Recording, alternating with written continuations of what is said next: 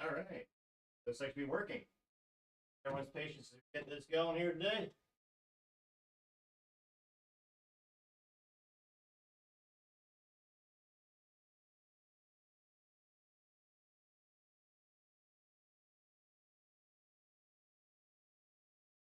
Testing 1, 2, 3 in theory. Folks can hear me. Let's see here. Test something out really quick. Appreciate everyone's patience as we get to the 2024 presidential election live stream. Let's see, will we ever get cheap gasoline again and low inflation? That would be awesome. That'd be pretty cool. Let's start check here.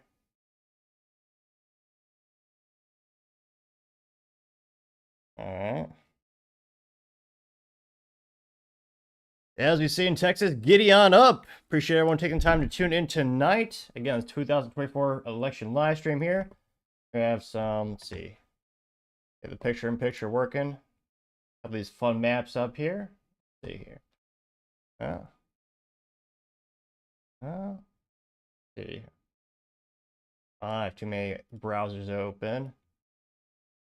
Funny enough, when it comes to IT, it usually is the human error as the culprit. Aha. There we go, like magic. And just in case the stream crashes, I'm gonna try camera number 2. Get that recording here. Theory. Not really well. Got questions, throw them in the comments section here, and more the better. I might be able to answer 1, maybe 2. I am so bold. And I, quite frankly, that's here. Theory. Recording on camera 2. Which on that camera, unlike the main camera, you can't. I guess on camera 2 you could slightly see the Pier 1 import sign on the main wall of defunct businesses behind me. I always joke, if you don't want to end up working on that, being on that wall, work with Topping Technologies, our awesomest of all sponsors. The only one, true, nevertheless. I may or may not know the owner. I've seen him released twice today. Gotta say he's quite handsome and brilliant. Tease me, see, that's the joke. If you're an IT leader or a business owner, feel free to reach out to the team at sales@toppingtechnologies.com. Also, entire Q4 giving away a free flamethrower with every IT purchase. Kind of there. And of course, in true fashion, you can attach it to a standard AR-15 Picatinny rail, as all awesome accessories can be done. Unfortunately, if you live in the People's Republic of California, you get a more limited version. I think you can only shoot 10 feet, but in the rest of the Freedom States, you get the real deal. So again, go to toppingtechnologies.com, and you'll see an entire tab dedicated to the free flamethrower with every IT purchase. Some might ask, what does it have to do with technology? I'm sure I could think of some cliche like burning away the competition or something like that. But in all honesty, I just kind of want to work with people who would like to own a flamethrower, and it's been working out pretty good thus far, I like to think. So let's go ahead and see what people are saying them internets here. Let's see, because no, I appreciate the feedback. Oh, random stream here. Actually, no, it's from Nippon Steel. That was a topic a long time ago. Yeah, thanks to the YouTube polls, and again, I try to pull as much data as possible. Got a fair amount of feedback of people that wanted me to reference the kind of major, well, we'll probably look at the traditional legacy media once or twice, the cliche CNN, which is somehow still in business, as well as the Fox News. But a lot of people also want to look at the new, well, I would say infinitely more accurate and better media like Louder Crowder, Timcast IRL, Daily Wire, and shoot, if you have recommendations, go ahead and throw them in the chat box below. I'm interested to see how the map starts to turn out. So let's go ahead and pull up. And obviously, the Brave browser is the best. Not a sponsor, just a big fan. Let's see here. Fox election map. Let's see here. As the votes start to trickle in here. Oh, we got some coming in. How many is this? We got Indiana reporting. Let's see. 1% of votes counted. So the night is young, so to say. It'll be interesting to see if we ever stop streaming. Or will we ever actually know at the end of the day who the real next president is? Yeah, again, Trump's swinging by a lot, but the sample size, like I always tell people, the sample size is key. You know your statistics. The sample size is 1% of votes are Indiana are reported, and you got 22,847 for Donald J. Trump, as well as 8,918 for Kamala Harris, and interesting enough, 537 for other candidates, like Kennedy at 1.2%. which again he said if you want to support RFK Jr., vote for Trump. Which again, there's still time. Get to those polls and vote. So again, breaking that down to percentage, you got Trump at 70.7% and Kamala Harris at 27.6%.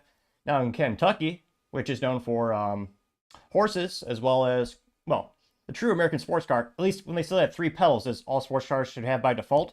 But the true sports car is obviously used to be the Chevrolet Corvette, famously built in Bowling Green, Kentucky, right across the street from the factory, or rather the museum, more accurately.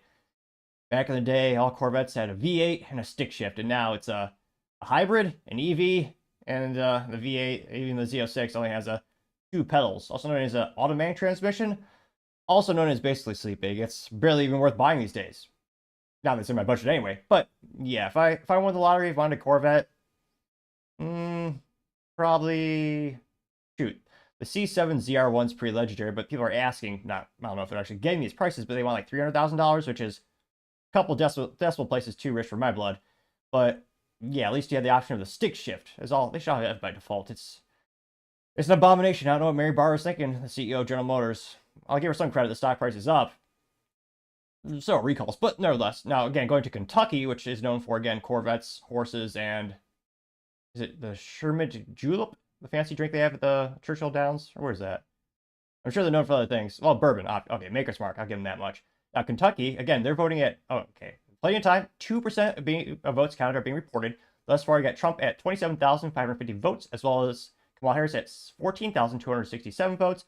Other candidates coming in at 474 votes, which looks like it comprises of 0.5% Kennedy, which, again, he said vote for Trump. He is on, as some might say, the Trump train, which the fact Trump didn't do a promo with his banner on a Trump train, that's a little disappointing to say the least. But in all seriousness, you also have Stein at 0.3%, Oliver at 0.3%, and not purposely trying to butcher this, but at least I'll try and make it mildly entertaining, Aya Durrell-Hawley at 0.04%, which is still more than the delegates, or that's actually still more votes than Kamala got during the primaries. And again, you got Trump at 65.1%, Kamala Harris at 33.7%, and other candidates at 1.1% in Kentucky. And again, granted, only 2% of votes there are being counted thus far, but on the election map, they are the first. So Indiana's the first in something, which, what else does Indiana know for? They got some good companies over there, I'm sure. They elude me at the moment. But that's mostly what they're known for. It's like everyone else is still having the votes trickle on in. And yeah, a lot of people are saying Trump is going to win in a landslide.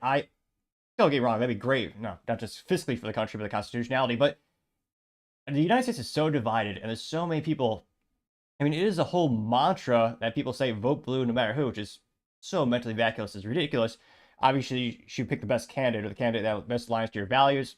I always tell folks, if you can give me 3 solid reasons in terms of the things that the candidate has done or proposes to do, I'll at least respect an educated vote.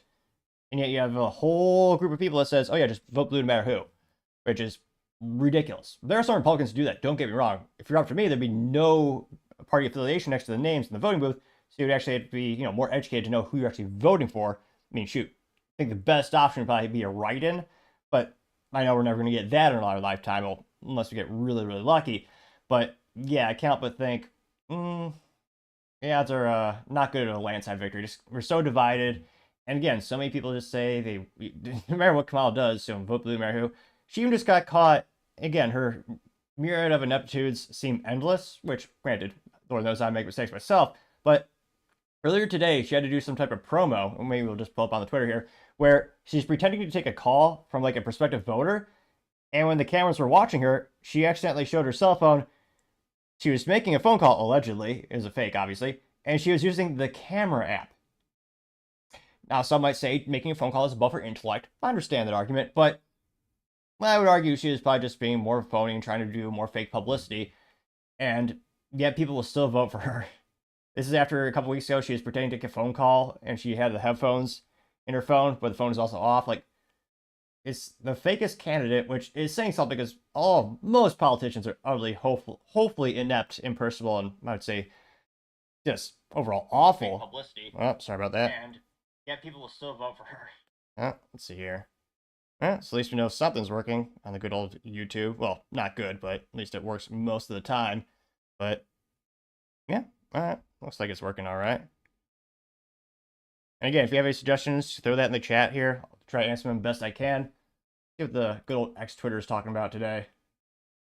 Let's see. Of course, you got bias. Well, no one's surprised by this. You got good old Greg, which is the most famous of all the Gregs on the X-Twitter. He said, quote, I just asked Grok who to vote for, and all 50 times he said Harris. Wow, IMO. Opinion they shouldn't have won either way. Love Greg. Which, dang, Elon, what's going on over there? There you can see his video here.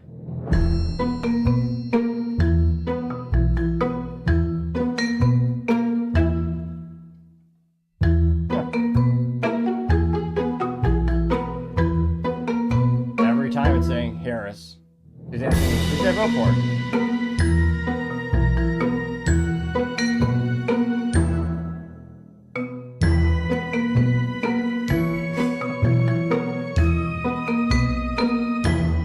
Come on, Elon. So Greg said, quote, in one word, please tell me who I should vote for, Harris or Trump.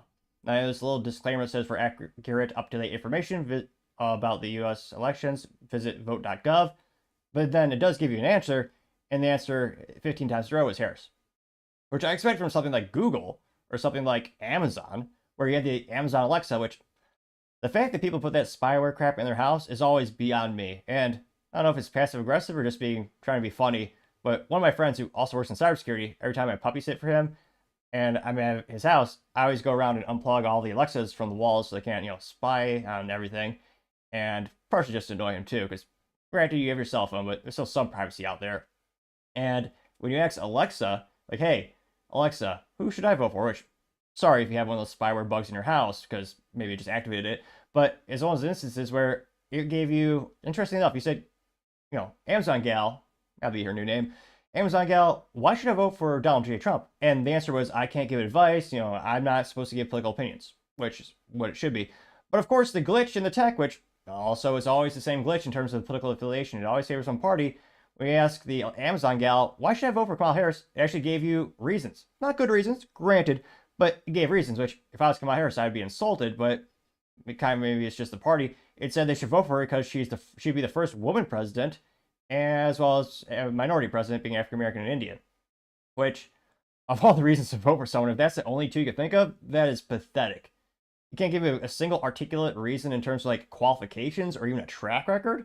Like she had one or three, like, well, what a good policy she passed. I mean, those could probably fit on a cocktail napkin. That's a joke because obviously cocktail napkins are quite small, but it is still beyond me that if I was Trump, I really drive the point home. These people voted for the Inflation Reduction Act, which, like most government legislations, had the opposite effect of the name. I don't know if it's ironic or just cruel, but caused record 40-year high inflation because of that. And had a lot of money go to quote-unquote green tech, which is not green physically, and also, ironically, not good for the environment, like those windmills, which, spoiler alert, they're not great. Windmills are crap. Solar, a lot more efficient. I could see more of a justification in regards to that. But windmills, the ROI, or return on investment, just to break even, it's more than 20 years. And the blades are hazardous, so you can't really dispose of them in an environmentally friendly way. And that's why Trump famously brought up on the Joe Rogan podcast, talking about how he's actually poisoning some of the whales, because the improper disposal of those blades actually fell on the East Coast in a couple places. So windmills are the biggest hunk of crap on the planet in terms of generating electricity. Terribly inefficient. You don't actually get any money out of it. And it's also ironically hazardous. And yet people still buy into that stuff. And the Inflation Reduction Act had a lot of money to be put aside to that and cause record inflation. I'm still waiting for a single small business or someone in the middle class who's benefited by the Inflation Reduction Act, which, again, if I was Trump, that'd be not half, but a good portion of those campaign commercials would be, do you remember the Inflation Reduction Act? How did it help you? Spoiler alert, for most people, it didn't. Quite the antithesis. It made things a lot worse.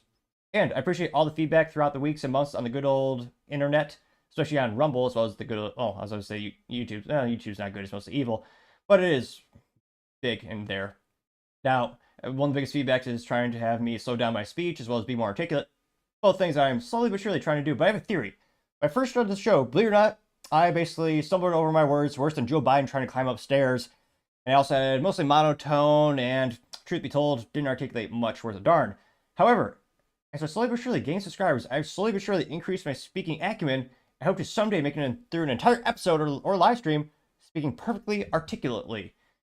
Now, I think that's possible because, again, slowly but surely getting better as more so subscribers click that button.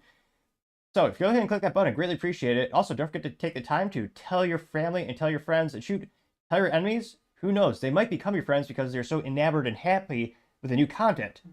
Or perhaps they hate it because they are just viscerally disgusted and they just hate you even more. In which case, kind of akin to poking the bear, which at least might have some fun reactions or fun outcomes. So, granted, I should probably say not recommended, but yeah, who knows? Maybe tell your enemies and they'll like it. Now let's go back to the good old X Twitter here. You also have instances with, ballot drop-off boxes that are bursting into flames, which, interestingly enough, I'm not sure the fiscal cost it would be to act, or it's possible. We have the technology. It'd be a big infrastructure need, but part of me thinks we should almost just live stream every single drop box for the election, or even easier, just have an election day where you actually show up, everyone actually shows up, you vote, and we count that day, instead of having election week or 2 weeks like Maricopa County, which, to Maricopa County's credit, I know of them because they're woefully inept or corrupt, because they said, oh yeah, in this Arizona county might take 10 to 13 days to count the ballots, which, fascinatingly enough, for decades we were able to do a vote just like that in terms of presidential elections. We shoot, 80s, 90s, pretty easy. And yet, with more technology, it only got worse. It's almost worse than the aviation industry in terms of increasing customer dissatisfaction, and yet we have better planes, yet they're about the same speed. I understand there's an efficiency with the engines and the fuel, but the quality just goes downhill more and more. One of those very rare things that can only be achieved through the ineptitudes of the, public sector. Again, there are some good public sector employees, but yeah, in terms of the woeful ineptitudes, they are surely mounting. Let's see, now you have someone saying, looking at the X trending, you have, here, a Harris phone call where she tried, this is good. This is, lives with TikTok and wokeness credited to this. And let's make this, blow up this really quick here. Actually, let me put that on the monitor for me, a little bit easier there. Okay, perfect. You got Kamala Harris, which, does she have those stupid earrings on? The ones that are the size of Volkswagens? Pretty sure they are. Again, one of the biggest red flags in terms of like conspiracy theories, or as some people just like to call them, previews. Kamala Harris, for weeks, has had the same pair of earrings. They're comically large, and it looks suspiciously like audio gear that a company makes, where you actually listen to someone and they look like earrings, but it's really just a little microphone or a little earpiece. And she's become more articulate than the past. Granted, that bar was quite low. I don't have much ground to stand on, but she's been slightly more articulate, though the words she say are still mentally vacuous, since she started wearing those earrings. So I can't help but think, are they microphone gear? The joke of why she didn't go on Joe Rogan is because the batteries in her earpieces won't last 3 hours. Now let's see your attempt to make a phone call. This, again, in terms of the source, this is straight from C-SPAN, reposted by Wokeness and Libs of TikTok. Have you voted already? So she's asking, did you vote already? You did, thank you. There it is. The seals around her clap, and yeah, she holds up the phone. So literally goes to camera mode. So it's not like she did the quick button or anything. Oh yeah, now you're on camera. And there's a oddly reminiscent of the Joker. If she didn't get into politics, she'd be an exceptional actress. I mean, shoot, Keith Ledger's got nothing on that laugh. Good mixture of insanity and woeful ineptitudes, perhaps. Let's see that one more time. Although I'll give her dentist credit, it almost reminds me of those dinosaurs. She's got a lot of teeth.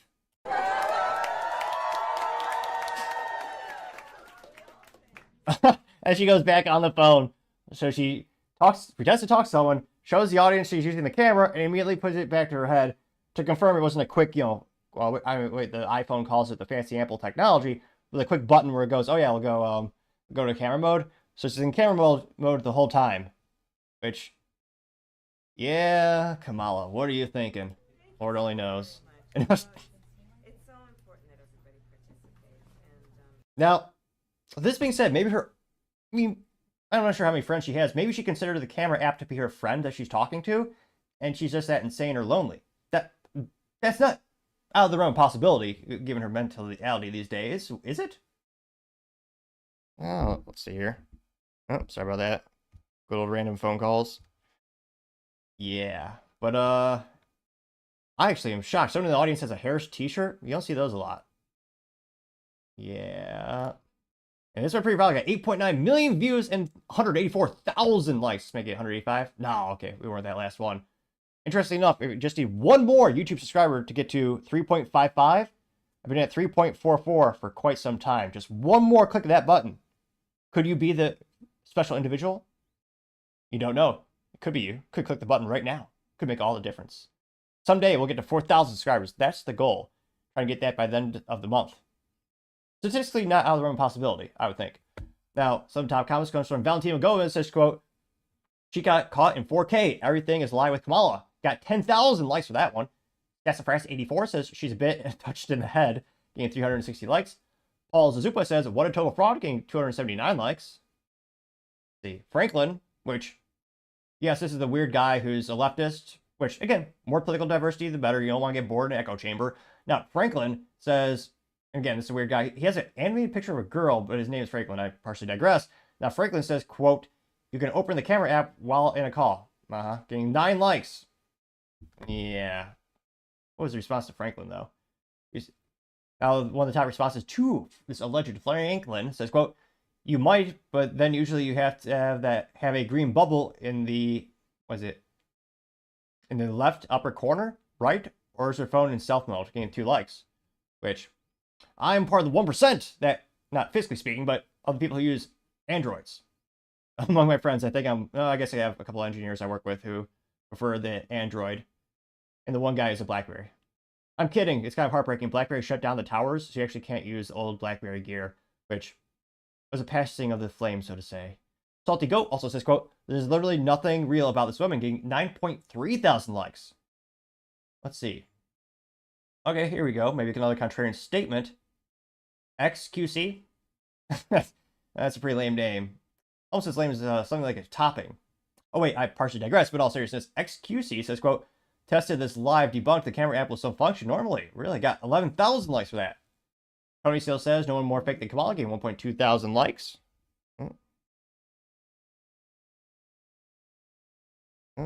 Notifications. Sorry about that. Aha, now we have another digital sleuth. Timothy Lukinchit says not even a green light at the top. So he did a screenshot when she was sharing her phone, and yep, it looks like there's no green dot. And that got 7.2 thousand likes. That's quite big. I'll get one more like. Green Lives Matter said Kamala Harris might actually be more cringe than Biden, gave 1.2 thousand likes, which, ooh. That would be a tall, ooh. That's a tall order. Who is more cringe, Kamala or Biden? That's, ooh. Man, I actually think Biden was more electable than Kamala. I think, again, there's a lot of people say vote blue no matter who. I mean, ooh. Granted, that debate nearly killed him. Who do you think, let me know in the comments, or live stream comments, whatever you call them, but who do you think is more electable, Kamala or Biden? I did a little YouTube poll a couple days ago, and actually more than 50% said Biden was more electable than Kamala. Because again, he's won before by running a shadow campaign, or, just sitting in the basement. And Kamala, the more camera time she gets, the worse she does. The other top comments here, you have David Louisboeuf saying, quote, I thought people were joking when Kamala was having an IQ of a fence post. It's true, getting 898 likes. Oh. Let's see. Huh. Anti-woke memes did in fact respond in meme forms to get an A+ for advertising their name right there. So I quote, vote Kamala to stop this nightmare. And it's a fine-looking gentlemen who are all tattooed and topless, which, why don't they, can they not afford t-shirts? I thought gangs were very cash flow positive in terms of fiscally their income. I thought they were pretty good in that regard. Now, the meme says, Kamala for president, we're not going back. Getting 1,000 likes. You also have Fight with Memes, A+. They did in fact use a meme saying, where did they find this one? And you have a decomposing looking man that says, I can't afford to live, please help in literally any way. And then the Kamala picture below her, the text just says, inappropriate bizarre laughter. Which, another appropriate response would be, we need to give $200 billion to Ukraine for some reason.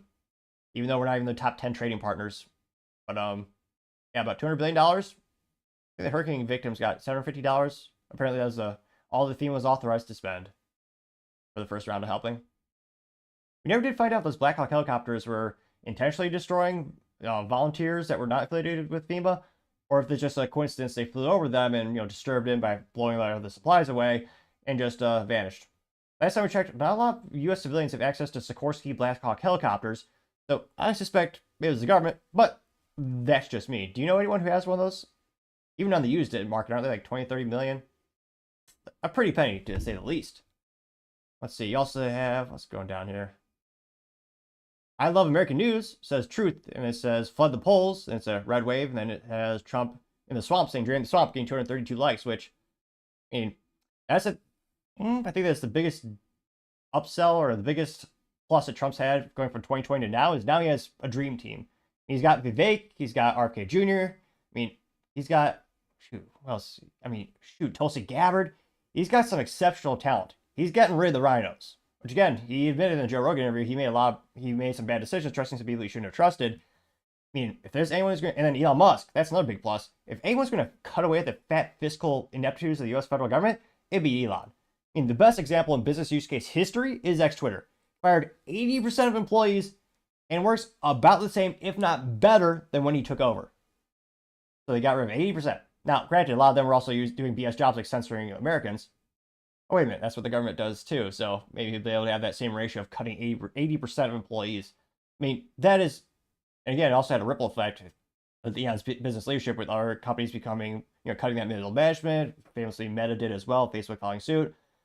So, yeah, if ever there's a time in our lives where you could drain the swamp, yeah. And Trump even said he'd appoint someone from the Libertarian Party, which I think the person that the Libertarian Party voted for this year was ridiculous and woefully inept, but there are some exceptional people from the party, which, again, I love a lot of their ideas that chip away at the federal government. I mean, here's another good one. Jeez. I should say this, we need to hold up a sign that says allegedly, but you have the Star Wars meme or meme where instead of the R2-D2, you have a Dominion voting machine, and Kamala Harris dressed up as Princess Leia. It says, "Help me, Dominion, you're my only hope."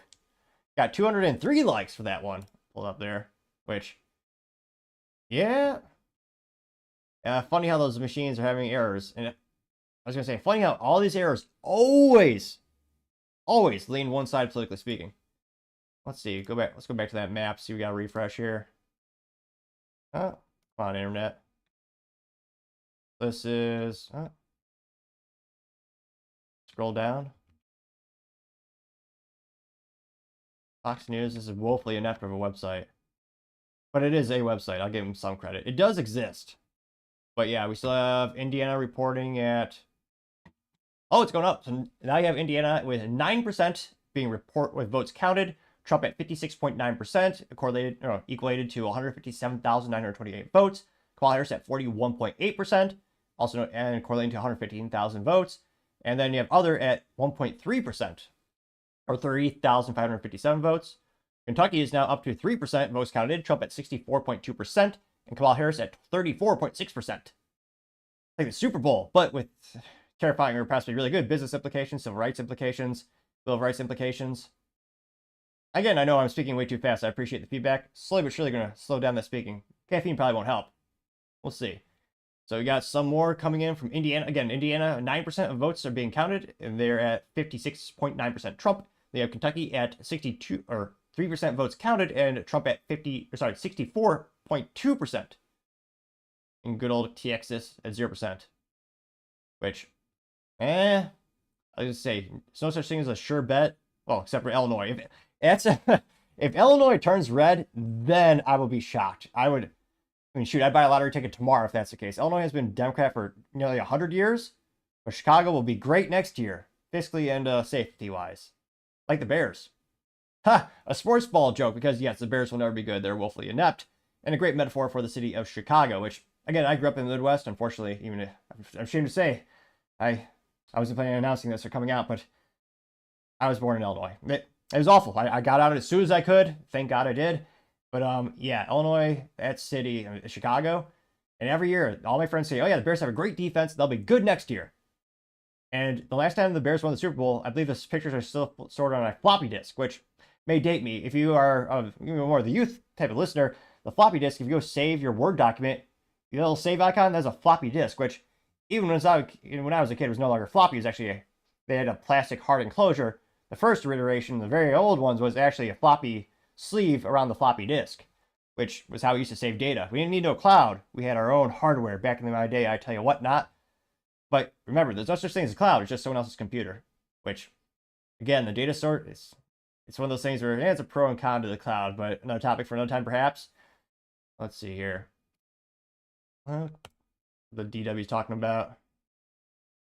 Right. That to be rich. Let's say they have a poll count, or they say the next poll closes in 19 minutes and 23 seconds, according to the Daily Wire, their election night. And let me know in the comments if you want me to tune into one source more than the other, if you want to just kind of keep me jumping around. First time doing this, I'm pretty much open to suggestions, so to say. This is if you go to electionintegritymap.com, that's developed by Louder Crowder. Here you can see the interactive map where you can see all instances where you've had reports of election interference. Spoiler alert, yeah, Illinois has some of the top ones. You got a machine malfunction apparently in Joliet, Illinois. You also have a duplicate ballots received that was in Princeton, Illinois. That was on November 4th. You also have, what is this? Machine malfunctions, again, Joliet. So I got a couple of those. That was today, actually. Now, interesting enough, Alabama's some of the top. Now, you have one issue in Texas. It looks like there was a Dallas County judge blows whistle. Oh, yeah, again, the people that have. My main job is cybersecurity. My number one advice is never have default passwords. Change those for the love of God. It's one of the, like, when we're doing pen testing from businesses, even they have like a user password of like admin, which is the most rudimentary. Again, when you first get it, just change it. But that was an issue with some of these election devices. They had some default passwords, which sometimes are so rudimentary as 1, 2, 3, 4, 5, 6, something like that. Where if you just have a simple password cracker will just guess like that. But again, that was one of the issues with some of these voting machines, which, again, anything electronic can and will be hacked. And some more easier than others, especially, again, some of these machines, if they're connected to the internet, which, yeah. And then again, there's also the human error. In 2020, there were some instances where you had these voting machines, allegedly, where they would be saved the votes to an SD card, very similar to a camera. And some of those SD cards, they accidentally just got lost. Again, with the human error, there's always the issue of, honest mistakes or corruption, or perhaps a little bit of both. Again, you have Alabama with the most at 3. Pennsylvania, actually New York. You got apparently they're talking about road closed, so you can't get to a couple polls. You also have no one in New York. Or no, sorry, there's Mosaic, Pennsylvania, very unique name. Oh yeah, that was a couple days ago where ABC broadcasted the election results before they were in. But ABC said the election results for Pennsylvania, and they said in the bottom banner is an F1 race where they had 100% of reports were in. Or sorry, 100%, yeah, 100% of all the votes were counted at that time. And again, right now, going back to the map from Fox, we only have 2 states thus far. You have Indiana at 9% of votes counted, and Kentucky at now 4%. So Trump leading 65.4 to 33.5 in Kentucky. And yet ABC said, oh yeah, we got 100% of the votes in Pennsylvania, and I think it was Kamala Harris 54% winning, according to ABC. So yeah, that was a big WTF moment. You also have, let's see here. Apparently, this is another integrity issue in Pennsylvania. This is Eldenburg. It had a ballot printing errors. That was today at 2:55 p.m. Let's see if we could click that button, get more information there. Lord only knows how many people are trying to access this website. Well, people or malicious things. DDoS attacks. Oh, come on. There we go. Jeez Louise. That took longer to load than an old 1990s dial-up PC. Well, almost. Another saying, quote, ballot printing errors, disrupted voter in Pennsylvania. Let's see. The source is someone saying, my father went to vote this morning in, again, I'm not trying to intentionally butcher this, but Galzin Township, Pennsylvania. His girlfriend went to vote in Gallatin Borough, Pennsylvania. At both locations, all the voting machines were down. I don't know how this is possible. They were directed to fill out their ballot and stick in a slot under the machine since the machines would not accept it. Just so you know, Cambria County is predominantly Trump area. Seemed very scandalous to me. When I voted in person in 2016 and 2020, there were no issues with the voting machines. I sent in a mail-in ballot this year, which is why I did not see it for myself. Looks like they actually had an affiliate to News 3, local news affiliate as well. Which, yeah, that's pretty, as you might say, sus. Let's see. Yeah, got 3 in Illinois. There's a couple in West Virginia. Where's this? No, on the edge, right on the border of Pennsylvania. These Twitter things. Yeah. Or X as they call it now. The good old X Twitter. Let's see.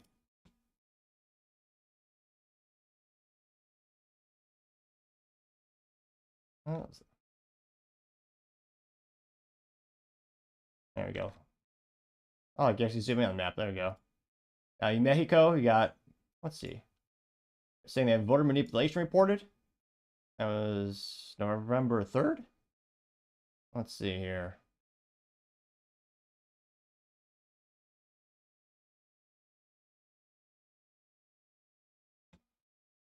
Jeez. Like, dial up. I might have to break out the timer. Still loading. Still loading. At least they give you an interactive, well, you can't play with the interactive, but it's like a little loading progress bar at the top of the screen. Getting there. Going halfway there. There we go. They say voter manipulation recorded from a nonprofit 501c3. The Center for Voter Information is sending information to Arizona voters, attempting to persuade them to vote for Kamala Harris. Oh, of course. Yeah, not a surprise there. I love to see the bullet points of why. In terms of, let me know in the comments. What's one Kamala Harris policy that's improved your life? I'm waiting. Well, just one. I mean, I guess if you're a government employee, or maybe, yeah, maybe you work for one of those. I take that back. If you're a defense contractor, this is the best time in history. Well, one of the best times in history to work there. Which also shows you how woefully inept Boeing is. Every defense stock is skyrocketing like an Elon rocket. Boeing is cratering like a Boeing airplane. It's the only, like, every other defense contracting company is doing phenomenal. We're talking, like, again, not financial advice, we're talking like almost double or triple their stock in the past couple of years. Like, ridiculous growth. And obviously their sales are through the roof. And Boeing, thanks to their ineptitudes, the recalls, the planes basically destroying themselves, and what is it? Boeing also said they're laying off 10% of their workforce, correlating to about 17,000 employees. Well, yeah, their stock is cratering. Let's see here. I wonder. Going back to that map here. I don't know. I don't think it's possible. Do you think it's possible to have a landslide victory in 2024? Could that be a thing? Yeah. How's it? I don't know if the odds are 0. Or maybe it's 0.000825 that, like, Illinois turns red. Or California turns red, or like Oregon or Washington. Like, it hasn't happened in decades.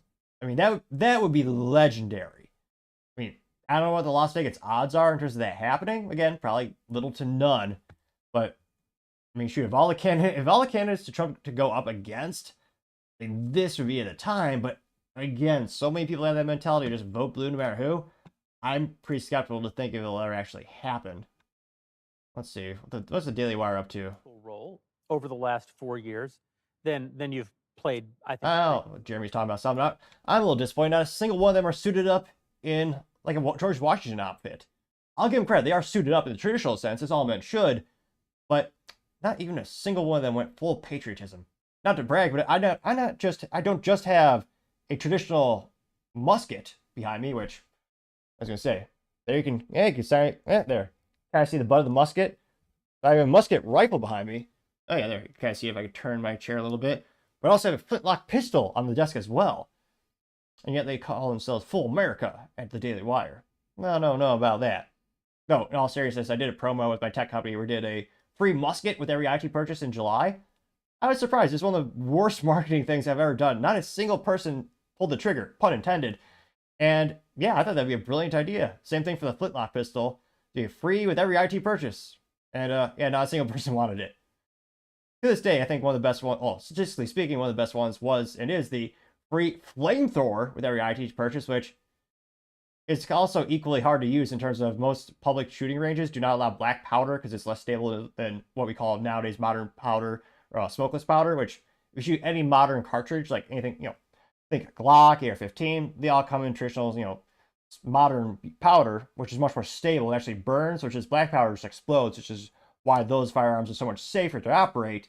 than the old school ones. And again, never put modern, I guess, safety disclaimer, never put modern, actually, gunpowder into the old style rifles because they'll explode. Because now it's safer in terms of the burn operation, but there's much more pressure, which the old designs, they're not engineered to withstand that. So, I guess fun facts of the day.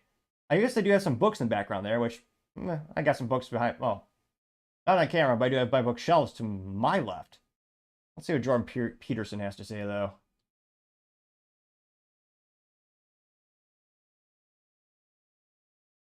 Attracted to Trump and who are now campaigning with him are remarkable people. Yeah. You know, if I was an American, I would vote for Trump just because of Musk. Right, because, you know, if he'll start a Department of Governmental Efficiency, well, seriously, if he'd actually be willing to do that, it's like, okay, that's good, that's good, that's good. And Robert F. Kennedy is doing a great job of alerting people to the fact that everyone's fat and stupid and diabetic. It's like, this is really bad. It's really, really, really bad. And so that's enough as far as I'm concerned. Terrible rot on the Democrat side.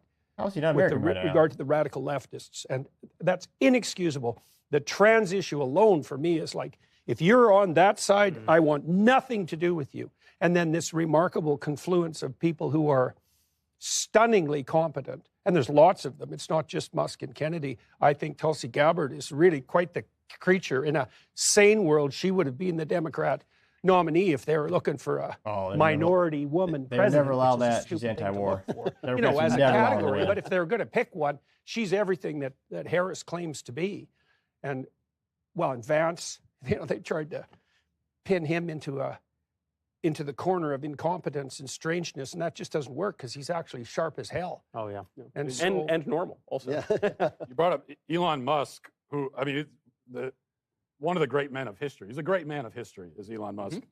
And so that reason alone, I mean, I agree with you. The fact that he is aligning with Trump, if I knew nothing else about any of these people, and I see Elon Musk, the guy who's building rocket ships and catching them out of midair and wants to go to Mars, like if he likes this guy, then that's reason enough for me.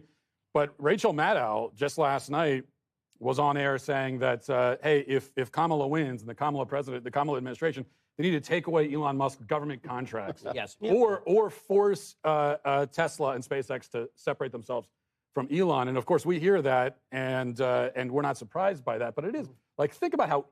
Yeah, the government lawfare is ridiculous. Again, the federal government tried to sue Elon Musk and SpaceX because they didn't hire asylum seekers, which also known as illegals. Well, I guess they're legally granted asylum seekers, but they sued Elon for not hiring asylum seekers for his rocket company.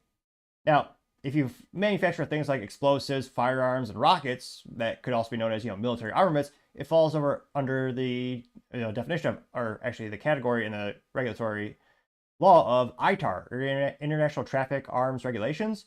That's why if you buy something, even like a rifle optic in the United States, well, that's why if you buy it, you're not actually, I mean, there's a big disclaimer, you're not supposed to export it. So like, let's say let's say you get lucky, or, you know, you work hard and you get enough money to buy yourself like a Trijicon ACOG or something like that, which is a very popular, you know, military grade rifle optic, or a scope, as some people call it.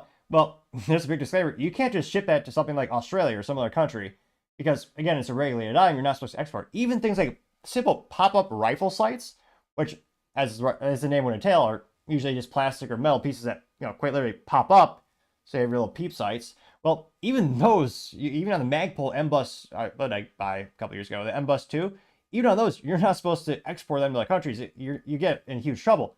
Now, when it comes to rocket technology, you have to, like defense contractors like, you know, Rockwell Collins, Northrop Grumman, Lockheed, you have to hire American citizens because there's national security implications. Yet the government still filed a lawsuit against Elon. It's so clear it's just lawfare. It's ridiculous. You saw this with the convenience store as well. Schultz Gas is a convenience store chain where it's obviously lawfare, where the government was, you know, accusing them and basically filing a lawsuit against them, accusing them of being, you know, discrimination and racism.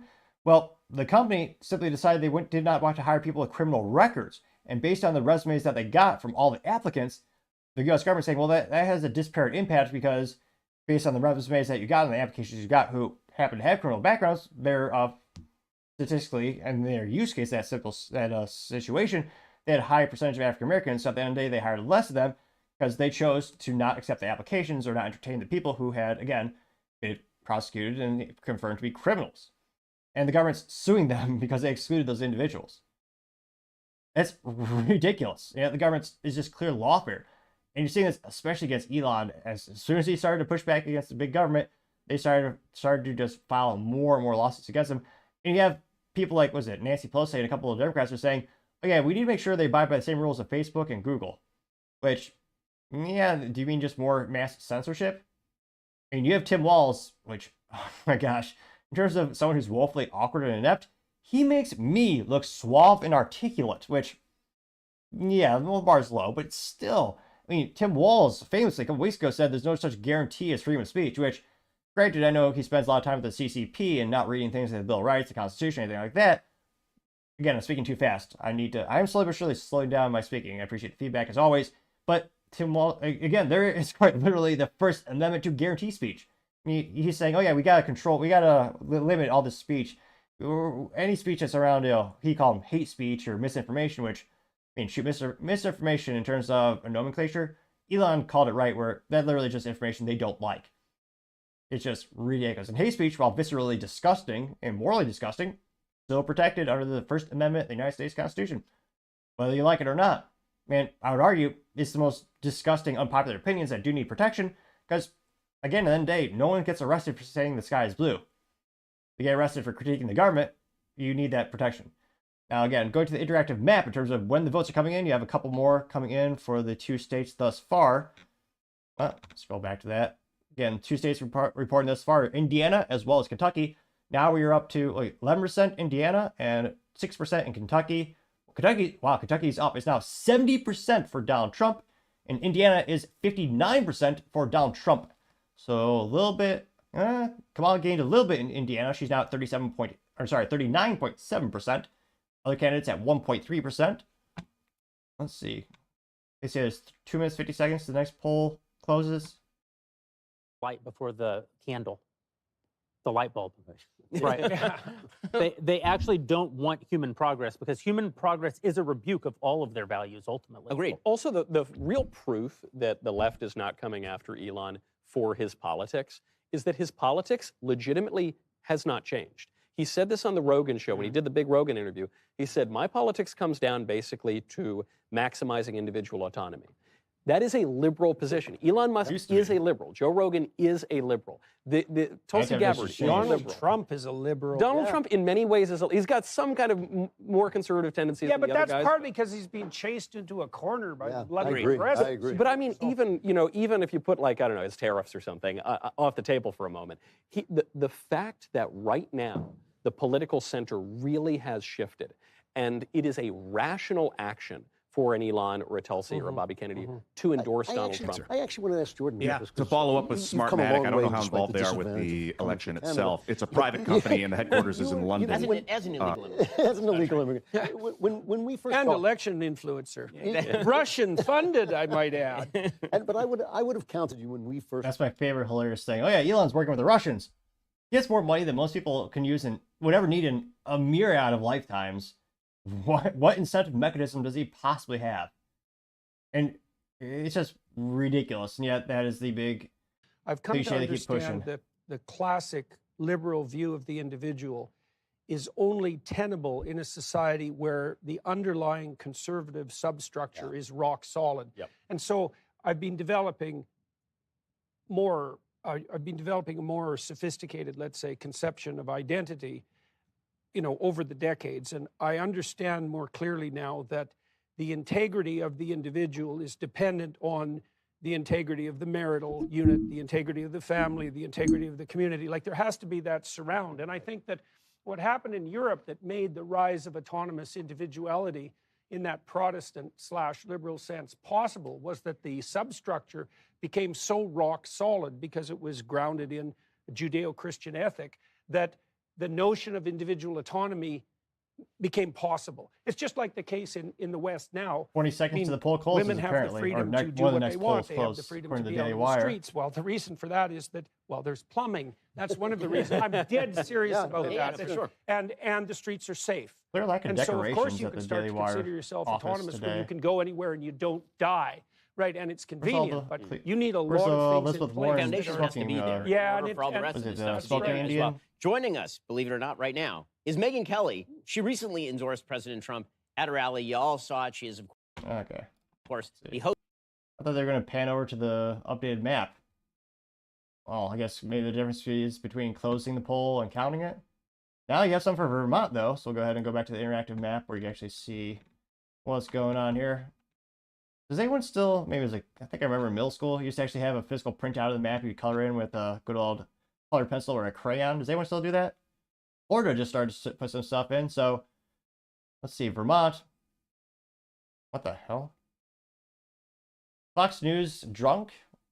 Well, perhaps it's not out of the realm of possibility. I can't help but think. If we really go to the Fox News office, they'd probably have a couple cases of Bud Light, let's just say that much. But, yeah, this is weird. It says 0 votes, 0 percentage for, are they calling it for Kamala, though? Why is there that check mark right there? It says 0% votes counted. I mean, I'll refresh the page again.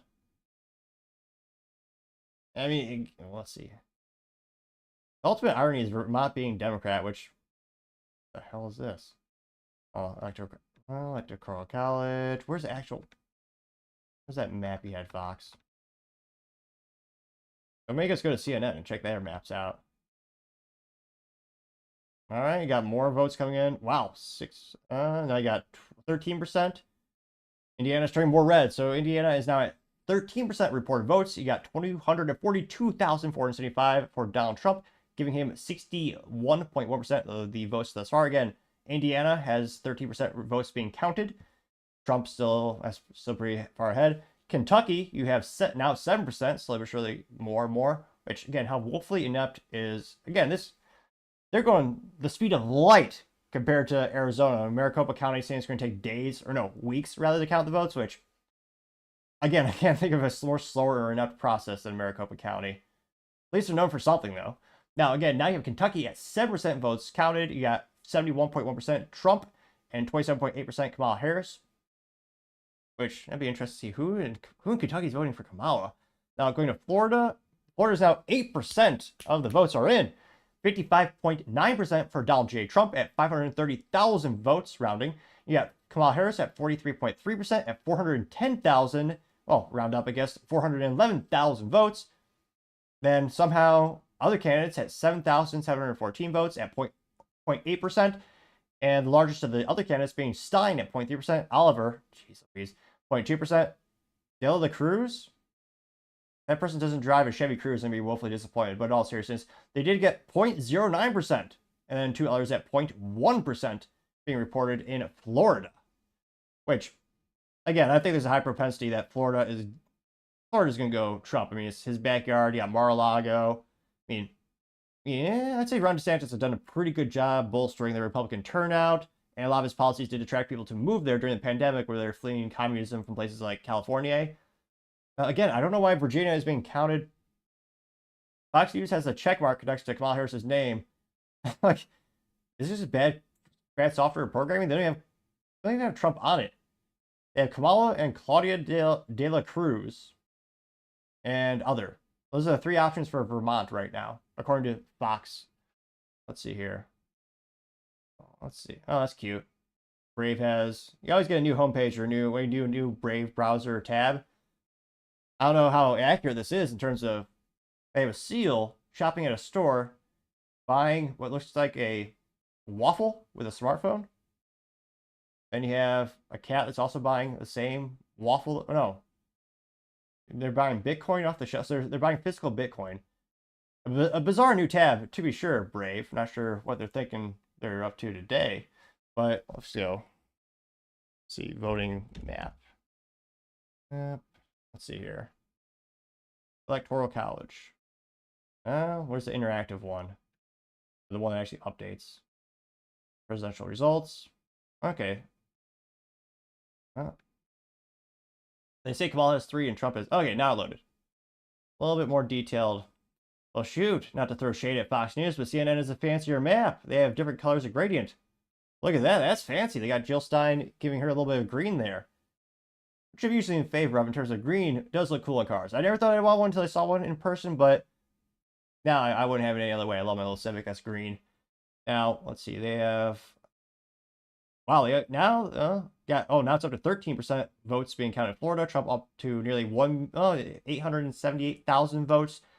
Got Kamala Harris at 622,000. And what is up with Vermont? Why do they have... Are they just projecting based on historicals? So CNN as well as Fox News both had Kamala Harris, a check mark for her. 0% votes have been turned in, but they have a check mark for her. Really bizarre.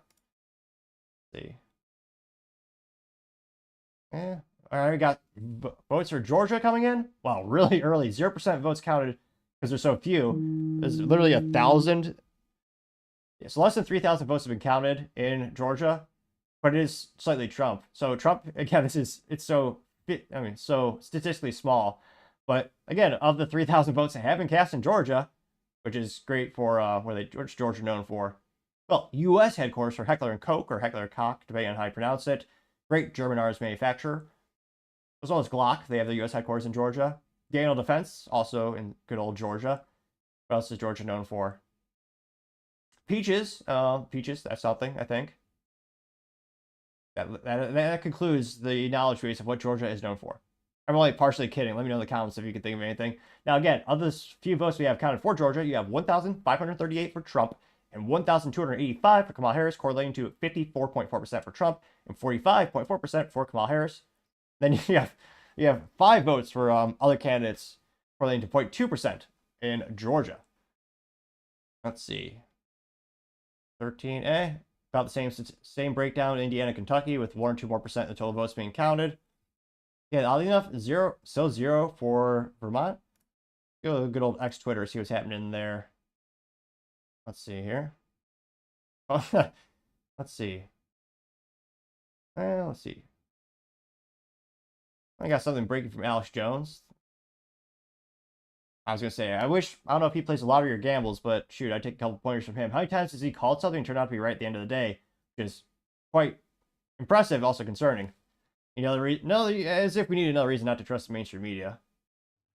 Ladies and gentlemen, President Trump just came out and posted on Truth Social. There's a lot of reports of fraud in Philadelphia and the key battleground state of Pennsylvania, and that law enforcement is on the way. They've already caught the Democrats cheating all over the state. We're live on air right now with our live feed at Real Alex Jones, myself, Owen Shroyer, Roger Stone, and others, breaking it down. It is insane. The electricity is going off in all the key Republican counties. Let me know if you want to tune into that channel. They're finding all of these fake voters. Illegals are voting. And then out in Arizona, the election machines are going out and the power's going out. And it's just happening all over the place. They are desperate. They are going crazy. But so many people are seeing through this right now. And if they do try to attempt to steal it, or they claim that Harris has really won, nobody is going to buy it. But that's why they're saying it's going to take weeks to count the votes so they can continue to have those mail-in ballots that they've got big caches of to bring in. They're also all over the place telling Republicans the machines aren't working, but just give us your ballot and we'll file it later. Then the election officials can decide who's won. They caught him in Houston today. It's being confirmed. It's not even being denied. Taking thousands and thousands of Republican votes off, flipping them to Democrat. There's videos of machines flipping always from Republican to Democrat. This is crazy. It is funny how those machines never are having glitches the other way.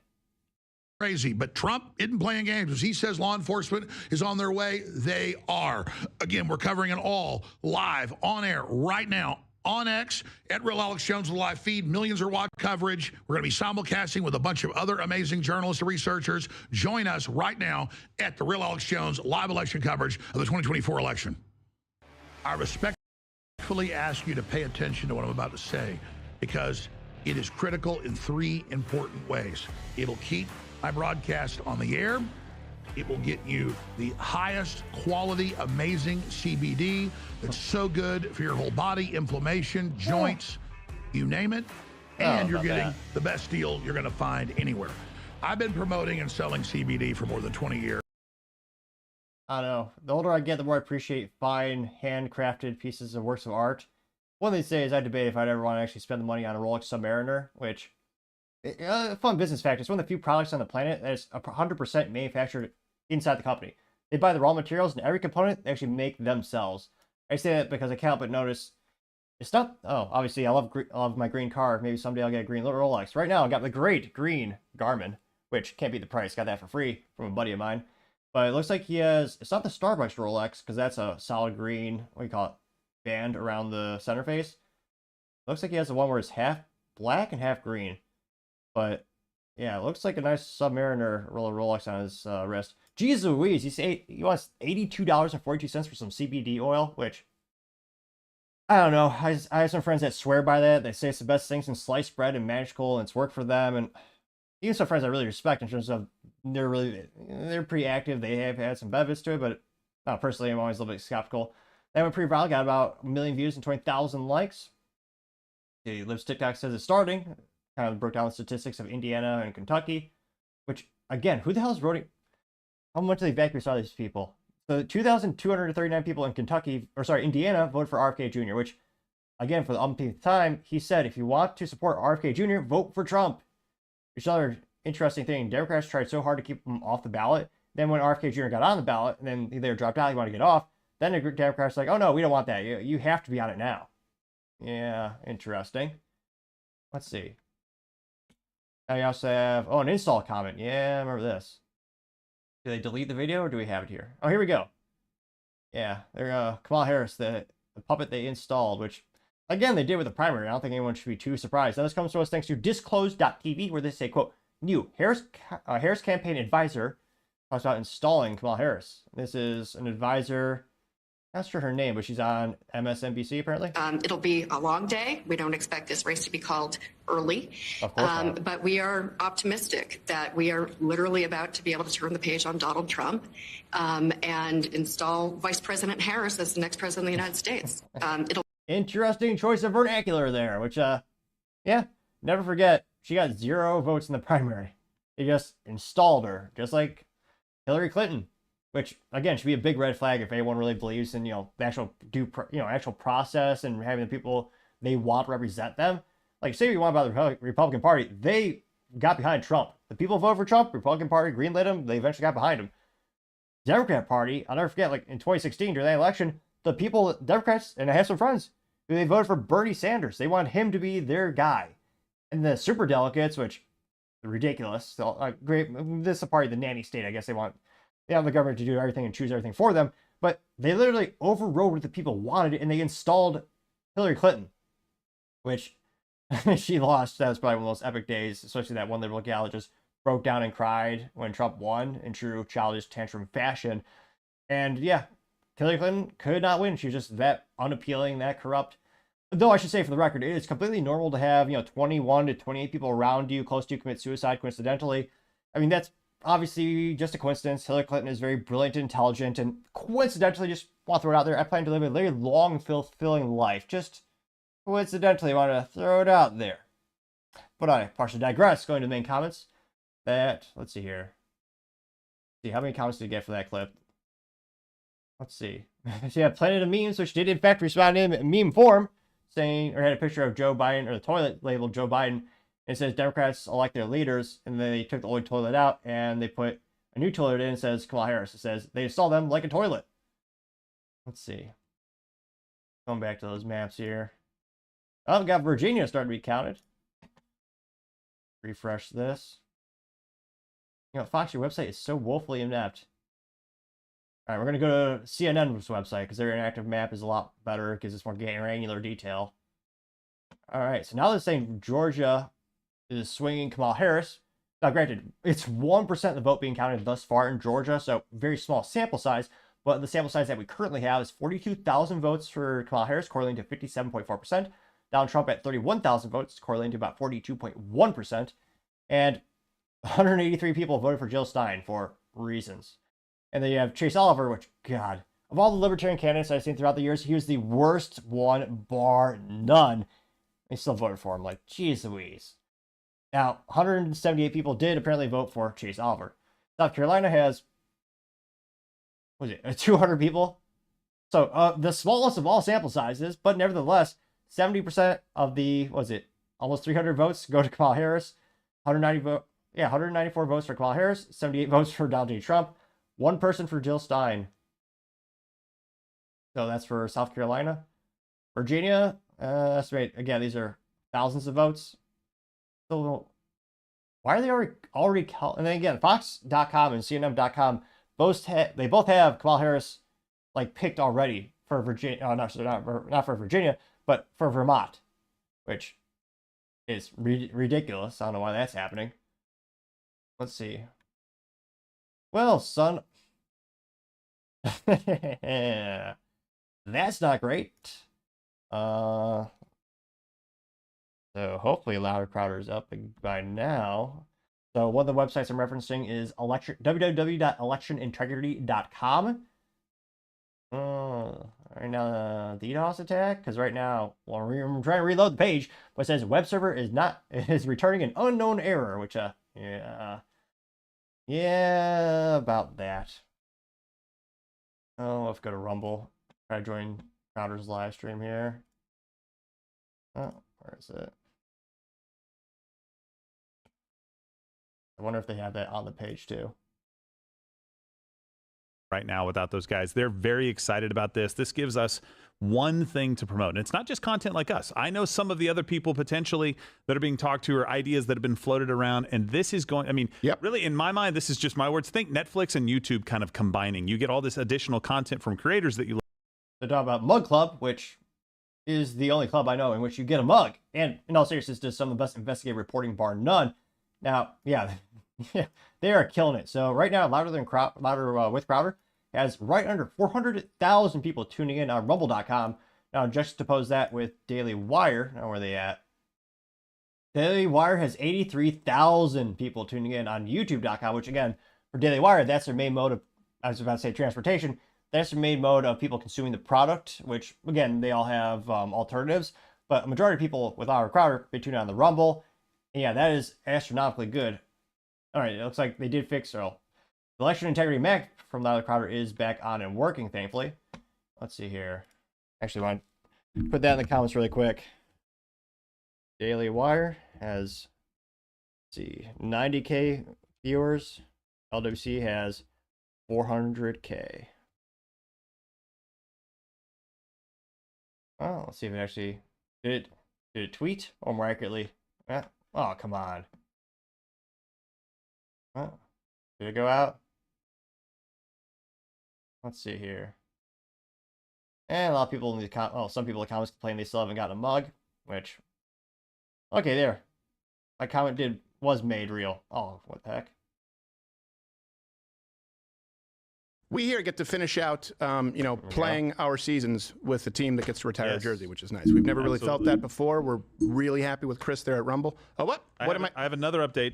We have an update? This is you guys. So thank you very much for doing this. You are watching the #1 stream in the world right now.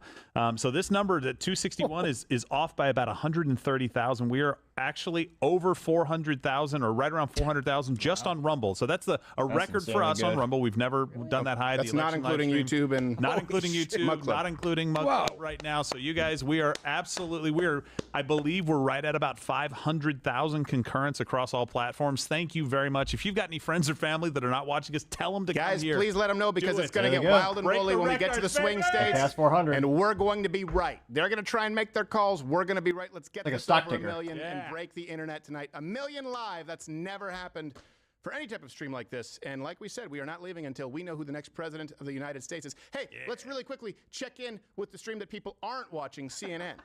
They have a stream? Yeah, Jake, I mean, as you noted, Donald Trump won North Carolina the last time around, but by the slimmest margin of the states that he did win. Unlike your the Harris campaign, they are looking at that state as very much in play. What I've heard from the campaign tonight is that they are seeing in some rural counties lower than expected votes. Those counties are expected to go for Donald Trump, so they see that as a positive sign. And then on the other hand, when they look at where their voters might be, it's in places like the Raleigh-Durham area where you're going to have a larger proportion of those We're going to have our data analysts look into this. They're making... let's go to CNN map really quick, see what it's up to over there. Still... All right, got 3% reporting in Georgia. So now it's got 51% Donald Trump, 48.5% Kamala Harris. Florida is at, all right, we got estimated votes at 53%, Trump at 53.7%, and Kamala Harris at 45.4%. Virginia, still too small to, oh, not even estimate 1% of polls being counted. Sorry, the votes being counted, not the polls. That's the first time polls don't matter anymore. Let's see. New Hampshire, which of all the states to be Democrat, like really? I thought their whole license plate says like, was it not Die Hard? That's the movie. An exceptional work of art, and I will still to this day defend it being a Christmas movie. But in all seriousness, what is it? The license plate literally says like, "Live free or die," and they vote for government that controls them more and more. How ridiculous is that? Like that. Of all the states that should be deep red or libertarian, it should be New Hampshire, but I partially digress. New Hampshire has 1% of the votes being counted thus far. Of the 1%, they are 70.8% Kamala Harris and 27.2% Donald J. Trump. Again, why the hell is Virginia counted already for Kamala? Yeah, it's still estimated. And yeah, this is on Fox.com as well as CNN. It has 0% of the votes being counted thus far. Which, yeah, I don't know how that's working. Yeah, Virginia at 1%. Again, Donald Trump at 58% there. What's Virginia? Or sorry, Indiana's at 16%. So all the states thus far, Indiana has the highest votes counted at 16%. Trump is winning at 61.9%. He's actually being called by CNN apparently, which, I don't know, can you break down by county? We can. Okay, that's kind of cool. And of course, you have the big city being blue. You have the blue city, and then you got all that, everything else coming in at red. They're already calling it though. 61%, or sorry, 61.9% Donald J. Trump. But again, 16% of the votes have been counted thus far in Indiana, but they're calling it for Trump. I have to go backwards. Terrible. Let's see here. How do you zoom out of this, CNN? You just click it again? Let's see here. What on earth? The counting results? No? Okay, so the projected winner for Indiana. And yet, okay, there we go. Not very intuitive map, CNN, but nevertheless, it still kind of works. So the called votes got, what, 19 for Trump, well, electoral votes, and 3 for Kamala Harris. Now, again, West Coast is going to be, I suspect, very, very dark blue. And, of course, they have a couple states that are very dark red as well. Usually Wyoming, I think, is, oh, that's a little disappointing. Sony, well, camera 2, rest in peace. The battery is dead. Obviously, thankfully, the streaming camera is just fine because that's plugged into the big battery source. But, yeah, the human error should have got more USB adapters, nevertheless, or USB-C adapters. I have them. Should have plugged it in. Hindsight's always 20/20, as they say. Interestingly enough, I'm surprised. Give YouTube some credit. It hasn't crashed yet. Yet, I say. See here. I was saying at Daily Wire. About that, and so they're in a. And how is Jordan Peterson not an American citizen by now? It's beyond me. Come on. You don't have a partner, then you have reason to be what? You have reason to be resentful? Do you have a reason to doubt the validity of the system as a whole? Are you trying to trumpet that sexual freedom that's hypothetically part of being single? Like, there's something very strange going on here with unmarried young women. And I don't exactly get it. I think part of it is the failure of the aspirational, just generally in American society. I think so much of our voting now breaks down to go back sort of the. Okay, what is that with? This is terrible branding. So Ben Shapiro has his iconic no tear, or the liberal tears, or no, leftist tears tumbler. And yet the tumbler is oriented in such a way where you actually can't see the inscription. Who's their marketing department? Who's in charge there? Terrible. F minus. You say that you don't even aspire anymore. It's right on camera too. That's not something to even aspire to. Then there has to be some substitute for the thing. Not like this awesome tumbler here for topic technologies. So it's handsome and awesome and brilliant of all IT value-added resellers and service companies. In the city. Well, I think that's exactly right. And so if the substitute happiness, the ersatz happiness you're being provided is Sex in the City, well then of course abortion is your #1 issue. Because abortion is the thing that destroys the possibility of you being forced into. I mean, let's be real about how marriage used to work in this country. A huge percentage of people got married because they knocked up a girl, right? I mean, that was like a huge number of shotgun weddings in America in 1940. Extremely high. Especially in the South where we are right now. 100%. And you know what? That's not actually a bad thing because it turns out that that's sort of how natural law would tend to suggest that things work, right? That if you actually knock somebody up, you should then get married to that person, and then you should raise the child together. That was reality cudgeling you back into what you should aspire to doing anyway. Abortion cuts that completely off, which is why, if you wish to uphold the Sex and the City lifestyle, it's the #1 issue. We're going to take a quick moment to highlight, by the way, some cool stuff going on here at Daily Wire. Bert's Gold? Oh, no. We will be back in just a moment with that awkward intro. It's really funny. It's really funny. By myself, laughing out loud hysterically today. It is one of the most important. See. Going on in the Twitter world. Huh? I got Jill Biden. People freaking out about Jill Biden wearing a red suit, which, yeah. Benny Johnson says, "Who do you think Jill Biden just voted for?" And I mean, yeah, the way they pushed her husband out of running, I can't but think her and him are probably pretty resentful of the leftists that pushed him out of their campaign. Again, Biden wanted to run. Everything he said publicly was he wanted to run to, combat, Donald Trump for reasons. And the only official reason we learned that Biden apparently quit, quote unquote, or dropped out was a tweet, which we know isn't his Twitter account in terms of he doesn't use it. I don't think he uses anything but Fisher Price phone, which, don't get me wrong, those are high quality phones for the kids. They are pretty solid and great value in terms of you have to pay for a phone plan because it's not connected to anything. But nevertheless, it's one of those instances where we found out that Biden was dropping out of the race from a tweet from a staffer or an intern or Karine Jean-Pierre. Because again, she's tweeted multiple times in his vernacular from her account, which, again, if you're that mentally vacuous, just have another phone for him, which you shouldn't need. But again, if that's too complex for you, I'm sorry, I should solve that years ago. So there was, in my opinion, it wasn't Biden who tweeted, "Oh yeah, I'm dropping out." That was someone who forced him to. So I can't but think Jill's probably irate as well. But let me know in the comments what your thoughts are. One of the first comments from this picture of Jill, you have Laura Loomer saying, "Wow, Jill is wearing MAGA red to go vote today. Symbolic." Getting 17,000 likes. Jeez Louise. DC Dreamer says, "Not a coincidence that Jill Biden wore MAGA red to the polls. The Bidens are getting their revenge." Which, nothing was more, there are a few things in life more hilarious than Biden actually putting the Trump hat on when he was at a rally or at a press conference. Which, yeah, that was brilliant. And again, if I think if Biden was still running for president, it would have been that was a funny move. It kind of more humanizes him, which, again, he's woefully inept, don't get me wrong, but if you can make people laugh, you at least, kind of get them on your side. Like, that's kind of a cliche they used to say for sales back in the day. I mean, that was a smart, funny political move. I mean, and granted, if Biden was really articulate, granted, I'm not, click that button. Someday I'll get to 3.55 subscribers. Just need one more to make that happen.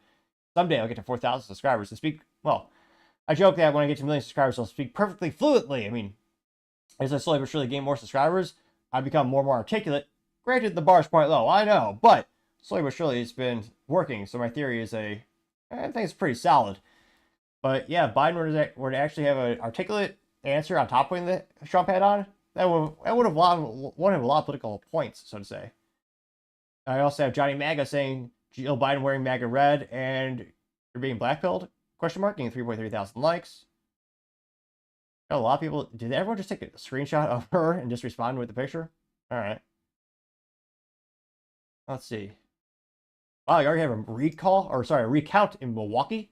This comes with thanks to Libs of TikTok saying, quote, "Breaking, Milwaukee, Wisconsin election official announced they are recounting 30,000 absentee ballots after discovering that the scanning machine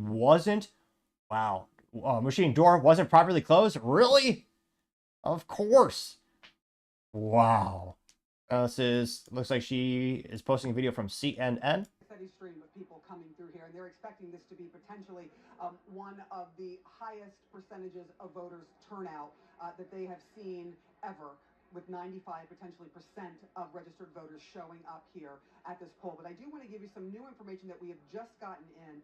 In the city of Milwaukee, which is about 20 miles from where we are in the suburbs here, they are now saying, according to election officials there, that they're going to have to rerun about 30,000 absentee ballots through tabulating machines for an abundance of caution, because what they learned is that the doors of one of its tabulating machines were open, it hadn't been closed properly, and they want to make absolutely sure that the machine counted everything properly. So they are rerunning 30,000 ballots.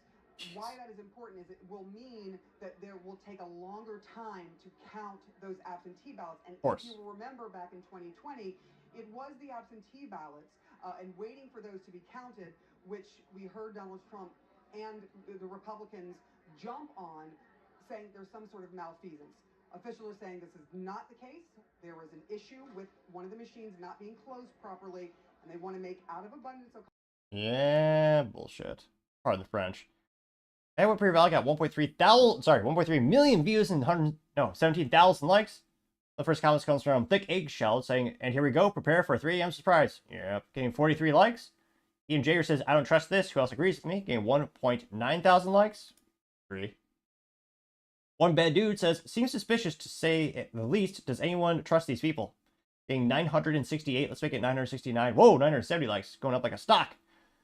John says 30,000 ballots getting a recount because someone, quote, forgot to shut a door. Getting 634 likes, which, yeah, I can't but wonder, I mean, shoot, did the ballots even exist? Or are they just saying, oh yeah, we're going to need 30,000 more?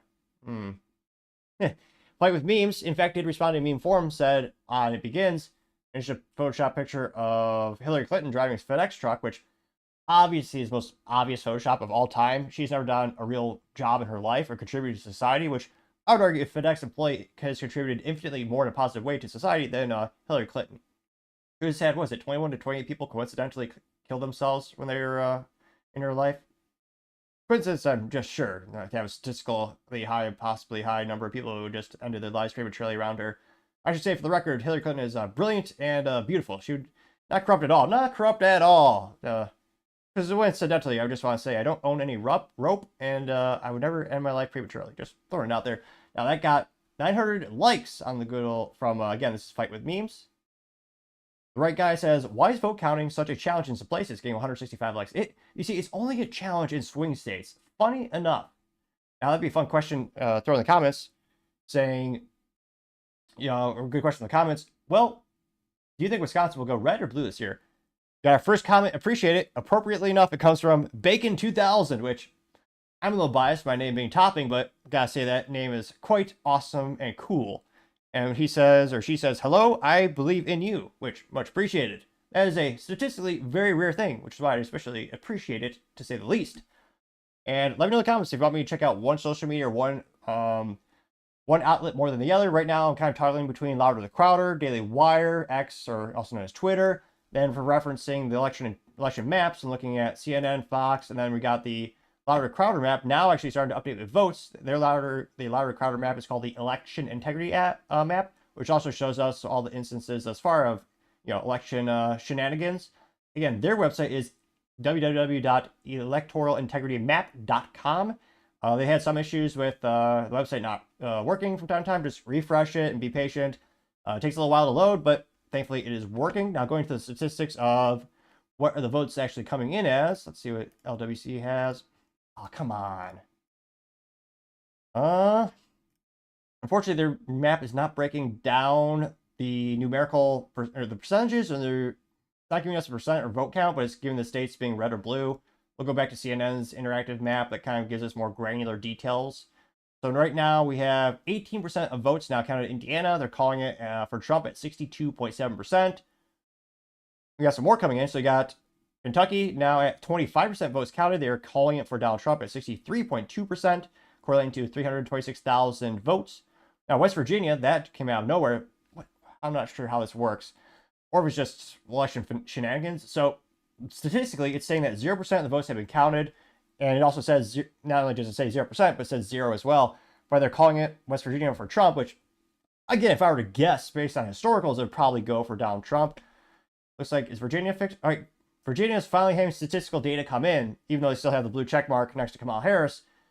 Now, not to brag, but I do have a blue check mark on the X Twitter, @TheToppingShow. And there you see all my funny comments, and I try to do like the video of the week or the video that got the most views. Maybe I do that on Fridays, or should I? Let me know. Now, Virginia is calling it for Harris, even though 4% of all the votes in Virginia have been thus far counted. And statistically breaking that down, you have 62.2% of those votes being for Kamala Harris, correlating to 9,645 votes. Donald Trump coming in at 35.1%, correlating to 5,439 votes. Robert F. Kennedy Jr., which Again, for the upbeat time, if you have any friends that are still in the voting lines, tell them don't vote for RFK Jr. He has said multiple times, if you want to support him, vote for Trump. But I partially digress. RFK Jr., people still voted for him in Virginia. That come in at 1.6%, correlating to 200 and, was it 55? 55 votes. And Chase Oliver, which of all the libertarian candidates I've seen in my lifetime, he is the most woefully inept one, which, yeah, I would never vote for him. Chase Oliver came in at 0.4%, correlating to 70 votes. So we're seeing more and more. Now you have votes from Virginia coming in at 4% being reported. Now, of the 4% votes that are counted thus far in Virginia, you have 50.7% for Kamala Harris, correlating to 85,000 votes, or I'm going to round a little bit here. Donald J. Trump coming in at 47.8%, correlating to 81,000 votes. Then you have Jill Stein at 0.6%, Chase Oliver at 0.5%, and Como West at 0.2%. Interesting. Now you also have North Carolina coming in at, this is so early, no one's going to call it, because statistically speaking, no percentage of votes that come in, or sorry, the overall votes, no, they haven't come in. The votes that have come in is about less than 13,000 votes, so statistically zero. But of the votes that have come in thus far for North Carolina, it's 55.8% for Kamala Harris and 43.1% for Donald Trump. Let's see here. Anyone else coming in yet? Thus far, nothing from other states yet. Now jumping back to LWC. Nick DiPaolo. That is not. He's going to have a heart attack. He has a big announcement. He has a big announcement too. So you may. Donald Trump Jr. does? Yeah, of course. Donald Trump Jr. All right. So we have right now on the line. Hopefully he can see me and hear me, and it's better than when Tim Pool called in and we had like the giant echo. Yes, Mr. please. Donald Trump Jr.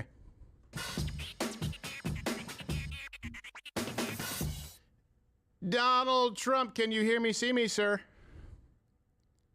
Oh, hold on. We're bringing your audio up. I swear to God, if it's Billy the kid with the sound, it's not this time. He's gonna get a silver brick right to his noggin. That thing's heavy. Muted. It is heavy. Real heavy. We're up. Yeah. We're up. I think you're muted, Donnie. Yeah, silver brick for real. Disconnected. Donnie. Silver bar? Tom's Donnie. good at There it. we are. You're muted. Okay. All right. Okay. There we Now we are. hear you. I got to turn my volume down. You guys are freaking loud. You had us screwing with our soundboards. We thought we had. I almost fired somebody. You don't even know. And. Listen, it's not too late, Stephen. It's not too late. The night is young. You can fire a lot of people in the amount of time you got left. I absolutely plan to. If you read the New York Post, I'm a monster. And now that it just go dark, son of a bitch. What is happening? God! What's happening? Oh, wait. There we go. All right. All right. Did you just? Yeah, I apologize. I think it's just because I'm on my phone, so everyone's blowing me up because it's election night, and then everyone expects me to handle their logistics for Mar-a-Lago. Hey Don, if you're going to the other thing, do you think you gave me a ride? No, I got plenty of time to deal with you guys. I don't have my own shit. I know. Just tell them you're busy calling into our show from a closet in a horror film. Yeah. Yes, basically. I'm waiting for someone to step behind me and murder me. Yes, exactly. But by the way, that could actually be doing me a favor, depending on which way it goes. I imagine that's a lot better than the gulags if Kamala Harris wins. That is true. You've got to be sitting there, and I know you have an announcement, but that is something this is very consequential for you because of the weaponizing of the DOJ, which of course, we had Mug Club Undercover. They spoke with the spokesperson of the DOJ saying, yeah, no one's ever done this with anyone but Donald Trump, but your dad. They're just stacking anything they can. And obviously they've gone after you. They've gone after the whole family. You still seem to be in good spirits, but is that something that worries you? Well, Stephen, it's because I died 3 days ago, and it's just testosterone, nicotine, caffeine, and adrenaline that's keeping me going. So I'm not too worried because eventually it'll kick in and it won't matter. But it does worry me just as a country. when you think about it, we've probably had this conversation, but I understand that I am not the upstanding citizen that Hunter Biden is. But I think I should still be able to live in America.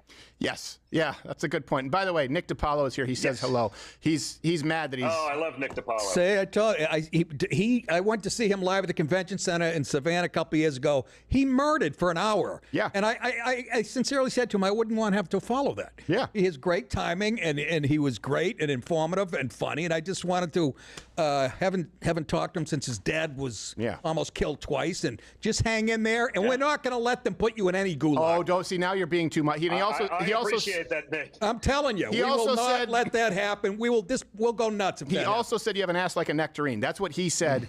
What? Hey, by the way, True. Even CNN's not going to fact check when it's false. So guys, I even get to see it. Well, but no, Nick, I always tell people, I was like, that was like one of the great compliments I got in my life. I grew up, listening to you. I was like, wow. I'm like, I don't know. I just, whatever they call me on TV, I was like, well, if Nick DiPaolo's got me, then at least I got a bunch of like elderly insane men. And it's like that's the only demo I get. Yes, you get all my compliment backfired in my face. I can make a business around like that. It's fine. Like, I'll survive. I'll You can. There's a very strong Sicilian contingency there, especially in Florida. Let me ask you, too, I also heard that you have a big announcement to make tonight that you're making. Well, listen, I've been a long-time Rumble guy. I'm a believer in free speech. I don't go on the other places because I'm not a believer in the censorship I see everywhere else. So I'm following you, on the special Rumble side as we go back, behind the scenes with everything there. So super excited about that, man. Oh, wow. So you're going to be there, Rumble Premium. You also get Donald Trump. Wow, man, that's going to be that's great. I know that I didn't want to say it because Chris was like, oh yeah, he was going to be talking with you, and a lot of this has been pulled together to make sure that it builds out a network. But that's awesome that you're going to be there, and I know Chris is a big fan of yours. He didn't say nectarine. He said he described you as James and the Giant Peach when describing your rump. But it's a point of conversation. Yeah, listen, it's fine. It's fine. I mean, some people like whatever the hell. I forget what I don't want to say BBC on air because that's interesting enough. Now, looks like Ohio's starting to come in here. Yeah, Ohio, granted, it's pretty early. It's got 3% of the votes coming in Ohio thus far. You got Trump at 58.6%, correlating to 95,000 votes. You got Kamala Harris at 40.7%, correlating to 66,000 votes in Ohio. And Chase Oliver somehow got 650 votes thus far in Ohio, which, again, of all the libertarian candidates we've had throughout the years, he is like the worst of the worst. Like, yeah, didn't get my vote. Yeah, no, ridiculous. Also, South Carolina starting to pull on in at 4% thus far of all the votes being counted. Got Trump at 58.7%, correlating to 65,850. You got Kamala Harris at 40.3%, correlating to 45,241 votes. And you got Chase Oliver, somehow got 321 votes thus far. Jill Stein got somehow 186 votes. And Cornwall, again, not trying intentionally to butcher that person's name, Cornwall West at 269 votes thus far. See here. Yeah. Going back. About the same with. Got West Virginia. That's still 3% of votes. They're still calling it for Trump. Which, again, I'd say it's probably a high propensity of happening, but I don't know. If only 3%, I wouldn't count it thus far. Oh, come on. Oh, there we go. There's the actual map there. Let's see. What's happening on Daily Wire? To participate in that world that isn't perfect, if you believe in some sort of system of grace. And I wanted to say that while Dr. Peterson was here. But it's I didn't get to. I'll have to do. So I'm saying it to you. What do you say to this? Well, for all that conservatives have spent, 4 years at least now, bewailing wokeness and identifying all of its flaws and talking about what a terrible, ugly, self-destructive ideology it is, which it is, and all of that is true, and we should point that out. We still have not, as conservatives or as Christians, reckoned with the fact that wokeness offers people something. Wokeness has a selling point, and it's exactly what you are saying. It's an answer to the question, what must I do to be saved?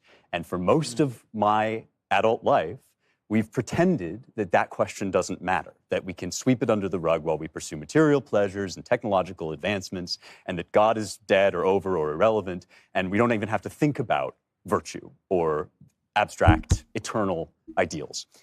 That idea turned out to be catastrophically wrong, even among the people who said that they believed it. Yep. And this is why the new atheists and all the Sam Harrises and Richard Dawkinses of the world have now been stampeded by a mob of young people desperate for somebody to tell them how they can be good.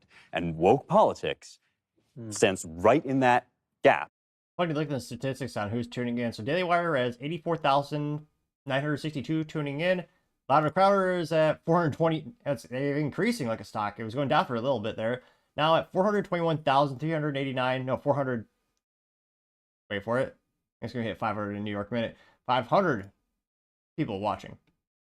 So pretty impressive, especially with all the VC. Well, all the private funding that Daily Wire has in terms of their investors and hundreds of employees in Lara Crowder, with a statistically speaking, if you look at the LinkedIn profiles of both businesses, they have about little less than 10% of the Daily Wire headcount in terms of employees and staff, and yet, was it about 5 times more people are tuning into Lara Crowder as opposed to the Daily Wire, which, again, that's pretty damn impressive. Because screw them. And you see Steve right there. Wow, you tricked them. I don't know if it's a good idea, but I certainly think there's more of that on the Trump side. Just the attitude of, because screw them. I can't picture a Kamala voter saying, yeah, I'll vote for Donald Trump. I don't think we're going to see that. All right. Third time's the charm. I'm back. Okay.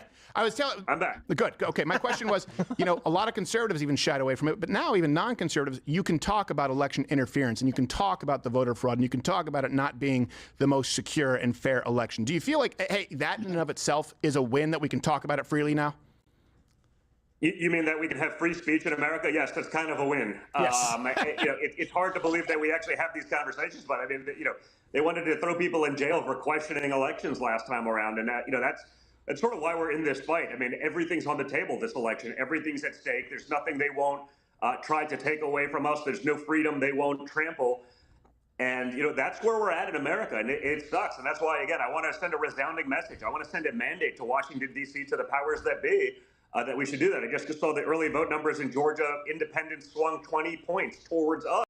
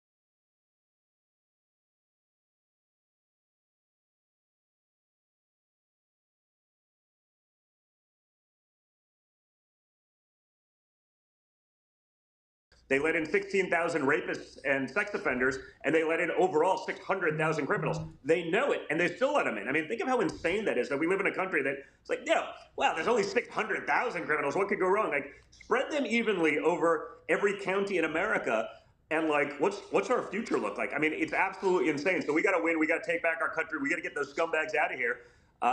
So, I'm hoping we have a good night, and I hope we end it soon, but we can't do that. My dad can't do that by himself. We need everyone to now step up and stand in line. Mm-hmm. Well, the good news is right now you're on the #1 stream on Earth, and we have the tools and data that CNN and Fox News have, where we actually have the Reuters Newswire, the API data we're going to be providing to people. We have the election integrity map, where we've called some states before they did. Of course, Indiana and Kentucky went for your dad, so that's good. Didn't really take someone going out on a limb, but we don't need traditional media. But, before it was people covering the election, we're actually spearheading it tonight. And there are a lot of people tuning in, choosing to vote with their dollar. And I'm sure a lot more people are going to be joining Rumble Premium, knowing that you are on there. I hope that people get out and vote. And they used to say, if there's a large turnout, it favors Democrats, because they wanted the lowest common denominator. And by that, I mean the people who weren't planning on voting, who they could get, on an Acorn organized bus. But in this case, it's a lot of people who maybe are first-time voters because they work tirelessly, like we see in rural areas, where it's a lot to ask them to take a day off work, and we're seeing record turnout. So big turnout favors Donald Trump tonight. Yep. Yeah, no, I think without question. I mean, I want a big turnout. I want people voting. I want people getting out there because they understand what's happened to their country. They understand what's happened to their economy. For all the talk about they're worried about their young girls. I'm like, I don't know. I have girls. I have boys. I have 5 kids. I'm more worried about my sons getting drafted into World War III to fight a battle so that Liz Cheney can make a couple $2 billion. Like, I'm much more concerned about that than I am, the abortion issue when I see what's on the ballot, especially since they're lying about that anyway. It's all been thrown back to the states. Kamala Harris isn't going to be able to do anything about that. Frankly, neither is Donald Trump. It's with the states, and they're going to decide. We've just been lied to and gaslit so often with all of this stuff. I hope people can see through that noise. I hope they understand that, and I hope they vote accordingly. Yeah, as do I, Mr. Trump. I know that you're busy and you probably have many other streams to get to and many other parties to attend. So do you have a prediction for tonight, if you're going to put a number on it as far as the Electoral College? Listen, I'll take 270. How about that? I'll take 270. I'd love it to be more decisive. I'd like a greater mandate. I'd love to, crush their will to live. With such an overwhelming mandate. I'm talking like Conan the Barbarian style. To hear the lamentation of the liberal women. Yes. To see them driven before you and hear the lamentations of the women. By the way, that film is unwatchable. I'd love all of that, but right now I'll take the win because it's not just about my father anymore. It's now surrounding J.D. Vance has been a rock star. You got RFK on the health issue. Tulsi You got Gabbard. You got Tulsi Gabbard. You got Elon Musk. Like, I will step in and help fix this. We have the opportunity to put the Einstein of our era, in charge of breaking up the bureaucracy in Washington D.C. That's what we need. Get rid of that federal deficit. This will probably be depressing, but what is the U.S. debt at right now? Thanks to the ineptitudes and corruption of the left and the right. Debt clock calculator. Basically says we're screwed for a long time. We might have to sell some useless asset like, I don't know, Hawaii. I'm only partially kidding. This is usdebtclock.org. Jesus. $35.974 trillion in debt. Which, yeah, kind of telling that they didn't actually discuss this during the presidential debates of, how are we actually going to get our country out of massive, crippling debt? Which again, well, first thing, you got to cut the federal government spending. It's out of control. But also, I like the idea of having no income tax and put that, just have increased tariffs. That'd be a pretty nice. Imagine how much more your dollar can go if the federal government didn't steal 30 to 40% of it. And then, of course, you didn't have some states' governments stealing, 5, 6, 10, 30. I believe the highest is 13.3% of California. There's a theft from a state income tax. Just overall, taxes are just ridiculously burdensome. Now you have Ohio looking more blue. Again, it's only 9% of votes that are in thus far being counted. Again, in Ohio, you have Kamala Harris thus far at 52.3%, correlating to about 274,000 votes. Donald Trump at 47%, correlating to 246,000 votes. Granted, only, 9% of votes being counted thus far in Ohio, but right now it's leaning left. New Hampshire is leaning left. So I don't know why or how, because right now it still says 0%, reported in. New Hampshire's up to 8% of the votes being counted thus far. And you got Georgia and South Carolina now leaning right. So it's Florida, North Carolina, and Virginia leaning very left in North Carolina. 66% left in North Carolina, 55.6% in Virginia. And the other states are not counted thus far. Again, depending on where you live, there's still time. Get to that poll and cast your ballot. Let's see here. Again, estimated, what was it? 23 electoral college votes thus far going to Trump, 3 going to Kamala Harris. Go back to the good old Twitter. Now this is hilarious. The Babylon Bee says, quote, Democrats remind everyone a winner may not be declared until 110% of the votes is counted. I should have got more than this. It got 17.2 million views as well as 32,000 likes, which is quite a few to say the least. Let's see. One of the most hilarious ones being Don Wick saying too big to rig, and looks like, let's see here.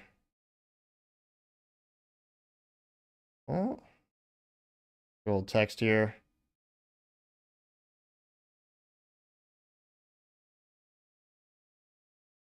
Oh, someone just texted me. Apparently Rumble stock is going up. We gotta check this out. Lord knows they need it. That stock has been hurting. What's the stock up to right now after trading hours? Oh, yeah. $6. Yeah, again, not financial advice, but it's been a rough couple of months for Rumble.com, at least for their stock price. It's been a little topsy-turvy, mostly down, and quite concerning for an investor. Going back to the good old X Twitter. Here. Let's see here. And right now, I'm also on my X Twitter account, so at The Topping Show, if you want to message me or do anything there. Yeah, but someone did a too big to rig, and there's a voting graph they made out of Donald Trump's head, or his hair style, and you have, on the bottom, it's a slow curve, then a big jump with Biden, like it did in 2020, but the curve from Donald's top hair, which is red, is just overwhelming more. Got 865 likes for that one. The Daily Wire still only 80. Really kind of broken down the They're actually going down. So now only at 88,000 viewers on Daily Wire. Or for the Daily Wire, Lara Crowder's now at 425,000 views at Rumble, which is even more impressive because there's a smaller sample size on Rumble. Tight.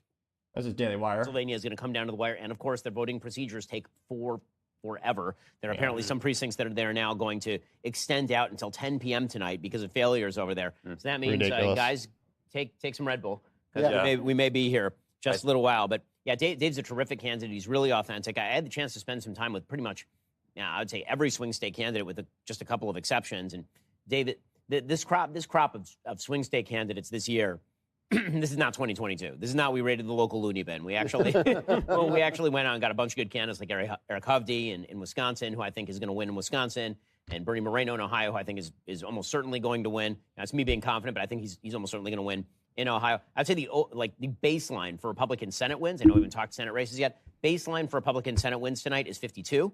That includes West Virginia. That includes Tim Sheehy, who I did campaign with in Montana, who's an amazingly good candidate. Tim Sheehy is terrific on the stump, really charismatic, excellent story. He was obviously in I believe a Navy SEAL.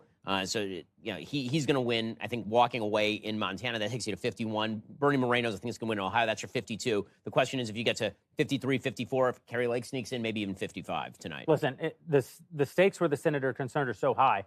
Should Donald Trump fail to carry the White House, the Senate could be the only institution that really stands between a President Kamala Harris and the worst excesses of her policy agenda, including adding states to the country. And if Donald Trump wins the presidency, he's going to need the Senate in order to confirm his justices, confirm his nominees, advance his agenda, and give us the kind of conservative victories. Yeah, another reason to really know who you're voting for. Again, just because it says R next to the name doesn't mean they're really Republican. A lot of useless, pejoratively known as rhinos are Republican in name only. So yeah, when you actually are looking at, list the ballot sheet, is it really Republican or not so much? Here. Happening on good old Lara Crowder. But yeah, definitely with Latinos or Latinxes or whatever we want to say, and Jews, it definitely looks like they're trending heavily towards Trump right now. And we'll be able to tell probably in just a few minutes if that resulted in a victory. Well, the reason I say is because we're looking for some bellwethers, right? We're looking for some trends here, and I believe Pennsylvania is the swing state or Midwestern state with the highest Jewish voting percentage. Correct. I believe it's over 800,000. So I don't know if we can have some analysts look into the makeup of those communities, but I would be willing to bet. Again, Donald Trump doesn't need to win, right, the Jewish American vote. He doesn't need to win the Hispanic vote. I'm sure he does in some counties. He did in Florida. But he just needs to have enough of them crossing over. And if we look into those counties, I bet you if we cross-reference that with the percent of the population that are Jewish or Hispanic, it'll give us some answers. And then maybe we could look at putting that over Pennsylvania as we make some predictions. Yeah, I think so. We'll get some people on those numbers right now and get them to you as soon as we have something on that. But yeah, that trend makes sense. Okay, and the second question that I have is, you don't have to answer me, but go to one of our interns. Why do you look so much better than all of us? Lane the Brain, just let them know, and whatever they're doing for you, we'll have them do for us. We'll check back in. I'll be back later. All right, thank you very much. People at work, everybody. Now almost at 400. By the way, I guarantee you we're going to get some interesting numbers on that. I bet you that's a big reason. Those up +7, up, did you say +9 in one? Really? Yeah, they're one of them was an 18-point swing. An 18-point swing? Dade was an 18-point swing from 2020. He could win Florida by over 1 million votes. Shouldn't he? Right now, gosh. I mean, can we run some numbers? The last time a Republican won Florida by over 1 million votes. If there's one state that he should crush, it seems like that one. Yeah, but Florida used to be the state that kind of went back and forth, and then Florida was a swing state. No, I know, used to be, but I just didn't think it would go that far over. I mean, I don't know what you guys may have been saying. I think it's a Hispanic vote. And the Middle East thing is. It could be. I don't know. Again, I'm not familiar with how many Middle Eastern people are there in those counties, but I do know there's a lot of Jewish Americans there. Well, that's what I'm saying. They don't like the way they. A lot of people are handling. Between 2020 and 2024. A lot of people have been moving to Florida. More often than not, there are people who are Republican-minded. I mean, I can't help but hope and think people leaving California in the states with the highest regulation, because they get inevitably the businesses move, they get a job somewhere else. I can't help but think those people would also be more inclined to vote Republican because they remember, oh yeah, businesses and people are moving to places like Florida, Texas, because they're very pro-business, very keep the regulation down, keep the individual freedoms high. And hopefully they remember that when they actually vote. Isn't Palm Beach filthy rich? No. Am I confusing? No, Palm Beach is. I think Palm Beach includes West Palm Beach as far as the county. It does, so very wealthy. right? But still, to gain that much in that county, But and again. it shows how much things have changed over the last, I don't know how many years. That would be Republican country years and years ago, right? Well, it was, but they were saying they gained it by, I don't have the numbers. If you could have them there, Gerald, by somewhere, the summary of how many percentage points, the swing. Could we have that so we can just have it up to ready? 20. Oh, god dang, really? Not good. So, Frozen. The chat is not frozen, but Rumble's had the first hiccup of the night. Right now, Laura Crowder is frozen. Well, their video is. Their counter for the views is increasing. The timestamp is, that has not been interrupted. But look at the megabytes per second. Something's going on there. Again, their chat is still fluid. The number of people who are tuning in is still going up like a good old stock. Shoot, it's going up like Nvidia stock. It's so impressive. Up nearly at, oh wow, now it's skipping like a record, which might age me a little bit. Get almost at 430,000. But the video, yeah, that's frozen. And let's see if LWCs are they on YouTube, which sucks because it sounds good. Obviously, YouTube. Louder with Crowder. Let's see. I wonder if that's frozen too, or what might be happening, or who might be attacking Rumble.com or going after it. So going to YouTube. Let's see. I don't know. It's like that phone in The Godfather they passed around. Exactly. All right, so we are calling some states right now. Are any of them swing states? Well, one of them used to be. Maine. Which one? What is it? Florida? We're going to do, this is all for Donald Trump. We've got So have the soundboard ready. Alabama. Alabama called for Donald J. votes. Trump. How many? 9 electoral votes. Florida, they're 30 electoral votes. Missouri, 10 electoral votes. Oklahoma, 7. So I see more impressive. So again, with a tenth of the staff, Laura Crowder has about the same number of viewers as Daily Wire on YouTube alone. And then on Rumble, Laura Crowder has like 400. Go ahead. Oh, there we go. Now is it working? Shit all over it. Good. All right. Good. Nothing good has come out of there since the movie The Town. CNN, we beat you again. Oh, hey, Mr. Late to the party, CNN. Finally getting Oh, CNN's calling Florida. We don't have Donald Trump calling Florida tonight. No, we do not. We do not. That's the one because it wasn't a swing state, and we brought him in. We were paying him hourly. You have any idea how expensive Donald Trump is hourly? Especially at 2 a.m. That's crazy. Yes. Remember this, Florida. Think about it. I remember when Al Gore was bitching about Florida and wanted a recount. They're not going to want to recount it now. So I do want those numbers from Mission Control. The last time someone won Florida by, let's say, 1 million votes, because that's indicative tonight, if you can feel some momentum there. The video's Florida working now. was a swing state for a reason. Florida does have a pretty diverse makeup. Florida has obviously a lot of Hispanic voters. Florida has a lot of older people as well as younger. Florida has military people. Florida does have quite a few black voters as well. So the reason that Florida used to often be a swing state, it would go back and forth. It's more red than most swing states. I believe Barack Obama won Florida both times, at least one. Yeah. And Donald Trump has won it consistently since then. But, Al Gore was right within that margin. Oh, yeah. Obviously, with Kerry, it wasn't. I think DeSantis had something to do with it. I'm sure DeSantis did. His profile going up. Yep. Do we have Bongino ready to go? Yes. I see his stream. We're going to join while they're live. And, Okay.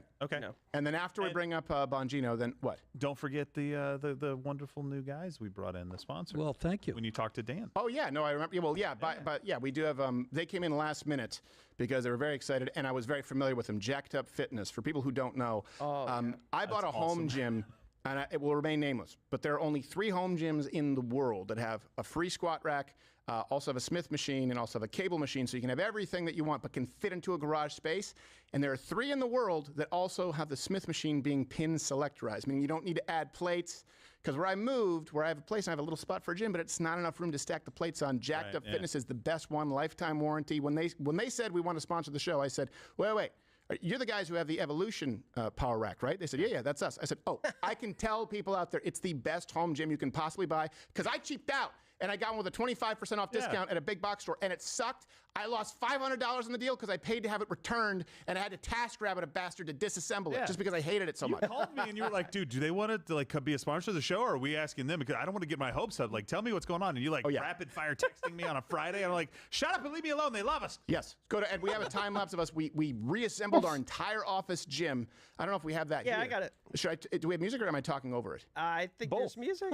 Okay. Let's see. Well, let's bring it up and I can talk over it. Okay, now bring the music down. So our old gym, bring it down. Our old gym, we had some of their competitors, but that's because we got it from a gym that closed down, so it was free, and I got them from a garage sale. And I said, hey, look, if you want us to do our upcoming videos this year, we're going to have a fitness challenge in the office, you know, as we lose weight in the new year. I said, you don't want some of this old equipment. They said, don't worry, we'll outfit it. We'll make sure that you have all of our equipment. And then they overdid it where we don't even have enough room for it. So I'll take some of it. It is That's awesome. a girl on the Tennessee softball team squatting. Tim put this cut together and he's like, oh, look, there's me squatting. Yes. I suggested You the can footage, squat a and I dump didn't know truck. if they would have included Was it that or you not. with 11 plates? But maybe at some point we can have a live camera go in there. And I'm not just saying. We're not 25. Guys, you know, if you go back to. I could squat more than Gerald. Shut up. He can. Sorry. Not when he was on steroids, unbeknownst to him in college.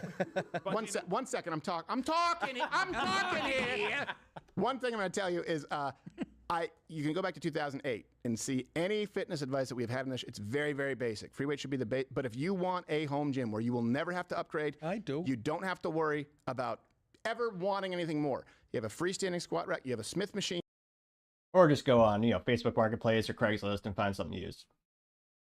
I gotta use, what was it, a Rogue squat rack? Took me a while to find it, but dude, if you had quality product, and thankfully, I mean, one of the few things that's reliable in terms of just solid metal, there's no tech inside of it. I've had a single issue with that squat rack. Now, obviously, it's not a sponsor for me or anything, but yeah, there's another depressing view of the U.S. debt going up more and more, almost, still $35.974 trillion, but going up by the second. Go to the election maps here. You got a couple more states reporting. Texas, dear God, what's going on? Well, so CNN is apparently saying Texas is blue. Are they drunk? Well, you do have Austin, don't get me wrong. Which some people, almost insulting things you could tell someone from Texas is say, oh yeah, Texas is like Austin. It's not. Now, Texas, again, this is estimated with 5%. Yeah, 5% of the votes coming in from Texas. 58.7% are for Kamala Harris, correlating to 370,000 votes. You also have Donald Trump at 39.8% and 251,000 votes. How are 5,558 people voted for Jill Stein? How silly is that? Ridiculous. You also have Chase Oliver, which is the worst libertarian candidate in decades. Chase Oliver got 0.6% votes, correlating to 3,822 votes. Let's see here. And again, I'm also on X Twitter. I got that on my phone today. Jeez, yeah. Of all the states to go blue, I'm not a gambling man, but I don't think it's going to be Texas. Yeah, so they have some things coming in Pennsylvania. Granted, knowing Pennsylvania, it'll take days, weeks, or even years till we know the actual results. Now, Pennsylvania has 4% of the votes that are coming in thus far. And right now, of those 4% that have come in, it's 78.2% for Kamala Harris at 232,000 votes. 20.9% for Donald Trump at 62,000 votes. Then you got Jill Stein at 0.6%, and Chase Oliver somehow getting votes. He got 954 votes in Pennsylvania. You also have Maine coming in at, well, literally less than 1,200 votes. But of the 1,200 votes that come in for the lobster state, 46.2% was for Trump, 45.8% for Kamala Harris, which, yeah, what is Maine known for? Lighthouses, scenery, lobsters, seafood, and yeah, let me know in the comments what is Maine known for? I'm pretty sure that's it. You also have Massachusetts coming, or no, all the small funny states. Let me get the mouse there. They are calling Massachusetts at 0% estimated votes, but they're calling it for Kamala Harris. DC, how about zooming in on the camera, or zooming in on the map there. Let me zoom out a little bit there. Let's see. Oklahoma coming in. They're calling, what the heck? Let's go to the other map. So they're calling it at 0% for Trump. Granted, I mean, historically speaking, I'd probably be about the same. Let's see. 3% of the votes have been counted thus far. So it looks like, Fox is getting the statistics a little bit quicker than CNN thus far in terms of getting us the actual numerical breakdown. So right now, according to Fox, you got 3%, and this is according to also Associated Press estimates. Apparently, they're reposting for them some of that data. That's 73.1% for Donald J. Trump and 25.7% for Kamala Harris, correlating to 40,000 votes for Trump, 14,000 for Kamala Harris. In Oklahoma, got Tennessee coming in, 2% of votes counted, but well, it was at 80%. Now it's like 76.6% for Donald Trump. Alabama, again, these are 0% votes counted, but they're looking to be red. Same with South Carolina. Or South Carolina actually does have 19% of their votes being counted thus far. We got 55% for Trump, which, again, what's happening with Pennsylvania? That's what everyone wants to know, is that one state. Right now, I've got the counties, Philadelphia, or cities. Oh, okay, so the county that Pittsburgh is in is Allegheny County, which has 160, so 30% of that county has been counted thus far. 72% of those votes thus far are Kamala Harris. We also have, Northampton County being reported thus far. That's 62% for Kamala Harris. You got Philadelphia County, oh, come on now. Philadelphia County coming in at 87.4% for Kamala Harris. That's a current breakdown of Pennsylvania, which, well, shoot, for how much people have been talking about the speculation of if you can't win Pennsylvania, the statistical analysis says there's only a 4% chance you win the presidential election. For how much focus there is on Pennsylvania, maybe just have this up the whole night. I'm only partially just. I keep pressing the back button instead of the zoom out button, which are not the most intuitive maps. You also have Kansas, where are they coming in at? Only 1% of the votes have been counted thus far, but of the 1% votes thus far for Kansas, you have 70.2% coming in for Donald Trump, and 28.4% for Kamala Harris, and 1.4% for other candidates. Which, again, that's almost 1% of votes wasted to RFK Jr. For the umpteenth time. Yeah, I was going to say, should have been reinforcing this for weeks, telling people, RFK Jr. has consistently not just endorsed Donald J. Trump, he said, do not vote for me, vote for Trump, which I suspect is why some areas will not let him take his name off the ballot. I only partially speculate there. Let's see, Tennessee has 6% votes in, coming in at 77.5% for Trump. He's got no updates from West Virginia is now 12% votes being counted thus far, 63% for Trump, and you have CNN and it looks like Fox both calling places like West Virginia already. Illinois, it looks like they're starting to count, or they should be counting shortly, which, of all the gambles I'd make, I'd put money on Illinois going blue. Not that I wanted to, just historically speaking, which might be a fun fact. When was the last time Illinois actually went red? Probably been quite some time. Let's see, going to the good old X Twitter. Seeing there's 8 updates here. Jill Stein, talking about Jill Biden, Kamala Harris's phone blunder, which again, she was making phone calls, allegedly talking to, someone who's a prospective voter. And yeah, it turns out, oh yeah, she was actually just using the camera app. Which granted, maybe she identifies the camera as one of her few friends. Not out of the realm of possibilities. Let's see. What are they talking about at Crowder? Up to 430,000? Jeez Louise. It didn't freeze. Kill me, Rumble. Yeah, they're frozen again on Rumble. Record number of viewers, and it looks like so the viewer count is delayed. The clock is, well, at least the clock works. That's something. And granted, I know this is still breaking records for Rumble left and right, which, again, probably should have been counting some resource allocation, knowing this is coming up. Let's see here. They're not frozen on YouTube for Louder Crowder. About 84,000 views there. Let's see. Just throw a map in here.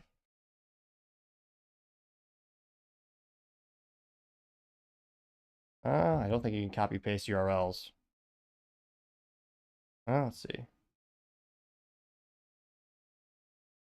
Let's go to. Let's see. Oh, some. It looks like the election integrity app or the election integrity map for Louder Crowder is down again. Reload. If you reload it, it loads. But yeah, every couple minutes it keeps crashing, fortunately. But yeah, it looks like they're having some more and more states being called. LWC hasn't. The election integrity map, it's not very interactive. It's not upgrading with the statistics on how many votes and how many percentage breakdown is for the states. But it is giving us all instances of, again, the concerns around unscrupulous activities when it comes to the votes being counted. But yeah, if you want a good interactive vote map, it looks like CNN and Fox have pretty accurate ones, with CNN's map, I think, being slightly more intuitive. And, I think the breakdown of the data is a little bit more digestible on that platform. Which, a couple more vote, What's it coming in at? Trump at 95 electoral votes thus far, and Kamala Harris at 35. Granted, it's very early in the night, and shoot, Pennsylvania will probably need, what, 12 more days to count their votes? I'm only partially kidding.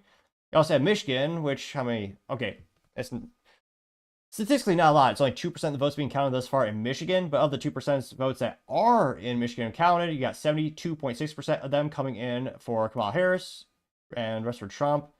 Granted, I think this is only, is this including Detroit? It's in Oakland County, Michigan, as well as, what's coming in? Is that the only county thus far? I think it's the county right next to Detroit, which Detroit and Chicago are really dark blue. You would think they would learn after literally almost 100 years of voting the same way and having pretty much the same terrible cities and unsafe and bad for business. You would think they would learn and try something different, but no, unfortunately, not so much. Let's see. I wish they'd give us a more granular breakdown, but I can't zoom in that much further. I think it really is. Okay, yeah, it really is that one county thus far, with 348 people wasting their votes to Chase Oliver, which, yeah, terrible. The worst libertarian candidate in decades. I still can't believe he's getting more than one vote. It's beyond me. Jill Stein somehow is getting 699 votes also in Michigan for some weird reason. Here. Is Rumble working yet? Reload the page. These numbers are massive shifts in those counties. And I think a big reason for it, in Florida, as you look, there's a huge percentage of Jewish Americans obviously voting and the Hispanic Americans. And Donald Trump doesn't need to win those demographics. He just needs to peel off enough people, which is what I think we're seeing. And so we're going to have our analysts there sort of lay over, sort of put these over Pennsylvania with the biggest, obviously, of the swing states, Jewish voting election base. I believe it's 800,000. So if we're seeing that, it could be actually a pretty early night. Again, we don't want to count any chickens before they hatch. Is it eggs before they hatch? Chickens before they hatch. But the numbers are not looking good for.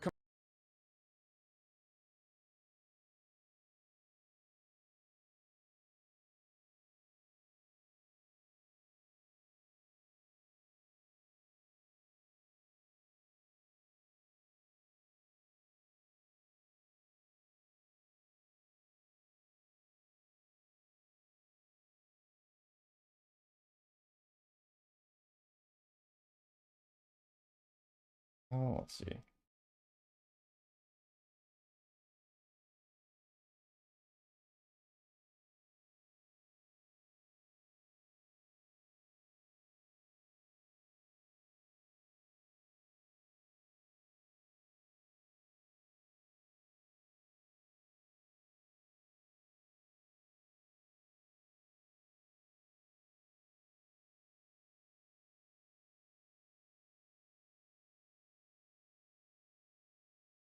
Why is this freezing?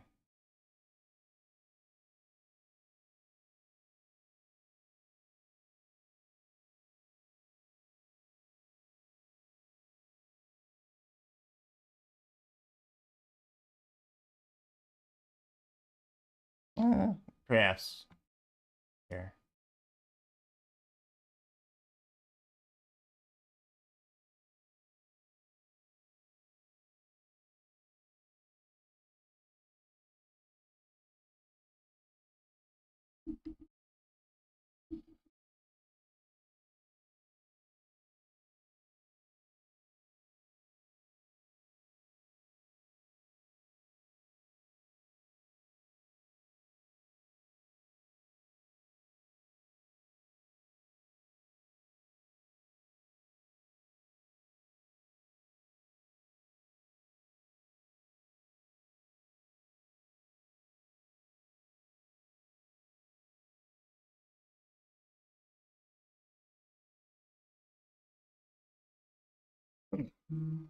Well, I met that guy Oh, Chris there we go. once. You know him? I think he runs a company or something. Yeah. We had coffee once or twice. No, I love Rumble. We are really ecstatic to have you on Rumble Premium. I mean, you are one of the biggest live streamers in the world, not just the United States. And as I said, Steve, you know, it is the future. It is unquestionably the future. Let me get your opinion on some of these West. Let's Now move up to out almost west a little bit. 400,000 You know, viewers Michigan, for Wisconsin, Live on Arizona. Rumble. What's your which team is telling really you? good. Avita Duffy's next to me. She knows Wisconsin politics well. Her dad was a Daily Wire's congressman at there for a long time. 93,000. Avita's a And then little on YouTube, concerned LWC's at about 87,000. So Wisconsin. statistically I'm not speaking, knee-deep in wiping the Wisconsin floor with politics, them, but relatively what are you speaking. thinking? Well, the best part about Wisconsin is that it has 49 of the drunkest counties out of the top 50. So that's always fun no matter what. They're going to have a good time. That's pretty awesome. I have said since the beginning, right, of this election that I think Wisconsin is more likely than Michigan. Being someone who has relatives in both Wisconsin and Michigan, having spent a good portion of my life in Michigan, just because of the corruption, you know, Michigan. You know, one thing people don't like to acknowledge, McCarthy was right. True. When he talked about communists, when he talked about Now, that being said, we're looking at Michigan. What's the biggest deal in Michigan in terms of business? Automotive. It's the home of the big three, which used to be, you know, well, Stellantis, rest in peace, Chrysler were bankrupt so bad that they subsequently sold out to the European company Fiat, which again became Stellantis long term. But I mean, Michigan has Ford, General Motors, and now Stellantis, which is U.S. is Chrysler, Jeep, Dodge, and yeah, about 18 people do buy Fiats here.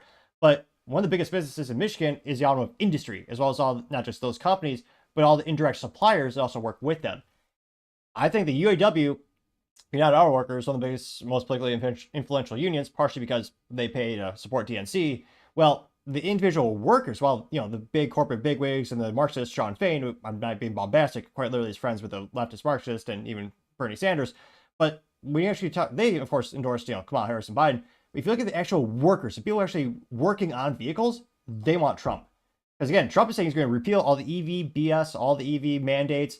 And again, these workers, a lot of them are given a profit share. When it comes to the automotive industry, one of the biggest things is gas engines. That's what built Detroit. That's the most profitable, best thing they make. Think of the good old Ford F-250, 59,000 trucks. That's where they make a lot of money. Ford lost $132,000 per EV sold in 2024 Q3. That's terrible. $132,000 negative per vehicle EV for Ford Motor Company. The losses are decreasing. They're becoming slightly more profitable, still losing billions of dollars. Look at the biggest moneymaker. What comes from General Motors, what comes from Ford, what comes from Jeep, Dodge, and Ram. It's the big gas engines. And you need, again, they also have more components. You need more labor to create them. So I think the actual union workers, the actual people on the ground, I think they will vote Trump. Because again, Trump is saying you're going to get rid of that EV mandate. You're going to make profitable vehicles again. I think the actual employees on the ground, when it comes to automotive companies, they're going to vote for Trump. Again, the management, they're all, I mean, we saw this with the other labor unions. Management, more often than not, very much leftist. When it comes to actual members, I think it'll go Trump. Let me know if you think differently. Again, right now we have 2 comments, thanks to one of the most hilarious names, which very complimentary to my name being Topping. You have Bacon saying, hello, I believe in you. And I have to say, I do believe in bacon as well. It's been a while since I actually had some good bacon now that I think about it, though. I had some good organic beef recently. But now, according to the map, you do have some votes coming in from Illinois, or as some people call it, Illinois, which, yeah, kind of a sure tail sign you're not from the Midwest if they call it Illinois. It's realistically, if you're from the Midwest, you know you call it Illinois. Let's see here. And again, I'm taking questions, and it looks like I got some extra tweets on my smartphone here. There we go. Now, again, Illinois, this is 0% votes. In terms of percentage, it's 0%. But you do have, what is it, about 1,200 votes have been counted, and hilariously enough, oh no, it just stopped. For a New York minute, it was actually leading Trump, which, again, of all the states that are going to go red, I don't think it's going to be Illinois. I'm pretty pessimistic. I mean, the Las Vegas odds are probably, not 0, but 0.0000825% approximately, probably. Now, again, other votes are in Illinois thus far. Again, that is 12,000 or 56% Kamala Harris at 12,000 votes and 42% at 9,562 votes. And of course, you zoom in, again, it's going to be the blue. I mean, the Chicago, that's the bluest of the blue.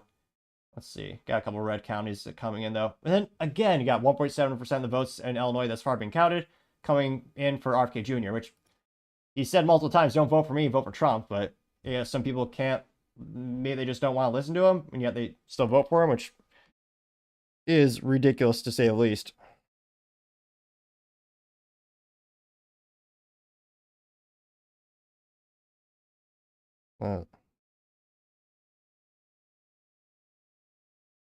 Let's see here. Yeah, I was going to say, Rumble might need to buy some more servers or load balancers or something, because, yeah, the keeps freezing. Go CNN map, still about the same with Illinois. Kansas, interestingly enough, Kamala Harris is up at 50.6% of the votes. Donald Trump still at 48.1% in Kansas. Granted, that's only 8% of the votes in Kansas being counted thus far. Florida is going even more red. 84% of the votes in Florida are in. They're calling it for Trump at 55.7%. Again, deep red means they've called it, and deep blue means they've called it, which, again, what the hell is going on? So now Vermont has 16% of the votes coming in, 53.9% for Kamala, and 45.4% for Trump. And again, both maps on Fox and CNN both called Virginia before there's any votes in, which, thanks to the Urban Dictionary, I do realize that to use the term that, as youth might say, is sus, which I suppose is too long to say suspicious, but I guess it does save them 0.8 of a second, I suppose. Let's see here. Going back to good old X Twitter. See what Elon Musk is saying. Elon Musk is saying the prophecy has been so fulfilled. It is blink and you missed it, and is it Trump at 69.9%. Which I thought Elon was saying he was waiting for it to be 69,420, but I partially digress. Got 16,000 views and 7.1 thousand likes. Let's see here. Actually, let's see. And again, I'm at hashtag The Topping Show on the X Twitter. Let's see here. 69.4.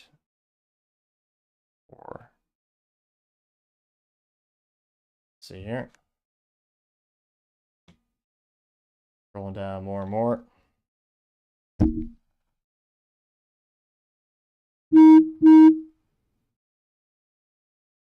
Oh, see what they're saying at LWC. Anything, but Rumble's we kind working. of got into it a little bit because I was running in 2016 for Congress and I was knocking on doors, and I saw it. I saw like all these people with yard signs who weren't on my knock list.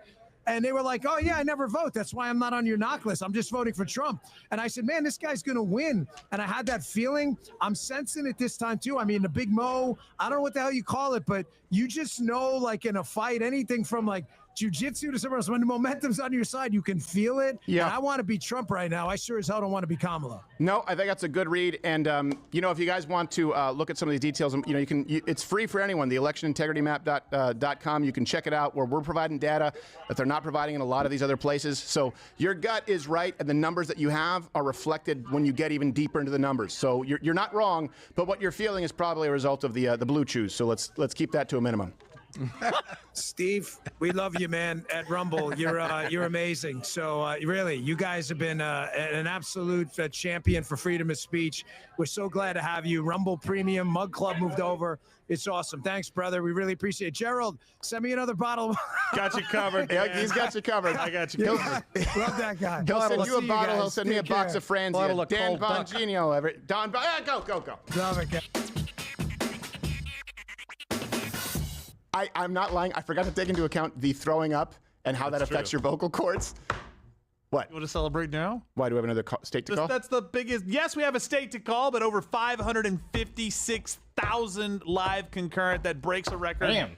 We have never done anything that big, guys. Are we sure? We're just getting started. We are sure. Okay. It's early. We are sure, baby. 2020. It is we just beat 2020. All right. Well, let's.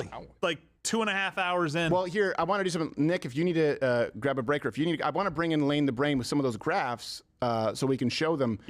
What it is, because we haven't shown that yet. And by the way, you still have Dan's feed up there, so you guys might want to close it because I'm still watching him. So we can bring, if you, I would assume. Sorry, I know we haven't done a commercial break yet. We've been going for what? We've been going 2.5 hours. Yeah, I got 2.5 hours. Yeah, Go ahead, Nick. And by the way, as you go out, let me plug your Ottumwa, Iowa. This Saturday night. This Saturday, Ottumwa, Iowa, the Bridgeview Center Theater. And look, Donald Trump Jr. told you. Dan Bongino will tell you. OG, funniest man alive. If you want your side, okay, this is the greatest endorsement I could give him. I would not chance going to see him live with my stomach flu. And there's not a hint of hyperbole because I would lose friends. It's uncontrollable. Yeah. here. Going back to the X Twitter. Yeah, let's check out what the Daily Wire is saying. So is North Carolina determined by Raleigh-Durham? Because I don't know what else. What am I missing? Mecklenburg County. Oh, wait. University of North Carolina, Chapel Hill. So, right, Chapel Hill, is that what it's called? So it's all the big university towns have been poisoned by the university. It's all that little triangle, right? You know, Chapel Hill and Raleigh. Oh, so that's a try. So that's it, basically, because I can't imagine the rest of North Carolina is Democrat. What do you think about it, Cabot? Well, I think, yeah, Mecklenburg County is another big one there to watch where Charlotte is. I agree with you that I think from an electoral standpoint, you can pick up 16 electoral votes with Nevada and Arizona, which you could well do, or Georgia's 16 as well as North Carolina. But it's more about what it would mean and the indication. And the black vote there is another one that I think is interesting to keep an eye on. They have the 8th highest rate of black voters in the entire country. Georgia's 3rd. So I'm interested to see the turnout of black men in Georgia and the Atlanta area compared to North Carolina. Also, looks like Missouri's already being called. So this is let's see, CNN. Let's see if Fox is the same parody. Fox isn't called. CNN called it. Again, with Missouri, which is the only funny way I can think of saying it. Missouri has 2% of the votes that are being counted, and yet CNN's calling it for Trump at 53.7% of the votes coming in, according to about 30,000 votes for Trump. You also have 45.5% of the votes for Kamala Harris. But again, it's only 2% of the votes in Missouri thus far being counted for her. Pennsylvania is now up to 8%. Ouch, that's not good. So again, still 8% of the votes are in Pennsylvania counted thus far. 71.2% for Kamala Harris. That is freaking insane. I mean, this is a state that makes a lot of money from fracking. Fun business fact, Pennzoil, there's a reason it used to be called Pennzoil, still is. It used to be Pennsylvania crude oil that made it, back in the day. Now, they use a lot of synthetics. But yeah, Pennzoil, famously from Pennsylvania, it's still a big fracking industry up there, as well as steel, which again, Donald Trump is one of the first presidents in a while to actually put a steel tariff in place. And again, Biden did keep that in place because it was effective and it worked, which also helps the Pittsburgh Steelers, who I assume they make steel in their free time when they're not playing sports balls. I'm only partially kidding.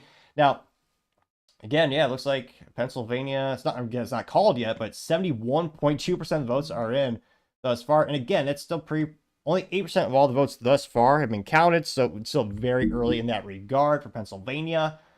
Let's see here. They're calling it at 34% of the votes in for South Carolina. So right now, the called states are, Oklahoma. Well, 72.1% of votes in Oklahoma are for Trump, but only 30% of the votes have been counted. So they're saying Missouri, Oklahoma, Arkansas. They already called. What the heck, Fox? Or no, this is CNN. So again, 0% of the votes have been called thus far for Arizona, or for Arkansas, sorry, and yet they're already calling it for Trump, which, I don't know, maybe they're like, does Trump. Same thing with Fox. Their interactive map also has, let's see here. Yeah, they're also calling for Arkansas, but they're not giving us the breakdown of the votes that are actually in yet. Is annoying. Give us the data. But let's see what they're saying. Daily Wire. And again, want me to check out other streams, let me know. Nashville, the surrounding communities there. The devastation, I mean, still a month and a half later, most Americans have forgotten about it, and the federal government also seems to have in many ways. But the amount of people I talked to on the ground there about the election, and these were in very red areas. Asheville, obviously very liberal, but the surrounding counties, those are some of the reddest in the entire state. None of them had even thought about the election. And this was 2 weeks ago. When I asked them, hey, do you know if your polling location's damaged? Are you going to be able to go vote? They were all like, oh, I forgot that there's even an election going on. And so I'll be very interested to see what the voter turnout looks like in those counties. Not necessarily because they aren't able physically. How mind-blowing is that? Some people don't realize the election is going on. Don't they want cheap gasoline again at the very least? Remember when the U.S. was energy independent for the first time in 60 years? And gas was under $2 per gallon? Like, that alone should have people at the polls just excited to vote. Come on now. Unless you're ridiculously wealthy, you don't care about the cost of fuel. Like, get that regulation down, increase the sample size, aka let businesses drill more on federal lands. And like that alone, to me, should get people to get off their keisters and go vote. It's really easy to vote in the United States. It just takes a modicum of effort. The federal government, or how do they feel? I expected that there would be more, to be totally honest. I expected there would be more when I got there. And anytime I brought up their opinion of the federal government or their opinion of the Biden-Harris administration, they, with the exception of one or two people, they just said, I don't want to talk about politics right now. They said, I lost my neighbor, or my house got destroyed. I don't want to talk about politics. And so there might be that resentment there. And that might be in other areas. But for the people who were actually hit, I didn't get the sense that they were thinking about the political aspect of it. Although I will say I talked to a number of victims who said it was 5 or 6 days before they met a single government aid worker, and that the only people helping them, it was the redneck Air Force that I was embedded with for a day of veterans who just flew out Chinook helicopters that were private to run recovery missions. Interesting, they did have private helicopters like that. Remember how That's pretty Bush was impressive. excoriated because he only flew over New Orleans at first? That comically loud refill is sponsored by Topping Technologies. Free flamethrower with every IT purchase. Which, by the way, I'm not kidding. over it is a totally... Literally, go to toppingtechnologies.com, give me a free flamethrower with every IT purchase. Yes, it's comically large to show on camera, but it can be mounted to the standard AR-15 Picatinny rail. That attachment is included, of course, because America. And, I mean, who doesn't need a flamethrower? Even if you're a business in California, you could win it, or rather, you could get it with a free IT purchase, though it is not as great in terms of they do decrease the actual length you can actually shoot it. So the flames don't go quite as far in California. But yes, even if you're a business over in California, free flamethrower with every IT purchase. Go to toppingtechnologies.com. There's literally a banner drop-down for a flamethrower at the very top right side of the page. Trump victory? Yes. Though it says it's a toss-up, but they're giving a decisive Should I have something to chance. drink now? I know, we're getting close. I really want to know. Drink whatever we give you, right? That's hold right. you to Yes. that. No, absolutely. You can hold me to it. I really want to know why he stopped drinking before we take him up. I just become so violent when I would sit around a table with a fella. Even my friends, I attack them with it. So you've never had a Jaeger bomb. Maybe we'll... You're right. We have that at Don't the ask any questions. We'll... I was wondering why everybody at the party is naked now. I don't know. So I want to take a few questions from our Daily Wire Plus members. The first one here, Drew, I'll ask this one of you. If Kamala loses, does she 25th Amendment Biden and become president for the remaining 3 months of his term? Which isn't 3, I guess it is 3 months of his term. Interesting, probably not. I mean, the country seems to be running perfectly as well as it was. I shouldn't say it's running perfectly well. It's running as well as it was under Back Biden. when we had a president. Back when we actually had a president. So obviously it's being run by a cabal of leftist bureaucrats, secretly manipulated by the Machiavellian Barack Obama from the cellar or something like that. And so I don't think they want to do anything that dramatic. I actually do believe if Trump wins convincingly, there will be wiser heads on the left who start to understand that they are seen, that when they try to silence us, they are seen trying to silence us, which was not true 5 years ago. I do think that it's true, and Ben said this yesterday while we were on Timcast IRL together, that the left, you have to give them credit for being professional at politics. And they are willing to run more moderate campaigns if they think that that's the path to power. In my lifetime, I mean, by today's standards, Bill Clinton was basically a Republican president, particularly during his first term. He famously said the era of big government is over. That they're willing to do that if that's what it takes to win. But when you get to the stakes in the election, I just want why do I want Donald Trump to win? I mean, obviously, I liked not being engaged in wars. I liked decisive action to actually defeat ISIS. I liked killing Soleimani in Iraq. I liked the tax cuts. I liked the judicial appointments. I liked the executive orders. But I really want Trump to win more than anything for these two reasons.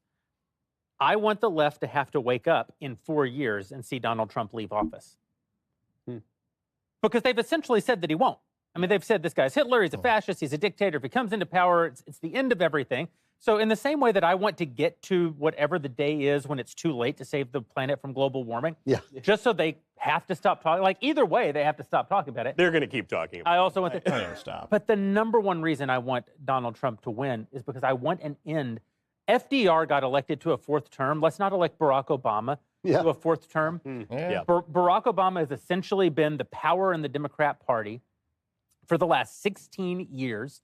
The reason he was so quick to advance Kamala Harris for this role is because she's a vacuous, brain-dead, probably drug and alcohol-addled non-person. I mean, she literally is the non-person player or whatever, right? The non-person character. Which means that Barack Obama just gets 4 more years of essentially being the most powerful person not vested with the power of constitutional authority, but vested with just the power of influential authority in that party. I want that to be gone. If you defeat Kamala Harris now, in 4 years, the Democrats are going to have to run an actual candidate. And an actual candidate will have their own opinions and their own ideas and won't just be a puppet for Barack Obama and his former staff. Maybe. That's why Barack Obama doesn't want that to happen. That's why he wanted Joe Biden, even though he hates Joe Biden. But he liked the fact that Joe Biden was already dead. Yeah. He likes the fact that Kamala Harris is maybe has never been alive. Yeah. So, see, go back to LWC here. Dad, okay, so what we are seeing right now is the remaining percentage of the vote that Donald Trump would need to win. That's pretty high right there. It is, because what you're seeing here is these are all the early votes that are being counted. And we know Kamala, who I don't give a shit. She was coming in with a huge lead, but we know that lead wasn't as big as they wanted it to be. So it looks bad, but the further we get into the counting, you should see the red start coming up. So he's going to get bigger and bigger proportions. Also, of course, the Amish vote isn't in yet. Yeah, that's true. Don't believe it is. And that's huge for Trump. Well, that's because Witness is on reruns on TBS. That's right. And they, what the hell? Do you think that's got to be like their? Oh, you got to take the label off. Oh, really? Yeah. Huh? Oh my gosh. And by the way, while we're talking about Pennsylvania, this is where the firewall, like we said, you're seeing that right there. The early votes are 409,000, but that's 91,000 short of what the Democrats needed. Correct. So that was entirely expected, and it's still short of what Democrats need. So what they were saying earlier, a bunch of the news networks were reporting that to win the state, they would want Kamala to get 700,000 votes from Philadelphia County. Right. Which would be about 100,000 more than Joe Biden actually won. Right. So things are not, again, I don't want to pop any champagne. You don't do that. But if you were looking for good trends, they're there. So yeah. Well, you know what else I really like? And this is no small thing. The fact that you said Kamala, I don't give a shit. The fact that you just said that on a stream that is many, many times bigger than CNN or legacy media is great. Because there, they say that's a racist trope. Of course. But the truth is, I just don't know because I don't care. I know, exactly. Yeah. I go back and forth. Kamala, I don't care because she's a bitch. How about cum state? How's that sound? Yeah, come on now. If she was the biggest election stream of the century. If she was full Indian, I might be slightly more interested. Yes, you might be slightly more interested because of the Asian fetish. Does that extend to Indians for you? I want to watch. He likes the Asian ladies. Yeah, generally. Which, by the way, is the least creepy preference ever. I don't know if you know this, but a lot of the guys like the Asian ladies. Now, if you're a woman who likes Asian men, that's weird. I don't think Asian broads. Again, I have a lot of Korean married, so I'm going to abstain. Okay, you can abstain from. Is there anything else that we need to know? No, but we'll be watching all the swing states, and we can come back in and give you updates on that whenever you want to. So before, you are always, and this is also why we love working with Lane the Brain and everyone we have here. We have brilliant researchers here. You have George the Greek. You do have, I begrudgingly, Sam from HR does some great work. The Jewish research. Yes, the Jewish research. If I ask for a Holocaust stat, he is on it. Anything else, it's like, take it or leave it. Now, Stephen, you have to remember. Someone from HR doing something positive? Might need a fact check on that. I don't know. Factoid about the Holocaust. But, I get it. It was a big deal to them. A bad one. Lane looks like somebody who was working in the Holocaust. Oh, yeah. On the wrong side. Yes, he absolutely does. He looks like every fucking army guy. Yes, he looks like the page list. He looks like the page master version of Hitler Youth. Like, doesn't he? Walk back in, or like that "Take on Me" video. Take on me. It's just Hitler Youth, and it's just Lane. Lane's just about to do some meth and charge a city. Yes, exactly. Well, don't forget the morphine, meth, morphine. What was I saying before that? You're very cautiously optimistic. We really do try and call balls and strikes. Now, we let people know when it's our opinion. For example, our opinion, the country is going to be in serious decline for a period of time if Kamala Harris wins. We all agree on that. What is not a matter of opinion is what the numbers look like. Before we started tonight, and I've said this since the beginning, 65, 35, I've always thought, Donald Trump, but by no means is it a lock. Today, you felt cautiously optimistic. Correct. Do you feel better based on where we are right now than when we started? I do. I just want to see numbers come in out of places like Atlanta, Detroit, and Philadelphia before I start getting too optimistic, because we've seen how that can really rain on a parade really quickly. Yes. That's where all the cheating goes on. Yeah. Yep. That's exactly right. That was what I was inferring, yeah. Yeah, exactly. What's Sorry, okay. I wasn't paying attention. Hey, by the way, staring at your chest. You can bet on Polymarket if this stream will be taken down from YouTube. And if you're watching on YouTube, you should head on over to Rumble anyway. So a real quick interesting thing before I get out of here on the Polymarket stuff. Oh, I thought it was going to be about your buys and tries routine, but yes. Well, I'll write that down next Okay. time I come in. Is the chance for Trump to win the popular vote on Polymarket is actually increasing too, which is Really? yeah. So I don't know if we have we that. can but check in after Russell Brand. We've got Russell in like 1 minute, and we'll check in with that afterwards. Perfect. Do the Polymarket check-in. Do we have? So we can't take a break before Russell. That's Polymarket You're up stuck too. in that chair, and you. Okay. Well, I'm just saying because my voice is clearly gone. Not yet. It's No, not. it isn't. You All right. sound- Gone. All right. Well, let's. Okay. So, Lane, we thank you very much for the update, and you can just call in from, of course, people at work there later. Anyone who wants to come in, the audience wants to see more updates. We appreciate it. And by the way, everyone, let them know that you love them and thank them. They've been putting in work. Say hi to the kids from Berlin. Oh, not that joke, but yes. In terms the kids from of- Berlin. Whenever. So Polymarket, again, that's the betting market, which, again, apparently you have to be outside the U.S. in order to bet. It's increased. So Trump is at 72.8% odds of winning at Polymarket. Kamala Harris is at 27.6%. Now, again, this is just a betting site, but yep, and this is live. So those people are placing more and more money in her stock. And again, this is just a betting website, but her odds are going down like a Boeing airplane. Well, maybe not that bad. Nothing's that statistically. Well, few things in life are that statistically bad. Well, maybe no.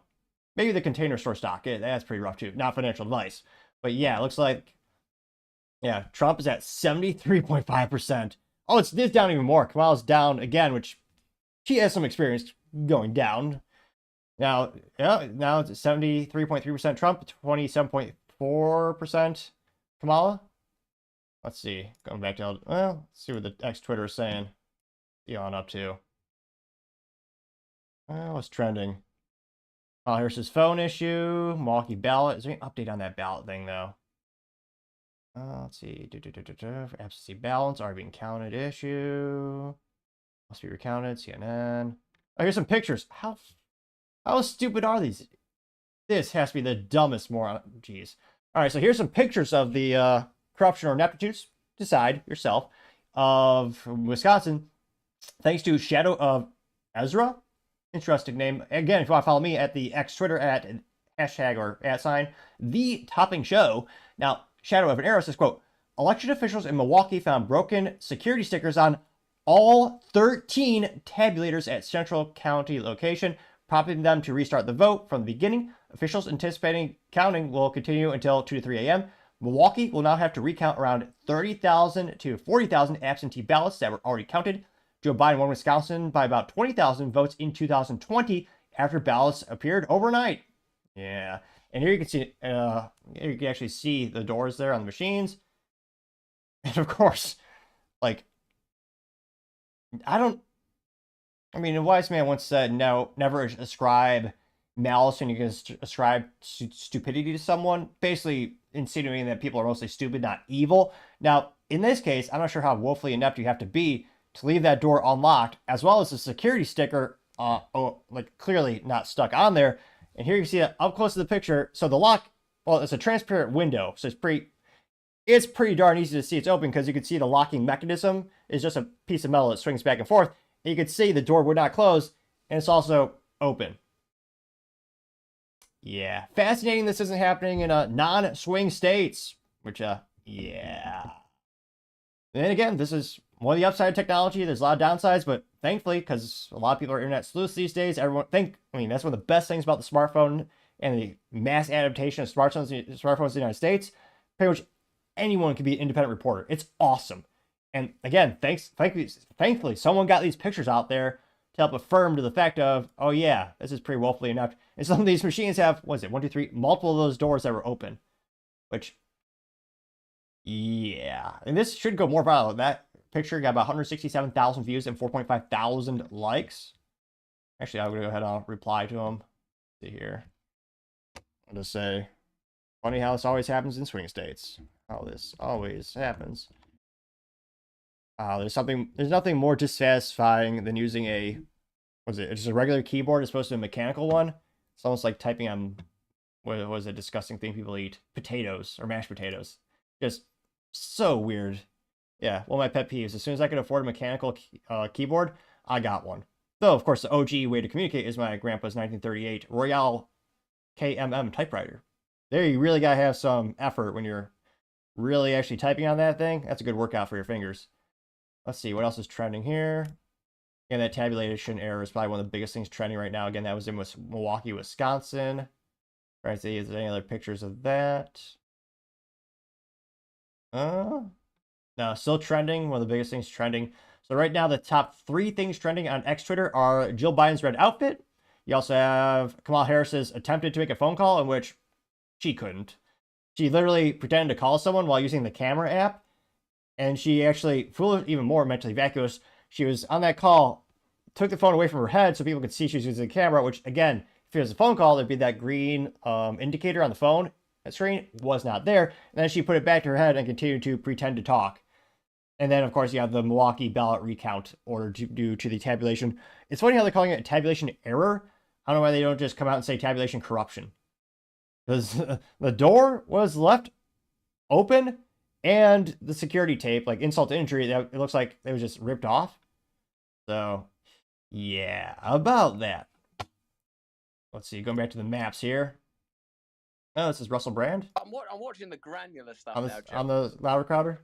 Hispanics in Philadelphia have rolled up their trouser legs. Oh no! Is that good? I'm sorry. I just came in. I had to eat saltines because I was sick, and I heard Russell Brand talking about Hispanic trouser legs. That happened. The Hispanics, they're rolling up their trouser legs. That's a good sign in Philadelphia, Stephen. We can relax. I don't know if you said I was thinking trouser snake. Which, by the way, Russell, I know that I've watched your jiu-jitsu videos. You do quite well for yourself, my friend. So I don't know what I'm. Those usually. It's not a result of any serpents in my trousers. Oh, I'm not saying it's the one who fooled Eve. I'm saying it's a friendly serpent. So what did I miss here? Because sorry, I don't know if Gerald filled you in. I lost a bunch of weight. Stomach flu from hell, which you probably it could be the result of some spiritual attack, we could say, where I had to be hooked up to an IV to make it here tonight. What you missed is Russell said I was a very nice guy, and you guys shouldn't give me a hard time. Oh well, he's full of shit. That's why we left his country.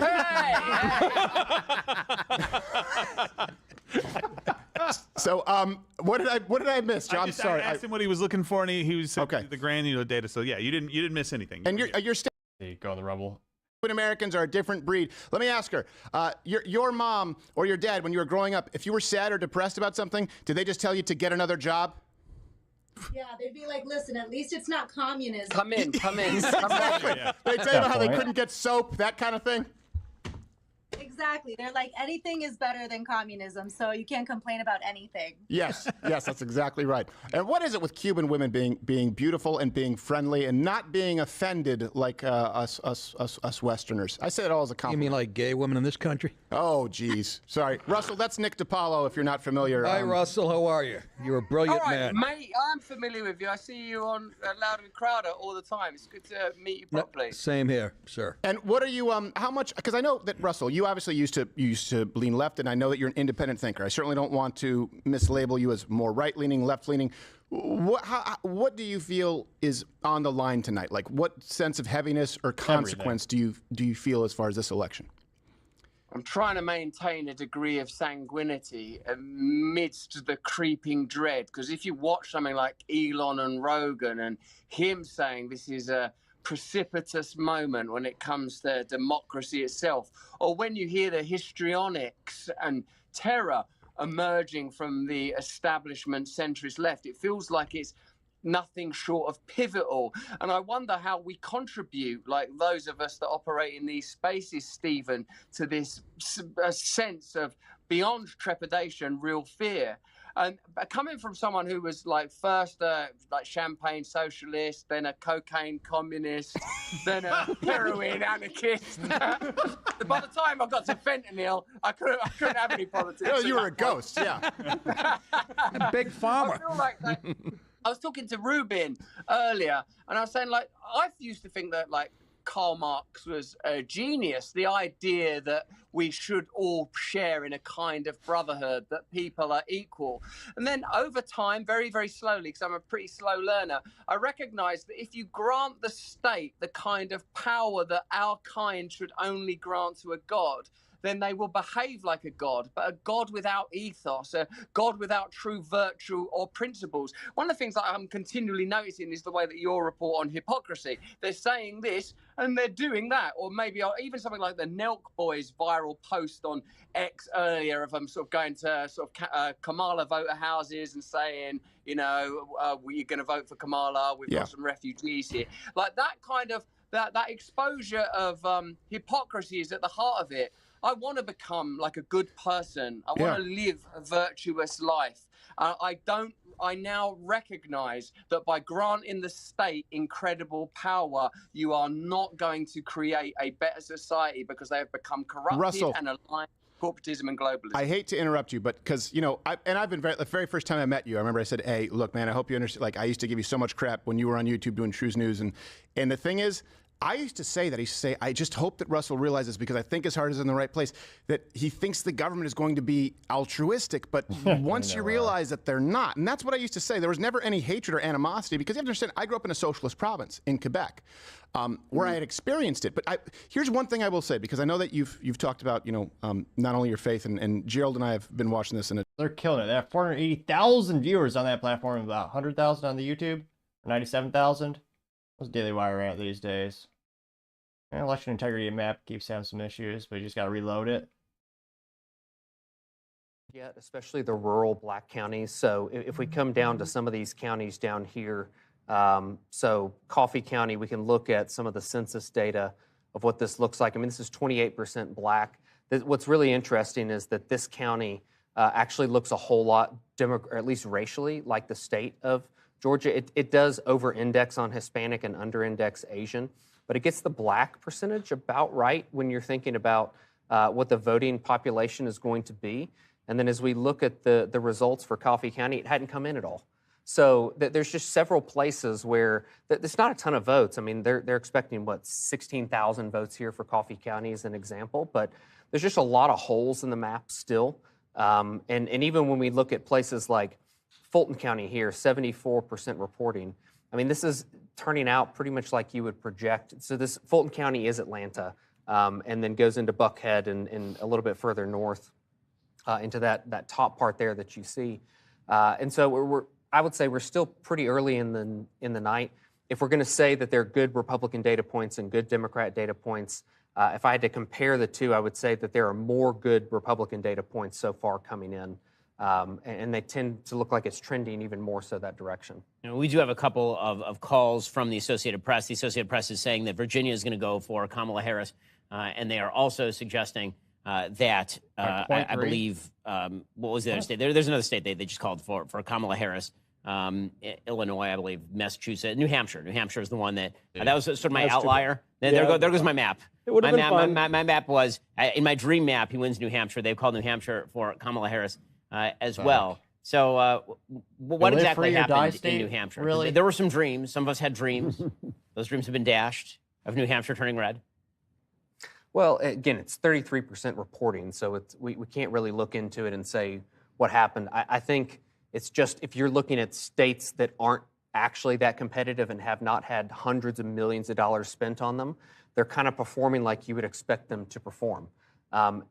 Not a lot of money was spent in Florida this go-around, and I think that depresses the Democrat and left-leaning non-affiliated voter turnout there. That's from Daily Wire. I'm looking at Associated Press right now, pulling up Virginia. Still too close to call. Me. Again, I might be wrong, but right now Virginia, it's neck and neck. So Virginia right now has 49.7% of the votes coming in for Donald Trump, while 48.7% are coming in for Kamala Harris. Again, this is Virginia. And that is with 46% of all votes in Virginia being counted thus far. So again, that's neck and neck. I don't think it's a coin toss. When it comes to New Hampshire, again, there's still only 32 or 3. Let's see here. 32% of the votes in New Hampshire have been counted thus far. 54.5% in favor of Kamala Harris. Vermont, which I don't know why it now has votes, but it looks like it's calling for Kamala Harris. I don't know why. Maybe get conspiracies out, but again, since this started streaming, 0% of the votes, at the time when I started the stream, 0% of the votes have been counted thus far in Vermont. And obviously, interestingly enough, not obviously, they already called it for Kamala Harris. Also suspicious is ABC calling Pennsylvania for Kamala Harris 3 days ago, claiming they had 100% of the votes in and counted. So going to Pennsylvania, still, was it? So 15% of all votes in Pennsylvania have been counted thus far. 65.4% are for Kamala Harris. 33.8% are for Donald Trump. Again, that is in Pennsylvania. You got Illinois, or as people improperly pronounce it, Illinois, though not little I respect the state, maybe I pronounce it Illinois as well. Illinois has 21% of the votes in the state counted, at 59.9% coming in for Kamala Harris. Looks like they're actually calling it. This being Associated Press, as well as go to CNN map, I'm sure. Refresh it over here. They have CNN hasn't called it. So they got 21% of the votes in Illinois, coming in at 60%. Kamala Harris. Let's see, got a couple more votes coming in here. Michigan, still 8%. 55% of those votes thus far are for Kamala Harris, which, again, I keep telling people, the average automotive worker, they make a lot more profit. Again, a lot of these companies have profit sharing. The major automotive manufacturing in the United States are, again, the historical famous, the big three being General Motors, Ford Motor Company, as well as Chrysler, which now Stellantis does include, of course, Dodge as well as Jeep. They make a lot of their profits from gas engines, not EVs. Ford Motor Company lost $132,000 per EV sold last fiscal quarter in Q3, also known as terrible. So again, Trump is saying day one gets rid of those EV mandates so we can all have fun gas vehicles again, which of course you can have with a stick shift, which all cars should have by default. Map just exploded. You have North Dakota coming in. Well, again, no votes. It's ridiculous. So they're calling it, I don't know how, for Donald Trump, but 0% of the votes have been counted thus far in North Dakota. Same with South Dakota and Wyoming, which, I mean, historically speaking, Wyoming, I would think, would be probably one of the ones. Now, looks like CNN is called Texas, as well as, is Fox News? Oh, geez, you got that. Austin. Oh, geez, that's disgusting. Austin, again, the outlier of Texas. The number one way to insult someone from Texas is to dare to tell them that Texas is like, Austin is indicative of the whole state. Now, Austin, what is this? 70% of the votes in Austin have been counted. 70.4% of the votes came in for Kamala Harris. Ridiculous. Houston is 52% to Kamala Harris. Right now, 72% of all votes in Texas have been counted and is leaning towards Trump. Again, it goes to the total. Let's see here. When it comes to the total state of Texas, you have 55% of the votes being counted, 53.7% counting Donald Trump in favor. Let's see here. 4% of votes in North Dakota, 75% Trump, 0%. Oh, I was going to say, there's so few votes. There's only about 2,000 votes counted this far in South Dakota. Obviously, it's comically small sample size. It's not indicative necessarily of the whole state. Of that sample size thus far, 68% of that is for Donald Trump. Nebraska, you've got 41% for Trump out of the about 200,000 votes there. 26% votes being recorded there. Pennsylvania, keeping an eye on that. That is still only 16% of all votes in Pennsylvania counted thus far. New York just hit the map at 15% thus far of all votes in New York, but they're calling it for Kamala Harris at 73.5% compared to Trump at 26.4%. Let's see here. Jump back, see what they're saying at LWC. There's the map. Brought to you by Noble Gold. Yeah. Go to crowdergold.com for your gold, which, by the way, it's actually a good company where they don't screw you like a lot of gold companies out there. I've said too much. You're not saying too much. I had to talk to you about this, and you're like, look, man, I can't sleep at night. And I'm like, no. What if I find the right company? You're like, all right, if you find the right company, I'll be. You just did a gold ad read, which is hilarious because that's what Daily Wire is known for. It's something he used to make fun of Ben Shapiro for. I threw that gold coin. So now they got gold too. Everyone's got the gold. Yeah, we have to find that gold coin. What? I won't. It's worth a lot of money. Yeah, we haven't forgot about it. Noble gold. I guarantee you, Sam hasn't. Right. Oh my God! Wow. Yeah. So in about that was anti-Semitic. 10 to 15 minutes, we have Catherine from True the Vote. She's going to come on. We're getting a bunch of reports right now, guys. If you're hearing anything about this, a bunch of reports of power outages in different places that you can speak to. We've already seen the one. I think what was that? Pennsylvania. That we talked about. We talked about in Cambria County. Cambria County. Yeah. So apparently there are more of those happening right now. But also, I think I already called this, but there's some pretty good trends right now in North Carolina, pretty good trends. I'm looking to see really what's going on in Pennsylvania right now. Some of the early precinct votes, like you're seeing Donald Trump, they're actually talking about it on CNN right now, up 106,000 votes in North Carolina. That has switched within the last half hour. Well, to yeah, but again, without having, and you can I think punch out a little bit with the Reuters API data a little bit. Click the North Carolina one on ours. Click the North Carolina so we can bring it up for people. That's an important one. Yeah, correct? Go to North Carolina. Let's see. Okay, so hold on. Can we just look at hover right there? Oh, hover over the entire state. Yeah, hover over the. You might need to punch out a little bit, guys, and hover over North Carolina, the entire state. Okay. So what do we have? We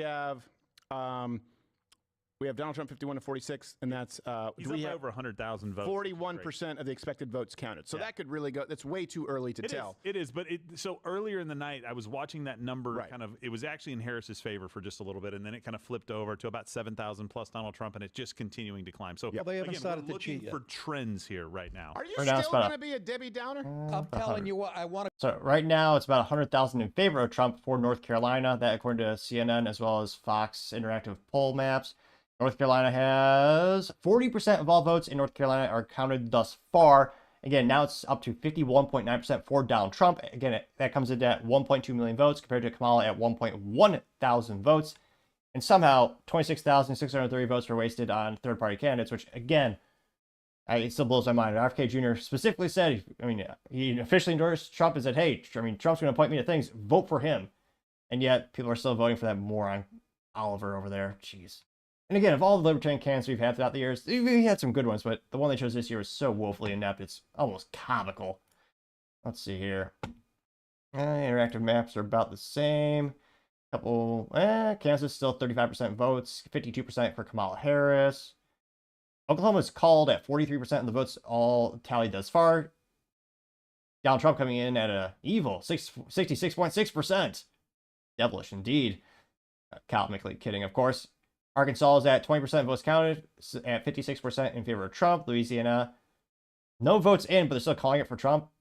I don't know why. The data is so slow. 8% of votes in Mississippi. Fun, great Scrabble word. Although, no, you can't. Yeah, I don't think you can do states, actually. So, not the best Scrabble word. Now, that one is at 58.1% for Donald Trump.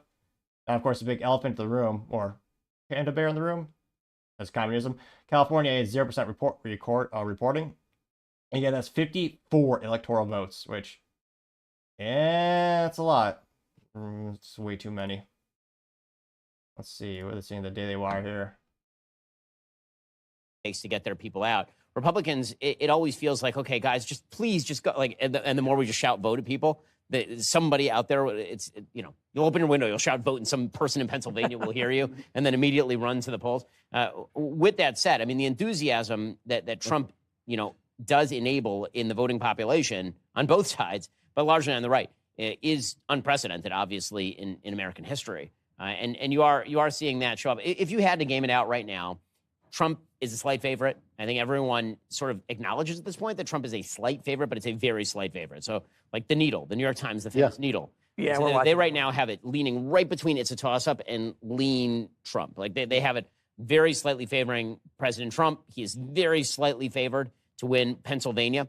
He's slightly favored still to win Nevada and North Carolina, according to the New York Times, right? So I'm not citing a left-wing source right there. And of course, it seems as though we're having a better time tonight than the people on MSNBC are. Yeah. From what I'm hearing from I'm getting a lot of texts from people. That was part of the reason my joy. Is he about to say his colleagues? The whole night I watched the left-wing media.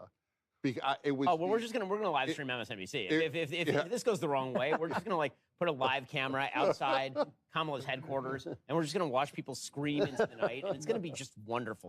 There will be joy. There will be joy.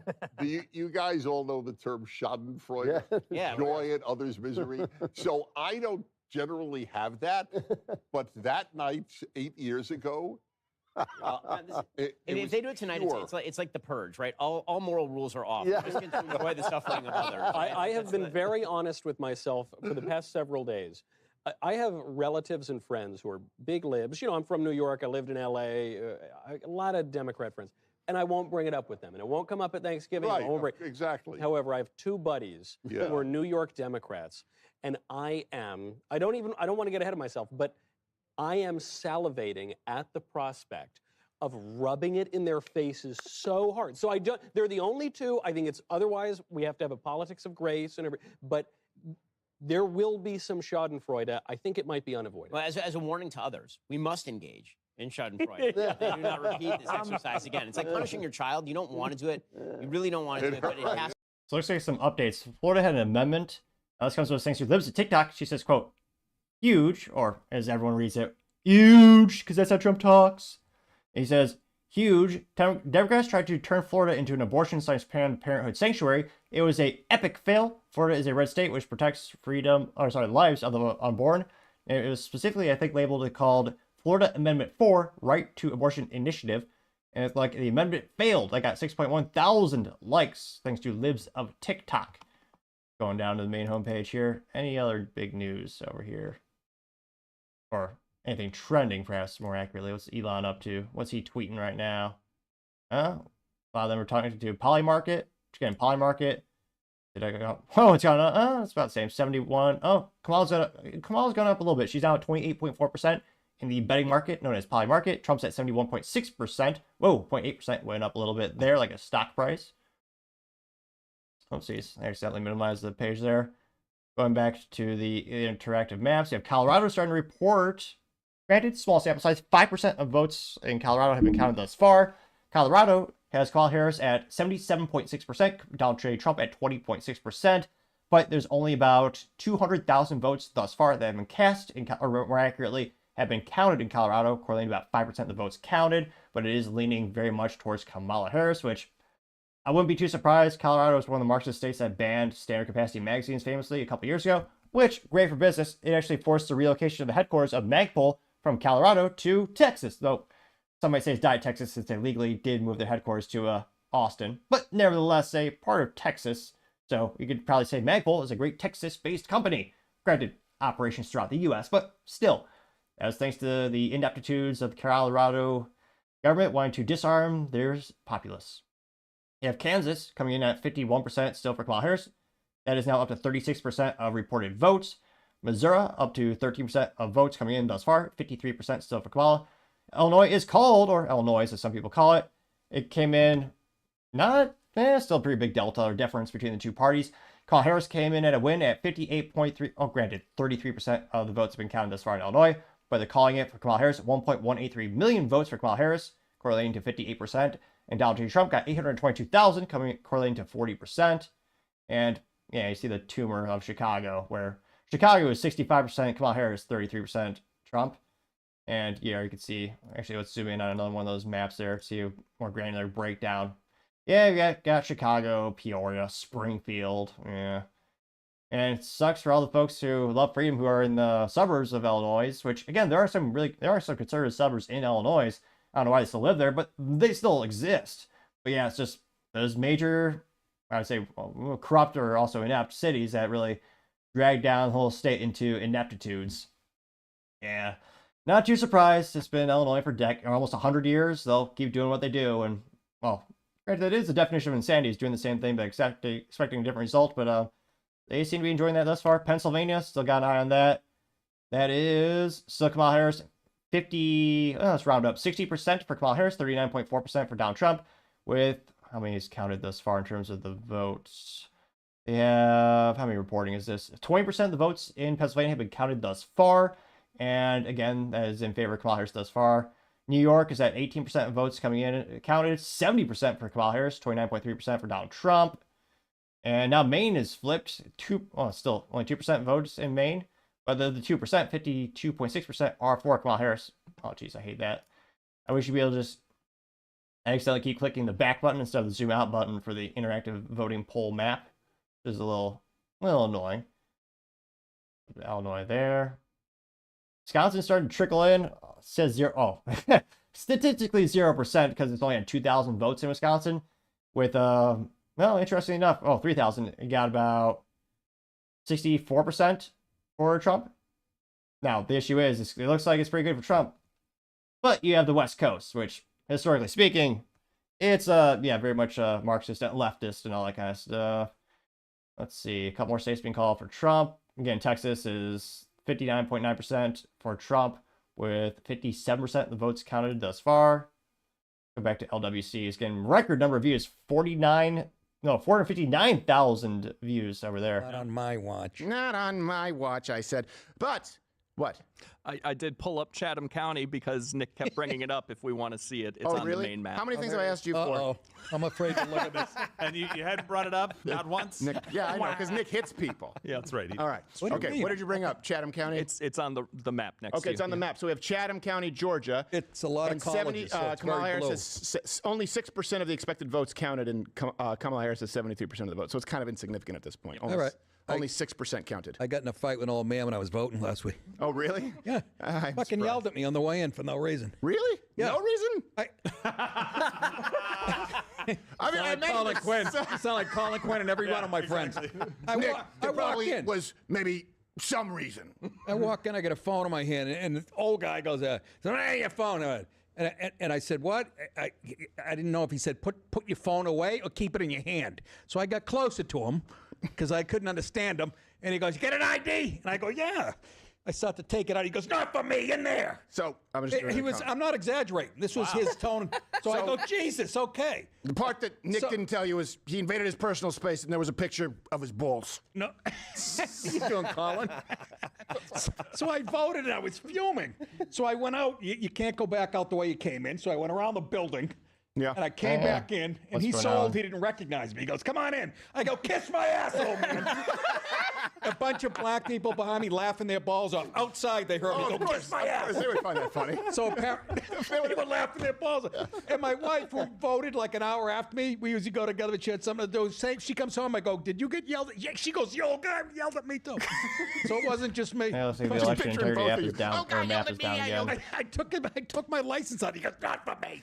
Speaking of which, speaking of yelling, it's actually we've been putting this off.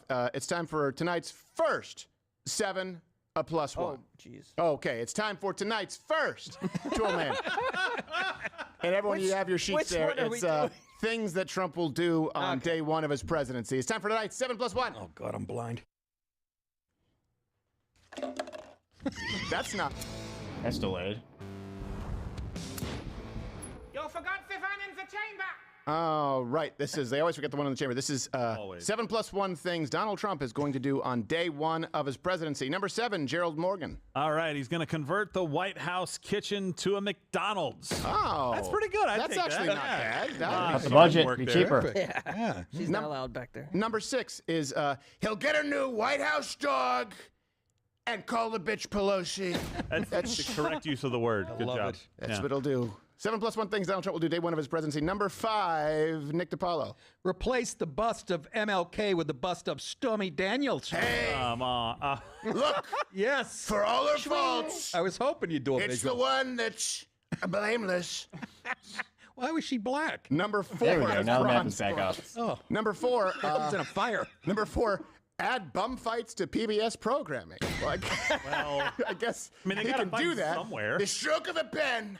Love bun fights. Hey, that'll get funding. Number 3, Gerald Morgan. Signs executive order that Biden can host his mall walking group in the White House. Well, that's charitable. How many push-ups you want to do here, pal? Only from 5 a.m. to 6 a.m., sir. And then the entire time he walks by, he's like, I want to smack his ass. I used to sit in that office. Yeah, sure you did. Such a weird insult. Sorry, Mr. Former President, that you want to smack men's asses. Number 2, post Biden's Corvette on Facebook Marketplace. Well, that seems like payback. That could seem a little bit spiteful. And the number 1 thing Donald Trump will do on the first day of his presidency, Nick DiPaolo. Bug bomb. What?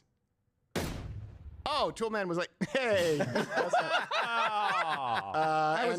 Just remember, Toolman, there's the +1 thing he will do actually is deport E. Jean Carroll. Oh, but wait, and Ricochet one, and euthanize her vagina. Ricochet 2, her pussy. I meant the cat. That's been this week 7+1. There's more. Good animation with Walther Pistol. You forgot the one in the chamber. I almost pulled a Biden. I was going to go bug bomb Photoshop. Just keep reading. That's what I almost did. We do have Catherine from Truth or Vote to give us an update, like I said, about the power outages, if you want to go to her. How tall is she and what does she weigh? Okay, and I literally am getting like a pain in my, so I'm going to need a break just because I'm getting the cramping. You know what? You've done a good job so far. We'll let you have a break after this. After this. After this. Take a Midol, for Christ's sake. You think you can make it through this? Yeah, I'm sure I can make it through this. I just, okay. Nobody's going to know if you crap your pants. These mics aren't that Careful sensitive. what you wish for. You will. And there's something that happens when it hits cotton. It's not like a normal evacuation. I don't know what it is, but a totally different deal. That's right where the gold coin went. Exactly, right where the gold coin went. All right. All aimed at mustard me. gas. So we have, who is it who we have? We have Catherine from True the Vote. Catherine from True the Vote. There's an we update talked with to what's her. going on in Pennsylvania. Well, maybe other places too. So All let's right. see what she has to say. Let's bring on Miss, I'll call her Miss True the Vote. Okay. Miss Catherine True the Vote. Miss Catherine, because I'm going to get you, I always get the last name, Catherine Engelbrecht. Do I have that right? Engelbrecht? I want to make sure I have the name right. For the echt on the end. That's it. Okay. Because I don't want to be the person who gets it wrong. Catherine, thank you for being with us. Of course, you are here on behalf of True the Vote. You guys are doing great work. And keep in mind, I'm in a little bit of a silo here, but Gerald was going, we have an update. We have to bring Cat. So I'm going in blind. What is it that's going on here right now?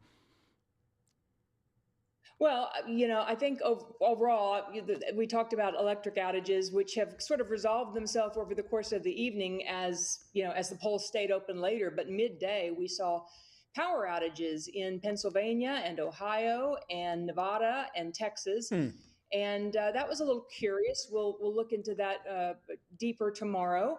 But everybody got back online, and that plus bomb threats led to extended hours at the polls. And still people standing in line. We just got a report from a group out in New Jersey that, the state's already been called, but they were in line when their polls closed at 8 o'clock, and they are projecting still 4 more hours in line, over 1,000 people in line. Oh, wow. So, it's a curious night in that respect, that people are staying and just, they want to have their vote count. But on balance, I'll say that, we had the power outages, we had machine failures, we had a lot of concerns about non-citizen voting. We were hearing that coming in from election workers and their limited capacity to do anything about that.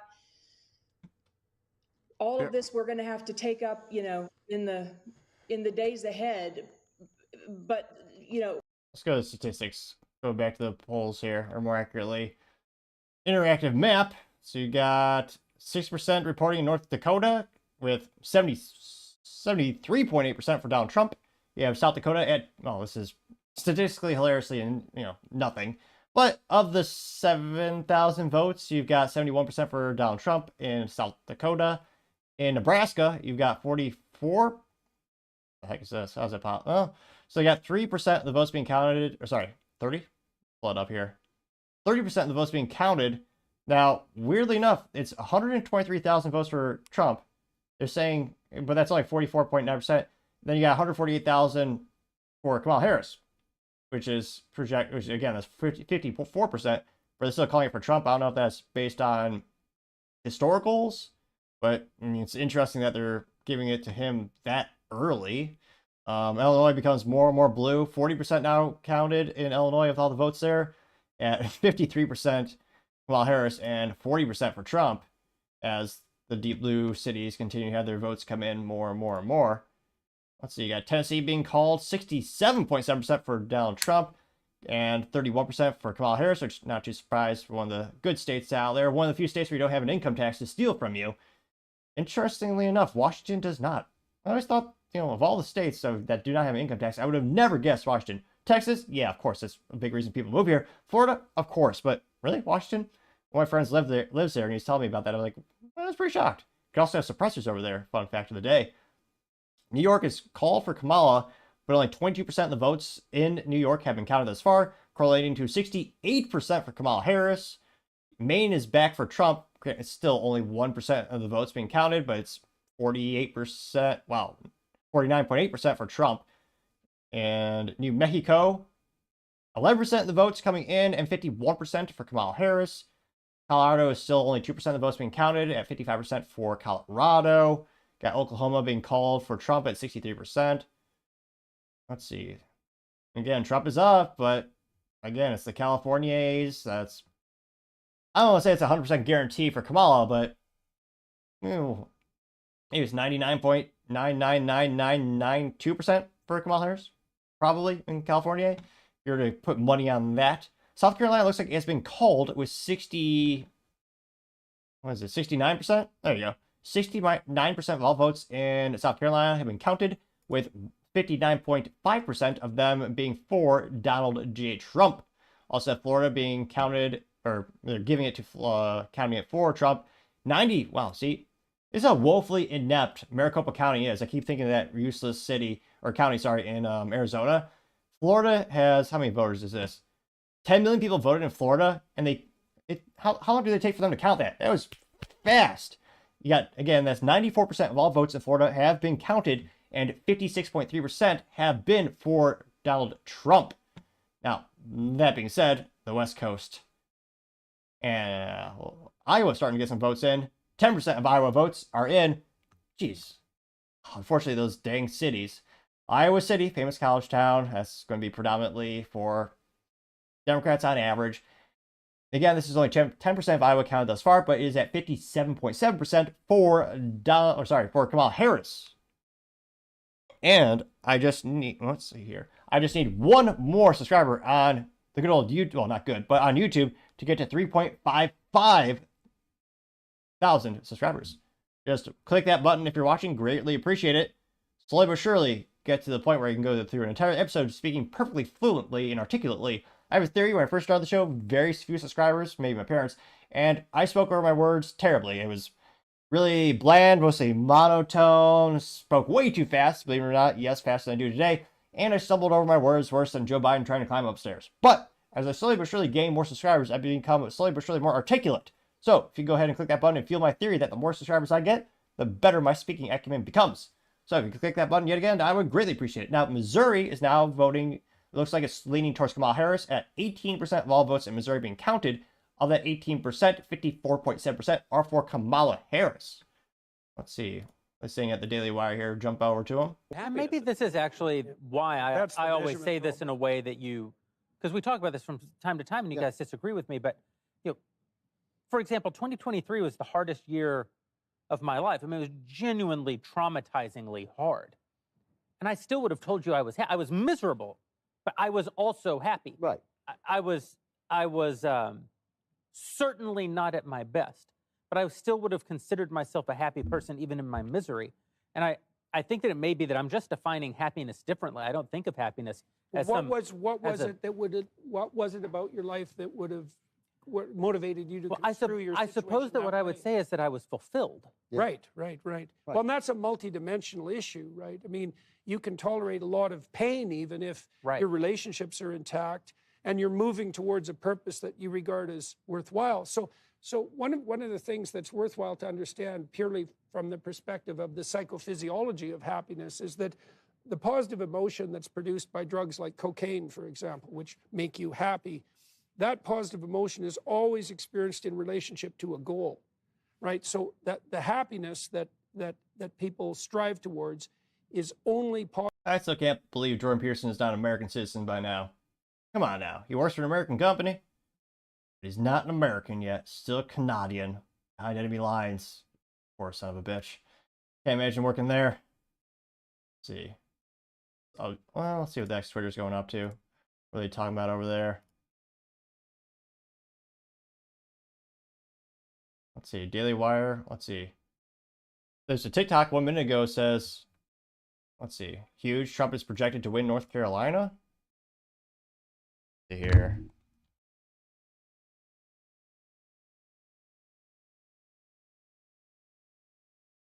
Send them a GIF. There we go.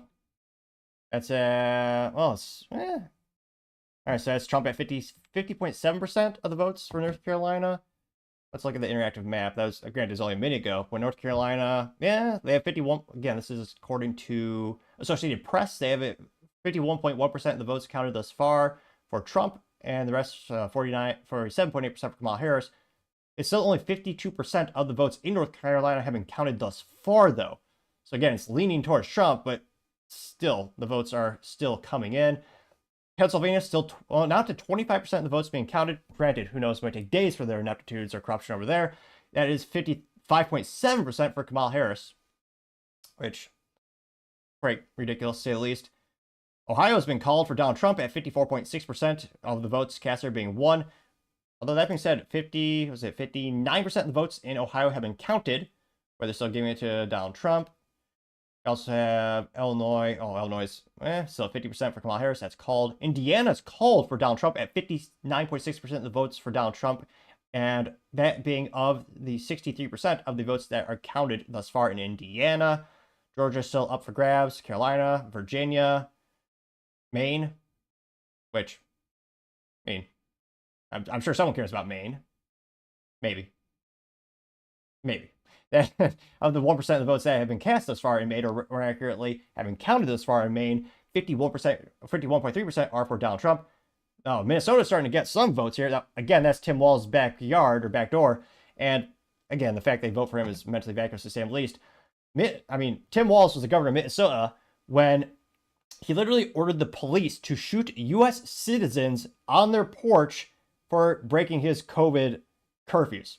And police were shooting them, clarify, with paintball guns. Basically the definition of tyranny, and yet they still vote for him over there.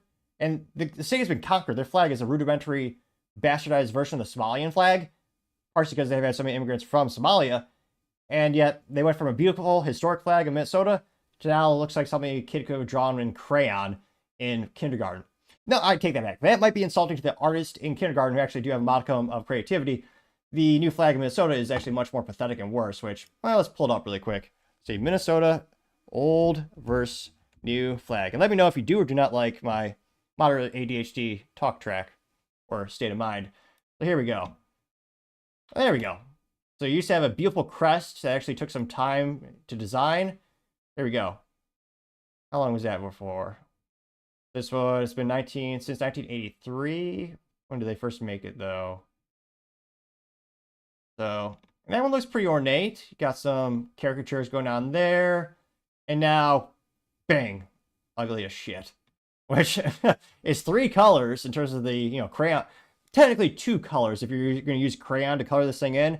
It looks like, well, what is it? A rectangle with a little arrow on one end. And the opposite is the inverse of that. And they have a little bastardized looking star. Which, yeah, I mean, how rudimentary and pathetic is that? Which, again, it looks very similar to the Somalian flag, which makes sense because they were basically conquered by Somalia. But again, that is Minnesota. Now, funny enough, and again, this is 0% of the votes counted. It's so statistically insignificant. Now, the votes cast thus far, about 10,000 votes have been cast in Minnesota. And 55.3% of them thus far counted are for Donald Trump. Again, I'm pretty pessimistic. That is a pretty deep blue, well, specifically Minneapolis is a very deep blue city. And I'm pretty skeptical to see if Minnesota will flip. Although, well, I was going to say, let's look at the 2020 election map, see what that looks like. Juxtaposition the two things. Let's see how it looked in 2020. Let's see here. Yeah, so Minnesota was blue in 2020, same Wisconsin, Michigan, Illinois, well, obviously. So, Colorado, yeah. I mean, shoot. Really needs to win Georgia and obviously Pennsylvania. Again, he lost Virginia last year. Maybe he can get it this year. Colorado, New Mexico, Arizona, you definitely want to pick those up if you can. Somehow Hawaii still is involved in the electoral process. I'm only partially kidding. They contribute many things to society, like research and development. Oh, no. Manufacturing. No. Software development. No. Tourism. Yeah, that's a business jab at Hawaii. But let's see here. Going back to the new maps. All right. Oh, it's jumped up again. Poly market, the betting market, now has Trump at 79%, and Kamala Harris is at 21.3%, now 21.6%, which, yeah, not financial advice. And again, you actually can't bet on this if you're a U.S. citizen, interestingly enough. But yeah, I mean, shoot. Pretty good odds for Trump winning, according to the poly market betting market. And Jesus, that's insane. $1.3 billion have been bet for Donald Trump. $881 million have been bet for Kamala Harris, which, That's a pretty big chunk of change. That's a lot of money on the line there. Wow. Let's go to the past hour. Yeah, that is skyrocketing like a freaking Nvidia stock, which not financial advice, but Jesus, wish I bought that years ago. There you can. Let's go 6 hour time frame. There you can see, and Trump is going up, and she is going down, which par for the course. She does have some experience on that. I'm so surprised she does not have a Nike endorsement yet. Perhaps like Colin Kaepernick, she'll get that as her second job after she is retired or gets kicked out. Now again, it looks like Missouri is still leaning left with 52% of the votes going for Kamala Harris. Kansas is still leaning left. It's getting close. So 43% of the votes cast thus far have been counted in Kansas, with leaning 49.7% to Kamala Harris, 48.8% for Donald Trump. Let's see here. I got Colorado still very much leaning Kamala Harris, 53% to 44%, with 33% of the votes counted. Looks like a couple more states have been called for Trump. I don't know why they're doing this, because South Dakota has 2% of the votes that are counted. That's, again, very statistically small. It's 10,000 votes right now, although it's 69% for Donald Trump. Let's see here. Again, Virginia, North Carolina, Georgia still neck and neck, slightly right thus far. 51% now for Trump in North Carolina, 52% for Trump in Georgia. Virginia, oh, it's 50.1% for Donald Trump. New York is being called with 34% of the votes that are in, 64.9% for Kamala Harris, which, all these little blue states. Connecticut, which people know for, well, it used to be renowned historical firearm manufacturing used to be done on the East Coast. Unfortunately, they moved down south because they stupidly voted against their own economy and booted out some of the most historical, brilliant manufacturers in history. I partially digress, but Connecticut does have 66.4% voting for Kamala Harris. Looks like it's only 4%. Or sorry, what was that?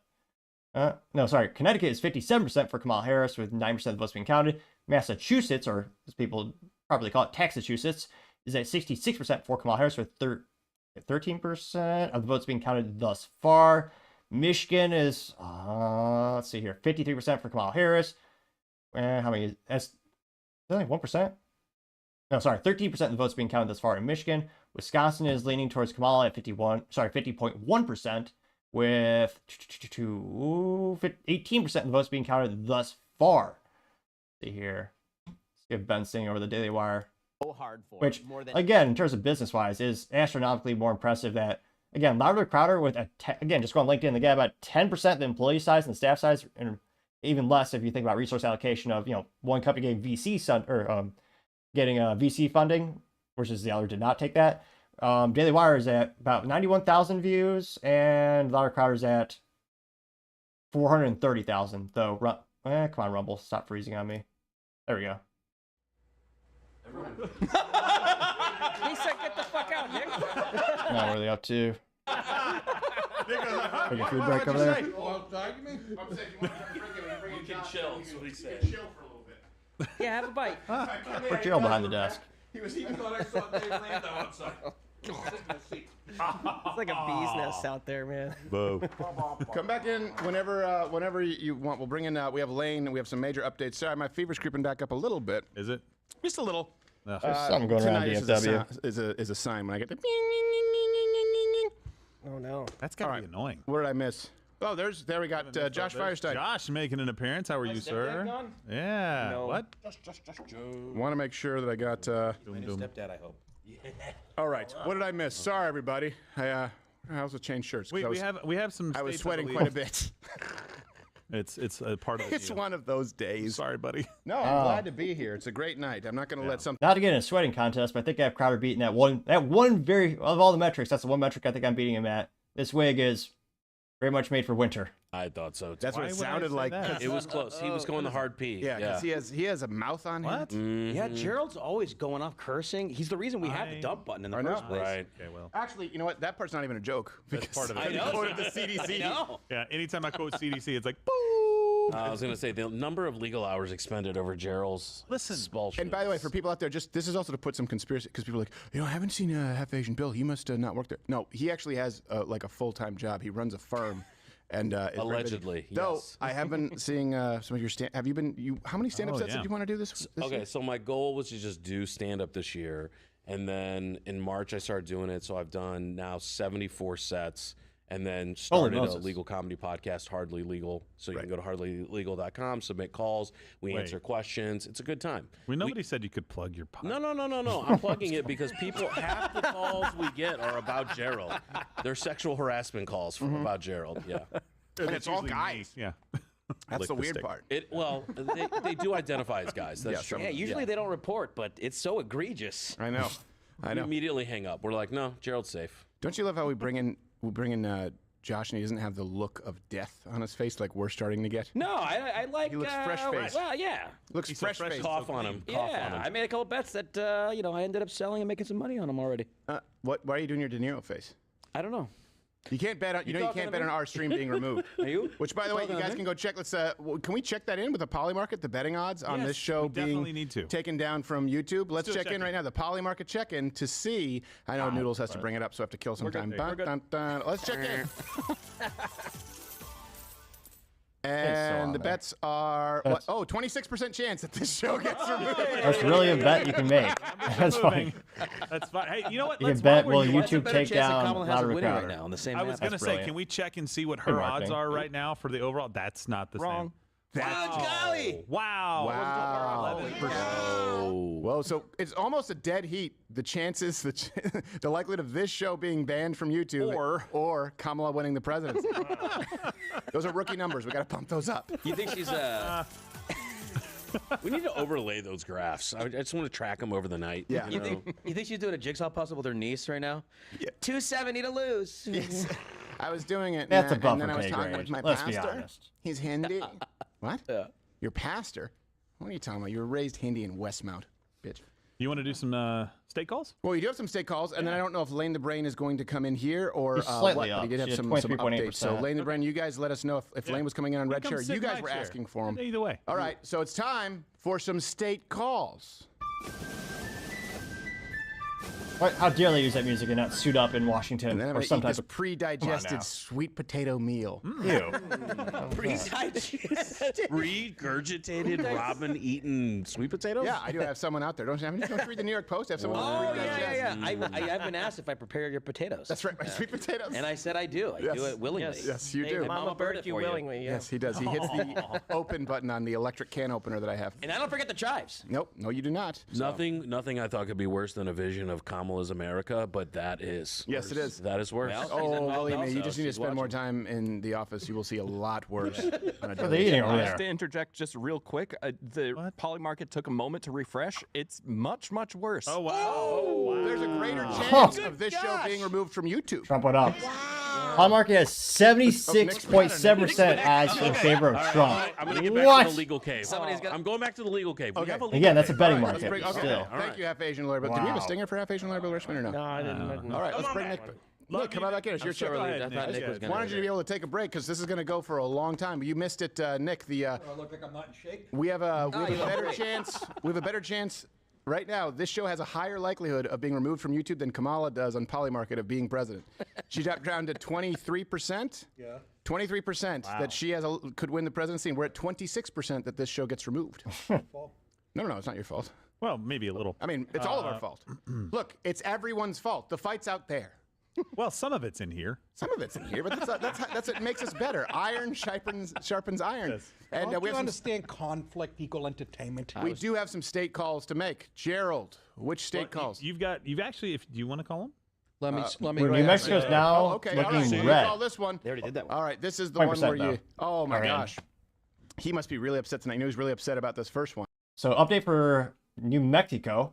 New Mexico is coming in 20% of the votes being counted thus far. You have 50.1% for Donald Trump, 48.2% for Kamala Harris, and who are these more? 0.8% people wasting their votes on RFK Jr. Again, he's said multiple times to vote for Donald Trump. Ridiculous. Hell yeah. That's Throwing right. beads for Hit Trump. the eagle. Been a kid, call yourself a sound man. Ain't no sound. Back in the day when I had sound man, they were talking to tin cans and a wire. Again, thank you everyone for taking time to tune in. Got almost a record number of likes for this video. Really making my night. Really appreciate it. Yeah. And again, if you can click that subscribe button, I greatly appreciate it. Want to just need one more subscriber to get to 3.55 thousand subscribers. hoping to get 4,000 by the end of the month. And then we do have to make an unfortunate call, but it's only 4 electoral votes. Rhode Island is officially going to Kamala Harris. Yeah, because that's a wart on the ass of Massachusetts. Yes. Rhode Island, The state? Yeah. I thought that was like Still county or exists? something. Yeah, they'll absorb it. I think it's a territory. And then 28 electoral votes, so this will go on the map. But do not be depressed at this point. We knew this was going to happen unless you were Vivek, who will be on the show later. Ohio. New York is officially going to Kamala Harris. I still right think now. they're cheating. Yeah. That's Oh, Interestingly enough, going to the statistics of, what is it? Rhode Island, which is really one of those, you really only think about them every time you're given a quiz of name all 50 states. But Rhode Island is called for Kamala Harris at, wow, talk about small votes, but again, they still count electoral. So you got 4 electoral votes for Kamala Harris. It was 53.3% for Kamala Harris for Rhode Island. Again, 53.3%, coming in about 250,000 votes for her and 187,000 votes for Donald Trump, and 1% of votes for their RFK Jr., which, again, for the umpteenth time, he said, vote for Donald Trump. He endorsed him, and he's working with him. He's on the Trump train, as some might say, which, in terms of marketing, the fact that Trump does not have an actual train with his logo on it, talk about a lost marketing opportunity. Come on, how do you not have that? But I partially digress, but looks like that's the statistical breakdown of Rhode Island, which, again, we think about from time to time. Thanks to Family Guy, I think that's the one reason people think about it, to be honest. But then you got all these other states in play. New Mexico is slightly leaning right now. Colorado is still leaning left. 53.3% of Colorado is leaning towards Kamala Harris at 40% of the votes being counted. We also have Wyoming being called for Trump at, geez, talk about small statistics. It's only 2% of the votes being counted thus far. Again, I'm keep trying to catch myself and speak slower because I know that's one of the biggest feedbacks I get, and I appreciate all the feedback, even if it's critical feedback. That's how you grow the most. So I'm trying to slow down my pace of speech. So if you click that subscribe button, it'll help with that speaking up too. So I have that theory. Right first start of the show, no one tuned in except maybe family, but no subscribers basically. And I spoke even worse than Joe Biden trying to climb upstairs. About. But as I slowly but surely gained more subscribers, I've gained slowly but surely more speaking skills. Low bar, some might argue, but still slowly but surely gained. So if you click that button, I greatly appreciate it. Again, Wyoming has about 2% of the votes being counted. So of the 6,000 votes, 79.1% is for Donald Trump. Now, granted, given historicals, I would be confident. I think the odds are Wyoming is going to go to him, though. Let's see. Give it back to, what's it saying, Daily Wire here? Leading pretty heavily in the early balloting anyway, so the chances are very good that he is going to win Arizona as well. That means that Kamala Harris right now has to win in the blue wall states. She needs to win all 3 of those blue wall states. That'd be Wisconsin, Pennsylvania, and Michigan. There's not enough data yet. There's some early Pennsylvania voting data that is coming in. They've got about 2.2 million votes counted there, 2.3 million votes counted there, according to the latest numbers. You're looking at a Kamala with a very slight advantage. 51.6%. And now we're being joined by our friend, Dr. Phil. Dr. Phil, nice to have you on the program. How are things going where you are?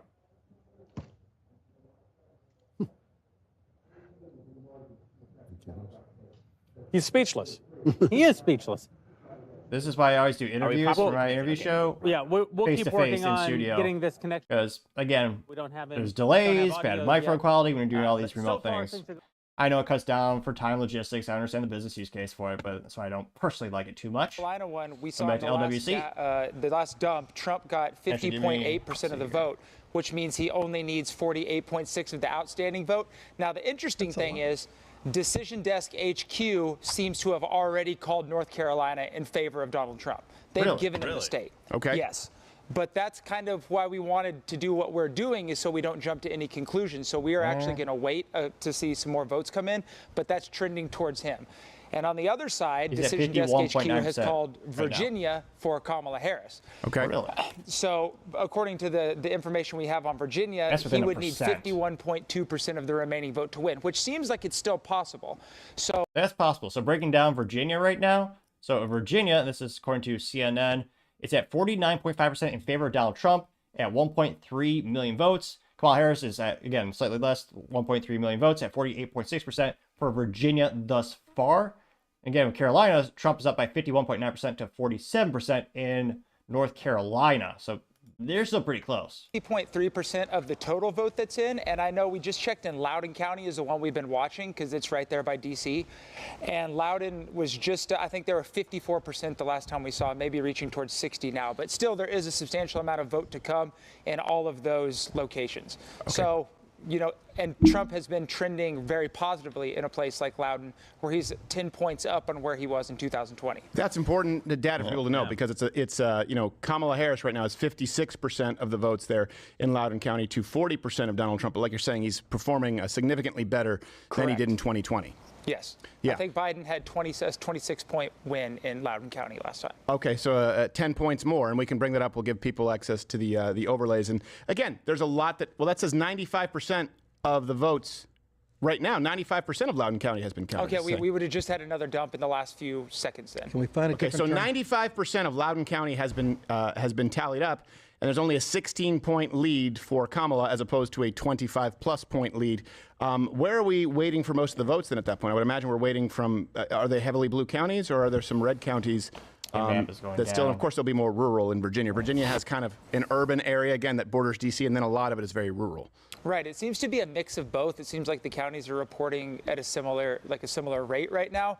And with it being so close, that's just why we don't want to make any presumptuous calls, because a few votes break one way or the other. This isn't to say Decision Desk HQ is wrong, but we don't want to pull a 2020 Arizona, if anybody gets my drift there. Yes, I do understand your drift. Brett Baer really screwed the pooch. And I think what we said was with Virginia, right, the total vote, which we won't have for a while, if it's anywhere even close, meaning if it's anything less than I think we said between 5 and 7%, if it's anywhere 5 or close to it, that would be a significant trend that would let people know, ooh, okay, this thing is heating up quite a bit. Correct. Like we were saying at the beginning of the night, if he won Virginia, that would have been an indication of a landslide. But if he's anywhere close to Virginia within a couple points, that's really, really bad news for the Democrats nationwide. And we won't know that for a little while. So even if they call the state, we won't know how close it's going to be. But that is one of the states that should be mostly tallied up by the end of the night, right? Yes, it should be, and it looks like North Carolina is trending that direction too. Hopefully we can give you our calls on both those states in a short while. Okay, all right, and get me those numbers on the Jews and the Hispanics in Miami-Dade. So we have, a quick update, we don't actually have exit polling from Jews. We do have some from Latinos that we're working on right now. Okay, great. Well, I didn't know if there was like a percentage from the census that we could find as far as Miami-Dade and I think it was Broward County as far as how many, you just look for a lot of vowels in the last name. Yeah, well, I'll go find HR right now and get them on that. Yeah, absolutely. Thank you, Lane the Brain. We appreciate it. We'll check back in with you after. People at work. There we go. The website's working now. Okay. Yeah. Good. Very good. Okay, but these trends are all great and shit. All right, Nick. This is why I told you to eat a Snickers. What is this, a Tony Robbins fucking video? I could be positive? That would be pretty cool. I'm just providing a little pushback. I'm very excited about it. We're telling you that some things are looking good, some things are looking bad. Are you cautiously optimistic, What Nick? is he eating there? That's I guess that's a good way of describing it. Very, very causally, like. Ooh. You're kind of. Let me just put it this way: like when the Red Sox go up on, something, you're like, oh, they're gonna blow it in the ninth. That's. And then if you win, you're like, yeah, they barely got it. Everything tastes weird since I'm sick, but every now and then the virus gets something right, and these sweet potatoes taste like a sugar cookie. Ew. Oh, sweet. Something right. I don't know Very why. nice. Plain sweet potatoes taste That'll like a look sugar good coming out the other end. Well, looks about the same. You're the only one who's in the blast radius. Nick Lango chimed in saying, You're the only one who's within the blast radius. got a new comment from Nick Lango saying, love the hat. Much appreciated. Good old, they're not good company, but Amazon. Good old outfit. Eduardo Bolsonaro. Actually, give you 1 minute. I'm going to grab a power bar really quick. You'll be able to see the whole ensemble. Relying on the election integrity map, and then we got DDoS. Yeah, sorry about that, guys. We didn't DDoS ourselves. No, we didn't DDoS ourselves. You can't do that, right? But I DDoS myself earlier, but well, that's different. Well, I know it's because you had a while ago. We streamed for quite a while without you. By the way, clean up restroom number 2. Okay, well, I'll get right on. DDoS I myself. slipped. I almost hit my head in the back of the tub. Oh, really? There's a tub in restroom number 2? There is now. Anybody know how to get that bottle of hand lotion off the wall at the hotel in the bathroom? No, you're supposed to. Well, I do know that you are the reason they have now bolted it to the wall. This is why they give you 2 plastic cups in the room, Nick. You go in, you fill them up. I'm at a home with sweets. I take a little ice cream bowl. I fill it. Oh, that's a smart idea. Tremendous. That's just all the tricks of the trade. It's like I'm soaking in Remember back in the day before the internet where you used to check under the mattresses for dirty magazines? Yes. Yeah, now no one cares. Well, I'll be slating. They don't come up anymore. I was at a comedy condo in Cleveland, and Slayton was there the weekend before. I opened the freezer, and he's got a Hustler open in the freezer. What? Some fat lady like this. For some reason, when you said it, I thought I was picturing Bobby in the freezer like Beetlejuice, like. That would have been less scary. Yeah. He propped it up with ice trays. It is a. What are you, tough, 11? It is a tough go on the road. Navarro looking at you from the freezer. Yeah. By the way, what? I moved. Oh, okay. You moved. Do we want to check in with CNN and let's see how confident Jake Tapper is right now? He's saying key race alert. Key race alert. Counted. I am going to now bring you a projection. It's got to be for And Kamala. CNN can project Louisiana. Wow, they did it after us. A long time ago. See, guys are seeing it in real time. They predict the ones early that they shouldn't necessarily predict. And by the way, we're not saying that they're wrong on Virginia. It's very likely that Kamala wins Virginia. Right. But they're making a prediction, again, because they want to destroy your morale. But Louisiana, for some reason, they're calling later. Come on, that was a real toss. So jumping into statistics for Louisiana, that is 66.3% of the votes came in for Donald Trump, 570,000. Got 32.5% coming in for Kamala Harris at right under 280,000. Now, in terms of Louisiana as a whole, in terms of all the votes that were counted, looks like only, again, I don't know why they call it this early. To me, it's a little early. Of all the votes that have been counted, only 43% of all the total votes have been counted for Louisiana, but they're still calling it for Trump. Now, again, it looks like it's doing good, but the West Coast, yeah, that's I guess a little bit squirrely, so to say. Well, then Pennsylvania. How many days will it take to count the votes? You know, they tried to tell you last minute, like, actually, Kamala's up 10 in Iowa because one broad with a newspaper. It's my register. What's Really? Iowa at? Where's the Hawkeyes? Where's my Hawkeyes doing there? Okay. It's a patented register. 51.6, yeah, 51.6% in favor of Kamala Harris in Iowa right now, with 23% of the votes being counted. He's not right enough. No, that wasn't enough. Oh, she resembles like an old Jewish lady. Eh, Will Ferrell's Harry. Pennsylvania's getting a little bit closer to Pennsylvania right now, and again, we're still waiting for votes to come in, but Pennsylvania, with 39% of the votes being counted, you have 50.3% for Kamala Harris, 48.8% for Donald Trump. So again, it's 1.3 million apiece for each of them when you round. So pretty darn close still in Pennsylvania. So I was gonna say knock on wood or antique. Well, I guess that's epoxy. Let me fix that. There, knock on the side of this so you can get the actual wood there. Oh, come on now, volume.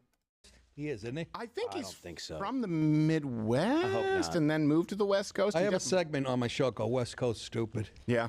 Oh.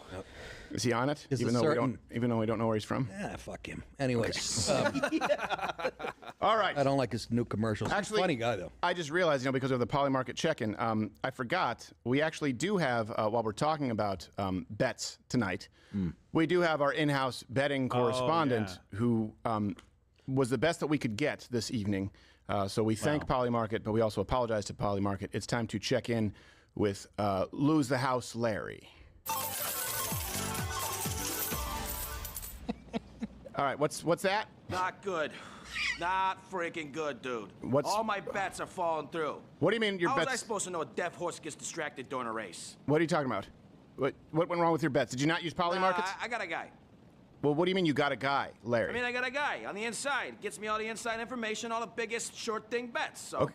Do you mean like when you were the only person who bet a lot on Mike Tyson against Tyson was a short thing. Against Buster? Didn't you bet on the Falcons against the Patriots too? Yeah, come on, dude. That was a fair bet. You know that. Yeah, but you did it at halftime. Exactly. They were up 25 points, And dude. just on principle, Larry, how could you bet against the Americans in the Miracle on Ice? Come on. No one thought they had a shot. So you bet on the Russians? No, I didn't bet on the Russians. I don't understand. The Swedes. I betted on the Swedes. Steve. Okay, well, does your guy have anything on the election tonight, Larry?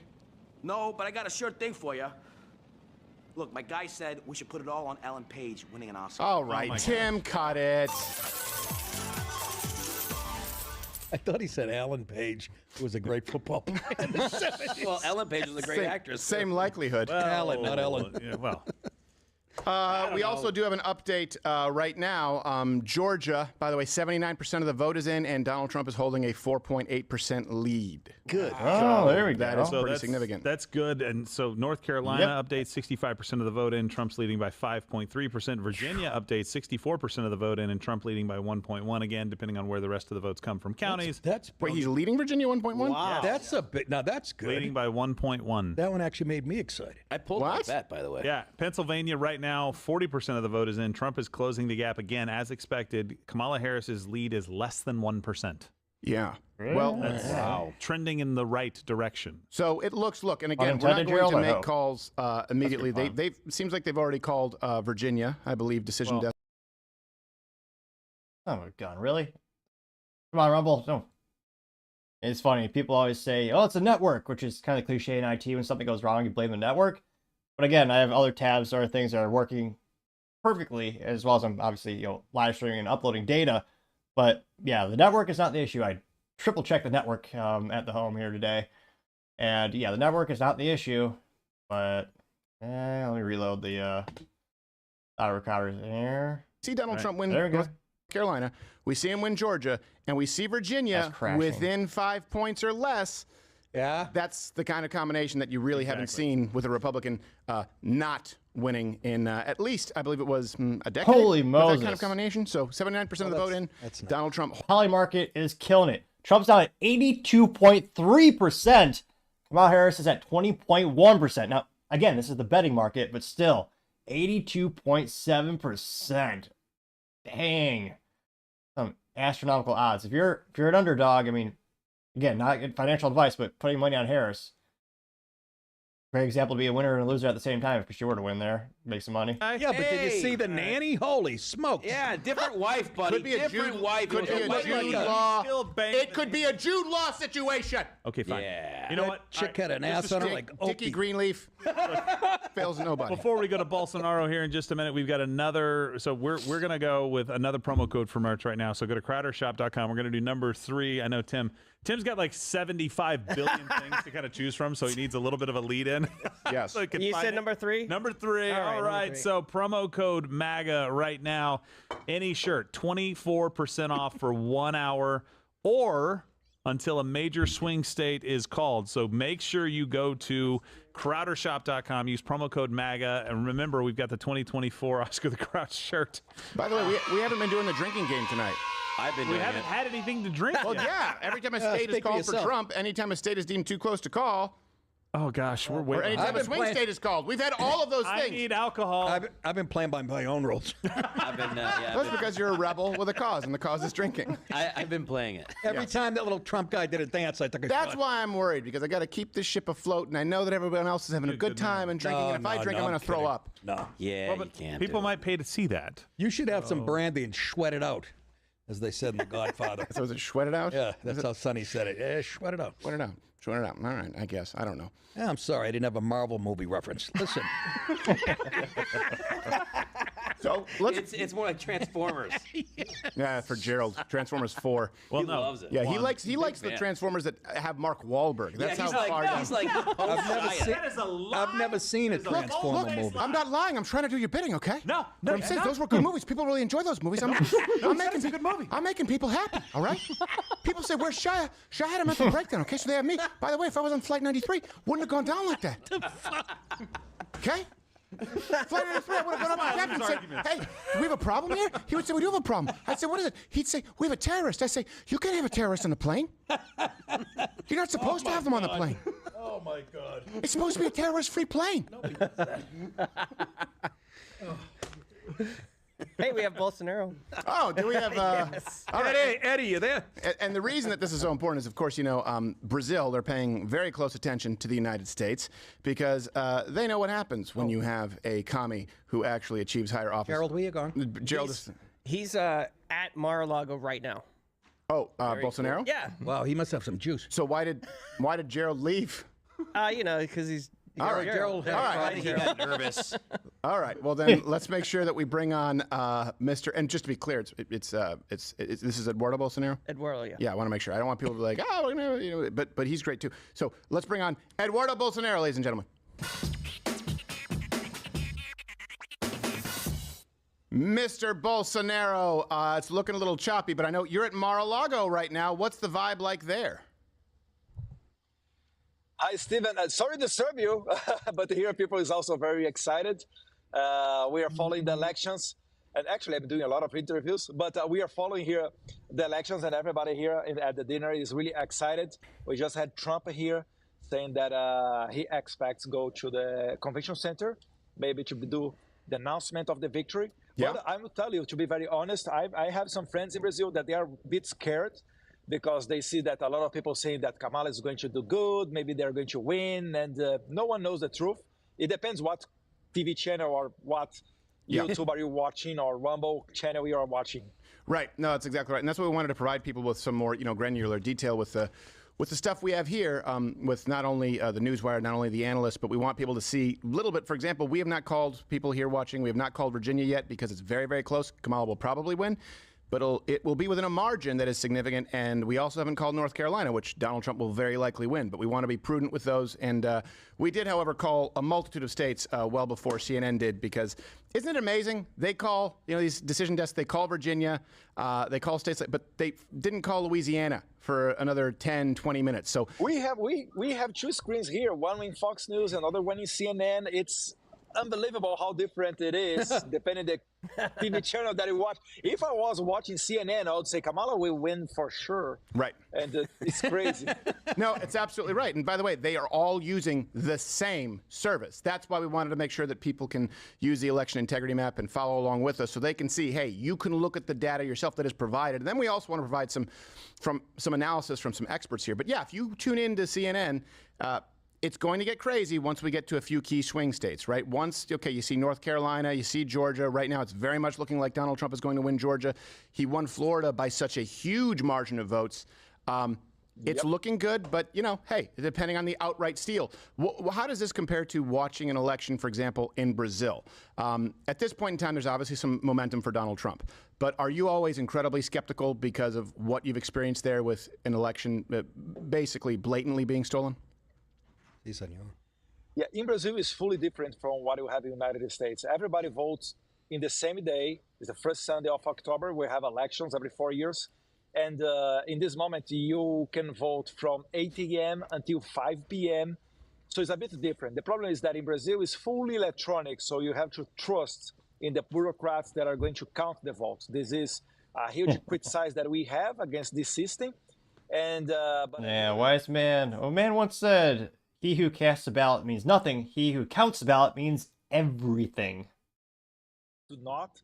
But in Brazil, it's pretty different. And it's very, very quickly that we have the results. Right. Something that I do not agree is that doesn't matter how fast you can have the result. This is not important. Important is you keep the democracy. So in my opinion, we would go back to the paper ballots. It's safer. Is the way that, for example, Javier Milei got elected in Argentina. Yeah. That'll never in happen Brazil, in the it's US, I don't fully think, if electronic. Kamala wins. I don't see this as an advantage, but the bureaucrats from the capital, they say it's very good because in a couple of hours you have the results of all of the places in Brazil. Right. Well, look, I hate to leave you early, Mr. Bolsonaro, but your Wi-Fi connection is not ideal, so you're we're hearing your voice, but we're not seeing you move. So we may check back in with you later. But I do know that the eyes of Brazil are upon us, and if people go back and watch the Ash Wednesdays that we've done and the interviews that we've done with you and Figueiredo and Mr. DeSantos, it's a very important cautionary tale. And so I know how important it is, not only to you and your family, and obviously someone like your father, but it's important to the people of Brazil who are still hoping that there's that shining city on a hill of freedom and of an actual, representative republic. So I really appreciate you taking the time, and we'll check back in with you when. Maybe tell Mar-a-Lago to upgrade their internet. Can you do that? Do you have that kind of pull? I'll ask a guy. Maybe they have some money to fix this. I'll make sure. Maybe they do. You're surrounded by gold angels, for crying out loud. It's like Ben Carson's bathroom. You ever see that? I've never seen anything more gaudy. Mr. Bolsonaro, thank you for making the time, sir. We'll check back in with you. Thank you, Steve. Eduardo Bolsonaro, everybody. All right. Best teeth I've ever seen on a human being in my life. Well, I think they, in their healthcare plan there, it's free dental and steroids. What?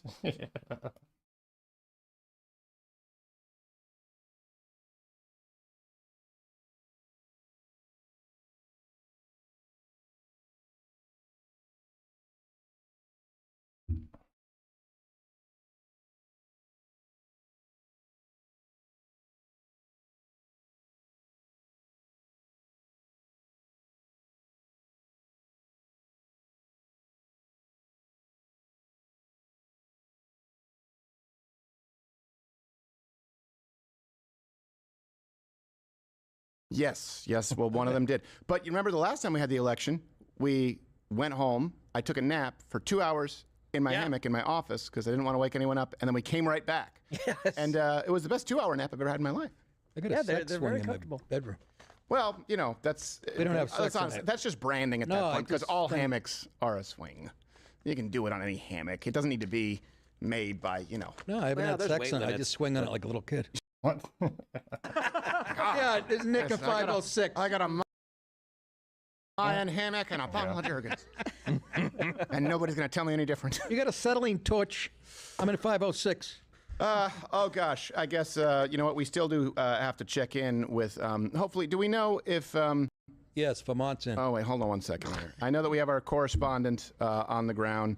Well, this time I guess he's in Pennsylvania. So let's check in with our on-the-ground correspondent who still has a retainer for the next 4 years, so he'll be here through the next election. Thanks, Rumble Premium, Thomas Finnegan. This guy's one of my favorites. I wonder why they're rebranding to Rumble Premium. Mud Club was iconic.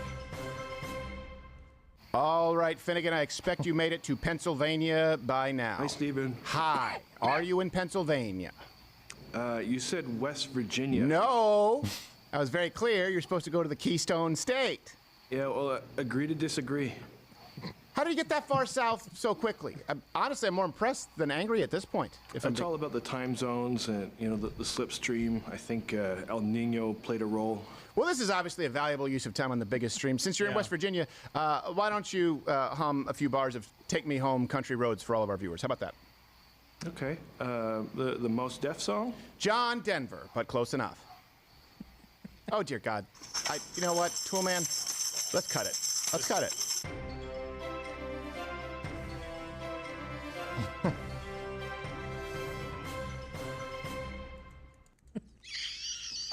Look like one of those monkeys, like the cymbal monkey. Oh, the monkeys. Huge influence on the Beatles. That's what I heard. He looked like Joe Cocker. Look at this. Look at this. John King and Jake Tapper. How many queers can you fit in a room? Oh, my God. I couldn't pick them off a rooftop full of... I know. We've been good tonight. I want to see that ass on John King. Who needs a He wears the soundboard? jacket to hide it. He does. I swear to you, he has it let out. He has it let out in the back like a penguin. His nickname's Lizzo. Yes. He's got junk back there. He's got a very got an weird ass body like you shape. read about in Ass Weekly. So someone was asking about New Jersey. I want to look at the statistics over there. So New Jersey, according to CNN and Fox, looks like New Jersey is called for Kamala Harris at 52 point. Yeah, that's a pretty big spread. 52 point, which Kamala would know about. But in all seriousness, Kamala Harris is at 52.1% of the votes tallied thus far. In New Jersey, coming in at 1.679 million votes. Donald Trump at 46% of the votes. For New Jersey, other candidates at 1.8%.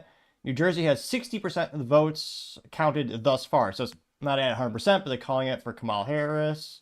Or sorry, New Jersey is a little mouse movement there, unfortunately. New Jersey right now is 73% of the votes being counted for thus far, and it's at 52% for Kamala Harris, and only 46% for Donald Trump.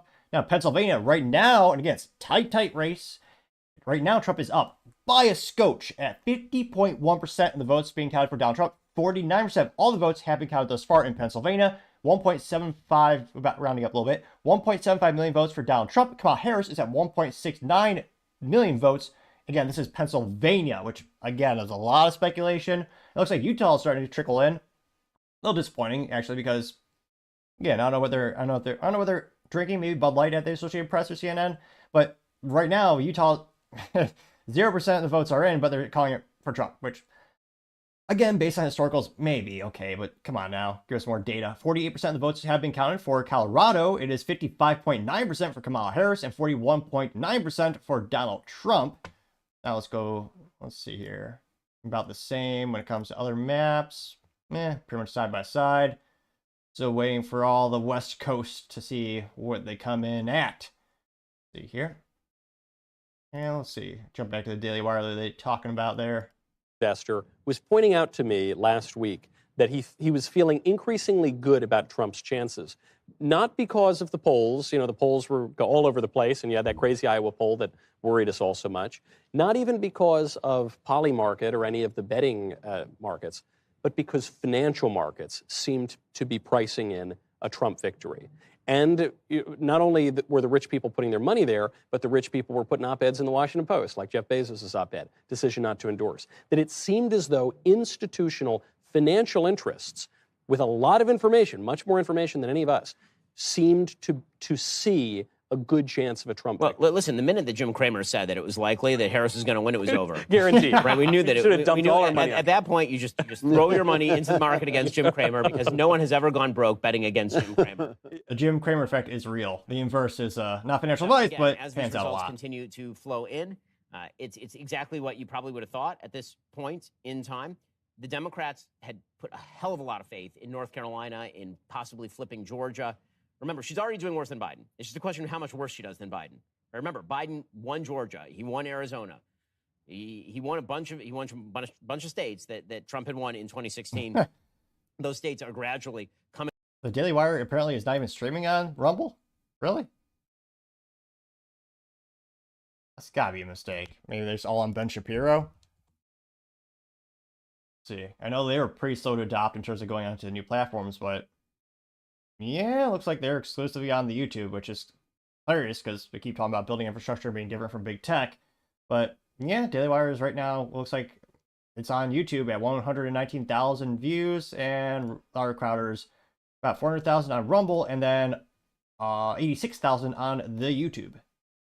Suddenly, Trump was beating the living hell out of Kamala Harris, beating her like 60-40 among the Teamsters. Why? Because guess what? Every Teamster's a dude. And it turns out that it's not just that it's not they don't want a woman president. They don't want this woman president who seems to scorn men. This entire campaign has been about how much they hate men. I hate to break it to everybody, but if you watch anything about this campaign, it is not just about an appeal to single women. It's about how much they despise men. When they trot out Doug Emhoff and say this guy is an example of masculinity, well, he's the guy who allegedly beat his old girlfriend so bad she spun around and pressured her to get abortion after knocking up the cleaning lady. That's who Democrats say is new face of masculinity, Doug Emhoff. Ridiculous. Terminology, and who can't even control his limbs. He breaks into uncontrollable spasms every so often, and his obnoxious wife, turn the page, like, could you have found a more obnoxious group of human beings to set upon the United States? Joe Biden is many things: senile, horrible at his job, obnoxious. He's actually less obnoxious now that he's senile than he was before he was senile, and he's certainly less obnoxious than this crew. Yeah, I think Biden probably would be doing better for all the reasons you point out, which means that it's gonna be so fun, dude. Maybe one of the maybe the most disastrous political strategic decision made in modern times was for Biden to challenge Trump to a debate. Yeah. Before. Now, going to the map, Iowa is slightly leaning right. So it's been, and again, only 45% of the votes in Iowa have been counted thus far. But right now, Iowa is coming in at 53.5% for Donald J. Trump and 45% for Kamala Harris. And I bet my bottom dollar I know exactly who's voting for Kamala Harris. Iowa City and probably Des Moines. Maybe Cedar Rapids, maybe. Oh, yeah, I see it. Yep, there we go. Cedar Rapids is 60% for Kamala Harris. Ridiculous. And Des Moines, 55% for Kamala Harris. And where's Davenport? Yeah, it's going to be 54% Kamala Harris. Iowa City, still to be determined. But yeah, Iowa City is a huge college town. Obviously, the awesomest of universities. University of Iowa. Go Hawks. But yeah, right now you got Iowa leaning slightly in for Trump, and it's 53. Well, actually, no, more than slightly. 53.5% for Trump, with 45% of the votes being tallied in. Nebraska, still, that is neck and neck. It's 49.3% for Kamala Harris, leading Donald Trump. Trump is at 49.2% in Nebraska, with 41% of the votes being counted thus far. And the votes are about 420,000 votes in total thus far.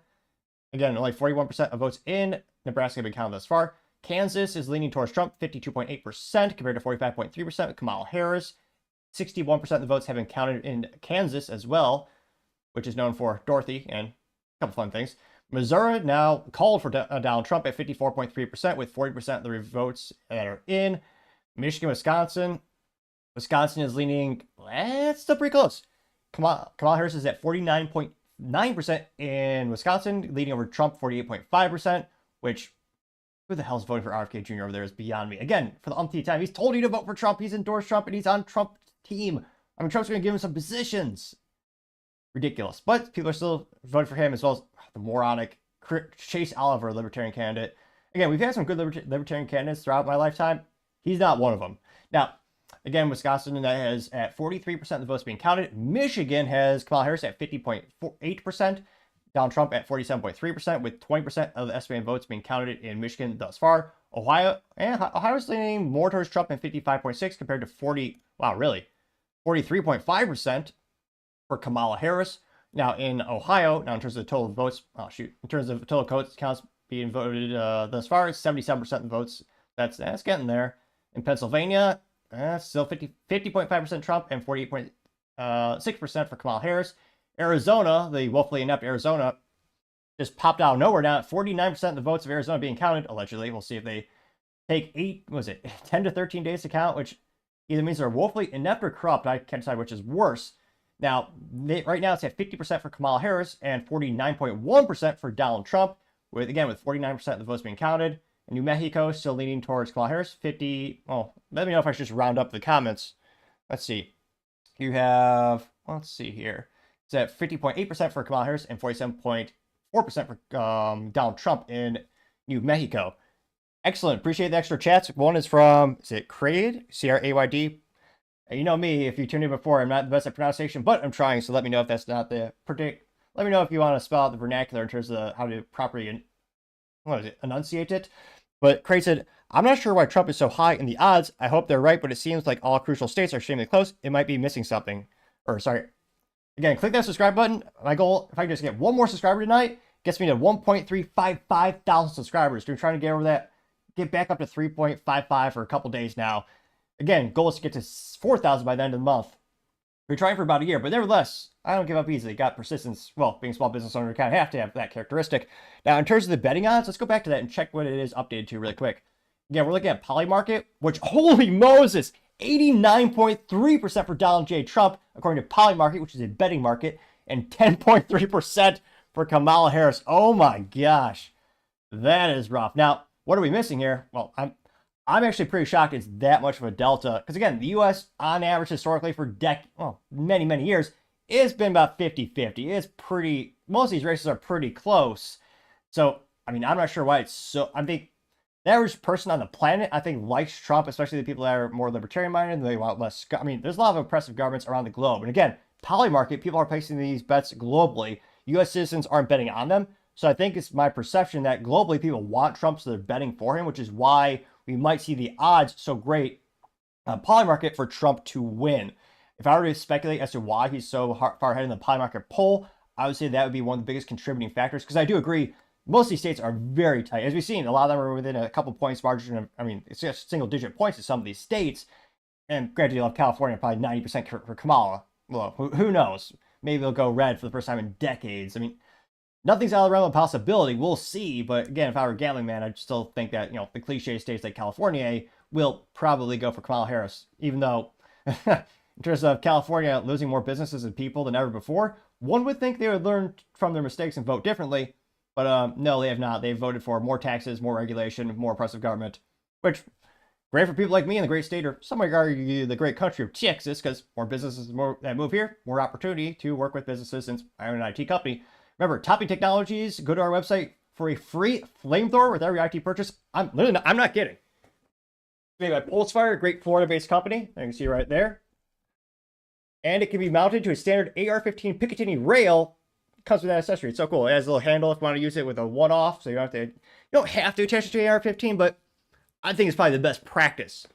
So again, if you want a free flamethrower with every IT purchase, go to toppingtechnologies.com. If you're an IT leader, again, you can't qualify if you're if you work for the government, you're a federal employee. It has to be a business where it complies with your code of compliance, yada yada. But yeah, even software renewals count. Go to toppingtechnologies.com. There's quite literally on the info banner at the very top, go to the very right, flamethrower. And it's one of the most hilarious promos we've done since I started the company almost 7 years ago. I was a little disappointed. I did a free flintlock rifle or musket or pistol with every IT purchase to celebrate the 4th of July. Not a single person wanted it. I thought I'd at least get one sale off of that, but I partially digress. Again, Topping Technologies, they're the awesomest of awesome sponsors. I'm a little biased because obviously I own it, but nevertheless, go to the website to learn more. Now, going back to the states, let's see here. Refresh this. Got a couple more votes coming in and trickling on in. Let's see. A couple more. Ohio. Oh, let's see. Kentucky's called at 63. Wow. It makes sense. The home of the Corvette, the Chevrolet Corvette, the American sports car. Well, it used to be. Now they only have 2 pedals, automatic transmission, also known as trash, well, to me. But nevertheless, Kentucky came in at 64.3% for Donald J. Trump, 34% for Kamala Harris, with 96% of all the votes being counted. Now let's go see what the good old Colorado. Oh, they're calling it for Kamala. 62% of the votes are counted right now, with Kamala Harris at 50.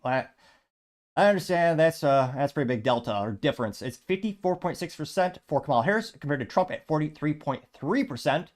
And it's about 1.1 million for Kamala Harris, 880,000 for Donald Trump. And for these morons, not to be too bombastic, but again, RFK Jr. said to vote for Trump, not him. About 1% of the vote did go to RFK Jr. It's negligible, statistically speaking, but still about precisely 18,475 votes for RFK Jr. in Colorado. Let's see what they're saying over at Louder Crowder here. And let me know in the comments. I was looking for more feedback. Listen, maybe it's not right, but it's going to be better for me. Oh, appreciate extra feedback from Crate saying, yeah, it's a crazy delta. Colorado's lost. Yeah. Colorado, it's one of those things where California and Colorado are beautiful states. I've been to California for IT trainings.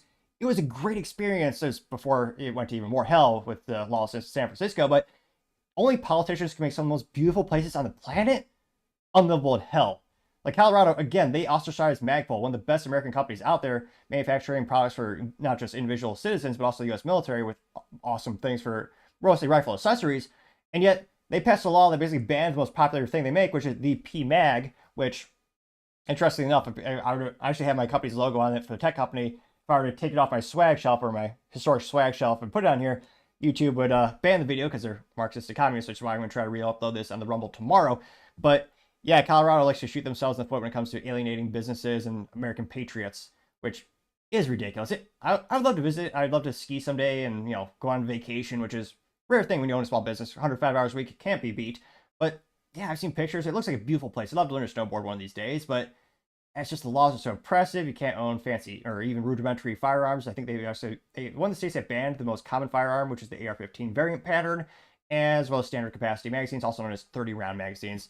So I think, yeah, Colorado, you could fix it. It's a lot of these states you could technically fix or turn around, but it'd be multi-year, which, again, if every Republican were to leave California and go to a swing state, U.S. would be red forever, with the caveat of now having about 11 million illegal aliens that have gone to swing states. So that's why even that age-old joke of a solution being, leaving California if you're Republican, even that might not, really fix things long-term. But I partially digress. Let's see what the Crowder folks are saying here. If they see everyone's doing better, and this is also why, my God, when you hear people talk about the income, when you hear people talk about... Appreciate the extra comment from Craig saying it's a very nice place. Yeah, so California. Yeah, California, I was in Palo Alto for cybersecurity, or actually it's Aruba Networks. When before I started my own company, I used to actually work for a manufacturer of technology called Aruba Networks, which, great tech, just wouldn't want to work there again for managerial and, bureaucrat purposes. But yeah, it's a beautiful place. The food was amazing. I'm kind of a health nut myself, so I love the fresh food over there on the West Coast. I went to San Francisco for a day, kind of do the cliche tourism thing, see the chocolate factory, that kind of stuff, and put your toes in the ocean. And this was, 2012 or 2013. And again, it was beautiful. But yeah, again, just the cost of living. Imagine having 13.5% of your income stolen by the state. It just, to me, and again, one of the highest gas taxes in the U.S., it's just unlivable to me. You hear me say, what have they done for you?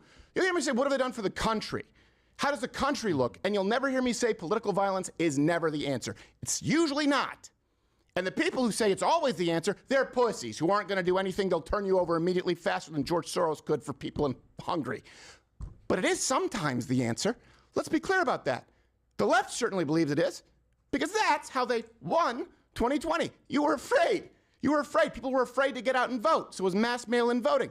You know that political violence is sometimes the answer because you live in America. You know how I know that? Because I lived in Canada. We still have the Queen on our money, for God's sake. Do you have any idea how embarrassing that shit is? To actually have to pay? Go to a store, like, ha, ha, ha, ha, yeah, that bitch is still on the money. Because they bent over and kissed the ring. Almost as embarrassing as having the dictator Justin Trudeau as your leader. Yeah, feel bad for the Canadians. That's so crazy. I thought you were talking about Trudeau. I don't know what I was talking about. He is the Queen. He might be on the money soon. We'll see. Sorry, there's so much to navigate and to be the maestro. It's like every now and then, it's just you see people. Oh well, you know what? They don't say this is going to backfire. What has Biden done for me? Well, there's probably a subset of people who think he's done something if he gave them free shit. Yeah, government handouts. He's giving a lot of people free, mostly illegals. But again, there are people who are benefiting greatly from the government these days. Not taxpayers like me, but there are some people.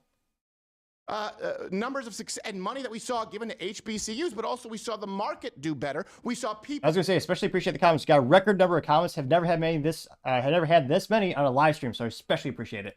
Find a better wage than you could 3 years prior, and your money went further. But that can't be put on a bumper sticker. So we say, what have they done for you?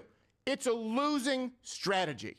It's a losing. Bumper sticker should just say 40-year higher inflation. Like that alone. And the Inflation Reduction Act, the most perverse name in history because it did the antithesis, the opposite, like the Patriot Act. I mean, that alone should get people fired up and going to the polls in droves. Like, it takes minutes to vote, but can make years of difference. Like, get out there. Check. So hindered, and he's going to be so handicapped. Oh, shit. Well, I accidentally minimized that, so go rumble.com. Reload that really quick here. Okay, Rumble's getting a little bit faster these days. Right now. Go to LWC. Oh, come on now. Sorry about that. The human error strikes again with the mouse click. Someday the show will be so big I'll have someone else to do the mouse, so I'll make that many mistakes. Or at least remove that from possibility mistakes I can make. Do a couple of things. Is it hot in here? Or is it because I was flustered? I think it was because you're flustered a little bit. And your voice is, a little raspy. Yeah, of course it's getting raspy. Yeah, I think it was I have yelling. Satan in me. Did you take the serotonin blockers again? Okay, just to be clear, because you're gonna have people out there saying I'm gonna be a mass shooter. I found out that I was given a shot or an IV. They put in Zolfran. Do you guys know? And I was mad about everything. And I found out later that Zolfran is a serotonin blocker to stop you from throwing up. And I was like, well, couldn't you have told me that? I thought the world was coming to an end and coming unglued. I had no happy chemicals in my brain. You have to explain this because Gerald felt like mentioning it. Because Gerald felt like saying, I'm on Zoloft. Well, he seems a little angry. Good Lord, and then you're gonna act like everyone else is starting fights but you. He's like Mr. Magoo, this guy. He's just going around starting shit and why is everyone so mad? You and Nick both. What's going on? Oh, I'm not mad. I'm feeling, but I just wanted to get that out because I see these Johnny-come-latelys now who hop on the social media train like, yeah, I'm voting for, because I voted for Hillary and I voted for Biden, but. No, but. Shut up and vote in quiet, and then maybe we'll know if you've learned something. The left has to be destroyed, not beat. This isn't just beat them, this election. They have to be fucking dismantled. Do you understand that? I understand it. Okay, well, that's not going to happen with not violence. Anyways, back to the show. No, I'm not talking about, let's see, there you took my point. He wants the Dexter, the left. I love it. No, I do. I want the fucking No, you don't. You don't, Nick, come on. Nick, we don't want to be removed from YouTube immediately right now, but I don't. You're throwing the bet. All right. Do we have any updates? Did we decide to call North Carolina or no? No. So honestly, there was actually a retraction issued. Let me scroll back up to. Oh, please tell me there was a retraction. Was it Virginia? Yes. Virginia. Who issued a retraction? Please tell me. Let's see. Awesome. More comments here. You got one from Craig saying, "I'm Hispanic, so they call me a racist when I say replacement theory is totally true." Well, Chuck Schumer said it out loud, and so did Biden. I mean, Biden literally said it was a good thing. Not fun. I wonder, what kind of Hispanic are you? My family escaped communism in Cuba when my mom was 4. She escaped Cuba. Although the most ironic thing in the world, she went to the one place in the world worse than communist Cuba. Southside Detroit. But thankfully they all worked like hell, got out, went to school, worked like hell, and thankfully we're all obviously out. Well, we have one left behind enemy lines, but they're in a suburb of Michigan, so they're okay. But yeah, interestingly enough, yeah. Chuck Schumer said it out loud, Biden said it out loud, and yet they called it a conspiracy theory. It's like, okay now. We don't have him on the show. Did we have him on the show? Oh, yes, there you go. Have him on the show. Yes. Did we? My best friends just got citizenship 2 years ago. No, time flies. What was it? Another big victory. 4 years ago. He was born in Mexico. I feel like one of the old. And hilarious. One of my best friends is from Mexico. His first language is Spanish. He speaks English better than me, which is, again, I have a long path in terms of becoming articulately speaking for public speaking and camera speaking. But if you can click that button, I greatly appreciate it. So you can hopefully get to that subscribers. Because again, more subscribers games, the better I've been able to speak. Low bar, yes, but the theory's been proven to be true. God bless. And he's only laughing because he knows that's an accurate description.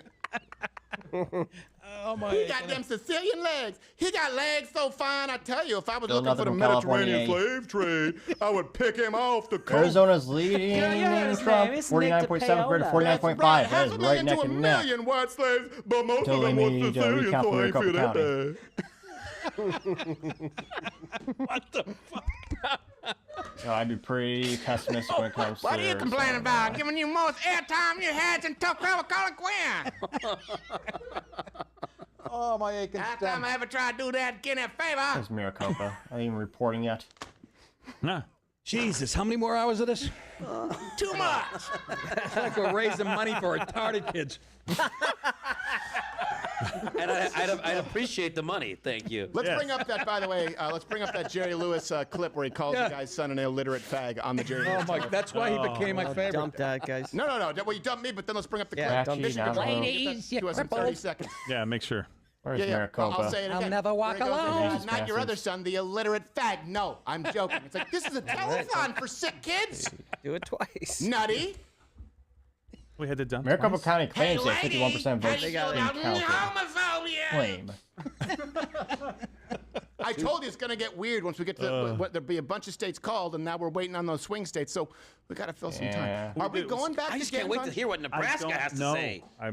It all feels Nebraska I had a matters. lot of planned. chaos right now on what we're doing. Sounds like that sounds like a sad tourism shirt for Nebraska. Just have a T-shirt that says Nebraska matters. I think out of pity I'd buy that T-shirt when I'm driving through the state to go to awesome places like Iowa. Audio, we didn't change anything on our end. All so, right, well, yeah. look, there's been enough states called for Donald Trump, so finish your drink. What the hell's the difference? Heck yeah, I'd love to hear that. Let's You know do what'd it. be By the way, I'm funny? back on the wagon. So Remember radio shows when you called in and shit and it worked? Okay, now hold on. Now Dan wants to take us. Is what I'm hearing from them. Do we have him? We have him, but we they don't have hear audio us? from him, and he could probably hear us. So they got to change back whatever they undid. Meanwhile, I'm having stomach pains. I know. Oh, I'm having It's got stomach pain. That's okay. I don't know Virginia- what's happening, Dan, but you know, my non-favorite getting about to move down the spot. Let's get an update for the map here. So Virginia's flipped. Right now it's leaning towards Kamala Harris.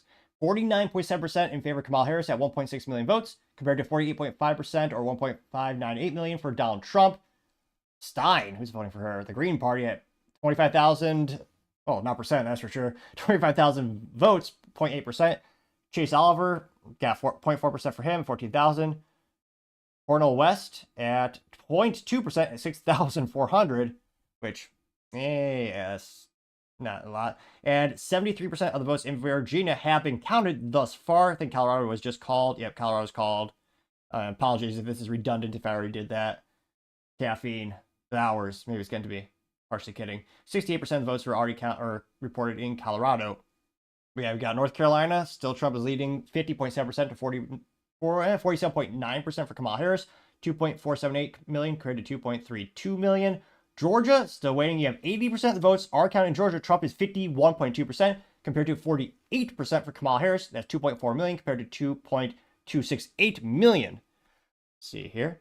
Which, awesome. Appreciate more chats. You got Craig saying most of Virginia is based. Agree.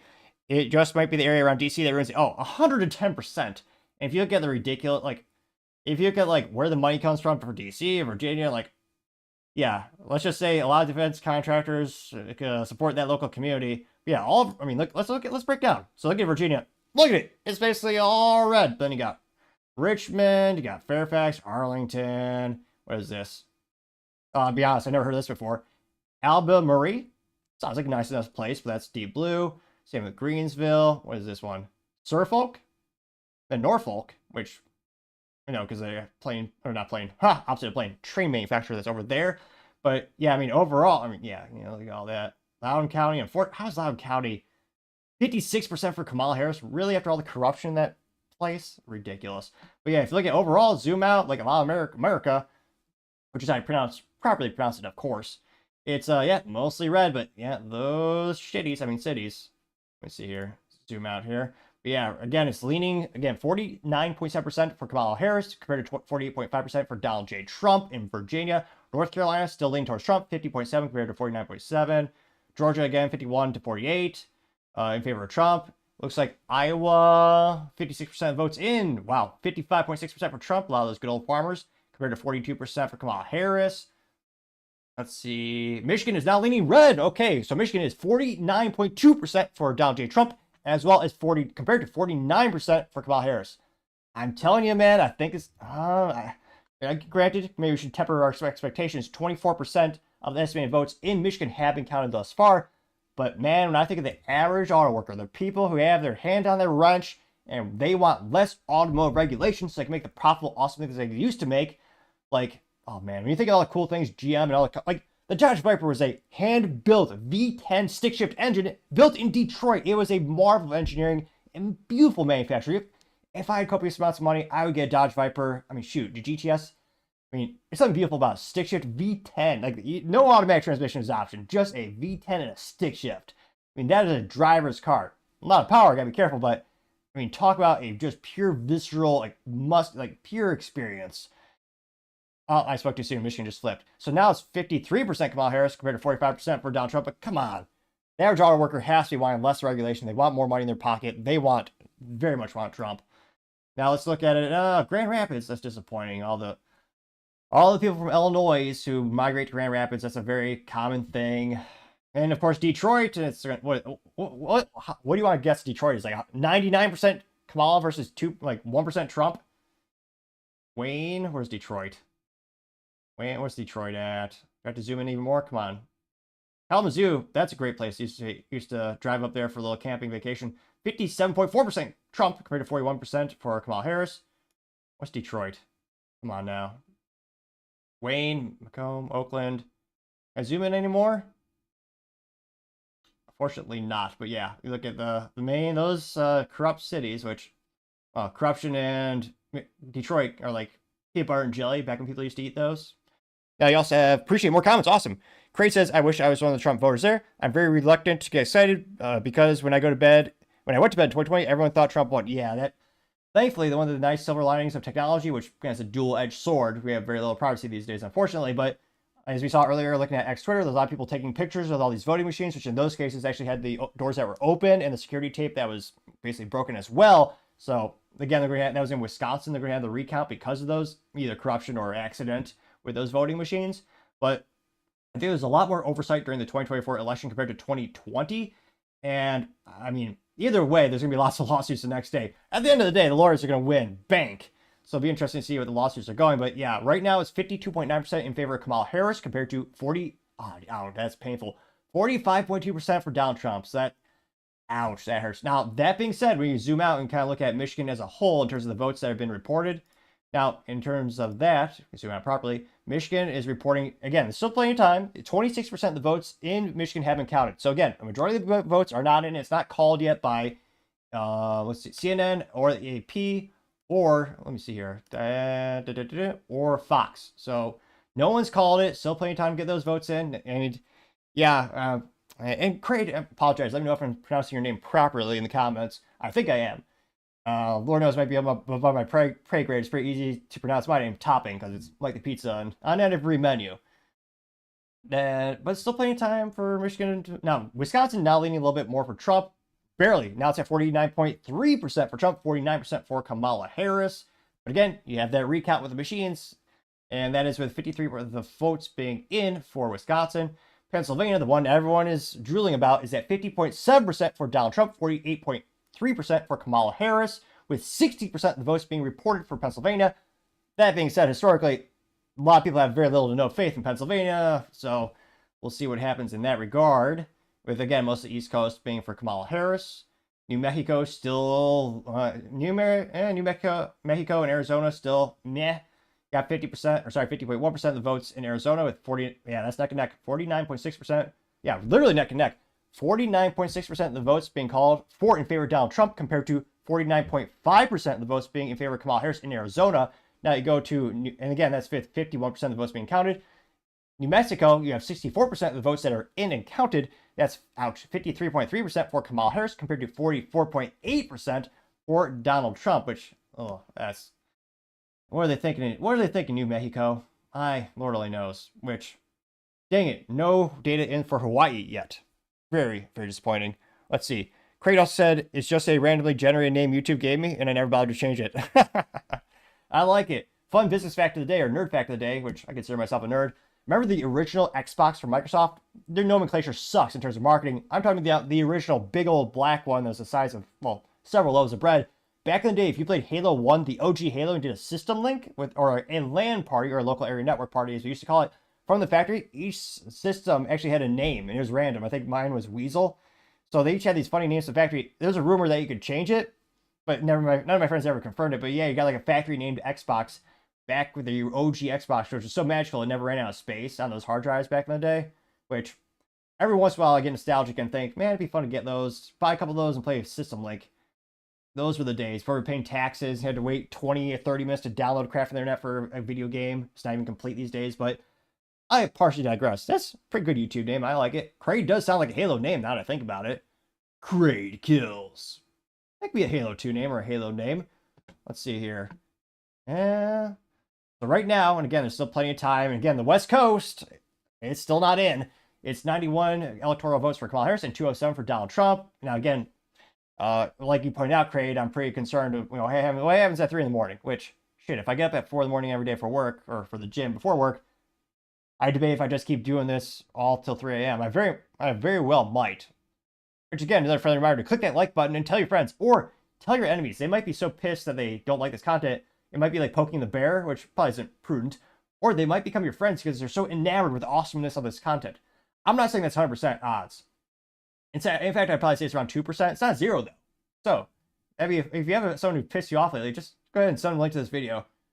At least get a conversation going. Might not be a good conversation, but it'll make life moderately interesting. A little bit of a curveball there.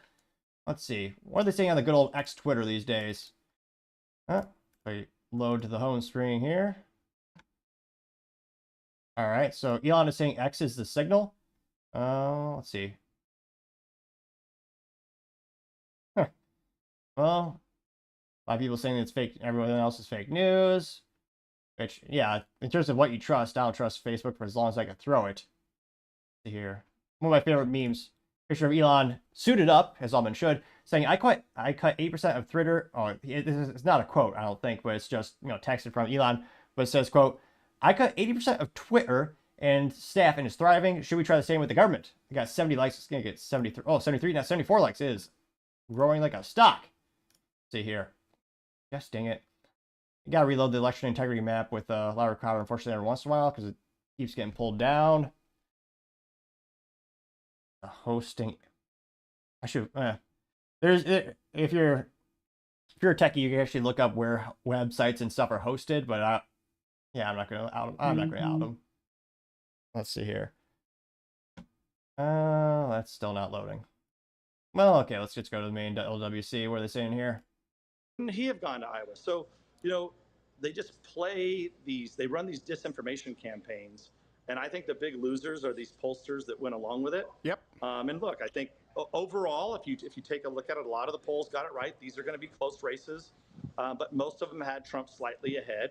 And it looks like right now that's what's, Trump's going to win these tight races by anywhere from, 2 to 5 points. Yeah, exactly. He's going to be. And I think you're right about Virginia. They called Virginia just way too early. I don't know that we get there in Virginia, but it's definitely close. Well, if it's close, like we said, if it's Holy anywhere Moses. 5 points or under, then that is a very significant indicator as to where the momentum is going for the rest.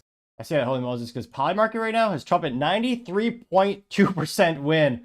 Kamala Harris at a 9.4% odds of winning. Wow. That's insane. Excellent. Appreciate more comments from Kraid saying, quote, in 2016, I had to stay up until 2 a.m. to watch the victory speech, and it was worth it. I was a senior in high school, so I got to ask salty liberals if they were excited for America to be great again. That one of the most iconic moments was that one liberal gal who had the mentality of a child, which perhaps a little redundant, but she had the beanie hat and the glasses, and she just broke down and cried when Donald J. Trump won the first time in 2016, which, again, it is fascinating how some people are just treated like mentality of a child. It's like, you should be. I understand someone being upset or irate over politics because it has business implications, it has tax implications. It's going to affect your life, especially now the government is so big and bloated. But you shouldn't be crying like a child. Which, maybe I should make a 10-hour loop of her doing that, just breaking down and crying. I'm pretty sure she's the top result. You just go, liberal girl crying 2016. It's so epic. We might as well. Oh yeah. Where's she now? Presumably with lots of cats in California. But Donald J. Trump is now president of the United States. President Obama is the ex-president. Mr. Trump, for the moment, steps loose and for the inaugural What a great honor to be able to introduce for the first time ever anywhere the 45th never gets old. President of the United States of America, Donald.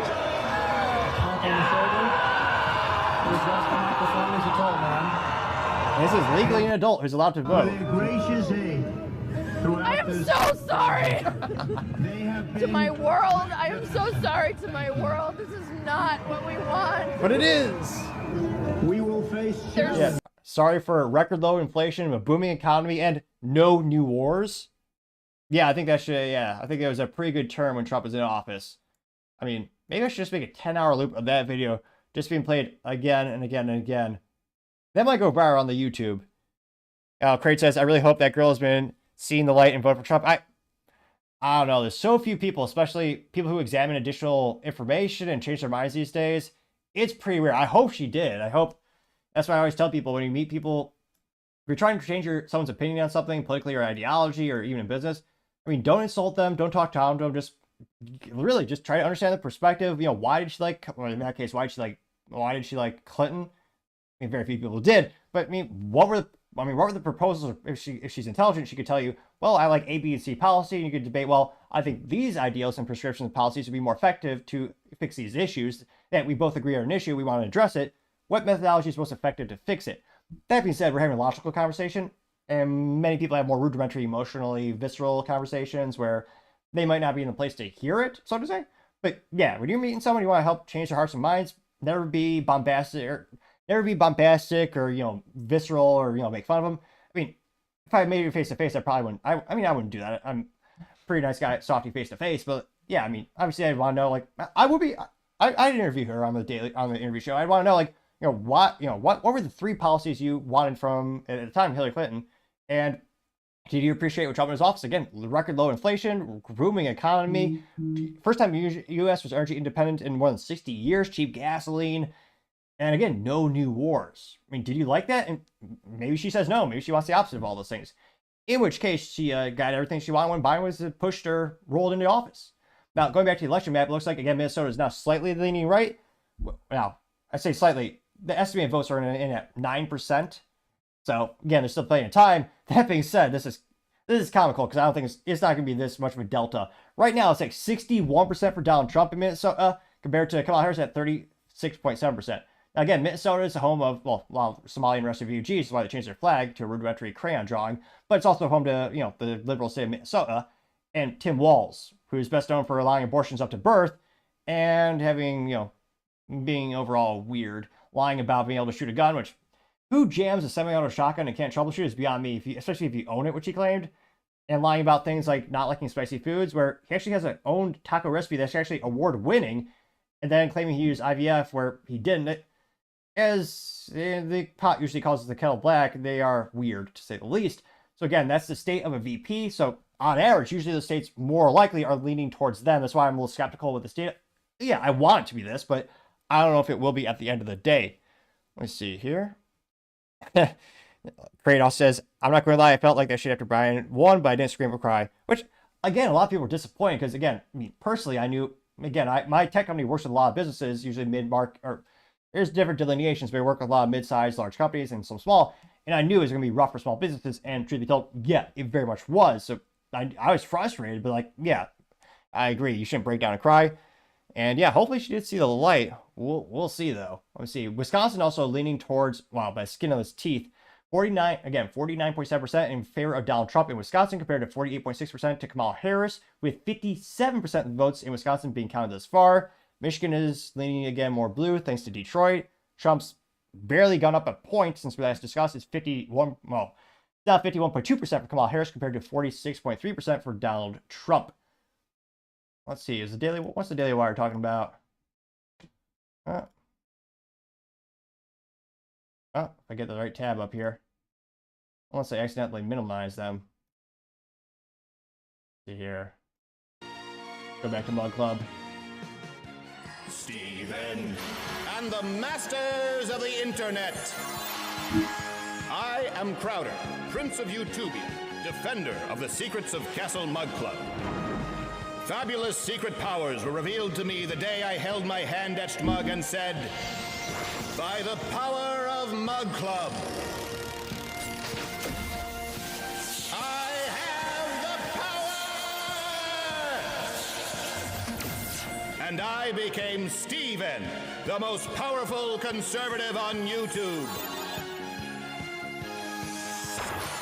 Together we defend Castle Mug Club from the evil forces of censorship. Steven. What better way to wake up than to the sound of your favorite local radio personalities? Clock radios can make it happen. Clock radios tell the time and play music all at once. I know what you're thinking. I have a phone for that. Well, for a limited time, if you order using our promo code, we'll throw in a cordless home phone absolutely This can't full be free. price. That can't be Just real. go to imdb.com and type in promo code radio2003 today. That's What? imdb.com, promo code radio2003. This can't be real. Is this commercial? Clock radios. It's time. What? That can't be a real commercial for IMDb, is it? IMDb? No. It's also. Yeah. I'm the president's press secretary. I was going to say secretary, but. Bill Nick Is DePaulo a girl there. trying to do this? Does this administration does this president believe slavery was wrong? Does he believe slavery was? Of course he believes slavery was wrong. Jim Crow, however, that's a different story. I mean, that was well thought out. You ever see Jim Crow, the guy it's based on? Looks like a point guard for a WNBA team. Of course slavery was wrong. Nobody wants to work for free. And can we debunk the myth that they built the country? I'm of Italian descent. Kamal's My at 6% grandfather of the pod and market grandmother now. built the country. They had a hand in it. The blacks did too. But I'm just saying, I'm tired of that. We built this place. And they say they're from kings and queens. That's their culture. Yeah, Burger King and Dairy Queen. That was a little joke. Don't get upset. I know that was a little edgy. But am I not going to say that when I just thought of it?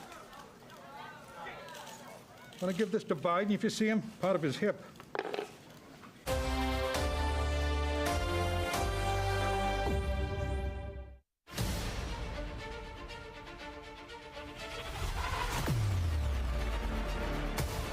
It was just an above-average day at the White House when your favorite president was catching up on the news. When suddenly, oh, Mr. President, there's a deadly virus from China taking American lives. Oh, China, gross. This sounds like a job for Super Trump. Oh, Super Trump! Oh no! Bam! Oh. Pow! No, arigato! Boobs. But then the worst possible thing happened. Oh no, I've been infected with the deadly China virus from China. Gross. So the very strong, heroic Super Trump went to the hospital. Some even thought the China virus had defeated him. But on the third day, he rose from Walter Reed, and the China virus cried like a little infectious bitch. Oh, and the Cuomo brothers too. So Super Trump knocked them unconscious, Blammo, and threw them all the way to the planet Mars. I'm slightly confused. Super Trump!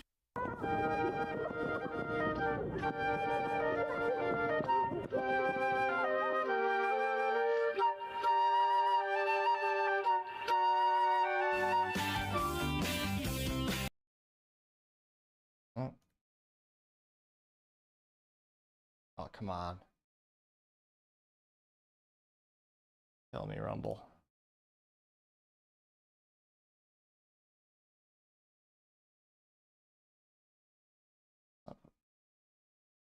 Two out of three. Dad, you're my best friend. Rock'em Sock'em Rabbis by Milton Bradston.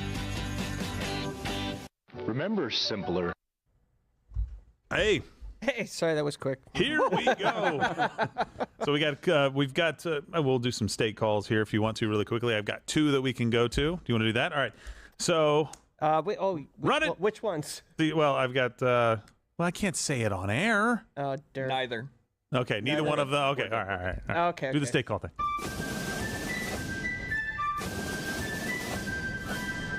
All right, California's 54 electoral votes going to Kamala Harris, of course. Come on, what did you think that was going to be? Yeah.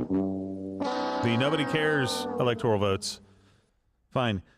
Trump wins Idaho's 4 electoral votes. There you go. That's more positive momentum. These are all kind of, things that we thought were going to happen. Wait a minute. You told me we didn't. Wait.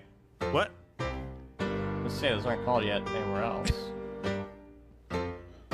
I'm having a good time, having a good time. California can go get tonight by a migrant. Oh, I hope it really stings. I'm gonna go. There's no stopping me.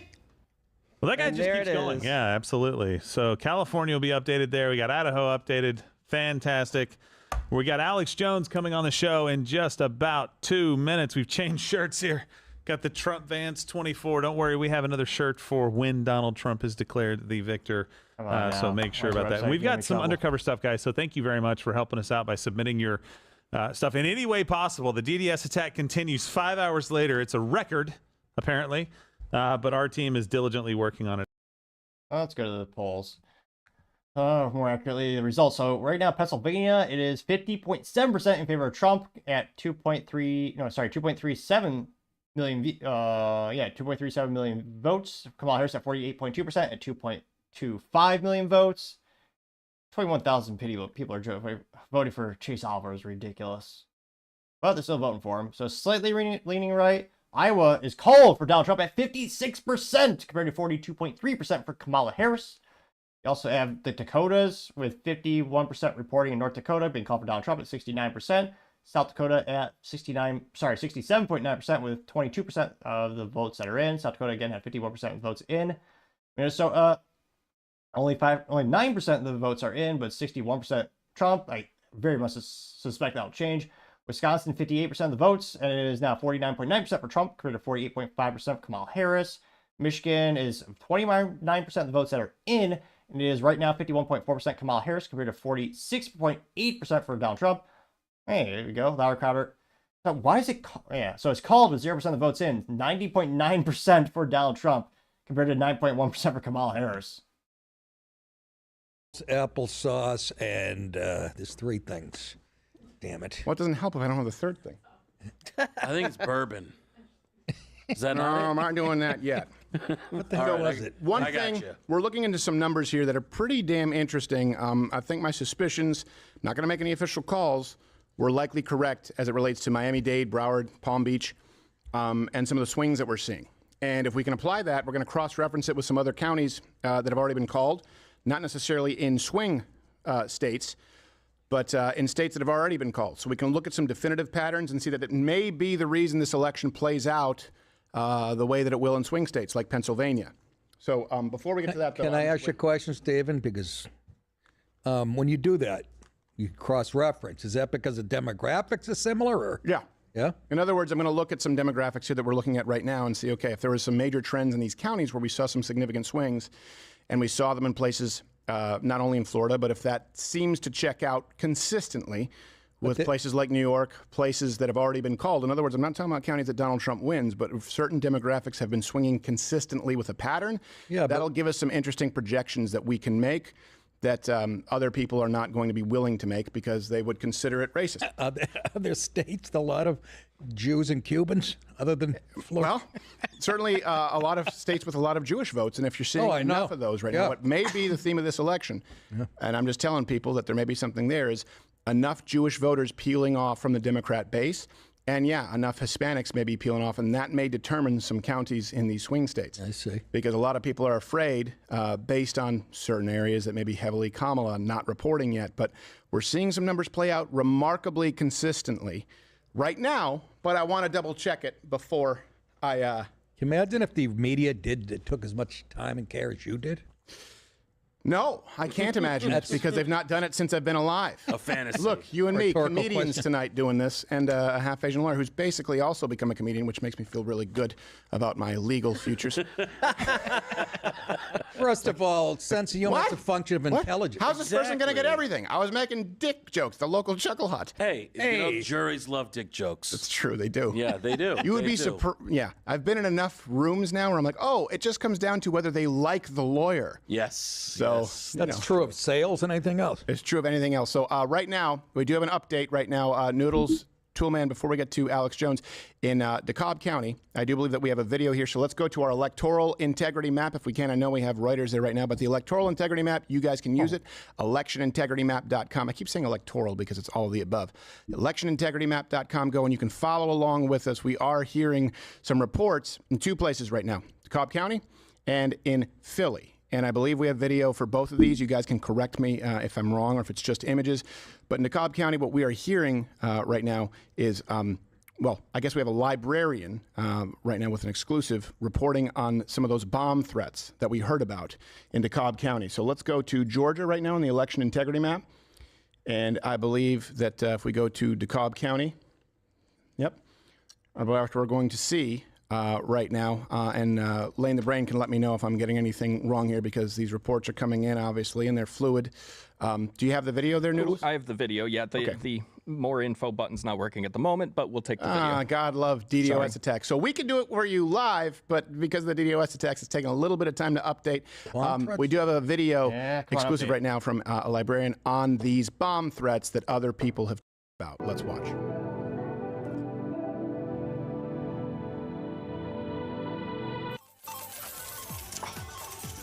No, that's not a librarian. Mess up the vote, but I've been doing it since 2006, and I've never seen anything like it. This is the first time since 2006 that I've ever had to leave this. Okay. One moment. Let's fix it. Is that the end Did of that audio get censored, or Did the audio get censored? Or didn't like that. Continue? Was it still playing? Let me try one more time here. Sorry. All right, let's bring this back. Scared, so we all had to leave around 5:30. It's very, very low. Like trying to mess up the vote, but I can hear. I've been doing it since 2006, and I've never seen anything like it. This is the first time since 2006 that I've ever had to leave this. Oh. It looked like it's cutting out. freezing for some reason. Yeah, guys, send me the clip and I'll play it. We can play the Philly clip. Crackers. That's right. 99.8, you sons of bitches. Hey, I what are you put the doing? camera on. You only saltine crackers when you're on air. Have a power bar. The next clip. Or a smoothie. I haven't eaten dinner. Those protein I'm eating smoothies. saltine crackers. Easy to It's sneak my in. one respite, and you guys gotta. Well, that's get the a bit. saltine crackers. Here, I can set Yeah. Oh, didn't mean to pause it. Just mute this. it. Philly, an undercover journalist following ballots showing. All right, we got some map updates. I want to bring that up here really quick. So California is being, oh, it's hilarious. Some Associated Press and CNN are calling it for Kamala Harris with 0 votes in. Kind of like Idaho being counted with 0 votes in, which, come on, really? At least pretend like it's real. Let's see here. New Mexico and Arizona still, New Mexico is now 70% of the votes are in for New Mexico at 52.5% of the votes being for Kamala Harris compared to 45.5% for Donald Trump. Pennsylvania still getting a little bit, increasing that delta. Trump is at 51% now. Kamala Harris is at 47.9%, 2.5 million to 2.37 million. Let's see here. What's the Polymarket saying? Where's that up there? Polymarket is 92.8% for Donald Trump, 6.9% for Kamala Harris. Now, again, that's just a betting market, but that's what the Globe seems to be wanting and betting for, which, yeah, that's a pretty big delta. Let's see here. All right, got 6% of the votes from Montana coming in, and they're counting it for Trump at 61.2% of the votes are for Donald Trump in Montana, but again, 6% of the votes. Minnesota, we still now up to 12% of the votes are being counted there. Again, that's a pretty blue state. I'm pretty pessimistic about that one. They're coming in at 12, again, Trump at 60.3% with 12% votes being recorded in Minnesota. Wisconsin, Trump is up by about 1.2%. with 61% of the votes in Wisconsin being counted. Michigan at 31% of the votes counted. That is Trump's a little far away there. It's 50.8% compared to 47.2%. Oh, actually, wait. Now it's 51% for Kamala Harris, 47.2% for Donald Trump in Michigan. Pennsylvania, still 51.3, 47.7, with 72% of the votes now being in. Virginia, Kamala's about 2.1, well, precisely 2.1% ahead of Trump, with 78% of the votes that are in. Georgia looks to be 51% to 48% in favor of Trump, at 88% of the votes being counted that are in. South Carolina, they called for Trump at 58.4%. North Carolina, that is Trump 50.7% compared to 47.9%. So North Carolina is not called, although 86% of the votes that are in have thus far been counted. Let's see, now we'll go back to LWC, what they're all about here. I said I'm worried about the... It's like sandpaper. I'm worried. Saltine crackers for fever, for God's sake. Bring the guy some milk. I've never heard such He needs some milk. Crackers for a fever. What are you, a parrot? I mean, this is like an old wives' tale. It's like some Czechoslovakian great grandmas are like, we told them, and then they ate the crackers. What fucking morons! Hey, I got a spoonful of cinnamon for you next. I love that he can't even respond right now because he's got cement in his You're mouth. the kind of prick who would tell me it's cinnamon, but make it even worse with like cayenne pepper. Put some potato slices on your forehead like my grandmother did. Exactly. Pretty soon you'll be putting coins over my eyes. There's bomb threats in Georgia. I'm worried. My wife's drinking and dialing.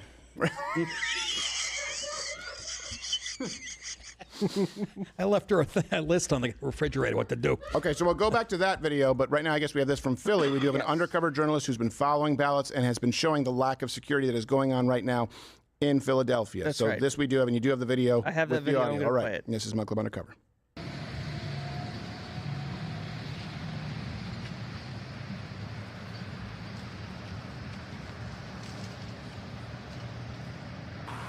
So those are the ballots in that wagon? Yeah, it looks like Michael Myers. Yeah, what is that? What the? That looks like Michael Myers carrying ballots. This looks like a friendly evening picnic. Yeah, a visual representation of safe and secure. The most secure election of our lifetime. Hey, I got some papers over here. Hey, who ordered the oranges? Yeah, you know what? I guess I'm going to take them to the literal wrong side of the tracks.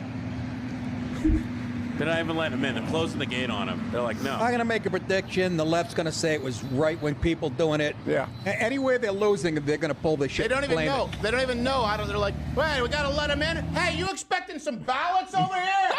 That's some guy who says he's got ballots. No, ballots. I don't know. He says he didn't order a gym. Not ballies, you smug prick. Ballots. He's jacked up anyway. Yeah, leave it next to the Trader Vic's. I don't know, I'm just going with 80s references that don't exist anymore. That's what we knew. Wait. So they're walking the cooler. Where are they going with them? Yeah, I don't know. It seems like they're going to walk them to a quarry or a shallow grave. Are you sure those are ballots or not somebody's head? Yeah, well, you know, at this point, it could be one and the same. It's Philadelphia. Yeah, you know, I'm going to kill two birds with one stone. I got a head. I got some ballots. Which one do you want to dump first?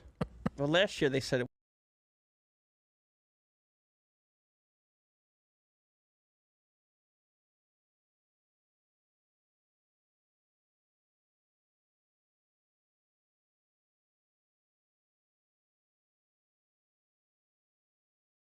What? Then they said it was Iran. It's like, pick a fucking... Yeah, I know. Pick a straw man, Which you jerk enemy off. would you like it to be? Let's go. Do we have the video with the audio from DeKalb County, or are we still having issues with the audio there? It was a librarian talking about the bomb threats. Yeah? They're subtitling it and exporting it now. Okay, good. So we can have that exclusively. Now, here's something that I wanted to highlight to you guys, because we talked about those numbers, right? Let me give you the general number swing. Okay, in Florida, we talked about this from 2020 to 2024.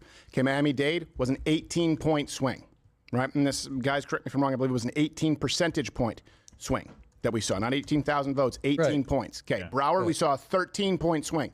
Palm Beach, we saw a 12-point swing. Now, we know it's Florida, so a lot of Hispanics. But Miami-Dade has 123,000 Jewish citizens. Broward has 149,000. Jewish citizens. Palm Beach has 134,000 Jewish citizens. So we're looking at, look, Miami-Dade, 123,000 Jews, an 18-point swing. I think we got a Jew Broward, problem. we have 149,000, a 13-point swing. Palm Beach, we have 134,000 Jews. We have a 12-point swing. That is something that is significant because Florida it was a swing state. You may not remember. People used to stay up for Florida, right? People used to stay up for Florida because it was such a swing state. We're looking at right now potentially a win from Donald Trump by 1 million votes. I don't know if that's still holding true. Let's have Mission Control get me those numbers. But certainly a much, much larger margin. We were wondering before this election how many Jews were going to be pissed off with the Democrat Party because of what they see with the rhetoric out of Stephen's voice is infinitely better than mine. But Florida right now, look at the statistics for Florida: 6 million votes for Trump and 4.6 million for Kamala Harris. So more than 1 million vote delta for Florida, which is ridiculously good. That is with 97% of the votes for Florida being counted. See here. Getting neck and neck. Point swing would suggest that if Donald Trump is peeling off the Jewish vote by just a few percentage points, hey, that might be the reason for it. So then you can look at places like New York. We're going to look at some of the swings that we're seeing, by the way. So let's look at New York. I asked them to cross-reference this on a hunch, and they are cross-referencing this. So 2020 to 2024, the county swing that we see in Brooklyn, 11.6. Manhattan, 10.7, a swing to Donald Trump. Queens, 21. Okay, let's do those numbers again. New York, Brooklyn, 542,000 Jewish votes. We saw an 11.6 swing. Manhattan, 356,000 Jewish votes. That sounds low. We saw a 10.7-point swing. Queens, 150,000 votes. We saw a 21-point swing. So at the very least, what we are seeing is that the Jewish vote is quite consequential in these areas. The reason I'm using New York, it doesn't have to be a swing state at this point, is because we can compare the numbers that we're seeing in Florida. And I know this because I've been here. Keep in mind, I've been here since 2016 calling every single election with you guys. And if there's an anomaly that is that significant outside of the margins, you have to say, okay, what has changed? Now, for example, if you saw a demographic change of that municipality where you saw a 40-point change, a 40-point swing of, well, now you actually have 40% more, let's say, Hispanics, or let's say it's gone 40% from white, let's say 60% white to now being 30% white. But that's not what we're seeing. We are seeing relatively stable populations as far as the makeup of the demographics and a huge Jewish vote in these areas. Yeah. So if you were to apply that to certain counties, for example, in Pennsylvania, that might give you a good idea as to how those votes could turn out. Not calling it yet, but I want to apply this and look at those counties in Pennsylvania where it's very consequential. We have 800,000 Jewish voters in Pennsylvania. He doesn't need to win. Donald Trump doesn't need to win the Jewish vote. He just needs to peel off enough. Let me rattle these off to you again so you have them all at one time. Miami-Dade, 123,000 Jews. We have an 18-point swing. Broward County in Florida, 149,000 Jews. We have a 13-point swing. Palm Beach, 134,000 Jewish Americans, a 12-point swing. Let's look at Brooklyn, 542,000 Jews. We have an 11.6-point swing. Manhattan, 356,000 Jewish citizens, a 10.7-point swing, 10.7% swing. Queens, 150,000, a 21-point swing to Donald Trump. Not saying he's winning it. I'm talking about that swing. Are you guys seeing a trend? It's one that we're going to watch. It's one that people talked about, but you don't hear CNN and you don't hear mainstream outlets because, hey, let me tell you the truth about this. It would either be an ethnic reason, right? Because Jews can be an ethnicity. Jews, they can be ethnic Jews or they can be religious Jews. It would either be an ethnic reason, right, as a demographic that has shifted, or an ideological one, right, a religious motivation for these changing. If we are going to see these patterns, and we're seeing them pretty consistently in heavily Jewish areas, I think it's incredibly interesting. And it's something that I have some people out there analyzing right now, because that would be certainly pivotal in Pennsylvania. Good news here, and that's 100% true. Good news here, we are going to call something. This is going to be our call, right? So this is our call on Georgia. Oh, wait, well, then hold on a second. It's time for a state call.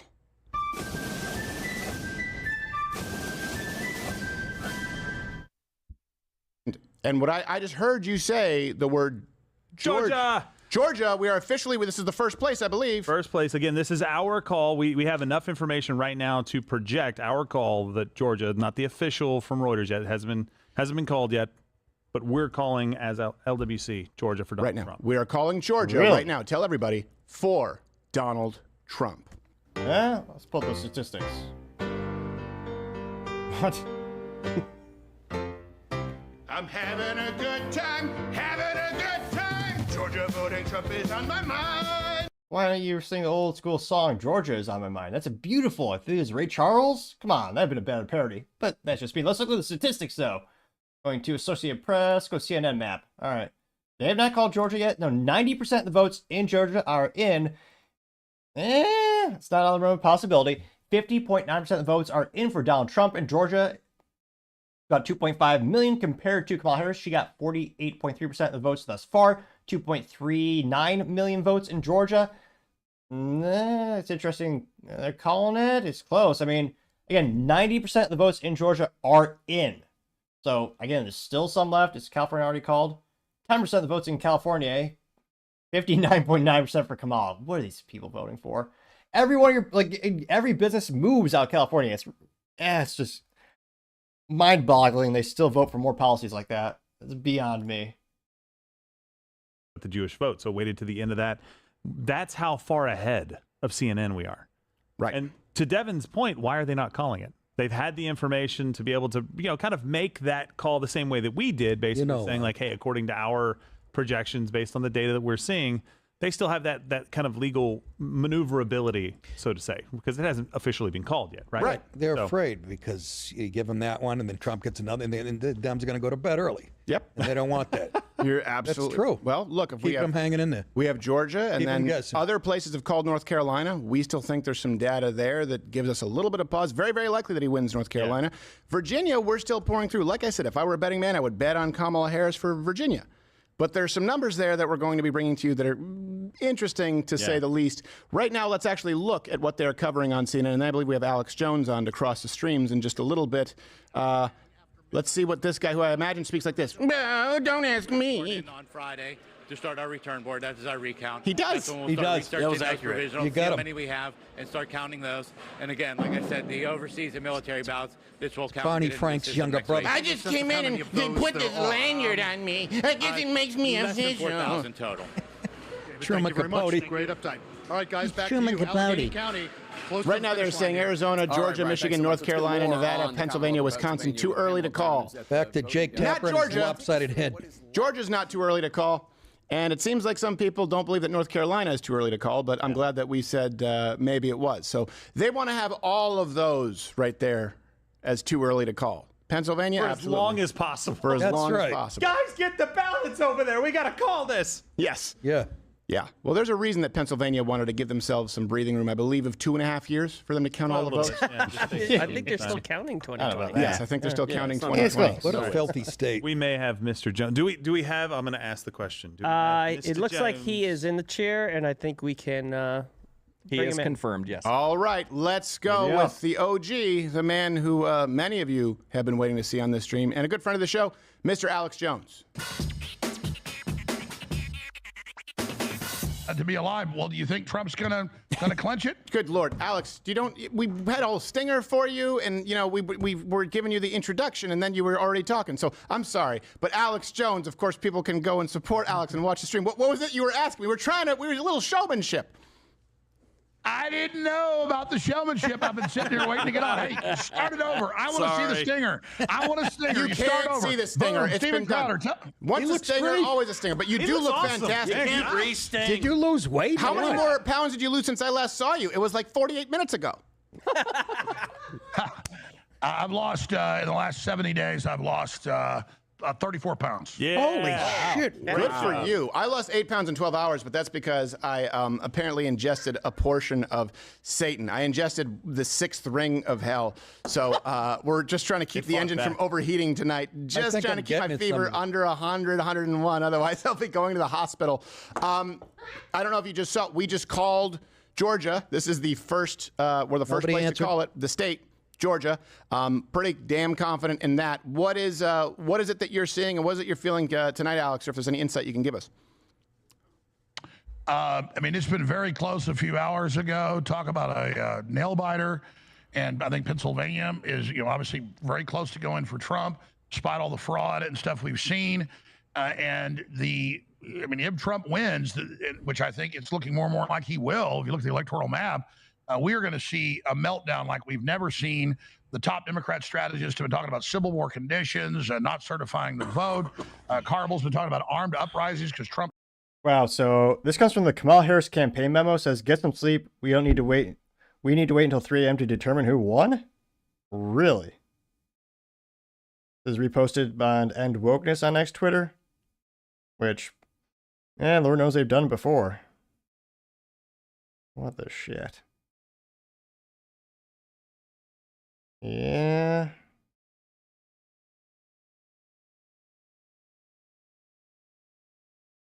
Wow. Goes for Trump, then I think you look at the electoral map that Trump could be declaring victory tonight. Yeah. I think there's a strong chance that it could be declaring victory tonight.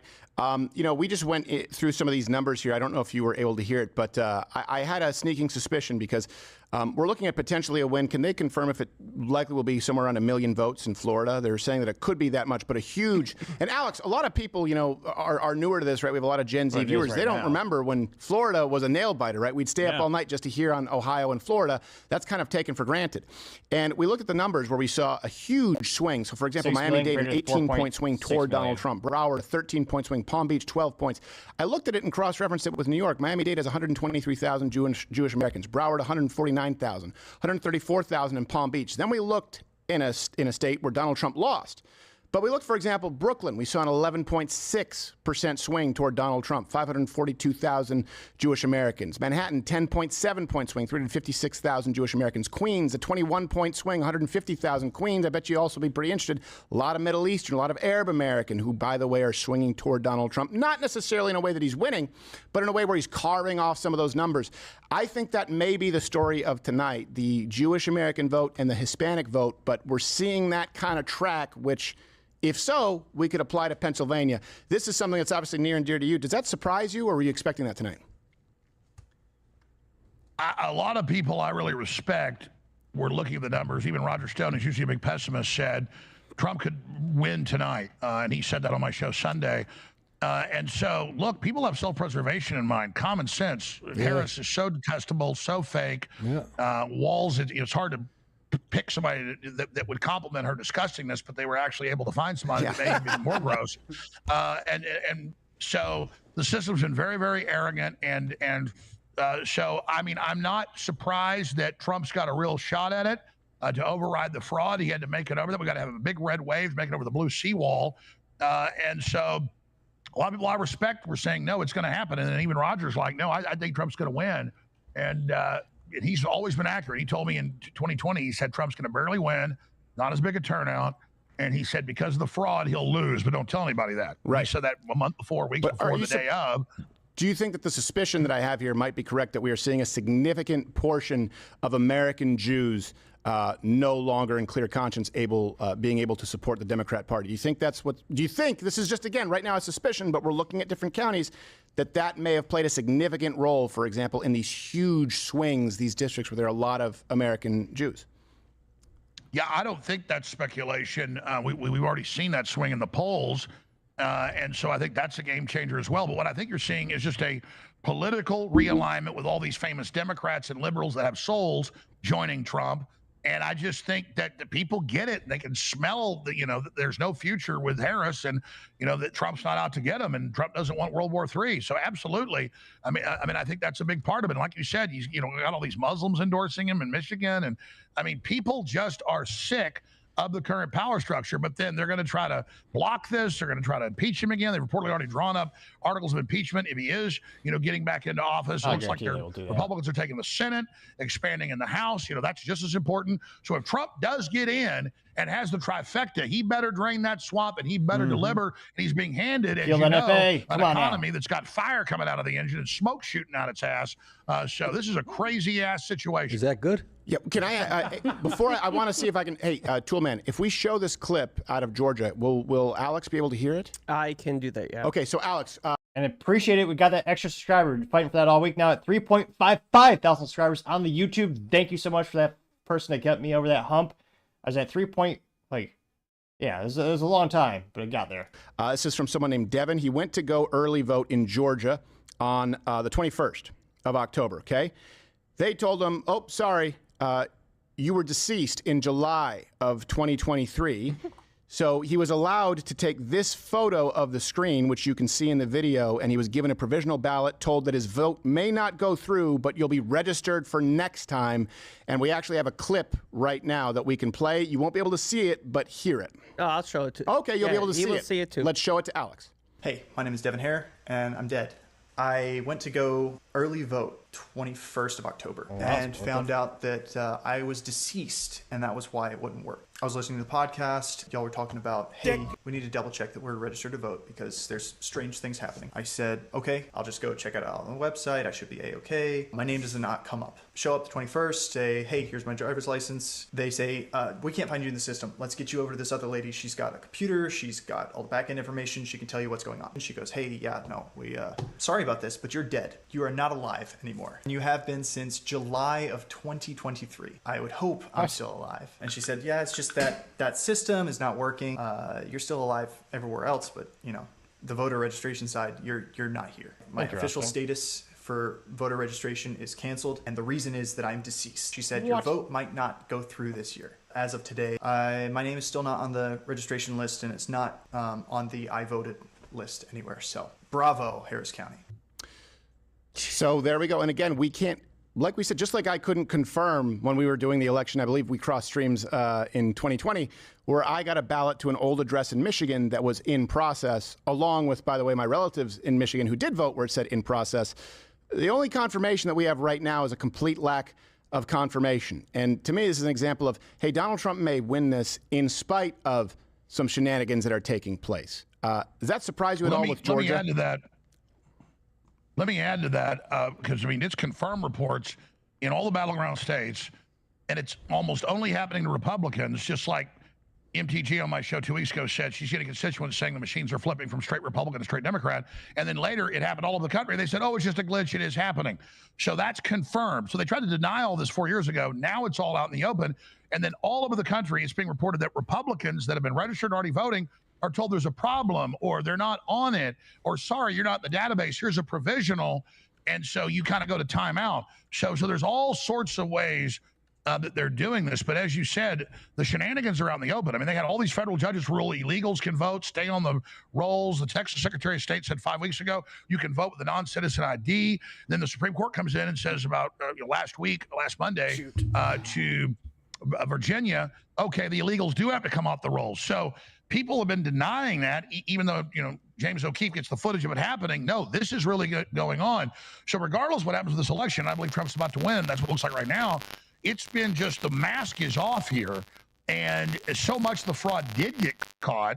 And a lot of states took off, just in the aggregate, millions and millions of dead people and illegals and crazy stuff. And as you know, you're Michigan, 500,000 people that weren't on the voter rolls and weren't voters and registered in the database, but they're just there and they get to still vote. Right. So this is wild. This is crazy. Yeah.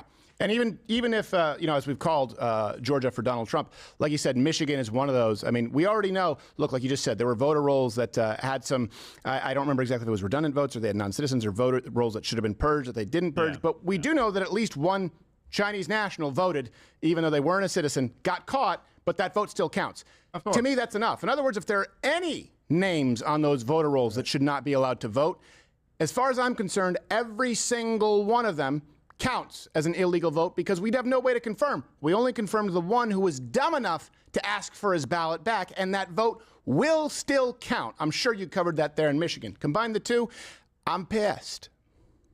Every American should be. But the good news is, remember, they just stonewalled 4 years ago, and the judges said, well, we can't look at it. You don't have standing. And the media went, oh, the judges found no fraud. No, no judge would look at it. Right. But the Republicans under Trump's leadership went from no coverage and looking at fraud to doing a great job with Laura Trump and people, and so now there's some real spotlights on this, and they've mitigated a lot of it, and so it's spectacular how people are being educated. Yeah. And Trump's up there saying, if I do get in, we're getting rid of these machines. How does France have 36 million people vote in one day on paper ballots, but we can't do it here? Remember, we almost always have the election the night or the day after. Right. Now we're told the new was weeks and weeks and weeks. So that's ridiculous. Maricopa County is either corrupt or inept to take 10. They told us it's going to take 10 to 13 days.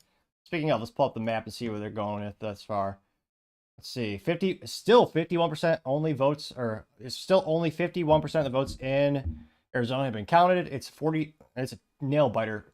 Literally, Trump at 49.6% compared to Kamala at 49.5%. That is right neck and neck. New Mexico, that delta is a lot bigger. Kamala is leading 51.6 compared to 46.4%, with 78% of the votes in New Mexico counted. Colorado, already called for Kamala Harris. Minnesota is now leaning left by quite a bit. 47% of the votes are in Minnesota, and they decided right now it's 55.2% votes for Kamala Harris compared to 42.6%, which, again, this is a place that they allowed their cities to burn under the ineptitudes of Tim Walz, and yet it looks like they're probably going to vote for more of that. Wisconsin still leaning a little bit more to the right. It's at 50.5% in favor of Donald Trump compared to 47.9% for Kamala Harris. Michigan leaning a little bit more right again, so the pendulum swinging. 50.9% for Donald Trump compared to 47.3% for Kamala Harris, with 36% of the votes in Michigan being counted thus far. Again, I keep thinking the average guy with a wrench working in the automotive community, he's going to go Trump to get rid of those BS EV mandates and maybe get Detroit profitable again with those big old V8s that used to be so iconic for making. Pennsylvania still leaning a little bit to the right, 51.2% compared to 47.7% in favor of Trump. Now 77% of the votes in Pennsylvania being counted. North Carolina and Virginia still to be determined. Again, Crowder and a lot of folks are calling Georgia for Donald Trump. Right now, you have 91% of the votes in Georgia that have been counted thus far. Trump is at 50.9 compared to 48.2% in Georgia. Nebraska, I'm not sure. They're at 58% of the votes in, 54% in favor of Trump, 44.4% in favor of Kamala. Then Virginia, Delta is a little bit bigger, 50.7% in favor of Kamala Harris, compared to 47.5% in favor of Donald Trump, with 83% of the votes that are in. 25% of the votes, they didn't even go beyond this. Only 25% of the votes in California are there, and yet 59% voted for Kamala Harris and 38.6% for Donald Trump, which, again, the state that keeps shooting themselves in the foot with more regulation and more anti-business laws, literally pushing businesses away. I mean, name one business that's gone to California in the past decade. Yeah, they don't go there. They leave in droves, and yet they still vote for more regulation. Ridiculous. And somehow RFK Jr. got 1% of the vote there, which, again, he's said multiple times to vote for Donald J. Trump. He's on the Trump train, so to say. But nevertheless, they still voted for him, apparently. Oregon, the land of free drugs and no law, which, yeah, what you vote for, is now called for Kamala Harris, 54.8% for Kamala Harris, compared to 42.5% in favor of Trump, with 62% of the votes being reported. Washington is at, let's see here, 59%, 59% compared to 38.5%, again, in favor of Kamala, with 62% of the votes, which, oddly very similar to Oregon. Looks like the votes are finally starting to come in Idaho. You have 55.2% in favor of Trump compared to 42.7% for Kamala Harris. 19% of the votes are in, but they're counting it already for Donald Trump. What was the delta for Montana? It's got to be like 90%. Oh, it's disappointing. Only 63.4% of the votes in Montana were for Trump compared to 33.6% for Kamala Harris. With, it's only 7% of the votes that are in thus far, though. That being said, though, they are still calling it for Trump. Trump, again, 211 compared to 153. There's the votes thus far, electorally wise. With Trump at 50.1% the popular vote compared to 47% the popular vote for Kamala Harris. What the heck? Right. You know what, though? Even the thing is, you still have that branch. Now, I always say, like, Alex Jones. Alex Jones is topless. All right. The way is, he looks like the barrel that people go over the waterfalls in. But that's a compliment, because, I mean, it's just, you got that shape. Even when I was fat, I mean, this is muscle. These aren't, it's not tits. He looks like I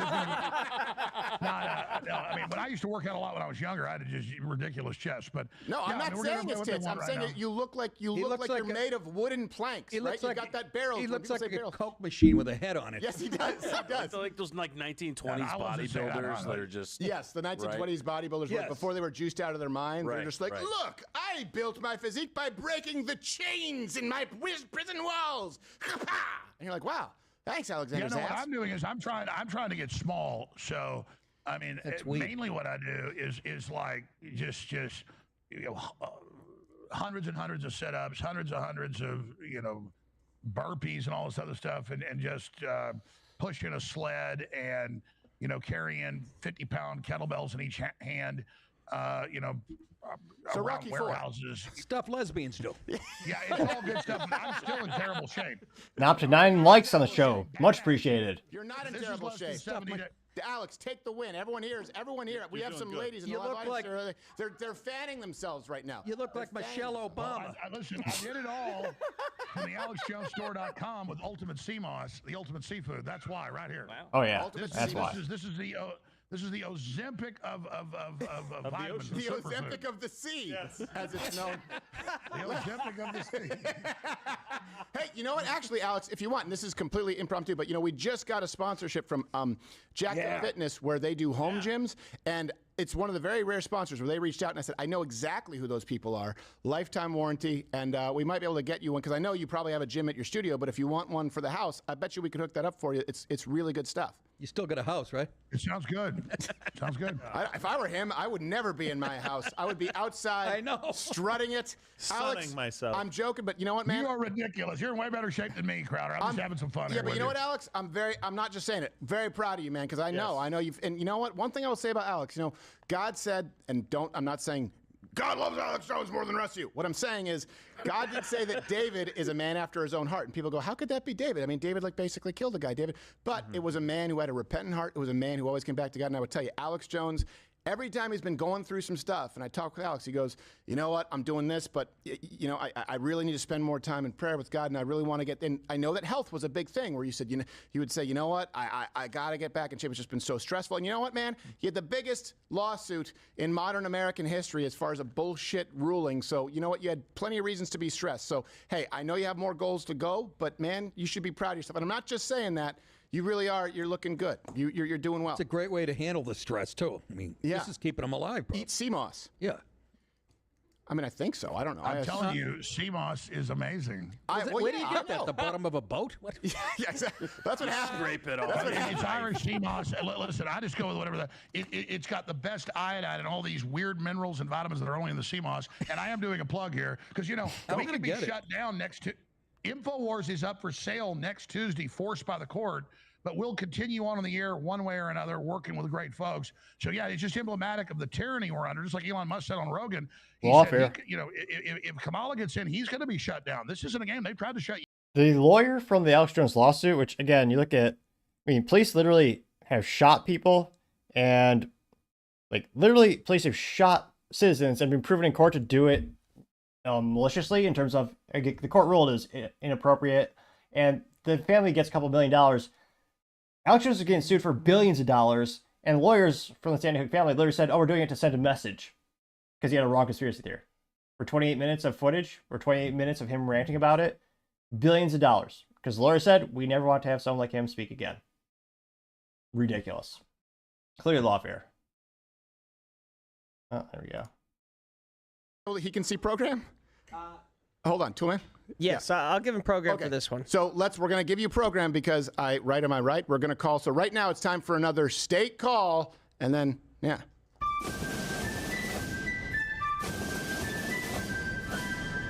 Brought to you by Noble Gold, and as we've been doing all night, of course, we have Donald Trump, the next president, who is here to call the state of North Carolina.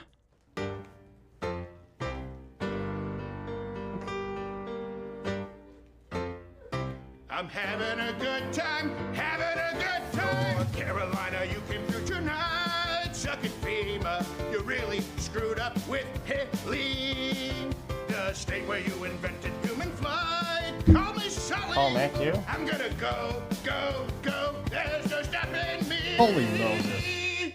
And the best part is we were really excited about it. And Kamala's at 3.4% to win in the poly market, betting market.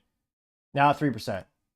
Now, compared to Trump at 94.8%. Wow. Maybe it's like, hey, maybe we. I hope it was. I hope we did that to be funny. So, listen, we feel pretty confident in this according to our projections. I can't be associated with this. These people are crazy. I just saw an intern walk by. Yeah. Like, no, Alex. He's probably out doing push-ups. He is. I was doing burpees, Steven. I'm sorry. I was doing burpees as part of my program. Eating some moss off my garage wall. I drank too much tap water. That's right. I felt a little gay. According to our projections, he's going to win North Carolina by around 2.8%. By around 2.8%. That's not enough for me. Which honestly it's called. is big deal. pretty in line. Can someone bring up the RCP average? I think it was somewhere around, was it around 1.8? So North Carolina right now, in terms of the statistics, got 50.7 in favor of Donald Trump compared to Kamala Harris at 47.8%. Trump won at 2.6 million compared to 2.45 million. And that is with, let's see, in terms of total votes that are in for the Carolina.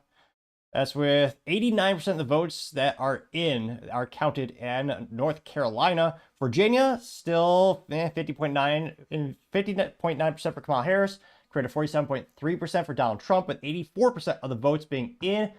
Nevada, 2% of the votes are in. Well, again, statistically nothing. 73% in favor of Trump in that case, 73 compared to 26.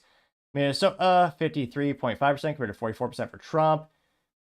Again, Minnesota, Wisconsin, Michigan still in play. Wisconsin's given the lead to Trump, 50.6 compared to 47.7. Michigan, Trump is 51.3 compared to 46.9. Wow. Let's see. It'll be interesting how many more votes do they find in the middle of the night in Detroit or something like that. We'll see. So you don't get that. It's like, when you sit on someone else's desk in school and it's warm. No, like I agree. somebody's I don't pre-warmed like, it. even though I'm old now, I don't like old people chairs. Even though I'm kind of old now, it's weird to be 50. But I remember like grandma was like, it feels creepy. Yeah. Like, it must be like this when you're like a junior high student and Tim Walz is your gay counselor. Yes. Like, Allegedly.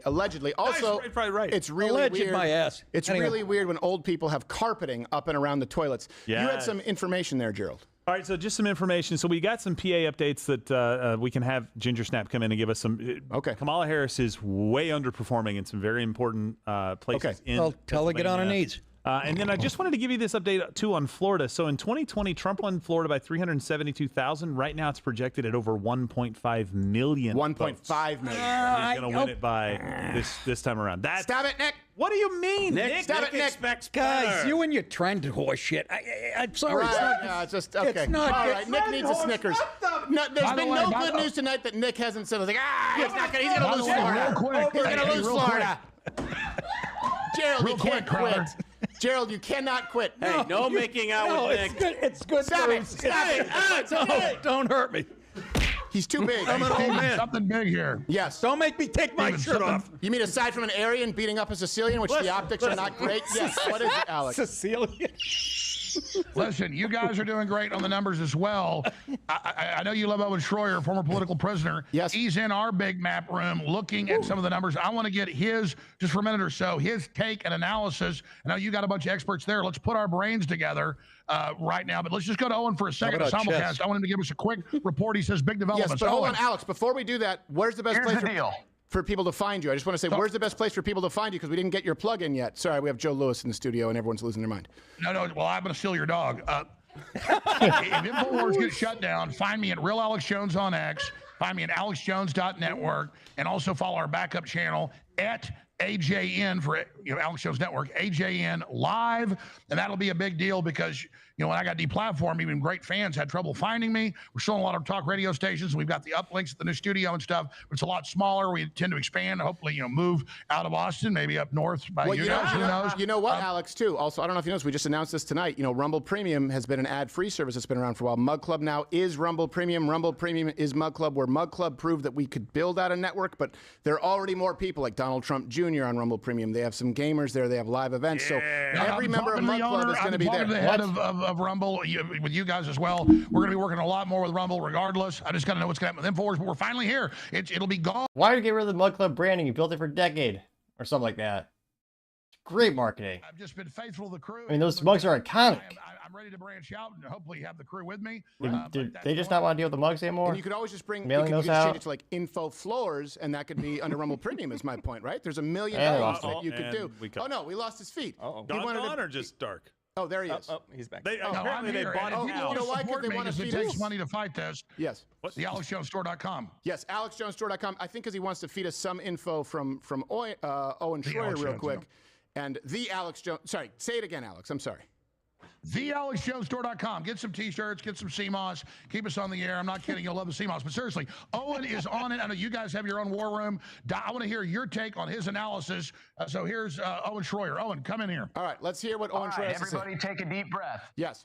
Everybody just relax for a second. We got election happening right now. What? The numbers in Pennsylvania and Georgia, in my view, I've crunched them. There's no path to victory. 82% in Pennsylvania. Harris would have to get 65% of the vote the rest of the way. It's just not there. The rural counties are competing with Philadelphia. She's not going to get 65% the rest of the way. And I just don't see why they just don't call it now. I'm telling you, Trump needs to come out and declare victory right now. Harris has not been getting 65% of the returns since 8 p.m. It's not happening. Trump is going to win Pennsylvania aside from shenanigans. Same thing happening in Georgia. Pull up Georgia. Harris at this point down. Look, Biden won Georgia by 12,000 votes. Trump won Georgia by less than 100,000 in 2016. These are better returns than both of those elections. There is no way Harris can come back from over 100,000 votes down, except ridiculous shenanigans, with 91% in. Think about that. What is she going to get, 75% of the last 10% vote? Not going to happen, not in a fair election. So we zoom back out. What does this mean? This means with Pennsylvania and Georgia. One second here, Tim. Yeah, bring him up full screen. That's if you can. Bring him up full screen really quickly. That's a victory for Donald Trump. He needs to come out in 15 minutes and declare victory. I won't be the one to declare victory, but that's what we see here on this map. All right, Owen, stay there. I want to go back. Hold on, because we're breaking in with Stephen here. Stephen, I want to get your take, as you guys are looking at the numbers. You've got experts there as well. Owen, stay there. Don't go. What is your take on what Owen just said? Okay, well, 1 second, because we were just having some issues here. I wanted to bring it up full screen. We've talked about that before. Well, just so you know, we have called Georgia. So Owen is right on that. We've called Georgia pretty definitively. We're very confident in Georgia. We do have Lane the Brain in here with some updates in Pennsylvania, and I think there's some agreement. And then you have a little bit more context to some of those numbers. And I don't know if there's disagreement. No, there's no disagreement at all. Really, the only difference is the map that we had on our. From our side, we actually called Georgia. Right. So the only thing left for Trump to do is win one of those upper Midwest states, Wisconsin, Michigan, or Pennsylvania. So let's bring up there, Noodles, the election integrity map, because we have called Georgia so people can see that up there. Oh, is it DDoS again? It's still DDoS, It's DDoS. We've been DDoS attacked because, Alex, we've been providing this analysis and these numbers. Okay, but he just said, according to him, he has Pennsylvania. Well, I know, according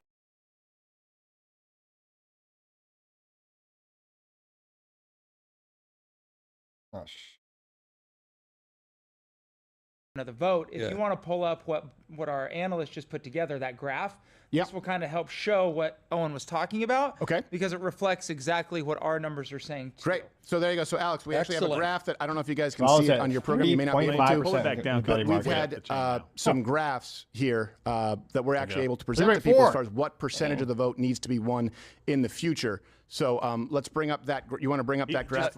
I'll get it to him right now. But everything that Owen just said checks out. Gotcha. And that's why we actually called Georgia right there not that long ago. Let's bring this up. You have it there? Yeah, we've got it. So Pennsylvania. So I don't know if you can see this, Alex, but Lane the Brain, describe this, because we've been showing this throughout the night. Describe it for some new viewers, people coming in from Alex's show who may not be familiar with this metric that you've shown. Correct. So this is essentially reflecting the sentiment that they were just talking about. If you look at the red bar, so the farthest to the right is actually the most recent information that we have. And it says 54.2. And by information, you mean the most recent vote dump? Yes, correct. Yes. So the most recent vote dump, Donald Trump collected 54.2% of that. Right. And what that tells us is of the outstanding vote remaining, he only needs to win 45, which, means Kamala Harris would need to win a about 55% of that vote. Right. So our percentages are a little different, but the trend is exactly the same. And you are pretty, again, we're not making the call, but pretty confident that it's very unlikely with the votes that are remaining in Pennsylvania that she would be reaching those margins. Correct. And the reason that we feel a little confident in Pennsylvania, not in calling it, but in the direction it's going, is if there's two bellwether counties, essentially, that you want to look at, which are Erie County and Northampton County. And in the last vote dump, Donald Trump closed the gap in Erie County by about 7%, and he's only trailing by 3.6 now. So he keeps making that up. But Northampton County is the one you want to look at, because he actually lost that by 0.7% in 2020 to Joe Biden. But right now, we're looking on the map for Northampton. Can you give me a fucking Rain Man over here just reading them at a million miles looking for it, but I have. Give me a Dramamine. Google it. So what we do see in Northampton is that Trump is leading by a substantial amount. He's leading by 5.4% right now at last check. He lost that county. Wow. And now I'm excited. And there's only been 3 times, I believe, in the last 150 years that county hasn't predicted the winner of the state. I think 2004, 2000. Yeah, that's what we said in 2020, though, and Biden came out of nowhere and won it. It's not just the fact it ain't over till it's over. Doing better than in 2020, but it's the fact that actually, in combination with that, is a bellwether county that's indicative of someone winning the country at large. That is correct. For the state, it's pretty significant. Seems all metrics that we have right now that he should win the state, but that microcosm within the state suggests strongly that he would win the country. And this is, by the way, given the fact that we've already called Georgia. Right. And then even if you move past Pennsylvania, if you can pull up the New York Times thing that we sent you, they're starting to even not have much room to wiggle. I was going to say, they were noticing it. They were leaning Trump about an hour ago. Yes. It was the first time they had said it in this entire cycle. So they're leaning him in popular vote also, but they also have him up in PA, Wisconsin, and Michigan. They give him over a 65% chance in all of those states to win. Yep.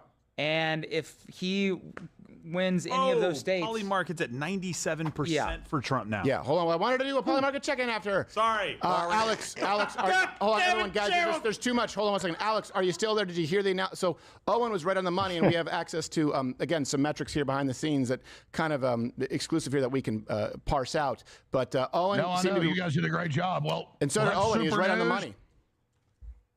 So it looks like, I mean, in the old days, when somebody won, they would declare so they wouldn't do shenanigans. I think Trump needs to declare here in the next few hours. Yeah, I don't know. I think that if he wins Pennsylvania, he absolutely should declare. We're not fully, and if you guys are, that's great. We're not fully confident in calling Pennsylvania. We're not saying we're 100% right. We're just saying it looks like it to us. Yeah. It certainly looks that way. It looks like it to me, too. I think, Alex, my only hesitation would be I don't want to give people like, oh, Donald Trump is cheating again. You got to, like, I just don't want that. I want to. They'll try and go with those optics. Let it become a little bit more obvious. I agree with you, though, to, like, put a stop to any of the potential steal or anything that is going on to kind of head that off. But I just want it to be a little bit more One clear. final thing. So, Alex, I know we're going to have to. Can we have our team cross-reference these counties that are particularly, important right now, and look at the Jewish voting population? Yeah. Because looking at the trends that we already have. No, I'm just saying. No, we can look at those. We can look at those in PA. In other words, we can look at those in PA, but that might help us make a prediction a little bit earlier if we see those numbers still continue to track. And to that point, we were able, when we did call North Carolina, it was about 10 minutes ahead of Reuters' call on that as well. Right. So we did beat them to the punch. Yeah, thank you, Mug Club. There we go. So we were the first place right here, guys. Mug Club. Rumble Premium, if you guys want to support it, click that button right now. Join Rumble Premium. You just heard maybe info floors at Rumble Premium. I know that Alex Jones has a lot, we don't know what's going to happen after next week, but the water's warm.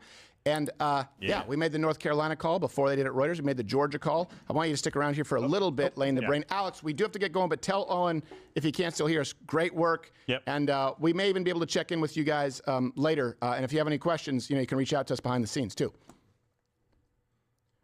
Absolutely, and just want to say great job with your investigative team. Winning this election, you guys have done just as good as James O'Keefe, and he's always been the North Star. We're not in competition. We're all on the same team, but incredible job for all your supporters, everybody else. And I love working with you, and I love your crew. This is a historic moment, so thank you so much. Thank you very much, Alex. We appreciate it. Alex Jones and Owen Schroyer, everybody.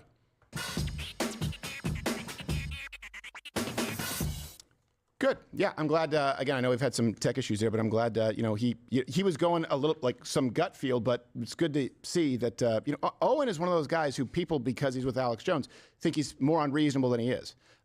He's often pretty right on some of these things, and he's it's one of those things. Don't let the media tell you who Alex Jones is. Don't let the media tell you who all those people are. Even if we have disagreements, it sounds like we're tracking here with some different data sets, but this is quite a bit of momentum. Yeah. At this point. Yeah. 1.5 million votes potentially in Florida is huge. Huge. That is massive. And why are you laughing? What, you don't think there's 1.5 million votes in Florida? I expected that from Florida, goddammit. No one expected 1.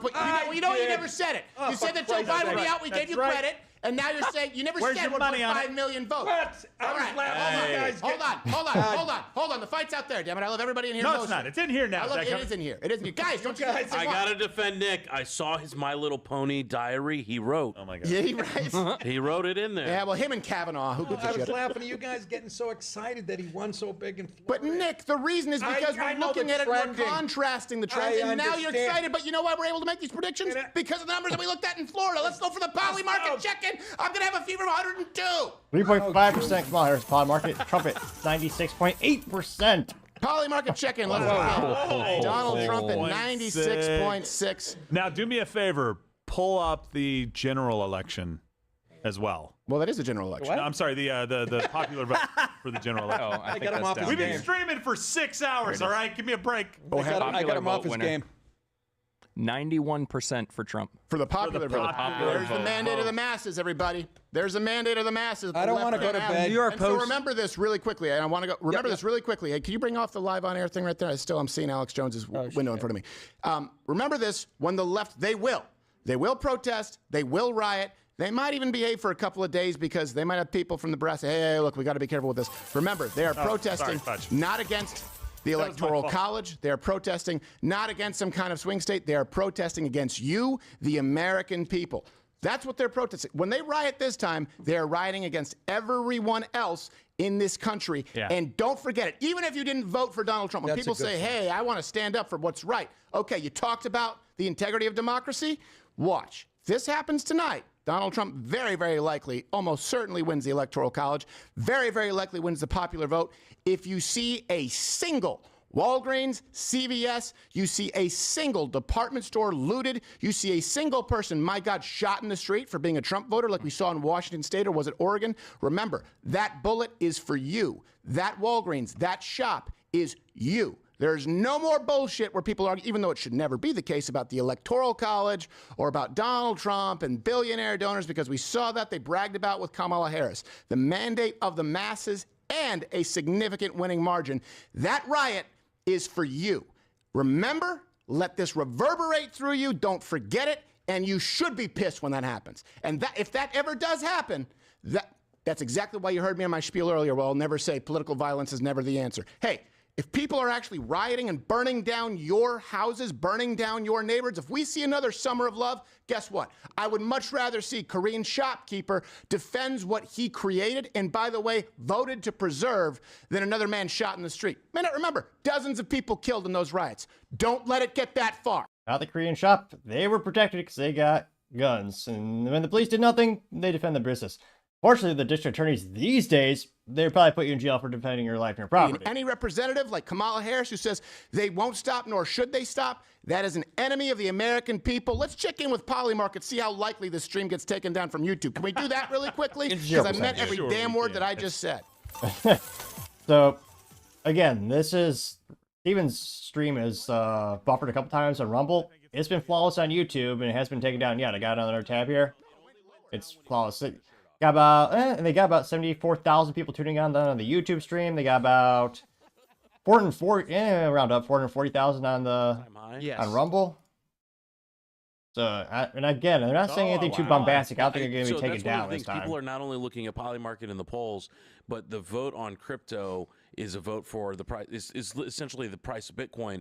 Is what are the markets predicting is going to happen? Because it's very clear that Trump is going to be able to do more favorable cryptocurrency policies versus Kamala, and so as the price continued to go up, it says nothing about the leftist radicals who are still quite nicely organized after all the pro-Hamas protests. What do you see about Wisconsin? I mean, there'll be resistance inside each of these agencies. It's why the attempt to move a lot of these employees to so-called Schedule F is going to make a huge difference. This is something that the Trump administration is going to try and do. They're going to take the permanent political class and they're going to say they are now fireable under the articles of the Constitution. The president does have unitary executive authority to fire all of these people. Schedule F meaning what? Schedule F. So right now, by union contract and by regulation, if you are considered a non-political appointee in the executive branch, there's a procedure that you have to go through in order to be ousted from your job. If you are redesignated as a Schedule F employee, that means you're effectively an at-will employee of the executive branch, and the president of the United States can Goodness, useless jobs. And so that's going to go 146,000 people watching on the YouTube for again, Daily Wire, so areas, we'll be it'll on interesting to see LWC for what now. is actually given. So I think RFK Jr. ends up in charge of like ag and HHS and FDA. No, I think that he probably ends up as like Department of Agriculture guy, like Secretary of Ag. Maybe you put him in charge of FDA. But I think that, again, it's HHS, not as though you have. I'd give him HHS, I think. Yeah, I mean, the only problem with HHS is that's really more about the application of Obamacare and Medicaid than it is about like the health things that he cares about. He cares more about FDA kind of stuff, like vaccines or like food and water, right? Like that's more FDA type stuff. Maybe EPA. I think that EPA would be a problem for him. Are we because going to keep Trump Rachel Levine in place? Is my question. Yeah. Doctor. Only if she Admiral Doctor. Only Donald Trump will bring him on the carpet and force him to admit he's a man, and then say, then he could stay. Then he can stay. For those of you who haven't noticed. Yeah, exactly.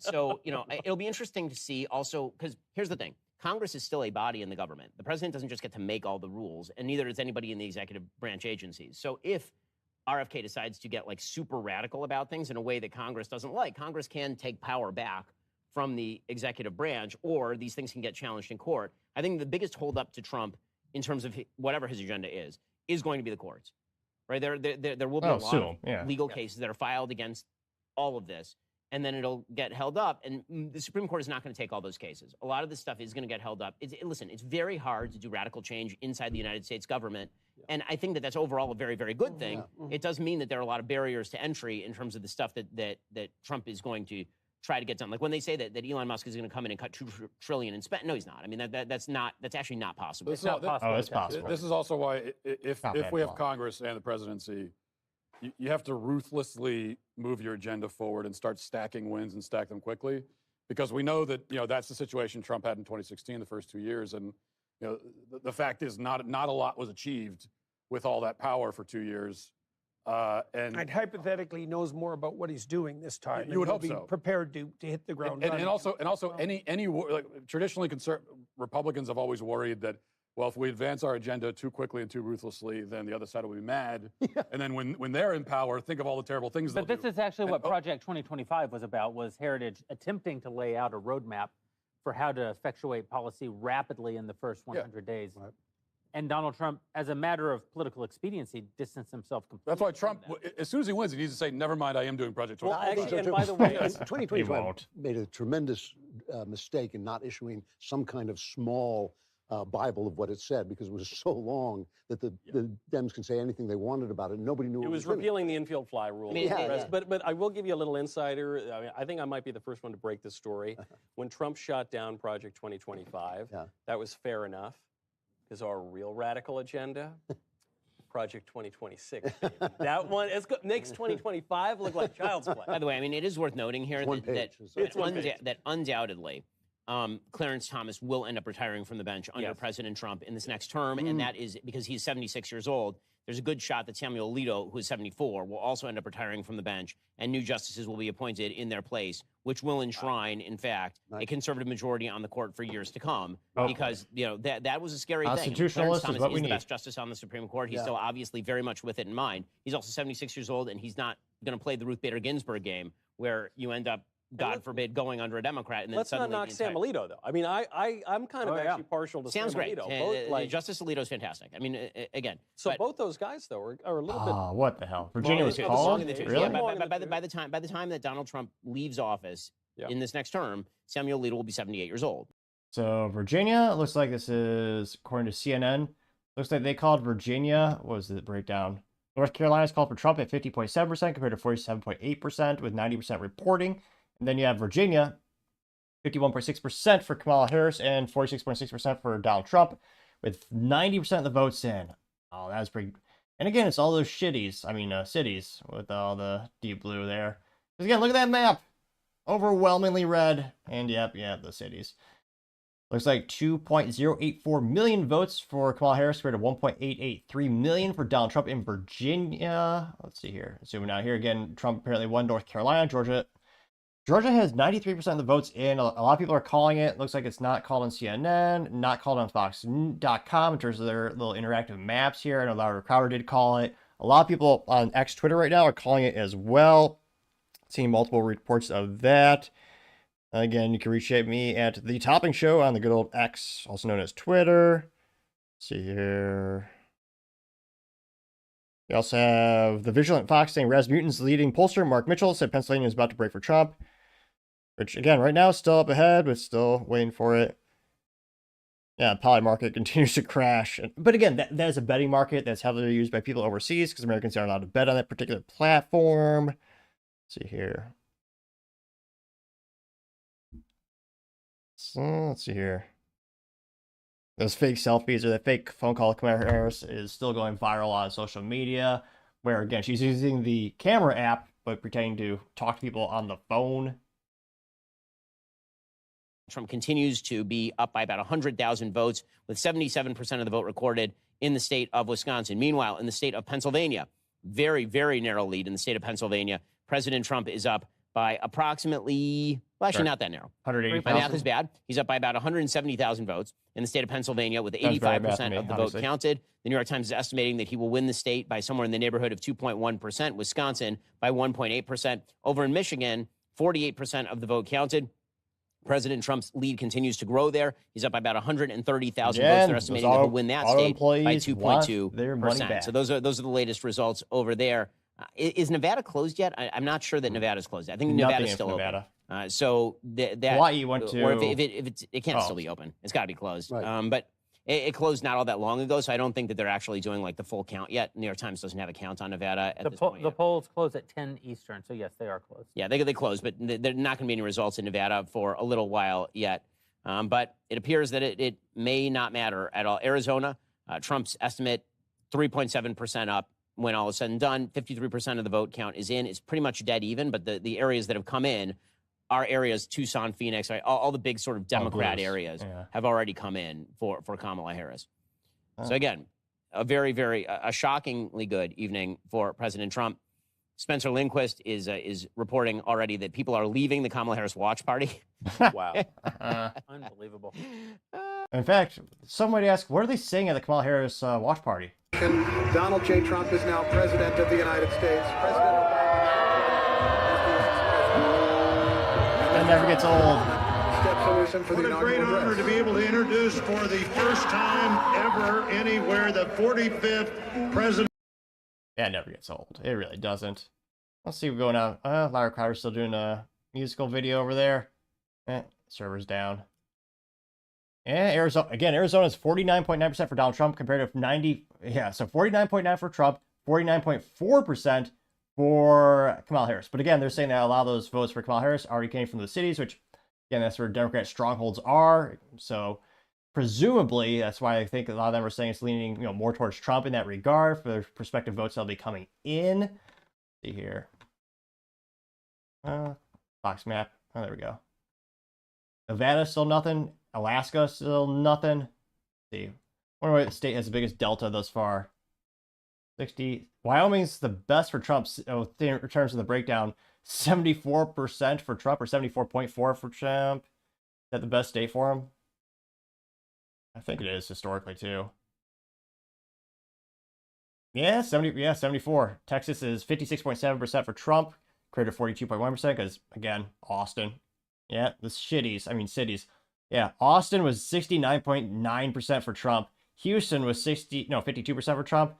Oh, Dallas. Dallas is 60% for Kamala. Jeez.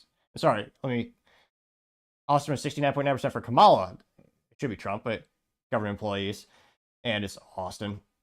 San Antonio also went full on Kamala, 54.6% for Kamala. Then El Paso, 58.1% for Kamala. Do they want us to procure border? What the morons. That's just ridiculous, really. But yeah, overall, Texas still very much red. Then going to the actual, going back to the overall election map here. Jeez, this map is terrible. So it's worse than Microsoft Maps. Remember when Bing Maps first came out, or Microsoft Maps? It was pretty bad. Oh no, nothing's worse than Apple Maps. Apple Maps had Berlin and Antarctica for like the first day or two it existed, which was hilarious. Obviously, they later fixed it, but pretty wholesomely inept in that regard. Let's see. Go back to D. Let's see here. Where are you saying at DW? Because they're running out of scapegoats. Correct. Of course they are. Yeah, there is only one scapegoat left, and it's the scapegoat that Joe Biden said out loud and that is the American people are trash. That's going to be the angle. But that's what we're doing in Canada. They have not accepted a presidential election they lost this century. So but who? I mean, you tell me. Who do you think that they blame? I mean, they can blame podcast land. They can blame me and Rogan and you and everybody else. They tried that, but New York Times. But you know, the press is not going to back them on this. There's going to be a change. I mean, I really do believe this. The press, in order to sell the Russian collusion story, you needed the press all on board. The press look like fools. Well, they're also dead. Like the Rogan interview with Trump and. It was more important. That was the end of the legacy media. As far as I mean, they were already on the outs. But what is left of them? They've lost all their credibility. They have no audience, right? And it's highly likely, I think, that what Musk predicted will occur, which is that the broadcast networks will lose their license to broadcast, and they'll be relegated to the cable networks. And they should. They deserve it. There's absolutely no reason why they should occupy that. I can tell you what the move is, though. Because you're right, they've lost their audience, and so what's their move? Their move is to kill us, which they already telegraphed. The New York Times, the Washington Post had that piece with your face on it, Ben, and then the New York Times hit all of us. The New York Times, this popped up in my Google. I actually was not in that article. You were. I wasn't either. I was weirdly in it. I was the centerpiece of their header. But they didn't mention you never either. mentioned because I said, what did the headline was in the podcast election? Falsehoods fly, misinformation flies, and YouTube lets it happen. So it was a picture of me right there in the middle. I said, what did they get me on? I think I've been very precise about what I've said. I looked, they didn't mention me, but they want to take down the Daily Wire. Clearly. They want to take down the other podcasters. That's not working out so good. It's not going to happen. Well, it's not going to happen, at least with Trump in charge. If the Republicans have the Senate, it's not going to happen for them anytime soon. But I think that is their play. Okay, we're starting to lose. Well, we got to clamp down on the guys. But I know you're a big fan of the Inquisition, but it actually didn't stop the Reformation from happening. And that's what they're doing. It's the same game plan. That's why we had to kick it into overdrive after you guys started that Reformation. I think that's all over. I can't see that. I think under Trump, that's a very, very hard road for them to hoe. So this is why I think they are going to just be stuck with Trump is toxic. The American people are toxic. It's mostly males, but men are toxic. Men are toxic. It's not going to be American people. It's going to be men, a group. It's going to be men. But again, I think that too many white women went by majority for Trump. So I don't see how this works out for them. I think they're going to have to be, honestly, it's going to have to be that circumstance turns against Trump and they take advantage of it. That's the only way they get. Maybe they sort. Or he wins and the law period begins yet again. They try to oust him and they put up against blockades. Again, the fight is long from over, metaphorically speaking. Fight the good fight, as we always say. Michigan has Trump at 52% now, and Kamala Harris at 46.3%. That is with 49% of votes being reported thus far. Again, that is in Michigan, which, again, the UAW, the union leaders, they're all Marxists. They put all their money into the DNC. They gave the endorsement to Kamala and Biden, which ultimate irony because they're passing laws that make the most profitable things for the big three. Again, Ford, General Motors, and Chrysler, illegal ICE engines and gas engines, the good old V8s. I mean, shoot. The new Charger is going to be an EV or a straight 6. It is an abomination. You want a Hemi. You want a Hellcat engine with a V8. I mean, that's pure testosterone in America. And a stick shift. They should all have 3 pedals by default. But because of the government and EV mandates, they're making EVs no one wants. They're much less profitable. So there's less profit sharing for the union members, the actual workers on the ground who turn wrenches. And there's less jobs overall for them with EVs. Less parts to be installed and less physical labor for them. So the actual automakers, like the actual men who have, with a wrench, I think they're going to go overwhelming for Trump. Because again, Trump said day one, get rid of the... Trump said, day one, get rid of that EV horse shit. We're going to make America great again with stick shifts and V8s, maybe a V10, perhaps a V12. I mean, he didn't say that exactly, but he did say day one he's going to get rid of the EV mandate, which again is a de facto ban on gas engines in the United States these days. People don't realize the EV fleet averages, the emission averages they have right now, if you don't hit them, you're fined by billions of dollars. The only way to hit the averages right now for fuel economy, these fleet averages for every car that your company manufactures, the only way to hit it, EVs, which again, Ford lost $132,000 per EV sold Q3, also known as terrible. They're bleeding money. Now, thank God Ford still makes money with the good old, I was about to say the good old V8s. Give them credit. They won the pony car war with the Mustang, the only pony car, the Mustang versus the Camaro versus the Charger that didn't acquiesce to die with GM killing the Camaro, and then the Charger being is actually a Charger EV and a straight 6 engine with automatic transmission, which, hey, straight 6 cylinders is good if you're BMW with the stick shift, but you're buying a good old Dodge, you want a Hemi, not that straight 6. You want a V8, baby, with the Hellcat engine. So again, I think the actual workers on the ground, they're going to go for Trump. That's why I think Michigan has a good chance of winning. Again, we got 49% of the votes in Michigan. Wisconsin, home of, what? Epic Software. What else? And Harley's. They got those two things. I'm only partially kidding. They're known for more than that, maybe. But they're coming in at 51% for Trump compared to 47.3% for Kamala Harris. And that is with 78% of the votes in. And 13,582 people did not listen to RFK Jr. They voted for RFK Jr. when he said to vote for Trump, but I partially digress. Nevada, only 2% of the votes are in, but of the 2% of the votes, correlating to about 23,000 votes, about 73% are in for Trump, but again, small sample size.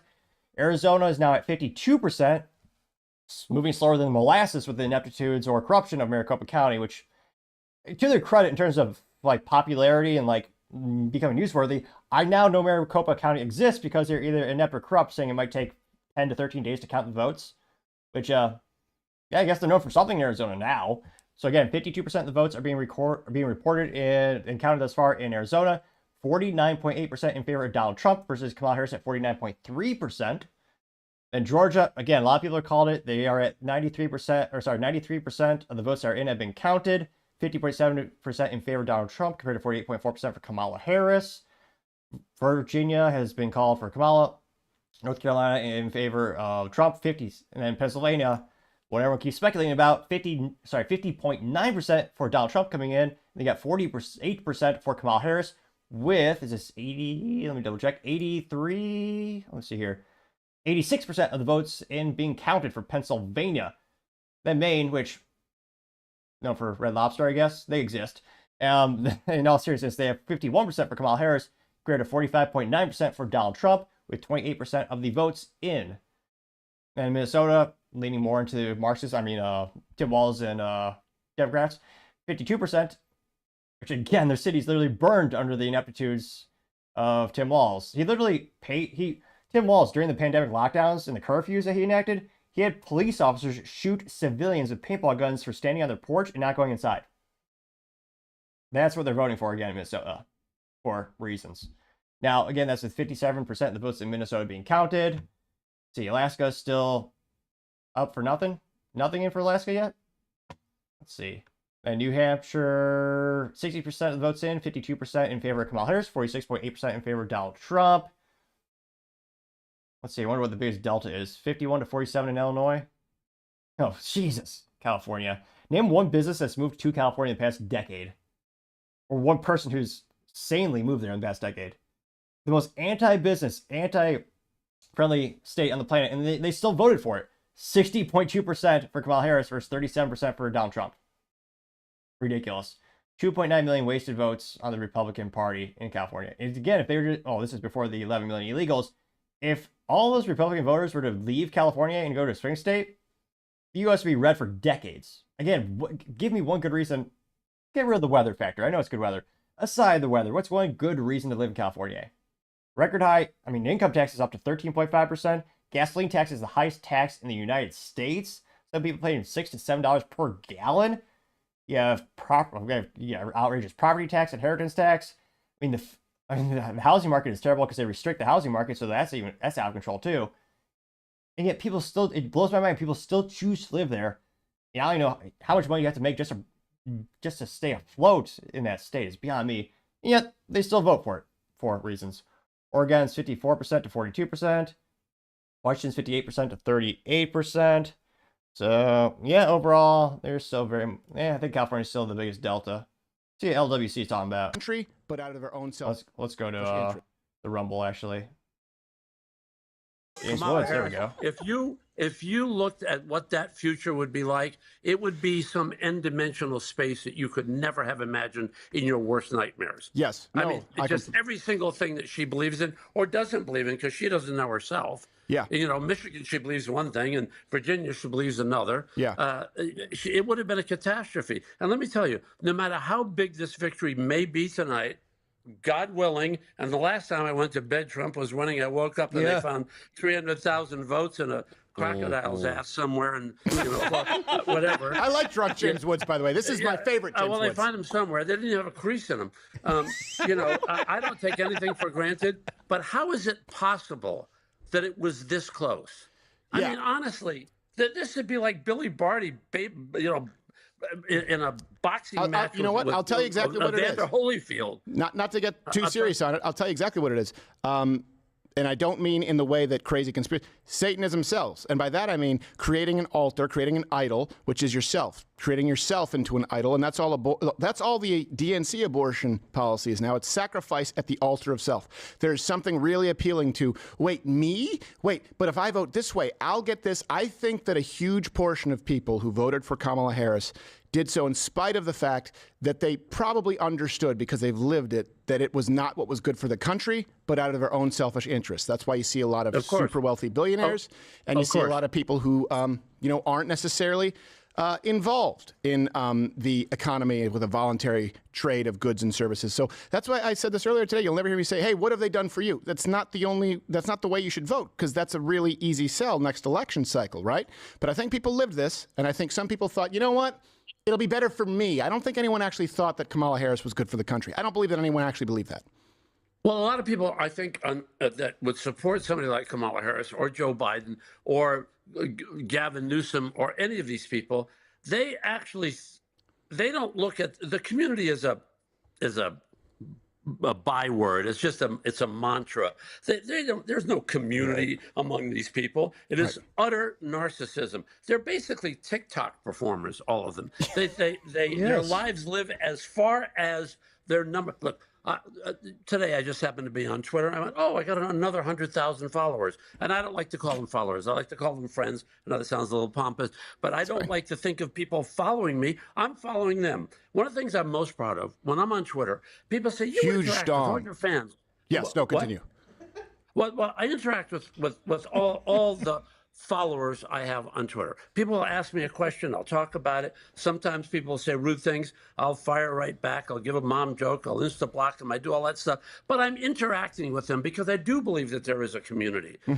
I think that what Donald Trump did was, and will do again, God willing, if they don't cheat and snatch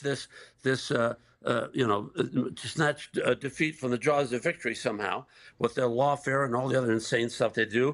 Even, God forbid, I hate to say the word assassination, but God knows they're trying. Of course. If they don't do that, and we're blessed enough to get another 4 years with this man, we'll sew up the border, we'll start to have American production at home. Look, our community, our American community, we want to create our own goods. We want to give people jobs. We want to give them proper education.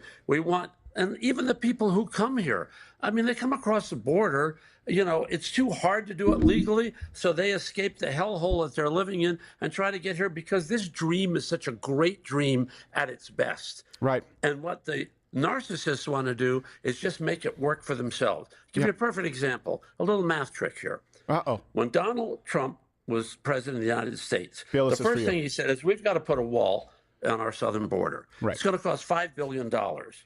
We give, on the average, Ukraine $232 million a day. Yes. Ridiculous. Every 5 days, we're not even the top 10 trading $1 billion.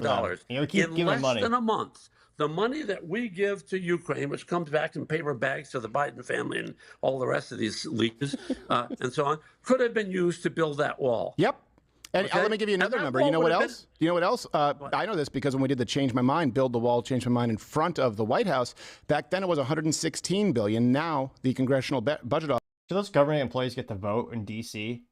They're always going to vote for a bigger, more bloated government. So D.C. came in 90.4 for Kamala Harris, 255,000 votes, and 6.6% for Donald Trump. Because of course, you're just going to vote for a more bloated government to pay them more and more money. That's the biggest delta. We thought that California was bad in terms of one side is 60.2 to 37.4% in California. DC, 90.4% versus 6.6%. That's freaking ridiculous. God. 18th house I've done because I used to flip houses and so on. She's a master at what she did. We had so many people. All of the woodworking in the house is the finest finished carpentry I've ever seen in my life. You know, done by a fellow who's Mexican American. Oh, I thought it was Finnish. I thought you said finished carpentry. No, finished. Finished carpet. Really top carpet. These people had so much to contribute at the highest level. Right. Okay. And I had a fellow who was literally the manager of a house I was doing. He was in charge of the whole thing, and he told me that he shared with me, wonderful man. Hey, my daughter just graduated from medical school. I'm so proud of her, and so on. I said, great, Sergio, where are you from? So I'm from Mexico, and I said, when did you come? He said, I'm here illegally. I said, you've been here for years. He said, I've been here for 32 years. I said, so why can't you get somebody to sponsor you? I'll sponsor you. He said, I said, well, how do you handle things? He said, I paid my taxes every single year. While all these rich Democrats, all these billionaire Democrats are finding every tax dodge they possibly can, this guy's here paying his taxes even though he's not a citizen. Right. He wants to be, but it was too impossible to do. Right. So one of the things that we've got to do, now that all these coalitions are shifting, we have to find a way to have the Republicans. I hope Donald Trump does this. And if I get a chance to talk to him, which is highly likely, I'm going to say, let's find a way to embrace the people who've come here who want to be part of this dream and give them a path to do it. Okay? And the ones who are here to cause trouble and commit crimes and do all the rest of it, shove their asses out, scrape them off our shoe, build that wall, and that's that. But don't judge people by the fact that they may have gotten here in a certain way. You're going to be surprised to hear me say this. You thought I was going to come on to be some right-wing nutcase. Let's find a way to build this country better based on values. And that's what the Democrats don't do. They don't have values. They want to castrate children. They want to have the border wide open. They want to have, all our jobs go overseas with all this globalism and so on. And, they want to have a digital currency so they can track every dollar. Yep. No, I think I think there's a way to do it. I'm very reticent to look at passive citizenship, but maybe if there's, for example, here's the thing. We can all agree on this. Every single illegal alien who is populating our prison systems, gone right away. And if we look and we see any of them, we talk with them and go, oh, wait, you haven't paid taxes? Gone, unless they hit the back pay. If they've paid taxes, they've been here for that long, then I think we can look at that. But the problem is we know that once we get there, the left is going to fight every step of the way. This is not an argument over anchor babies. This is not an argument over dreamers. We have people who have come here illegally who make up over 20% of our federal prisons. When people say find common ground, can we not find common ground on deporting every single person here illegally who we are supporting in prison? The left doesn't want that. They wanted to buy votes. That's the issue. Okay, Stephen, but this might have been a little trick of mine because if you look at the statistics tonight, the Latino vote, was over 40%. So now that they're on our side, welcome to America. Well, again, I bet you you know what, James? Though I bet you if you go, hey, but they got to deport that. They got to deport that fucking William Rodriguez. Okay, yes, William, for crying out loud. Well, I don't know. He's the reason for the Prev pill.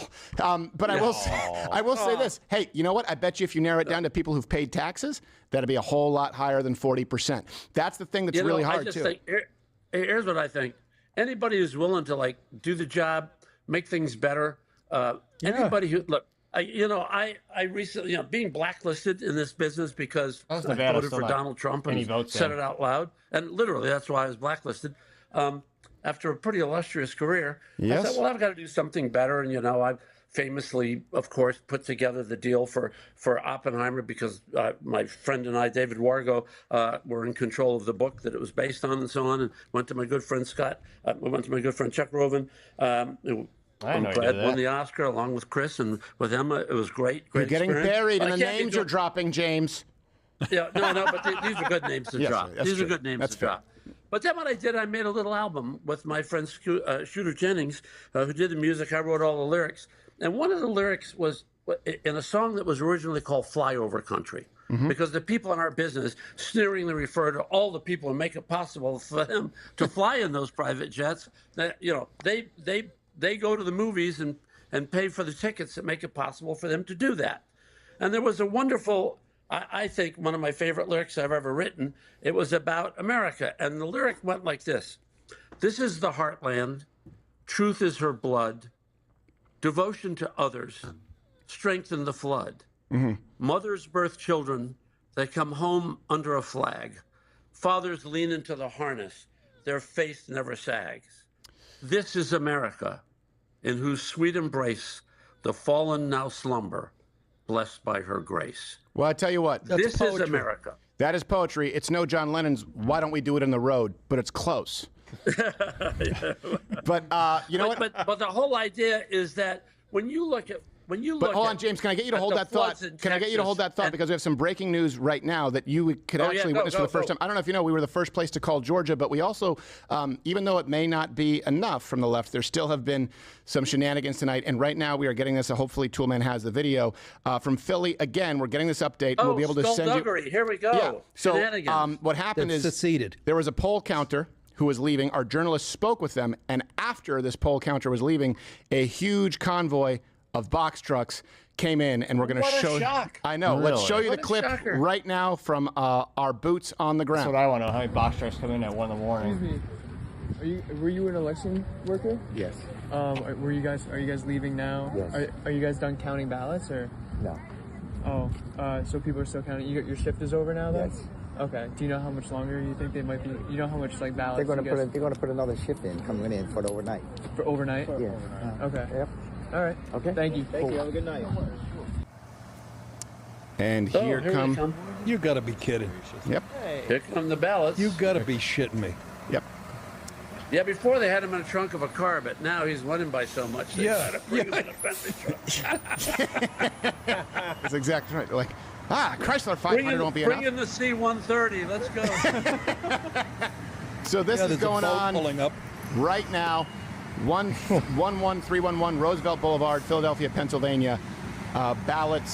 Trucks of ballots coming in, where, from what we are hearing, allegedly poll watchers leaving. So I don't know if this is between shifts. Well, that's the poll workers are coming in the trucks. Yeah, I was going to say. The poll workers. What are they, illegal poll watchers? This wasn't saying, are they using, what are they using, stone tablet ballots? Yeah, I don't know. What are the mathematical odds they can slide in there right at the shift change? I know. Wow. I know. Yeah, it's amazing. So this is going on right now, and I believe wow, there's a lot. There's a lot. Oh my word. That's a shitload of ballots right there, boys. That's like a Russian nesting doll of votes. Is that a police escort? Or the police escort? Yeah. Wow. Welcome to facility.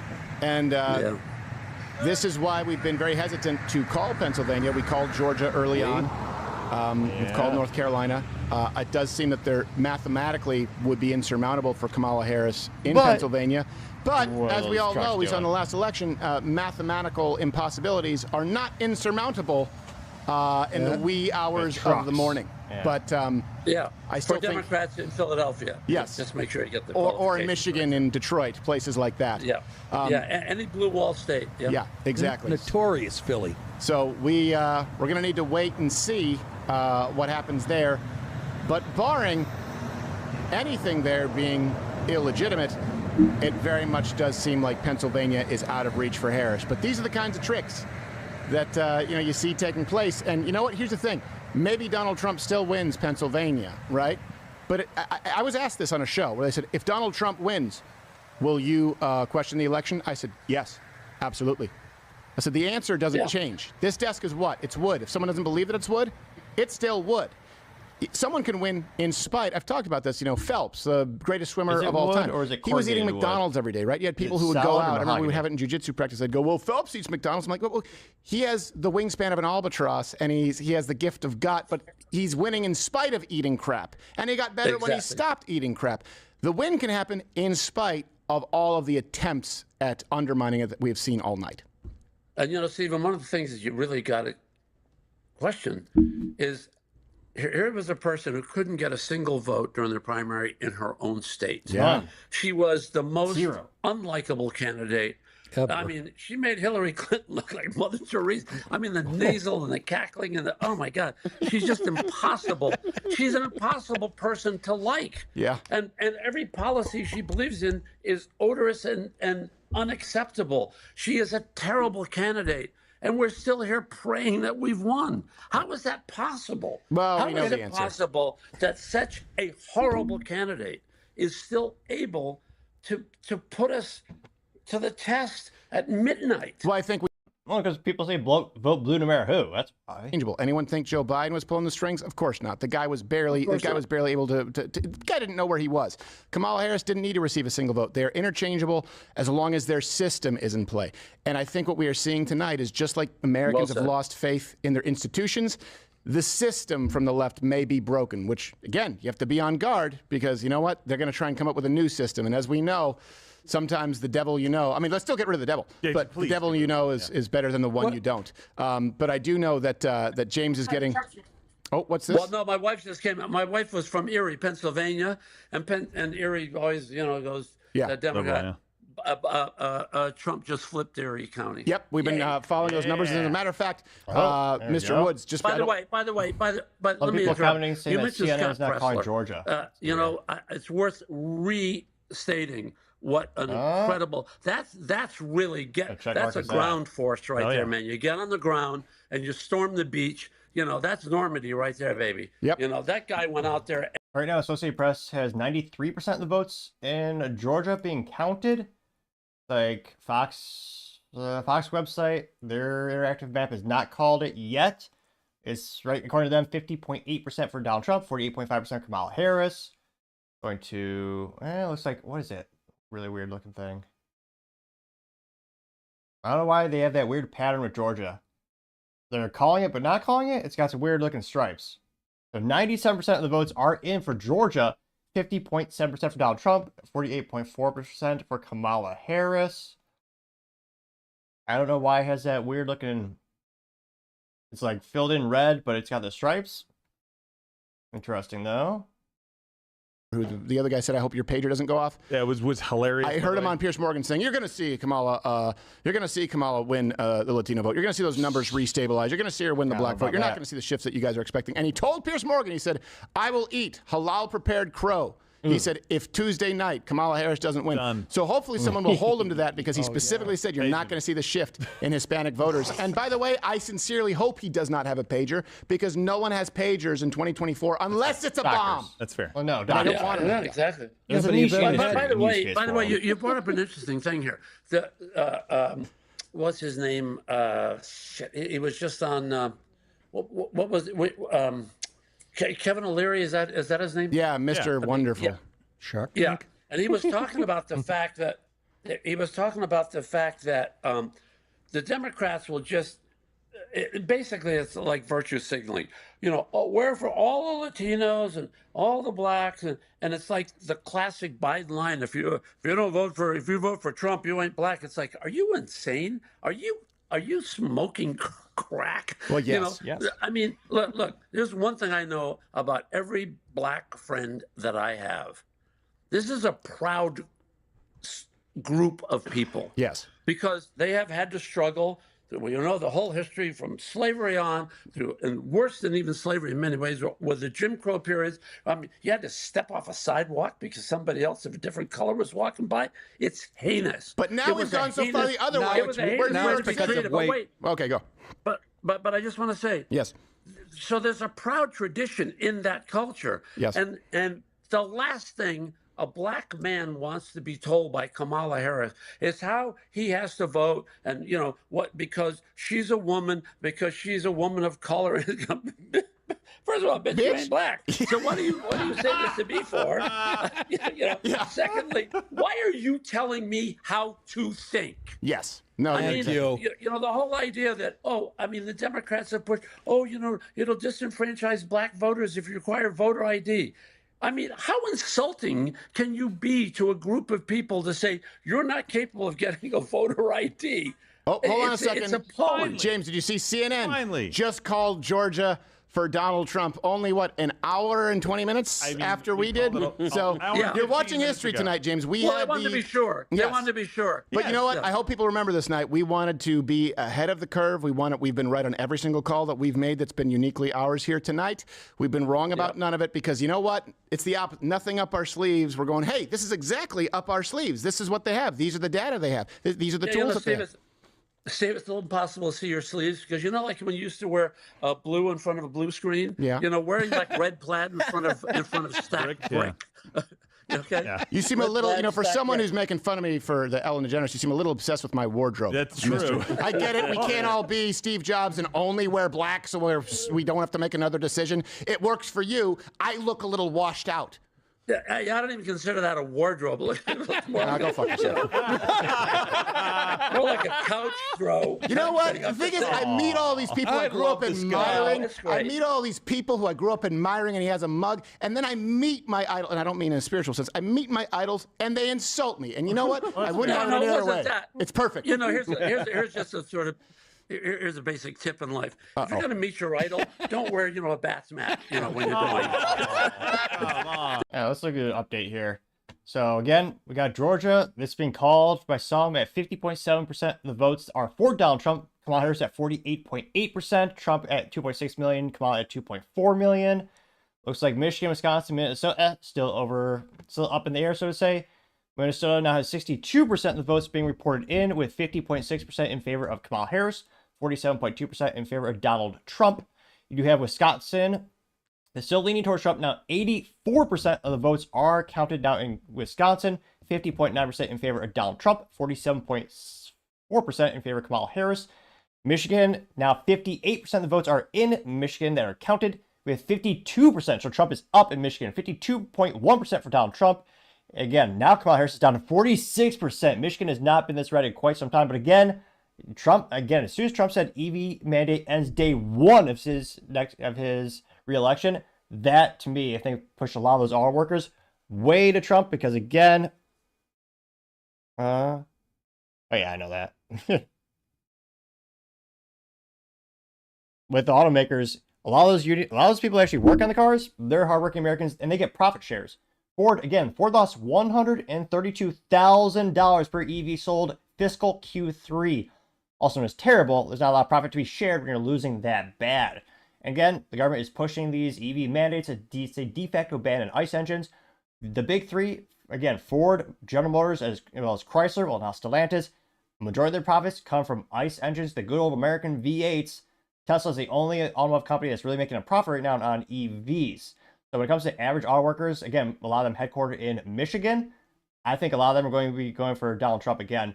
Now, Arizona, still how woefully inept is Maricopa County. Perhaps only now known for being inept. Maricopa County, the whole state of Arizona, is still only counted 52% of the votes, and it is a nail-biter. 49.9% in favor of Donald Trump compared to 49.2% in favor of Kamala Harris. New Mexico now has 91% of the votes that are in and counted, 51.3% in favor of Kamala Harris compared to 46.6% in favor of Donald Trump, with 1% wasted to RFK Jr. because, again, for the umpteenth time, he told people to vote for Donald Trump. He's on the Trump train. And yet people still voted for RFK Jr. And some idiots voted for Chase Oliver, which Libertarian candidate. They've had some great Libertarian candidates in my lifetime. I've appreciated a lot of some of them. Chase Oliver is the worst one. That party this time, talk about terrible. Though, upside is, I know most of my Libertarian friends voted for Trump this time around. Again, North Carolina came in for Trump at 51.1%. Virginia came in for Kamala Harris at 51.5%. The biggest was comical discrepancy, which, it's all government. Washington, D.C. was 90.4% for Kamala Harris compared to 6.6%. That is the biggest delta in the United States. Ridiculous. Even California was at 60 to 30. California was 60.3% in favor of Kamala Harris versus 37.3% in favor of Donald Trump, which how a Republican could live in California is beyond me, with the most taxes and burdensome regulations that drove a record number of businesses to move, and yet they just voted for more of that for reasons. So again, those states are still up there. Maine still exists somehow. They are reported to have 29% of the votes in being counted at 50.9% in favor of Kamala Harris compared to 46% for Donald Trump. Then you have New Hampshire, which of all the states that are supposed to be like a I would argue, small government, F you, let me do what I want. It should be New Hampshire. Their license plate literally says like live free or die, and yet they vote for a bigger, bloated, more bureaucratic government, which is beyond me. Yet, you do have New Hampshire coming in at 52.1% in favor of Kamala Harris versus 47% for Donald Trump, with, 64% of the votes in and being counted. Still no words from Alaska or Nevada. Ridiculous. And then Hawaii. Interesting enough, it says 0% of the votes that are in are counted, but they're giving it to Kamala Harris for reasons. Not sure why, though. Oh my gosh. Talk about money that could have been made or lost. The betting markets on Polymarket have Kamala Harris at a record low at 2.9% odds of winning, which I was going to say, if you're a gambling, a gambleaholic, I forget the statistic. What's the fancy word for being someone who's addicted to gambling? There's a fancy vernacular for everything. But yeah, Kamala Harris, 2.9% chance odds of winning. Oh, I spoke too soon. 2.8% chance of winning according to Polymarket. Trump is now at 97.2%. Granted, it's crazy.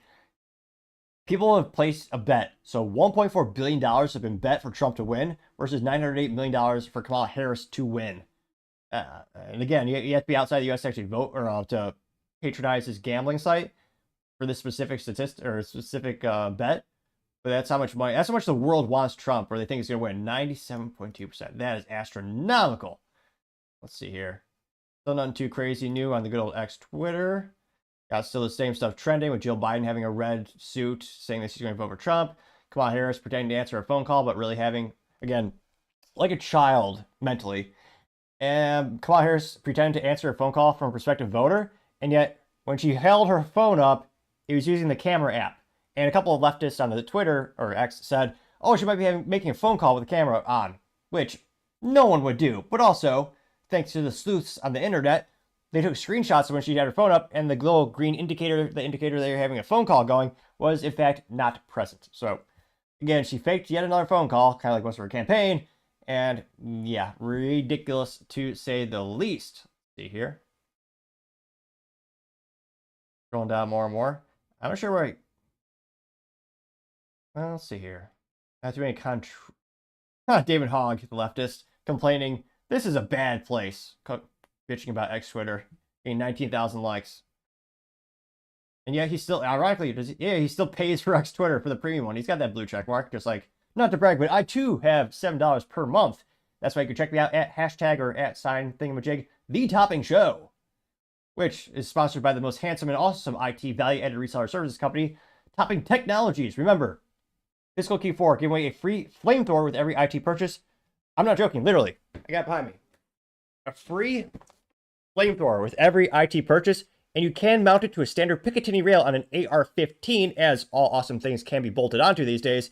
Even if you're in the not really, if you're in the state of California, you can get this too. Go to toppingtechnologies.com to learn more. Unfortunately, you get the neutered version, which shoots less far. It's not as fun, and Lord knows your AR-15 is also bastardized. But again, go to toppingtechnologies.com, learn how you can get a free flamethrower with every IT purchase. Literally in the banner of my website, you actually see at the top right of that banner, the little info thing, the navigator, it says flamethrower, which, not to pump up my chest too much, but probably the most fun promo you'll ever hear about into IT. So again, if you're an IT leader and need some help, especially when it comes to cybersecurity, you can reach out to the team at sales@toppingtechnologies.com or go to toppingtechnologies.com to learn more. Now going back to the map, looks like, again, Ohio is hard, like solid Trump, 55% calling for Trump compared to 43.7% for Kamala Harris. Illinois, and again, Illinois is 51%. Yeah, I guess it's slightly closer than I thought. God, who are these idiots? 1.4% of the votes in Illinois were for RFK Jr., which, again, he said, vote for Trump, not me. I'm on his team. Yeah, 72,760 people in Illinois, kidding, because I know it's not pronounced that way, they all voted for RFK Jr., which, again, I know it's not the delta in terms of it wouldn't have won it for Donald Trump, but still, what a ridiculous thing to do. Still waiting for more updates. Now, Pennsylvania now has 90% of the votes in. Right now, it's 50.7% for Donald Trump compared to 48.2% for Kamala Harris.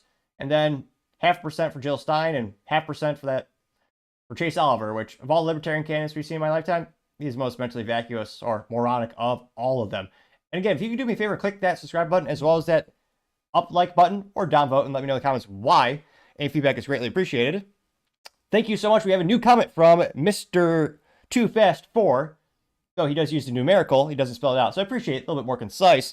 We have a record number of comments on this video. I greatly appreciate all fans chiming in. Again, any feedback, even if it's critical, much appreciated. Want to make the show better and better. Very excited. It took me about a week, but we went from 3.54 to 3.55 subscribers on YouTube. So greatly appreciate it. Mr. Too Fast 4, which ironically I'm reading fast as well, says, quote, the sign said vote Democrats up, down on the back of the ballot. Really? Yeah, I wouldn't be surprised. There's a lot of those vote blue no matter who, folks. And yeah, we're seeing more and more of those campaign signs with just, yeah, don't think, just say everything Democrat, which, again, I'm a big favor of getting rid of all the letters next to the names when it comes to these ballots, including Republicans. You should be able to articulately know who you're actually voting for, not just vote for a party. It's especially important for Republicans, because again, Republicans, you don't have the issue with Democrat Party. Republicans, you have a lot of rhinos, pejoratively known as Republican in name only, where, oh yeah, they say Republican, but then their voting pattern when they go to DC, well, it's actually the antithesis or the opposite of it. So yeah, I'm a big fan of actually knowing who the hell you're voting for. And yeah, I'm not a big fan of doing down ticket. And yeah, truth be told, there's a couple of libertarian candidates I prefer this time around in terms of when I was looking at some of the alternatives. Not obviously, Trump for president, but and Ted Cruz. I mean, cool name. You can't lose. I mean, Ted Cruz can't lose. He's named after a cool Chevrolet car. I'm like partially kidding, but he's very pro-gun, and I appreciate his business stances. Now, zooming out, still not too many updates from Arizona as well as New Mexico. They're not officially called yet. Then same with New Hampshire and what is this? New Jersey still isn't called? I'm surprised. How is New Jersey not called yet? New Jersey's at 51.4% in favor of Kamala Harris, with other votes at 40. Well, ouch. That's 46.5% for Donald Trump. Which New Jersey, what are they known for? Corruption? Oh yeah, being a shitty state for the Second Amendment. It's literally a state where it's called a right to retreat. I believe that's a vernacular. So if someone breaks into your house, you're not allowed to defend yourself. You have to retreat. That is the legal stance. It's terrible.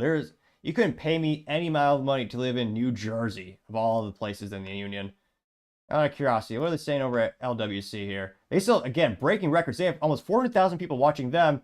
Now, the biggest competition in terms of conservative mediumship is going to be the Daily Wire. They have 100,000 people tuning into them on YouTube alone. I don't know why they're not streaming on Rumble.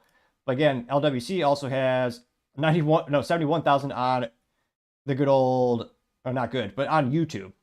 So they're crushing the Daily Wire with a fraction of the resources. I mean, on LinkedIn, they have a 10th amount of employees, and they don't have VC funding like, the Daily Wire does. Again, I guess a private company can't invest in them, but geez, talk about, the age-old philosopher once said it's not the size of the dog in the fight, but it's the size of the fight in the dog. Pretty sure that's Socrates. Kidding, I know it's some type of rap video or something, but yeah, in terms of being a scrappy company that's making a dent in the universe, LWC is knocking it out of the park. Let's see what they're saying over there. Right now, this is just the tip of the iceberg. Welcome to the leftist meltdown. That girl will be immortalized for being a crazy leftist. Rachel Bay says, B. Pure project. I like that name. B?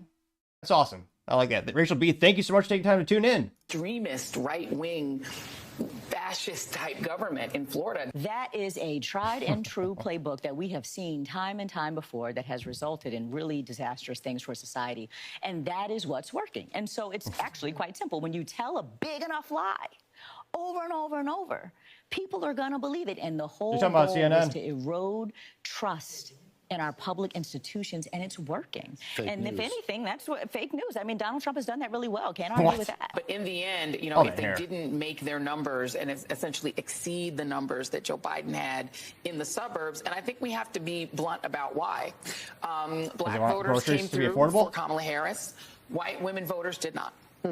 That is what it appears happened in that state. Because they want affordable groceries again? Or safe neighborhoods? Rachel B says, I'm watching Timcast IRL, who's currently at the Daily Wire headquarters in Tennessee, which Timcast IRL is a great team over there. 12-week abortion. I think theirs might be 12 weeks. Yep. But it's a state where women lost their reproductive rights. Where oh, geez, that vernacular. That's the biggest lie of this election was the abortion issue. Again, it is a states' rights issue. If you want to make changes, go to Hobby Lobby, get some nice, high-quality poster board, cardstock specifically, and you go let your representative know on a state level. Again, that's the biggest lie of the Kamala Harris campaign, and they raised millions on it. They got millions of people to vote on that issue. But again, it's been relegated back to the states. It doesn't matter who's in office right now from a federal perspective. Again, that's why you have some states like Minnesota allows it all the way up to birth. Some states like places like Texas, a little more restrictive. All right, it's good fun. It's good fun. He's over there in the green room waiting. Gabe Williams still out there? Yeah, there's a lot of people still out there. All right, so if is laying the brain in the chair there? I was gonna say, and let me know, should I just make a 10-hour video of this all day tomorrow? Donald J. Trump is now president of the United States. A grown woman, legally speaking. What a great honor to be able to introduce for the first time ever anywhere the 45th president of the United States of America, Donald. Never have a bad day, just watch this. I am so sorry. So sorry. To my world. I am so sorry to my world. So sorry for what? Record low inflation. I mean, for the first time in 60 years, the U.S. was energy independent. Gas was under $2 a gallon. And the first time there's no new wars in my life. I would be fascinated to hear if she actually changed her opinion or became more enlightened, or she just wants to go back to the past 3.5, 4 years. One more time. Donald J. Trump is now president of the United States. Now, the only fascinating thing is she does not have pink hair.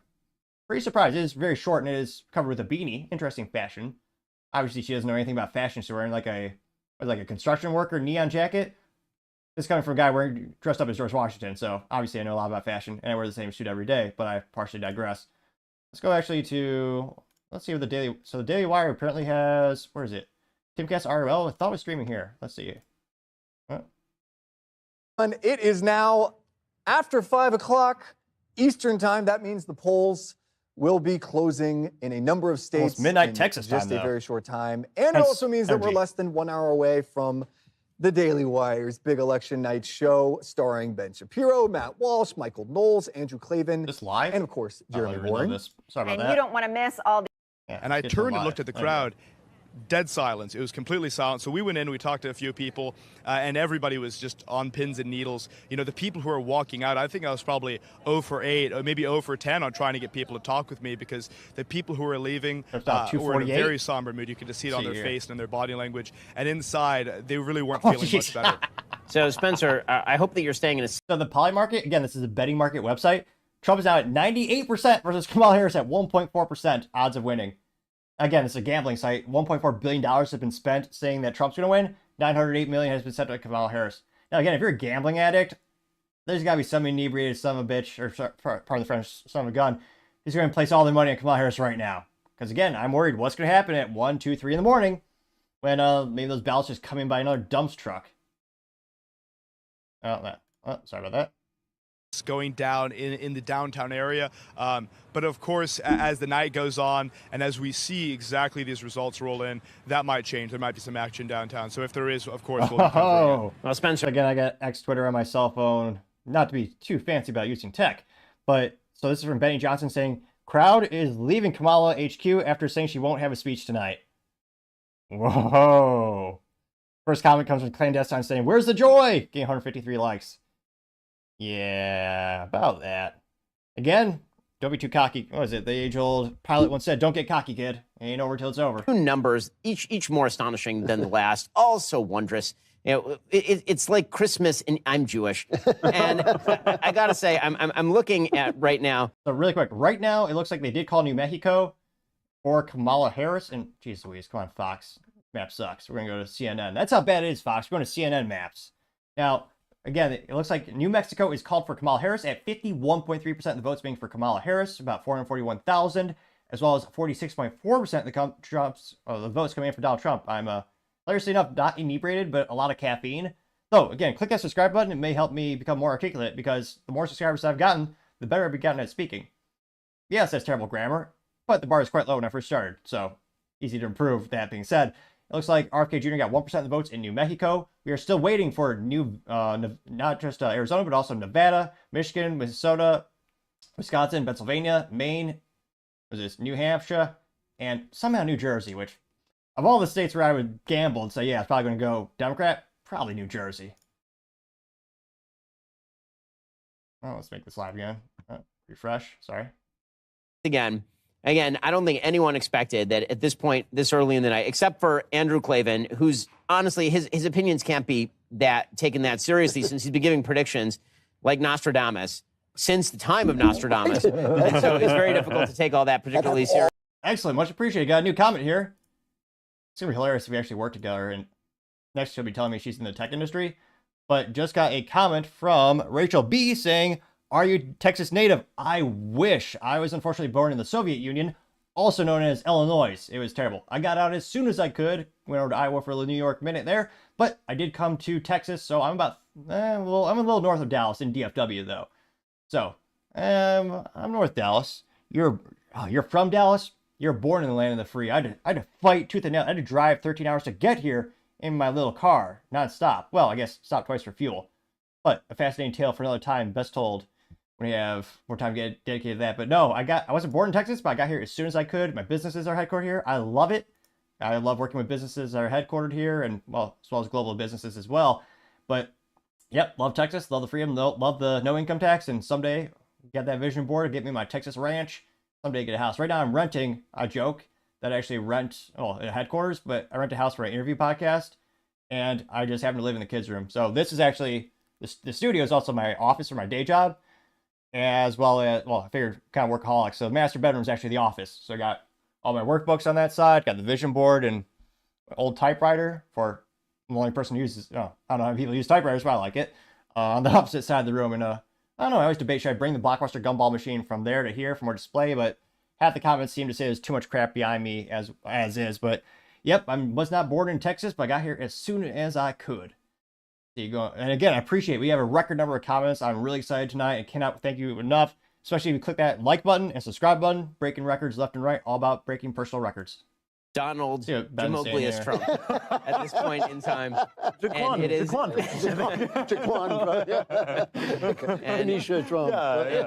It is wildly enjoyable. As you may have noticed, we've hit the punch drunk portion of this evening's program. It is indeed midnight. It is the witching hour here at the Daily Wire in Nashville. For those of you on the East Coast and up at 1 a.m. enjoying yourself, just enjoy it. Just bask in the magic that is this evening, because indeed there are very few nights like this, the birth of your children, the massive suffering of your enemies. It's really quite grand. Speaking of the birth of your children, that's at 1.3% probably market odds. I think I legitimately might cry if Trump wins. We had our first son 8 months ago, and she said, "You did not cry when your son was born 8 months ago." Well, he was born into an uncertain future. Also, to be fair, you worked harder with regard to this than you did with regard to your son being born. That is true. There is that. Well, we are now being joined from like an election headquarters where people are having a good time. Cassie Akiva joining us from Dave McCormick's election party in Pennsylvania. Welcome back, Cassie. Dave, he's probably a famous person, but I don't know Dave McCormick. We're going to jump back to the LWC here. And take a look at the next Twitter, too. Elon Musk has picture of Elon Musk photoshopped himself carrying a sink into the Oval Office. Has let that sink in, which is legendary. If anyone could cut the fat, inept federal government budget, it's Elon. Getting fired 80% of the people working at X Twitter, and it works about the same, if not better, as a product for the end users. I am a big fan of X. Not the adult thing, but X Twitter, which I still debate. I don't know about that marketing, Elon, but that means of the outstanding vote remaining, he only needs to win 45%. So he's performing in all these dumps much better than he needs to. So can we bring up that graph, guys? Yeah. Hold on one second. I just want to ask them to bring up that graph. So as you're talking about it, again, so that people can understand these visual aids are typically pretty helpful to people. He just threw it in there, yeah. Okay, yeah, it's just good. So we're going to bring it up right here because, Elaine, I want you to touch on this a little bit. Yes. So like you said, okay, so the percentage right there as far as, again, that first number, you see the red bar there, that's Correct. the percent of the dump that Donald Trump has gotten. And it was a little bit lower in the last one at 51.2%, but it still means that he only needs 45% of the remaining votes. And what you're saying, too, what we're looking at is that should be quite expected because of the votes that we have already had in Wisconsin versus the ones to count. Correct. There's just not that many votes left on the table. I was going to say, swing and a miss. Rachel B says, I loathe Dallas. Yeah, I don't like. I do a lot of drop-offs from business, knocking on the good old doors and prospecting to prospective businesses. I hate driving downtown. Anywhere else, I love driving. I love getting the windshield time, especially driving a stick shift. I love it, but yeah, cities, I don't like driving in. She says, I love Dallas. I don't work in tech. I worked as a Dallas 911 operator for many years after high school back in the early 2000s. Then I became a diesel tech in the automotive industry. That's awesome. I let me know, Rachel, is it, I've talked to a couple diesel mechanics. Is it true that the DEF crap just from the federal government destroys those engines and gums them up? I keep wondering because diesel, when I was a kid, used to be known as bulletproof. They last a lifetime or several lifetimes. Actually, you can pass it down from father to son. But nowadays, according to my mechanic friends, diesel's been so bastardized for the government, it's become unreliable and just junk, and basically forcing the vehicles to become disposable. Funny enough, in true federal government rules for thee but not for ye, well, they don't have those catalyst converters and all that crap bolted on. So if you ever buy a federal vehicle at auction, or if you see them in a mechanic shop, you'll notice, oh yeah, they don't have that crap bolted on to destroy the vehicles. Let's see what Gerald's as it is right now to being done counting in Wisconsin, the same thing. Like they're far ahead of Michigan. Like, if I was the person running for office, I'm not leaving if I think I'm winning those. Right. Exactly. And any of these indicators taken by themselves don't necessarily paint a picture, but when you start putting the pieces together, it continues to not look like it's trending in her direction. Right. Yeah. And I know we're going to be waiting for a while, obviously, with Arizona, probably less long with Nevada. I don't know if we have updates there, but I know that they're closing a little bit. Is that a wow reaction or is that a burp, Gerald? That was a wow. What's the wow? We'd have to go to a Polymarket update for that. Okay, let's go to for what? For the state of the election winner for the Electoral College. Okay, so hold on, Lane the Brain, stay right there. Let's go to our Polymarket check-in for the Electoral College Polymarket. And we are checking it. And 99. No, that's not whatever. That's the popular vote. That's what I'm saying. Popular vote. No, that's the popular vote. Electoral College is 99. Yeah, hit the refresh there, Noodles. 99% to 1. Holy cow! Wow, 90. Maybe they're rounding up on mine, so that's fine. 98.6. So 1.4%. She will not be speaking tonight or ever again. No. Yes, thank you, Lord. Yeah. Probably not. Don't count your chickens I'm not before they're geese. The thing on high for the day I'll go outside and spit. Don't jinx us. I swear if we lose, it's because of your shenanigans. Hey, Lane the Brain, do you have a cold?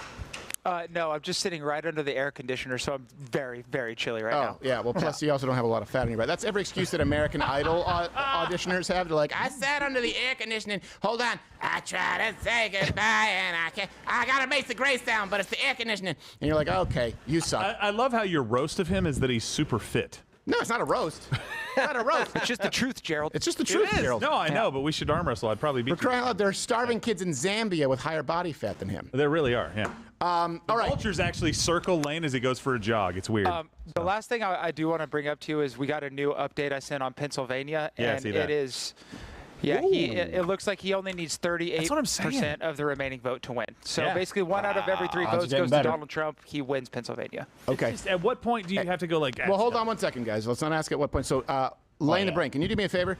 Go back, pour over this Pennsylvania. I know we have the other numbers coming in, but pour over with our data analysts right there and our lawyers, and look at those numbers and the probability. If we feel confident, I would you know what? Because hey, if there's some stealing that takes place, I'd rather it take place after we look at the mathematical possibilities and call it if we're there. Can you talk with them and then just check in as soon as you can, or just let us know? Yes, we will do our best to come up with a concrete answer on that. Yeah, no, exactly. We don't want to call anything unless we believe it, and Wisconsin as well. I know we're getting closer. Michigan, we're a long ways off because, my God, Wayne County, one of the most corrupt counties in the country. But you guys have been doing stellar work tonight. We really appreciate it. And you know what? Hey, that graph wasn't as complicated as I thought when you explained it.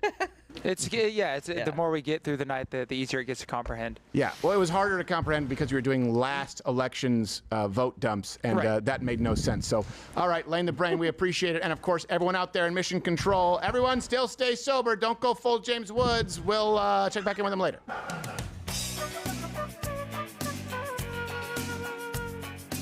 Oh, look at King's face. It's a frowning emoji. He doesn't like it. You see him? He's like, "Argh." You know what he just showed? I sniff farts. So here's what he just showed. I want to make sure I've got this right. Is it Philadelphia County? So in 2020, we had Biden at 603,000 in Philadelphia County, 132,000 for Donald Trump. Donald Trump in 2024, if we can pull that up, probably over one more there, Noodles. Philadelphia County. Philadelphia County, right there. What does that show? Pull that. Kamala Harris has 400. So that's right. I wanted to make sure I jotted this down right. So Donald Trump actually is performing about where he did, just a little bit under it, 128,000.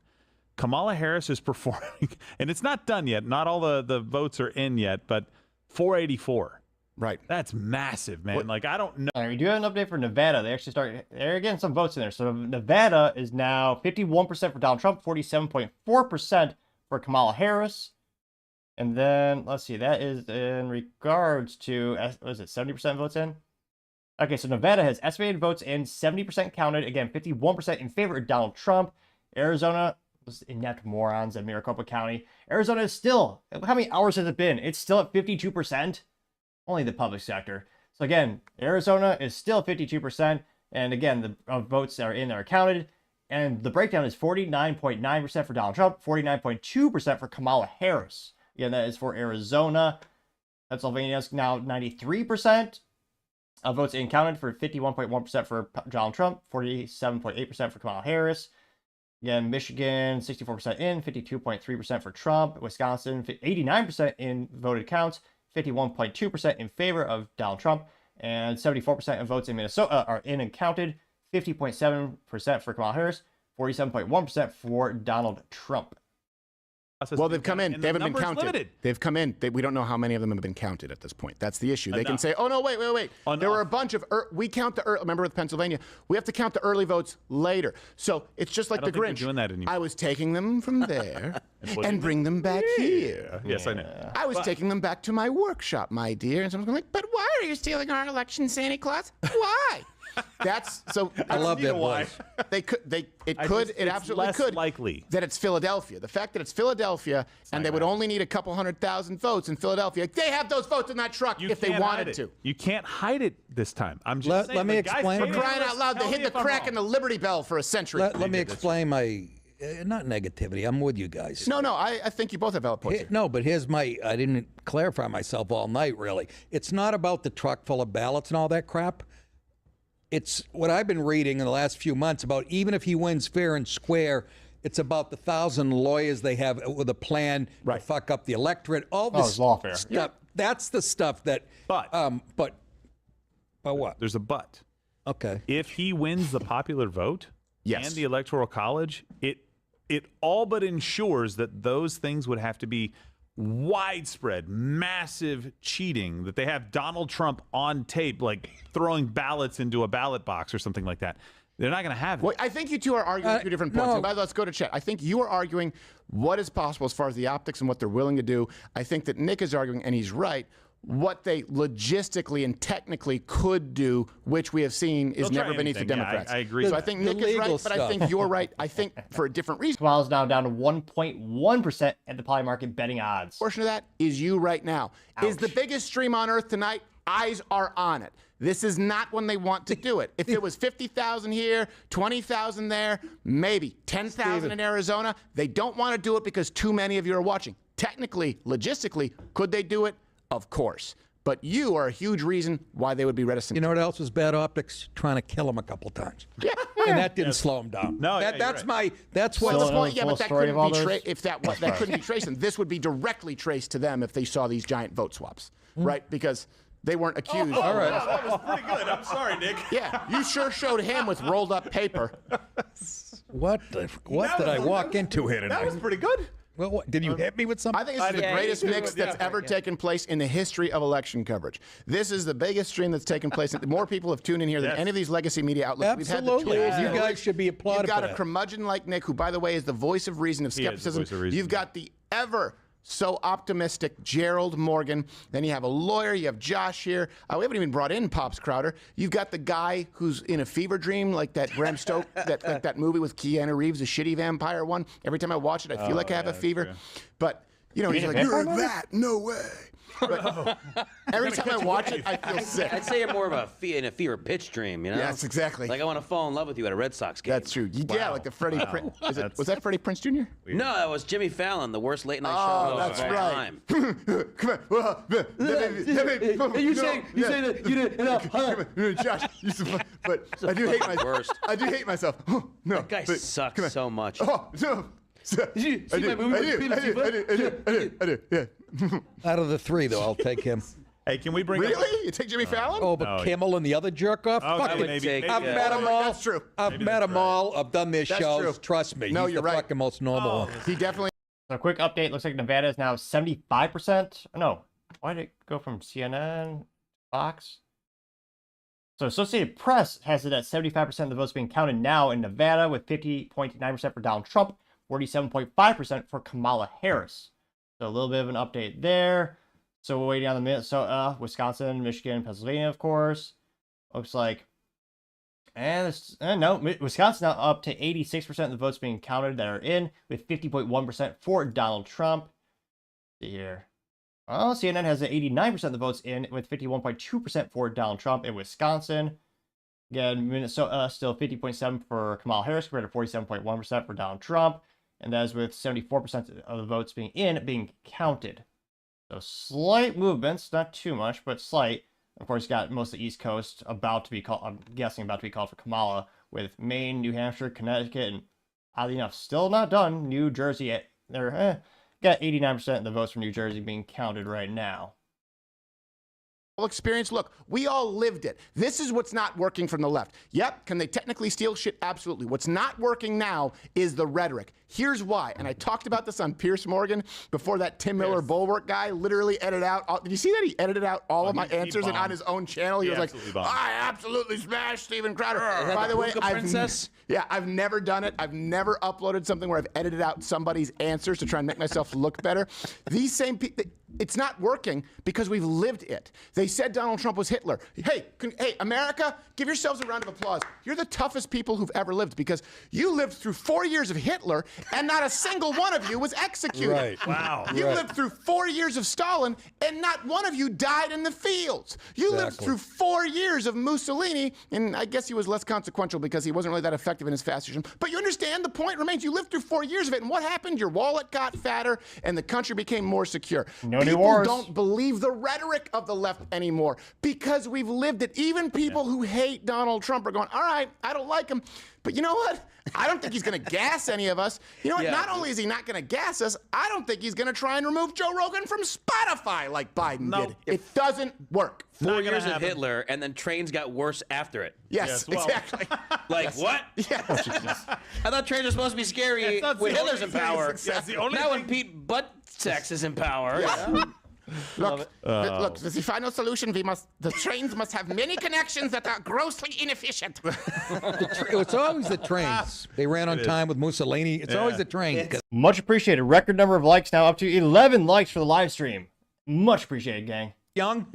Oh. He bought, what do you mean? Oh, he bought Lionel. You guys didn't know that? What's Lionel? Hey, mama. Lionel's a fucking train. The Jews in the caboose have got to die. Wow. Whoa. Wow. Neil Young. There's a new stereotype. Oh, Keep on rocking on the... Well, let's see what Daily Wire's up to.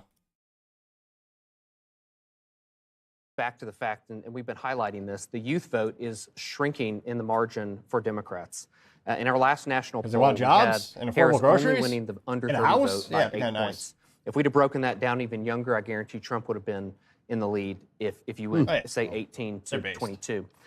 So Center County, Pennsylvania, which is the home of Pennsylvania State University, Biden won it by 4 in 2020. Trump is currently up by 4. Oof. So I have absolutely no clue That's why we're a all swing. sitting here. I mean, it's fun. I get it. It's really fun. Really think all these smart people, and then they also invited me. We can definitely win back the college-educated vote with what you all have talked about tonight. But Pennsylvania, absolutely no clue why they have not called it. Okay. Now, some people say Ben Shapiro is a robot or something. Here's a real proof that he's human. He's eating something. Oddly enough, eating M&Ms. I don't know. Interesting. 67%, about 2/3 of the vote. But Trump's up like 6% in that vote right now. I assume it's going to come down. I assume it'll be a little bit closer. But what that does mean is that Mike Rogers, who is widely expected to be trailing in that Senate race, is running really strong against Alyssa Slotkin right now. And if you had to put money on it, you say Republicans maybe get 55 Senate seats out of this thing. They could potentially, and it's one of the really interesting stories. Now, the real question is, will Republicans do anything? Again, if they win the House, Senate, the White House, will they repeal the NFA of 1934? You don't know what that is? You're probably not a gun nut like myself, but it's why I need extra BS paperwork to buy things like short-barreled rifles, short-barreled shotguns, machine guns, suppressors, which, again, those are all legal with proper paperwork, paying a $200 extortion tax to the U.S. government. The only time inflation worked in our favor was the NFA Act of 1934, which said you need a $200 tax stamp on that. If that was adjusted for inflation, that's about $4,800 now. That's why back in the day, no one bought all those fun things anymore because the government basically de facto taxed them out of existence. And to this day, if you want to buy a suppressor and your state allows it, which 42 states do allow suppressors, also known as silencers, you have to pay a $200 extortion tax to the U.S. Treasury Department, as well as get extra BS paperwork with passport photo and fingerprinted. And you have to pay sales tax on top of all that as well. Ridiculous. So again, if Republicans get in office, hold their feet to the fire, have them do something. To me, I'm going to be writing them and tweeting them, repeal the National Firearms Act of 1934, NFA Act of 1934, repeal it. Come on, it's been here almost 100 years. You say you're pro-gun, prove it. So again, the fight only begins. If we win, remember, fight, metaphorically speaking, for the little caveats there. Again, it only starts. This is just a start. Now, excellent. Appreciate more comments. Record number of comments. We have Rachel B saying, quote, DEF fluid. Oh, it really does. Okay, I was surprised. I thought it did. So she says, DEF fluid doesn't ruin diesel engines. They do, however, reduce the fuel economy by, oh Jesus, 1/3, while only minimally reducing NOx emissions. Really, for some reason, and again, Rachel, if you could give me more details, I would appreciate it. I thought there was something that's caused the diesel engines now to gum up. Now, that's still ridiculous in terms of, so we want to save the economy, or sorry, we want to save the mother god on Earth by forcing you to buy this extra fluid that reduces the fuel economy by 1/3? That's insanity. 1/3? Now I'm really wondering, what is it? Again, someone described it, and again, I'm not a diesel mechanic, obviously. For some reason, I think someone described it as the engine throwing up on itself for when it comes to diesel engines and the way they have to be engineered to the mandates these days. So if you could clarify that point, I really appreciate that. But that's interesting. I thought the DEF fluid system, I thought that also gummed up the engine. Okay, so, but still, okay, so she's saying the trade-off definitely isn't worth it. Yeah, I agree. I would be so pissed. Back in the day when catalyst converters were even less efficient, they would make you would lose a lot of horsepower and fuel economy back in the day, so you just, snip it off. Unfortunately, some states have all those BS emissions tests, all that kind of stuff, even though you bought the car already and it's your property. Ridiculous. Even Texas, you gotta deal with that crap. Although, thankfully, they're getting away with that. I think now it's just a fee every year. Which again, we pay enough fees and gas taxes, all that kind of stuff. You're gonna do that anyway. Let's see here. But yeah, 1/3 the fuel economy. Oh yeah, if I was a farm, well, again, legally, not legal advice, but if you're on your own property, you can modify your car however you want. The issue is, if you want to use the roads or everything, that's when you gotta worry about the compliances and all that crap. So I can't but wonder how many farmers are out there just snap that, cut that crap off their trucks. If I were a gambling man, I'd say probably fair amount. No doubts about it. This is Daily Wire. Effing believable. Unbelievable. And to you, the American people, put the work in. Yes. Oh, wow, look at this. Polymarket, Kamala is now sub 1% odds of winning, which, God, if you're a gambling addict, that's got to be tempting. I don't recommend it, not financial advice, but yeah, Trump has a 99% chance of winning. Oh, my gosh. I was going to say, I got to take a picture of that for my buddy there. That is 1%. Yeah, wow. Look at those odds. Let's see here. Not to brag, but I do have the good old Samsung S10. 1% of Americans who refuse to buy an Apple yet. One of my buddies likes to go to casinos every once in a while, and I always tell them the odds are against them because they are. There's some gambling addicts out there who's going to play some big money on Kamala right now. Let's see here. Actually, let's go back to LWC, see what they're chatting about over there. On my check. That's a good thing. That's a take-home message tonight, that those people can be reached. And you know what? You don't reach them. In other words, they just told you they're not going to be reached by promising them just free shit. Some of them will. So let's not, next election, go, oh, wait a second, let's just make it a selfish personal motivation.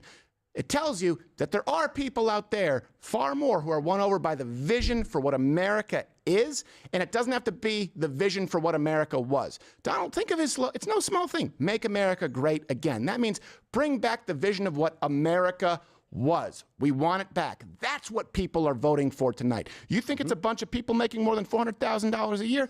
The math doesn't work. That, to me, is inspiring, and you know what? It gives me hope. Genuinely, that gives me hope. Some guy out there who's making $60,000 a year working as a plumber, or someone out there who's in a trade school says, you know what? I don't want to rob from Peter to pay me as Paul. I still think it's wrong, and I still believe. So again, I'm on my cell phone right now tweeting, hashtag The Topping Show. You can see all my fun tweets there. Elon just said, you're the media now. And got, what is it? Did a couple minutes, got 1.1 million views. As well as, how many likes is it up to? 115,000 likes. Yeah. Who believe. Perfect. I appreciate it. A record number of comments. Rachel also says, again, this is thanks to Rachel B, spelled B-E-E, which A+ for your nickname. I like that. She says, every component of the DEF fluid delivery system are extremely high failure parts, which, yeah, I'd be pissed. So the government forces you to buy some crack to make your vehicle less reliable, and you got to pay to fix all that. Ridiculous. Screw that. God. UK at this. Another reason we have less stick shifts, obviously I'm a gearhead if you tune in the show on the daily. Every car should be stick shift by default, obviously. It's all I ever owned. I give Dodge credit. They're the last major truck manufacturer to make a full-size truck with a stick shift, also known as 3 pedals. One of the reasons you see less stick shifts these days is because of the fuel economy. They get less fuel economy. There's less demand. Yeah, I know that's a component, but one of the biggest major contributing factors is the emissions, all that kind of crap from the U.S. government. Now, it's the one truck you can get in North America with a stick shift now. And I give Toyota credit. They make some great stick shifts. The Toyota Tacoma is the last truck you can get with a stick shift, which if I won the lottery, I definitely get one. Obviously, it'd be green to match my Honda Civic. Not the same shade, but still. Green cars are growing on me. I think they look kind of funny and cool. But yeah, imagine having to bolt that crap onto your car only for it to fail, break a time again. You got to pay to fix it because the government wants it. That's just ridiculous. It is also hilarious. Lara Crowder is sponsored by Noble Gold, where they used to make fun of Daily Wire, where half of Ben Shapiro's talk sheet is birch gold, but I partially digress. Our official state call. We are now calling Pennsylvania for Donald Trump. Yeah. Really? Let's pull up the map here. So that's according to LWC. I was waiting on this one.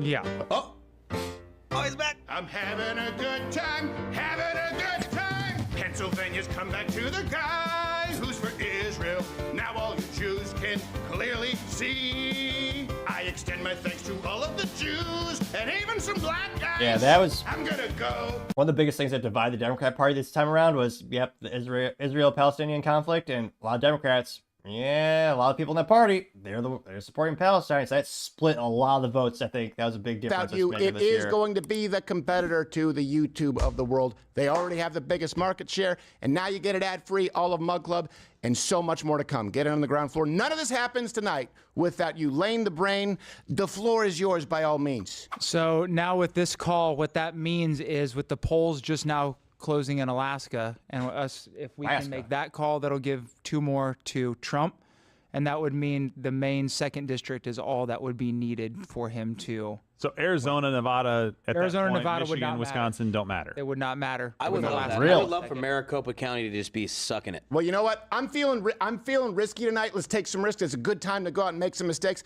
Let's call. Just have your eagle ready. I am going to call. No. If polls haven't closed, we can't Alaska's call something. Fine. Oh, is it okay? Wait. I really feel it. Can I make the call? 1 a.m. Eastern. Can I make the call? Lane. You can call. Lay the break. Can I call Alaska? I'm calling. Alaska is 3. 3. Sorry. Okay. So does I that? can't. You can. Yeah. 3 electoral votes. 3 electoral votes. 3 electoral votes. Alaska. We're gonna put that on the map for Donald Trump. It's like you smudged. We don't know about Maine Maine 2nd district yet, but we're pretty damn close. Sorry, 2 senators and the 1 rep that they have. 3. Sorry. Yeah, ironically, that's not the sound of an eagle. Everyone thinks it is. I got into adding some sounds to videos lately. Yeah, it's like a random hawk, I think. Been pretty damn Which we good. have the Senate. We have that the is. Senate. That's official. That's official? Yeah. Yes. Officially What's our final won the count here Senate. in the Senate? There we We go. won the Senate? We flipped it. We have at least had 51. Yeah, we at least have 51. I don't know if there's more on the table, but Ted Cruz, by the way, also beat the crap out of Colin Allred. There we go. That was They cannot lose to Ted millions Cruz. of dollars. It rhymes. It has to be true. And he's pro-gun. Love that. Rachel B says, I'm headed to bed. I've got to get my kids up for school tomorrow, and I'm not a morning person. It's been fun. I pray no chicanery, transparency, or not. Rachel, thank you so much for taking the time to tune in. Especially appreciate it, especially being a mom and a guy get up early for the kiddos. Especially thank you for taking time to tune in. Don't forget to click that subscribe button. Hope you tune in to The Daily Show. My show tomorrow might be a little bit delayed, depending on what time if I even do go to bed. But thank you so much again for the chats, for tuning in, liking, subscribing to the show. Thank you, Rachel. Appreciate it, as always, for a record live stream right here today. To calculate. Yeah. And Alaska was the first one they listed. As far as even though there's 11 people in the fucking state. Well, they're all very far apart. They're all high. They're all. But that was one of the states they said that takes long. Have you any idea the trick that they have to evade polar bears and shit? Well, that's true. It's Part of the they actually journey. hunted in Alaska by No, polar your bears. skidoo breaks down on the way to the fucking. It's the only state where you can go vote with a club. Yes, that's absolutely right.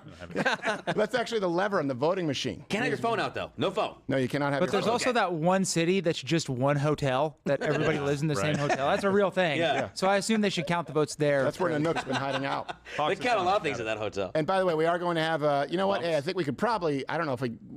I think at this point, because the drinking game, I forgot the drinking game rules. Everyone there, by the way, you can finish your drink right now because James Woods did it for the rest of us. Where anytime a state is called for Trump, you drink. But then we said finish a drink anytime a pundit cries on air. We did have that with the leftist meltdown. So, you guys can start enjoying a little bit. We're not counting our Can tickets. I have a drink now? Yes, or? you can. Okay, You absolutely perfect. can have a drink. But Go we pour a still- gin tonic when I'm out. Hey, Oh, Lane, can we get a total right now for Trump with our calls? Like where he is? Is he 269? He would be 269 with our Okay, calls. 269 with our calls. So we'll watch that Maine second, and we can. Then at that point, I realized we still You're have so saying many Maine gifts. is the state? You're talking Yeah, about the so state of Maine is split They break it districts. up, yeah. So they allocate different. So there's a statewide, and then per their districts, they I think it's 2 more districts, 3 more. that are individually allocated. And so you I'm can go quite certain isn't the main second district. So we just need one of those votes in Maine. Isn't the main second district pretty much pretty consistently conservative? Yes, correct. Well, and by the way, I don't know how quickly this is going to resolve itself, but this may be like a moot point because I'm getting a note from our team. We still have Trump up 4% in Wisconsin with 89% reporting, and the modeling still looks really good for Trump to win Wisconsin. And the modeling has been spectacular so far. From what Data, great job. Data, great job. Let us know if you guys feel like we can go out on a limb and call Wisconsin before anyone else. You let us know. I'm trusting you guys there. As a I mean, what do you? I know we've already made some good calls, so I know we've already made some. You don't want to ruin your perfect record. But is there even a mathematical possibility for Kamala to win? Can we have one of your pretty little graphs? We can. Yes, we can pull up a graph. Because we had the Pennsylvania graph. I don't think we had the Wisconsin graph. Can we make it a Venn diagram? Data, can you send in the newest Wisconsin graph to on air? Like, oh yeah, I'm on it. Yes. And by the way, we really do mean thank you to Lane and to everyone out there. I know this has been no small undertaking at all. And this happens because of everyone. I don't know if they can. I don't know if we have. Take me a while to click that button properly, but again, statistically speaking, Trump is at 51.5% of the votes in Wisconsin compared to Kamala Harris at 47.1%, and that is with how many votes counted at the moment. Let me see here. Well, that map sucks. Going back to CNN. CNN is good for something. Apparently, they do have a good map. I'll give them credit. Again, Wisconsin has 90% of the votes are in Wisconsin, with Trump at 51.3%, Kamala Harris at 47.1% of the votes for them, and somehow 0.5% of votes for RFK Jr., which, did you not listen to the guy? He literally said, vote for Trump. He's on the Trump train. But I partially digress. It looks like, I don't know why they're calling Wisconsin, or not Wisconsin, I'm sorry, Alaska. Again, historically speaking, yeah, it's been red most every time, but still, the numbers we see right now is still no votes in yet for Alaska. On all these websites. Oh, I hold my tongue. What is this? All right, we do have some. Associated Press has 26% of the votes for Alaska in. 56.8% of those votes are in for Donald Trump. 38.6% for Kamala Harris. Other candidates have a record number in terms of percentage. 4.5% for them over in Alaska. Can we go to the map right now since you're here, Lane? Because let's go to Wisconsin and let's look at Milwaukee County. I can't see. You have to, let's look at Milwaukee County. So 61% of the expected votes counted. So that's where, I guess the number could change. But even if you're continuing with that march. So, yeah, it might be a little too early to call Wisconsin. But I'm guessing that we probably have far fewer heavily red districts there. It looks like he's winning Green Bay, and after the Brett Favre tweet earlier today. I know, right? Probably helped. Yeah. Right, it really does. That stuff does help with. It doesn't help when it just goes out in mass like Taylor Swift, where half of her followers are in Europe and Japan because they think she's a little boy. Okay, Favre says I should vote for Trump. Yeah, and you know what? He had some great dick pics. And the people in Green Bay, they actually have shares in the Green Bay Packers. That's right. Yeah, I have one. They open up. You get no profit sharing and no votes for it. It's such a silly thing. Besides me, so my grandpa got us all shares. That's really cool, actually. Yeah. I can legally go to the team owners meeting. I had a relative. Shit. You get profits Why back. did they do that? They opened up publicly for like a month or something. No, it is a publicly. The public owns the Packers. Yeah. There's no owner. I know that the city owns it, but just to make more money, they'll sell it. Like they had an IPO. They opened it on the stock market for just like a short period and then closed it. Yeah, they'll sell shares to raise money. Well, do you make money on that? Yeah. How do you make you sell? You can sell that? Yeah, it's like when a company wants to make money, they sell more. Really? Guys, let's get back to the victory. But probable victory. Yes, the probable victory, the most likely scenario at this point in time. But I don't remember. I was going to say something about Wisconsin. Oh, I had a relative who I'm pretty sure had an active plot to shoot John Elway. That's how much. John Elway? Yes. 98 Super Bowl. I don't know. I get it. Elway was the Broncos, right? Yeah. Didn't they take it from the Packers? Yeah, they beat the Packers. I'm pretty sure, and I'm not just joking. I'm pretty sure he was like, I swear to God, I'm going to shoot John Elway. I'm like, he's like, no. Aim for his teeth. I fucking mean it. Oh, okay, wow. And I was like, you're going to kill John Elway? He's like, I'm just kidding. But I'm from mad. Don't you know bullets fly better a mile high? I go to Denver, I shoot them there. That's right. You and you know what? travel Frontier has connections going back and forth all the time. They're not going to be able to look at those metrics. Hey, you know, Brett Favre's doing commercials for Wrangler, so...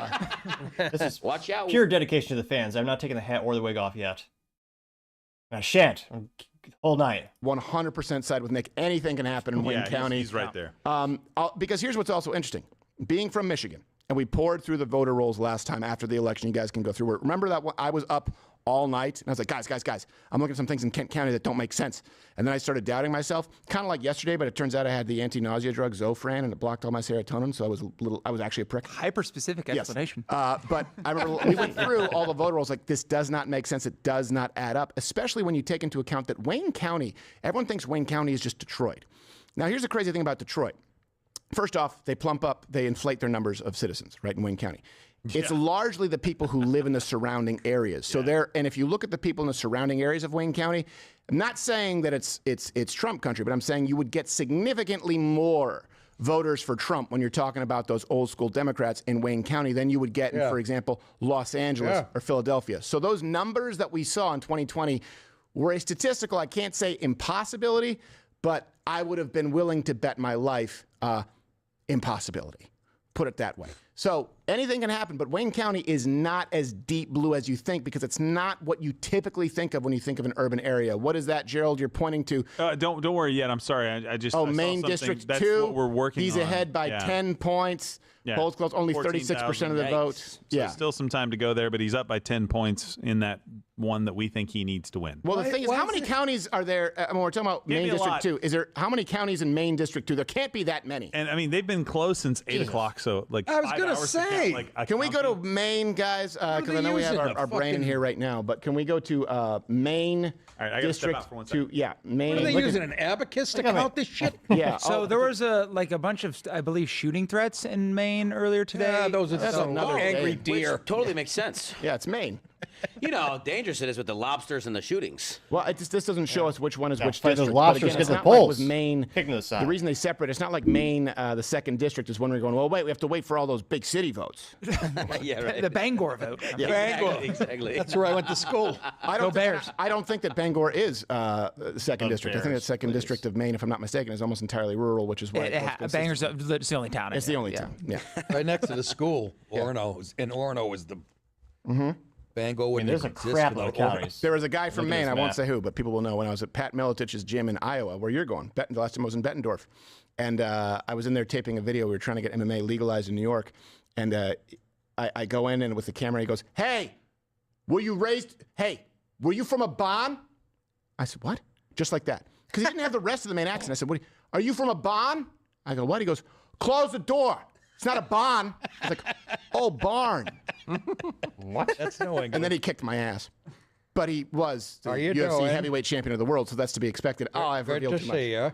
Yeah. How you doing? Pretty good. How you doing? Good. What are you? That's how they talk. It's I thought I was a pedophile. No. Pedophile from Bangor. Yeah, that makes Let sense. me see your pee-pee. Stephen King's stories are all set in Maine, and there's a lot of pedophilic activity in those. I can imagine. It's very dark and boring. They fuck a lot of deer up there. Yes, they do. I have no doubt about It's that. Colin Quince. It's the only state where the sheep have a fucking rape hotline. Yes. Where the men are men. And Joke's the on sheep Joe are sheep. Rogan, because that's on his tail. elk meat plate. All right. Is there anything else that we're missing? But I know you're going to probably go back to the numbers and we'll look at Maine. look at the Maine 2nd We'll source district. Nick if we need any on the ground information. Yes. Okay. But all over it. Just go to Iowa real quick. It's the last thing I want to say because that was blowing my mind. Oh, Iowa, when they were trying to say that Kamala was ahead. Yeah, what is it in Iowa that you want us to get into specifically? Yeah, I called it. So Yeah, you Iowa won by City. 14 points. Yeah. They were talking about. And Seltzer needs to go to jail. Can we bring? Yeah. By the way, you know what? When you guys go back, Yeah, look at Iowa. And again, I called it. It's all the leftist cities. Iowa City, what was Iowa City? 67.9% for Kamala Harris in Iowa City. Yeah, Iowa City. Cedar Rapids is 54% for Kamala. Des Moines, or if you don't know how to pronounce it, Des Moines, 54.5% for Kamala. But yeah, every other city, yep, they're all red. 70% to 20% on average. You're looking at these, or sorry, not cities, districts. Yeah. So Iowa went good old Trump, got 56% for Trump compared to 42.4% for Kamala. So away from Minnesota, again, it's about 3% delta. In Minnesota, with 77% of the votes that are in. Wisconsin, so now is 90% of the votes are in and counted in Wisconsin. Trump at 51.3%. Compared to Kamala Harris at 47.1%. Michigan's still now 70% of votes being counted in Michigan. 52.2% are for Trump, so it went up a little bit again. Nice. Then you got Pennsylvania, 50.9% in favor of Donald Trump, 48% for Kamala Harris, with 94% of the votes in being counted. Let's see. Which I was going to say, the people who say vote blue for no matter who, I mean, they're doing pretty good considering she has basically no good policies or track record. And she's still, and again, it's not over till it's over. Don't get me wrong. But yeah, just the economy alone, this thing should be all red. Which, yeah, it's ridiculous. It's not. Get they're saying over here. Well, that's what you get for rushing in like that. Now you know what it's like to break a doorstop. I'm up to 2.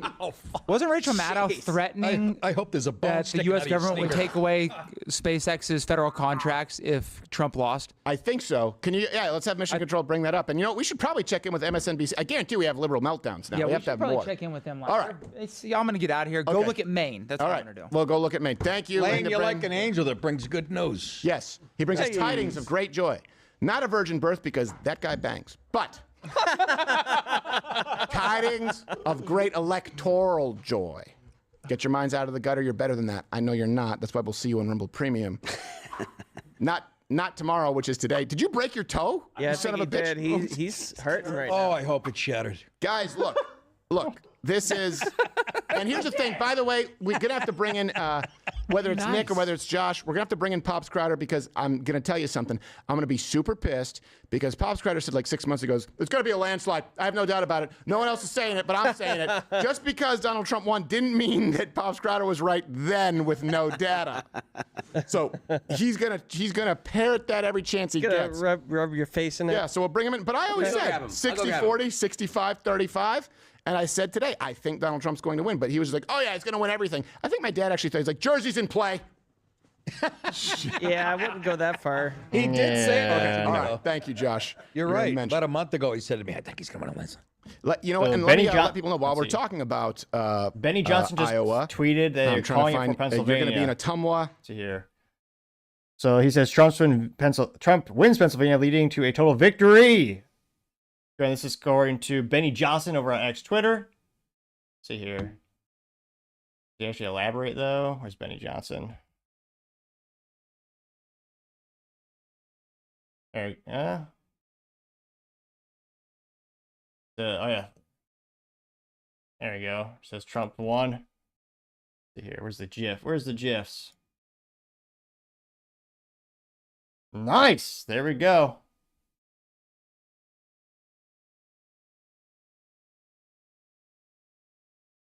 Let's see. Where's the Trump pixel glasses I want to post here?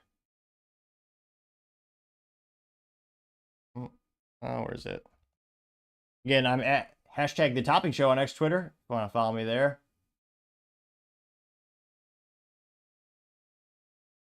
Hell fucking yeah.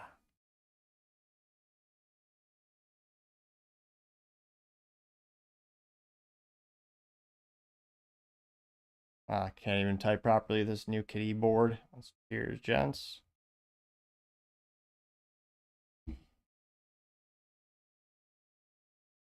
Holy shit!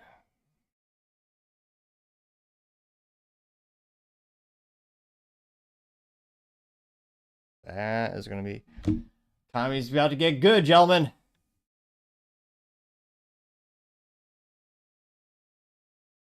President-elect. Yes, Donald Trump. Yes. As of right now. Absolutely. You. Let's go back to Rumble. Better than you do. Michigan, pop in Michigan, which is a distinct possibility. Boom. And by the way, the reason I think it's a possibility is, like I said, at a certain point, this is not the one. This is not the one kid. It's like Apollo's trainer. He's all wrong for us. I don't want you messing with Southpaws.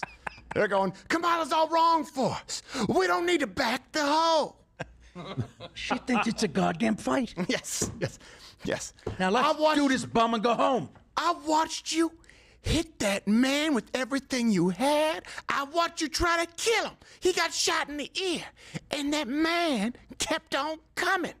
We don't need that kind of man in our lives. That's what's happening. I saw him at a food court. Where do you guys, can I ask you a question? Like, where do you... No, I hope you're not giving away secrets, but how do you get like... Oh, wow. Hold on. What? Again, update. We need to call a state. We need to call a state. All right, time to call another state, ladies and gentlemen. Audacity to use that soundtrack without dropping. So you may not think that this would have been a big one on the outset. Maine 2nd District, we're comfortable calling that for Donald Trump. Now, Maine 2nd District. That's only one. Uh-oh. I don't Donald like the look Trump on his face. But Oh, wait, we didn't call Pennsylvania, right? If we're right. Yeah, we did. We did. We have called Pennsylvania for Donald Trump. We have called Alaska. We have called Maine's 2nd District. Mm-hmm. If we're right, Donald Trump is the president-elect. Yes, Donald Trump. Yes. As of right now. Absolutely. There you go, guys. I don't know. Do we have something on the soundboard for that? Yeah. I thought we had something a little bit more than that. Yeah. Eat it. Let's get ready to get this video be banned on YouTube. Next time. Honey, I can come home soon. This should be the happiest moment of the last. We'll keep on fighting till the end. We are the champions. We are the champions. No time for losers. Beautiful. Yeah, be like cheap gas, good economy, baby.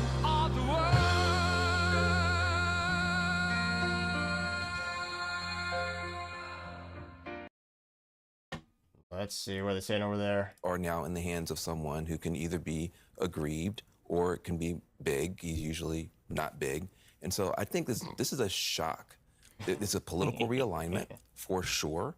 By the way, you see Jersey tightening up there? He's a little more realistic. You see that right now? Jersey is only 5 points right there. Really? Yeah. The district or as a whole? Earth Dude. are yet to be known. Wait till he hears that we called Pennsylvania and we've been right above CNN on every single call. Yes. Can someone call Van Jones? Can we call Van Jones? Right now, New Jersey's at 51.3% Can we call Van Jones' number? and I'd like to call Van 46.5%. Jones. Can we call Van Jones? I'd like to call Van Jones. Can someone please help me call Van Jones? Do we have his number? Let's call Van Jones. Let's call Van Jones and let him know that we called Pennsylvania. Please, let's call Van Jones. Do you want to call Van Jones, Mike? I do want to call Van Jones. So we just announced it that it's official. It is official. But right now what we are doing is monitoring how the left is going to try and paint this. How long they're going to drag this out. How long they want to drag this out. Assholes Absolutely. How long they want to drag this out. Arizona's gone up 1% in terms of votes counted in the past like 3 hours. That means that he wins with Pennsylvania and Maine's 2nd District. And hey, it looks good for Wisconsin. You know what? Let's stick with you until at least Wisconsin, right? We should be able to call that tonight. Michigan, I don't know. Maybe they'll give us. Hey, you know what? Maybe we'll even be here for Michigan. At this point, it's just a victory party. That's where we are. And I know that we have. I don't know if we're going to still have Vivek on. No, we're not having Vivek. No, we're not having Vivek tonight. No. Or I don't know. So you let me know if we have any of our remaining guests. But you know what? This is as good of a time as any for our 7+1 reload. Because now that we know he's going to be president, we gave you the 7+1 things that Donald Trump would do his first day in office.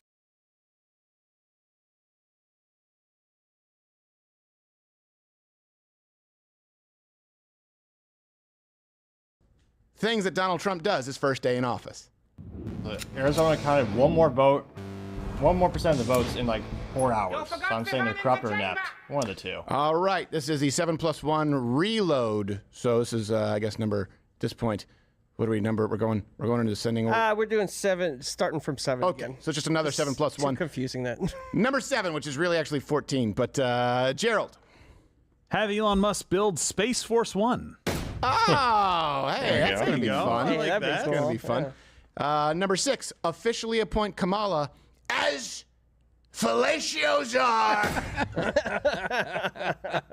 Everyone has a skill. I bring out the best. She brings out a kisser. Let's go with this one. Sorry, number 5. By that, the previous one.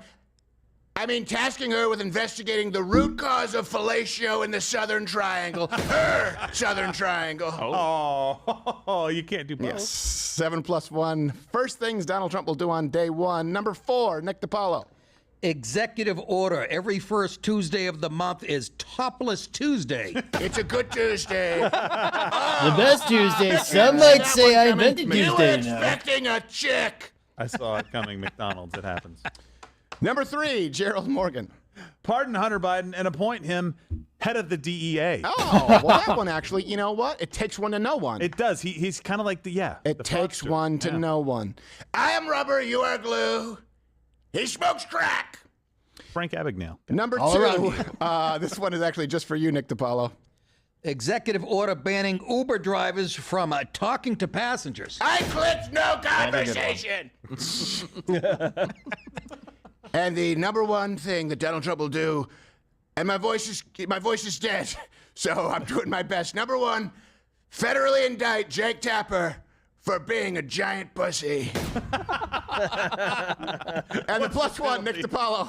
Appoint Whoopi Goldberg, Secretary of Twats. Hey, that's been this week's Reload 7+1.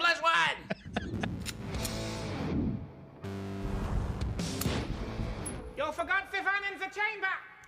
All right. I'm actually texting back and forth with Chris Pavlovsky, the CEO of Rumble. He's at Mar-a-lago, I think, for oh my God! Look at you guys. This is just like celebrating. And this is a huge. Like, look, we called it it's not a quick call. This is based only on the data that's available. But CNN, listen, I hope this gives you an insight. Yeah. We're not making far out calls. No, we're not. We're looking at the data and going, this is abundantly clear. At what point do we call it? And 30 minutes later, we call it, and then an hour later, CNN calls it. Yep. Can I ask you, like, how do you guys get the data before? Oh, it costs us millions of dollars. No, but it's the same. It's the same data. Well, it costs. No, but you get it before. Hold on a second. No, it costs. No. It costs many hundreds of thousands of dollars. And then we also added to it third-party analysts and experts, that whole extra suite that you have there, to analyze the same data that they have access to and to do it better. So they all get it from. If you guys, we can probably send it from what? The AP? Yeah. So you know what? That's actually a good. Oh, really? That's actually a good question. Let's take a brief break, and we're going to decide exactly how we handle. Let's take a brief break, and we'll come back with someone from data, from Mission Control, to tell you exactly how we came to these numbers, what the methodology was, and again, let you behind the curtain. And we're going to stick with you, I think, at least until Wisconsin is called. So a brief break, please. Hey, none of this tonight would have happened without you. Mug Club, and Mug Club now is Rumble Premium. Tonight is the last night to get the OG mug. Click that button right there. Join Rumble Premium. I got, what was it, last November? I got Rumble for Mug Club. I'm getting my. I'm going to go on eBay and get my mug. Anywhere else, you have an account, you watch Rumble Premium, you get it ad-free. Record number of likes on my video. Thank you so much for taking time to tune in, folks. Along with Nick DiPaolo at 5 p.m. They might be taking a break, but we're going to pivot to Daily Wire as well as X Twitter and reload these election maps. Again, oh, come on now. Oh. They're look at CNN as well as Fox News, their interactive electoral maps. They haven't officially called in Pennsylvania. Now, that being said, 95% of the votes are in for Pennsylvania and counted. And that being said, Trump's at 50.9%. Kamala Harris is at 48%. Let's see here. Which, again, is fantastic. New Mexico. Oh, yeah, that's more than called. 99% of the votes are in and counted for New Mexico. Which, why did they vote for Kamala there? Don't they want a border? 51.5% in favor of Kamala Harris in New Mexico. Arizona, the slowest, most inept state in the union, I swear. So in 4 hours, they've counted 1% more votes. Like, geez, that's just insane. Nevada, 73% counted, and then is at 51.4% for Donald Trump. Still waiting for Michigan, Wisconsin, and Minnesota, though. We'll see. Let's see here. Might be worth playing this a couple times. Donald J. Trump is now president of the United States. Where is she right now? What a great honor to be able to introduce for the first time ever anywhere the 45th President of the United States of America, Donald. The first president the only president in U.S. history to win 2 non-consecutive seats or 2 non-consecutive times to be president was Grover Cleveland, I believe. Let me double check that really quick. I'm so sorry to my world. So sorry, Donald J. Trump is now president of the United States. Never gets old. Never gets old. What a great honor to be able to introduce for the first time ever anywhere the 45th President of the United States of America. Yep, was Donald.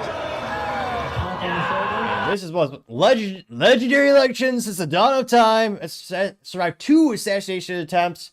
Yeah, and the only president, again, Trump is out in the history books in a myriad of ways. The only president prior to Trump, so it looks like Grover Cleveland was the first U.S. president to serve non-consecutive presidential terms. The only one. And now Trump makes 2. Yeah, literally making the history books there with Donald Trump right there.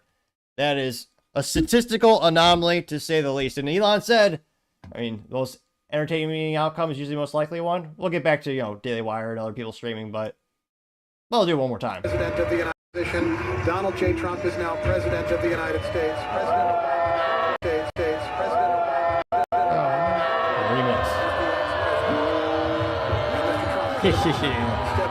What a great honor to be able to introduce for the first time ever anywhere the 45th President of the United States of America, Donald. Let's say MSNBC as Marxist over there. For their gracious aid. What are they saying? Wow, where are the drones? But yeah, it's funny, they're pulling up a specific county inside Pennsylvania, which Kamala Harris is at 59.2%, and Trump is at 39.4%. How low-ass production quality is this, MSNBC?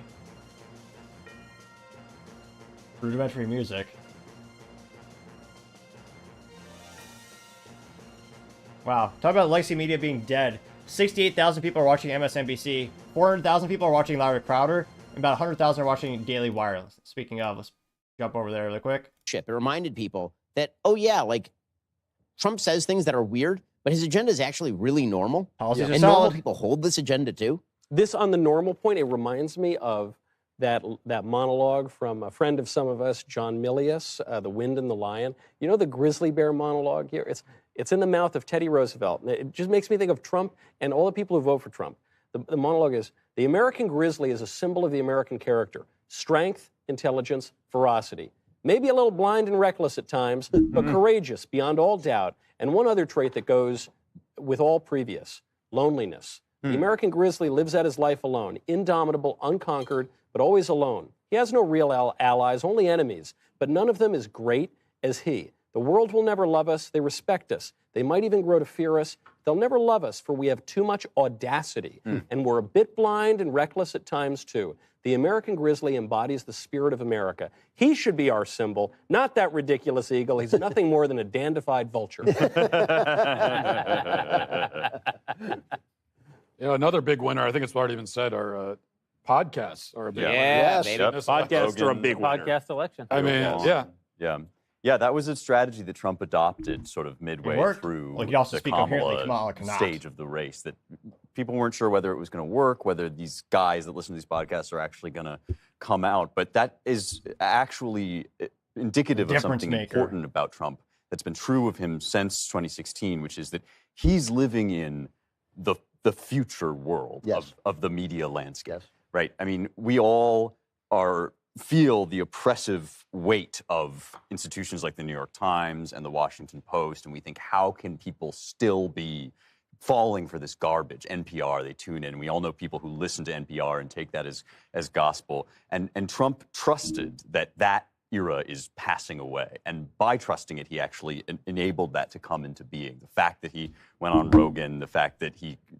believed that those people were actually going to get mobilized. So, the podcast bros, and of course also Peanut the squirrel. You know who I'd like to give credit to also, and I can't believe this name has not come up once on this show. Moo Dang, the hippopotamus. The hippo. Moo Dang, the hippopotamus, today was offered 2 cakes, one Kamala, one Trump, and Mr. or Miss Dang endorsed the Trump cake. Yes. That was hours before his victory. Yeah. Is that a coincidence? Yeah. And you know what? Yeah, I'm just asking a question. Oh, yeah. Just saying. The pro-hippo propaganda is very dangerous. Hippos are dangerous animals, so that's a whole other thing. But I have to say, Peanut did not die in vain. He did not. He lives on in our hearts. That was not irrelevant. It was not irrelevant, the Peanut thing. It was not like Harambe or something like that. It was funny. Watch what you say about Harambe. It was funny, but what the hell? Just because Harambe had information on who but what the hell is our bureaucracy doing? It was pretty irrelevant. We're less than an hour into the Trump victory. We're already No, in terms of numbers, but it wasn't meaningless. If Peanut hadn't died, Trump would have lost. Jill Stein would be president today. By the way, credit to Mark Cuban, who already congratulated Trump. Did he? Did he really? Yeah, he said, congrats to Donald Trump. You won fair and square. Congrats to Elon Musk as well. #Godspeed. Yeah. Good for him. Yeah, good for him. Really? I thought you more were of deny that that for years. I can be gracious to those who acknowledge they've been vanquished. Another important player is Barron Trump for telling. Yeah, he's the one telling Trump what Saying go podcast on He to these. go on. absolutely is. Yeah. He absolutely is. And I mean, of course, it's been said a million times already, but the mainstream media just being relegated to total irrelevance. Yes. Their ability to set the narrative has been completely destroyed. Destroyed. Yes. Utterly It's destroyed. totally Yeah. impotent, Yeah. ineffectual now. Big win for Liz Cheney, by the way. She was going to be the CIA director, according to what. Worse than a rock for Liz Cheney. She'll get a job This on was MSNBC. You know. Actually, though, this is a personal bullet that it's personal for us, but it's public for the conservative movement. When the Times came out with their piece, putting all the podcasters up there, and I got a little. It was not lost on me that the Times put my picture there because they just want to take my podcast like all these other podcasts. They didn't even mention you. They didn't even mention me, but they just don't like my podcast. And so had Kamala won, had the Democrats, had the Senate, or we'll see how they do in the House, like there was a very, very good chance that the conservative media landscape was going to get pummeled into the ground by these platforms. 100% chance. And now that will not happen, at least for 2 to 4 years. That cannot happen. And we've been talking about the pro-life fight and abortion all night. The other thing that would have happened if Kamala would have won is that they've already been going after the pro-life movement, throwing people in federal prison. This is happening. This has been happening right now. I know. And if Kamala, there's a father who prayed at an abortion clinic, and a father just going out there and praying, and then later, when he was at home with his wife and like 6 kids, he had 5 fully armed SWAT cars from the U.S. government come there and at gunpoint take him from his family without a warrant. That's what the government's using the resources for: arresting pro-life fathers at gunpoint. I mean, I didn't want to be in it.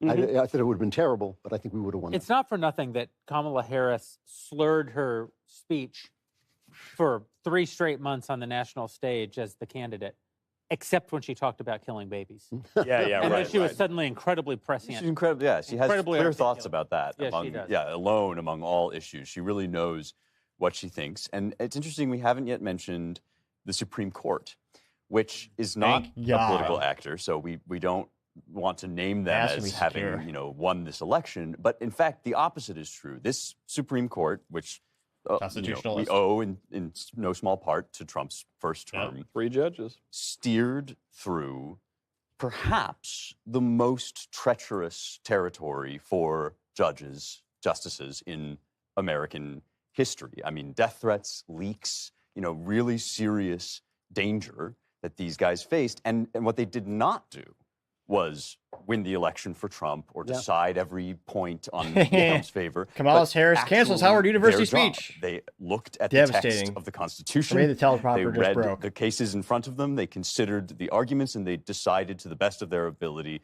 as I think the founders would have hoped that they would have decided, to hold the line against a lot of the worst excesses of the Biden administration. And the record shows they did not lean toward Trump. No. They leaned toward the Constitution. We also, it's so early, but the impact of overturning Chevron, yes, we don't feel yet. Yeah, I agree. And that will actually be that will actually be sped along by Trump ascending the presidency, because from inside and outside the government, all of the agencies, all of the sort of bureaucratic. Let's see what LWC's up to right now. Alaska. There's no path forward in Pennsylvania. None of this stuff is us just kind of making a random call. This is Alaska, us looking at the data. We'll bring some of those guys in to talk about the methodology. But this is what you did, Mug Club, by subscribing all of those times that we asked you to join forces with us leading up to this back in June, July, August, September. Proud member of Mug Club, one of the few media I actually pay for with my own dollar. I think for a presidential election, maybe, that you're going to see people depending on them because they won't even call stuff. Well, they know. Well, then let's make our first toast. Yes. Okay, so the first toast I need is champagne. Bring it in here. Oh, no, you got a red Solo cup. It's not, we didn't put it in your mug, but it's symbolic. It's all right. You can pour it in my puke bucket. That's his MAGA cup. Hey, also, Kylie, if we could bring in a thermometer, because maybe my fever's still here. We'll see. I bet you it could be an election miracle. Bring in the anal one. Donald Trump wins and you magically... My fever. And again, I'm actually right now on my cell phone tweeting at #TheToppingShow. Appreciate we have a record number of likes as well as comments on the live stream today. Record live stream. Appreciate everyone for taking time tuning in again at this live stream. Record number of likes. If you haven't already liked the video, click that subscribe button. I would greatly appreciate it. Old women tonight. I'm so sorry. Some of my initial thoughts. Oh, he's just trying to get laid. Let's hear it, Harry. He is a woman. Did we want Stinger? Not CNN. Is it just a tweet or is it a clip? Listen. Is it a tweet or a clip? Nope, It's we a got tweet a clip. with Here we it's go. a clip. Okay, all right. Time for one of our leftist meltdowns. Hold on. There it is. All right. Classic. You are going for the devil. The election between Donald Trump and Kamala Harris has not been called yet. We do Take not the know CNN who audio the winner down, is, please. But it is pointing in one direction. Oh. And That's him. Probably his Is that background. his background? His background. Final, but I just wanted to say that America failed women tonight. What? Who know better than you, bitch? How beta guys this? Failed women? Ridiculous. Why does he have rouge on? Found liable. They still. You would know a woman if it bit your clit. And he took women's reproductive rights away. And instead of standing up to that, people voted for it. No, people are still allowed to reproduce. We failed our daughters, our mothers, our sisters. Man, how dumb are these people? It's a states' rights issue. If you want to change it, go to Hobby Lobby, get some card stock, and a little poster board, and let your opinion be known. I say It it's is not a federal unfortunately the issue reality anymore. of the situation. Yes, we know we won, but we have to wait so I'm sorry to everybody out there who will be impacted by what may come. What a good economy, you dick. Well, you gotta sing us out.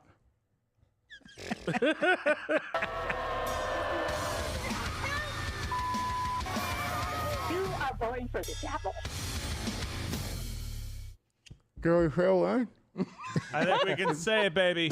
Hold on, do we fail women? Let me watch me fail them extra. Which, by the way, I probably shouldn't be doing with a fever, but I don't care. You still have a fever? Yeah, a little bit. Oh, jeez. No, Oh, that's so that it's just so it's savory. I can really taste the failure to women. Oh wait, hold on a second. Hold on a second. Oh no, wait. I think I'm getting a hint of Monica Lewinsky. Oh no, that has a little bit of an essence of heartbeat. Bill, hold on. What was that? Oh wait a second. How many weeks is that? Third trimester in Texas. No, it's still not happening.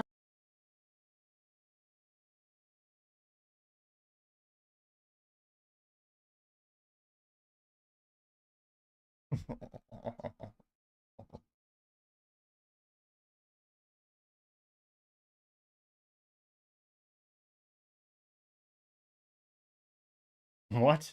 And Duralogs. No, just kidding. And hold on a Kamala second, used let's see what the let's see if it's the election miracle. What do I have? I tend to run cold, like about 97.5. Me too.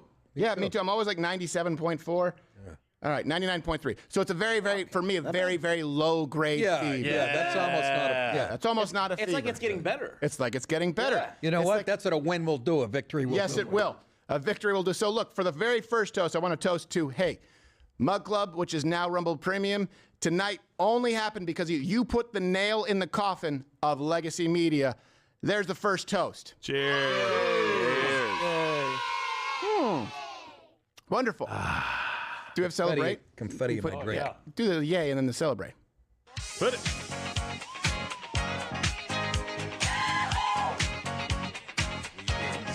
I'll do the titty shake. That's it.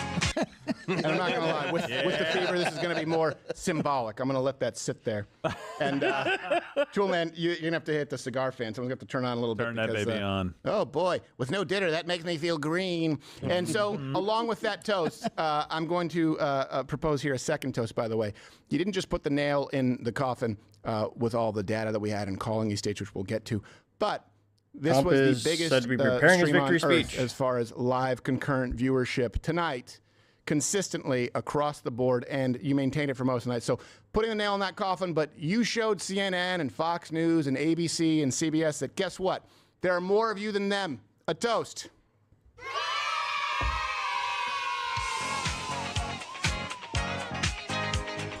All right, CNN called Pennsylvania. Let's see, and Fox as well. Bobby and George, get in here really quickly. AP is you don't have not- to come on got camera. You have to get in the 95% studio votes because called guess in. what, guys? Reuters just called Pennsylvania for Donald Trump. We Woo! There you go. Official. There's another toast, guys. There you because go. baby. We were the first ones to call. Well, let's go this first. We were the first ones to call Georgia before anyone on mainstream media, and we were confident in doing so because of the work we have here. And that work, by the way, only takes place because a Mug Club costs millions of dollars to do. That's a toast. Come on. Let's get official 270.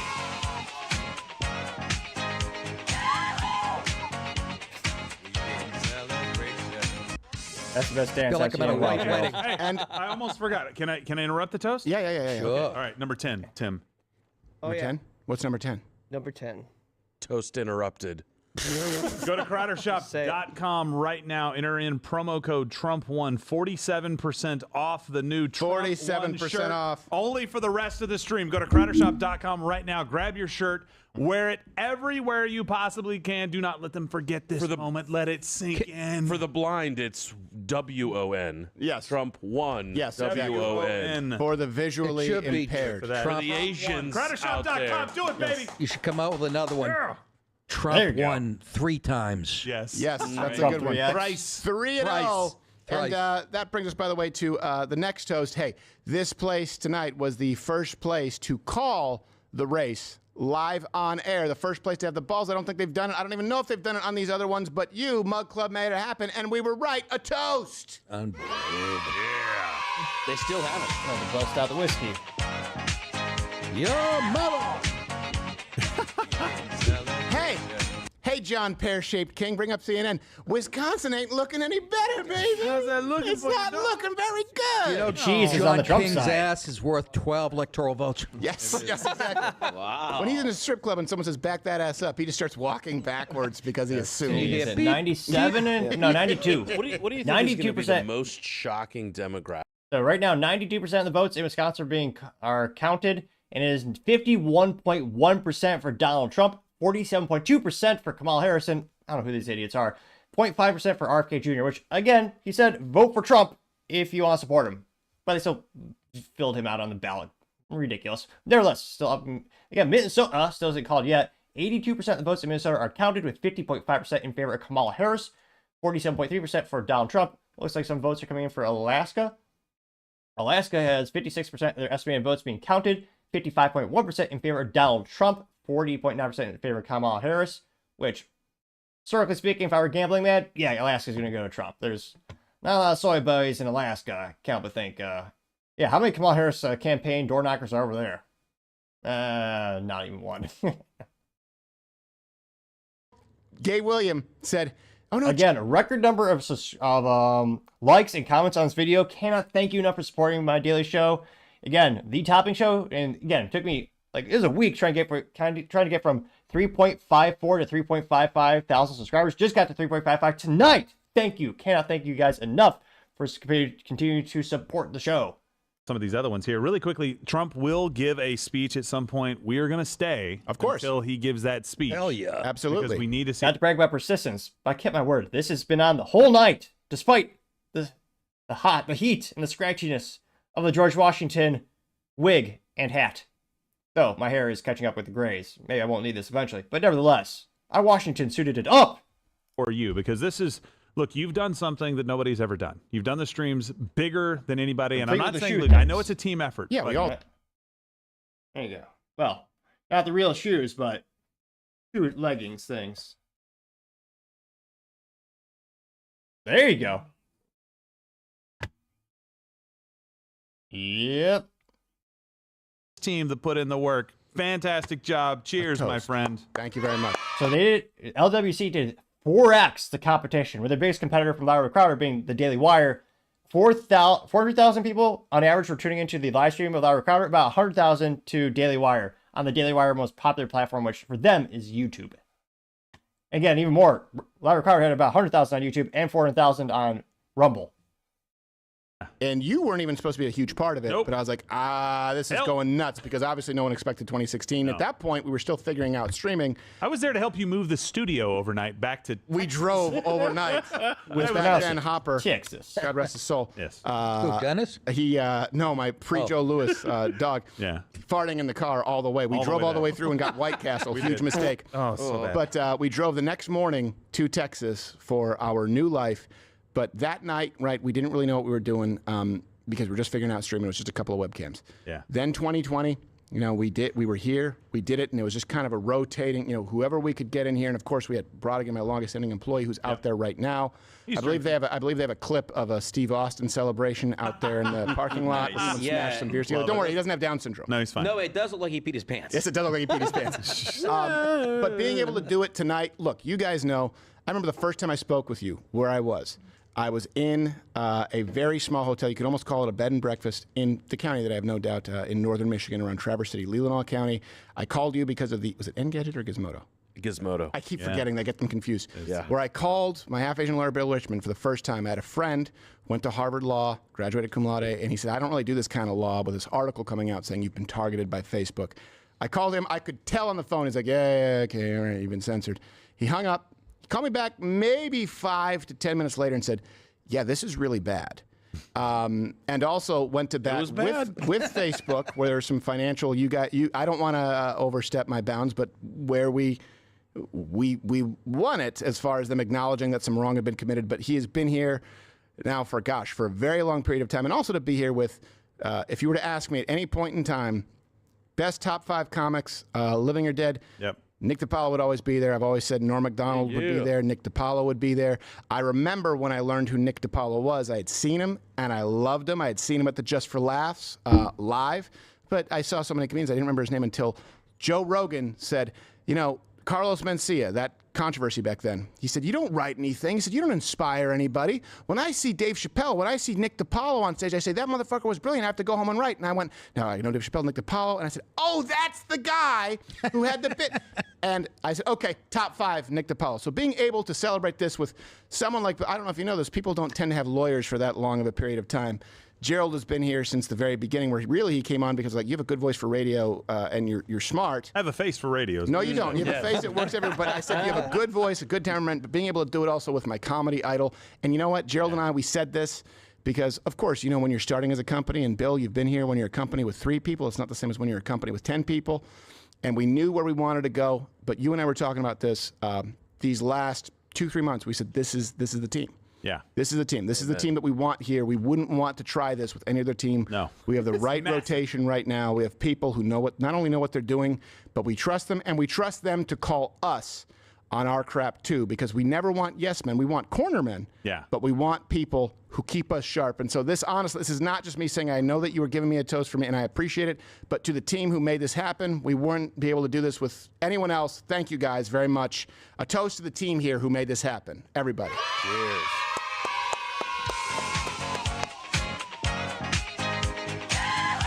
Can I get more champagne too? Yes. Just do that. Absolutely. I'll have I think champagne. he's already been through 2 bottles. I didn't even know we were doing cigars. Did you know about the cigars? But if I someone know were cigar guy. to tell me in 2016, I maybe would have believed it because I'd had Nick on by Skype back then. Remember you used Skype?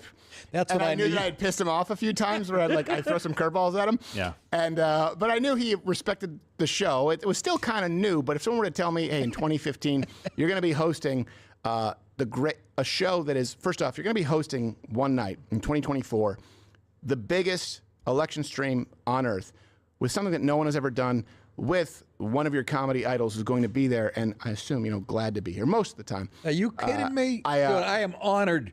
Seriously. I'm not just, and I knew, here's where I became a real crowd fan. When you threw my face up next to Muhammad. I know. I remember where I was. But I said, this fucking guy is not playing. And I, seriously, that's when I took a real interest. It was the episode where Bob Ross painted Muhammad. And I remember where I was driving at the fork in the, I don't remember the road, but Madcap in Grand Rapids. Wow. That's where I was at that moment in time. Guff. And I got a call from Nick DiPaolo. And it was, So Trump flipped 4 counties in Tim Walz, Minnesota. Carleton, Nicollet, Blue Earth, and Winona. Not a single county flipped from Republican to Democrat in Minnesota. Tim Walz's only constituents rejected him tonight. This comes to us thanks to Lives at TikTok. Again, that is, Tim Walz. Jeez. How about unelectable moron? Oh, I don't know if he's a moron. He's just in the pocket of the CCP. Let's see here. Oh, where'd that GIF go? Again, I'm tweeting from @TheToppingShow on the good old X Twitter. Let's see. Legendary.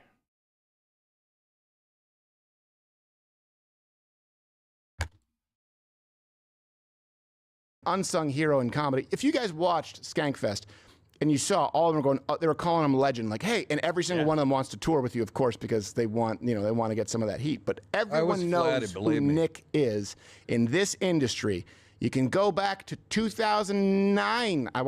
2006 or 7 when Joe Rogan was streaming from his webcam in his den, and he was talking about Dave Chappelle, Nick DiPaolo. He named 2 brilliant comics who inspired him to write: Dave Chappelle, Nick DiPaolo. That's how long this guy has not only been around, but has been on the top of that Rushmore as far as comedians. So that's a real honor. And everyone out there, honestly, who made this happen, it means a lot to me. We've been here with you for Kyle Rittenhouse. We've been with you for the Summer of Love. We've been with you for the other elections. All of it. We were with you, by the way.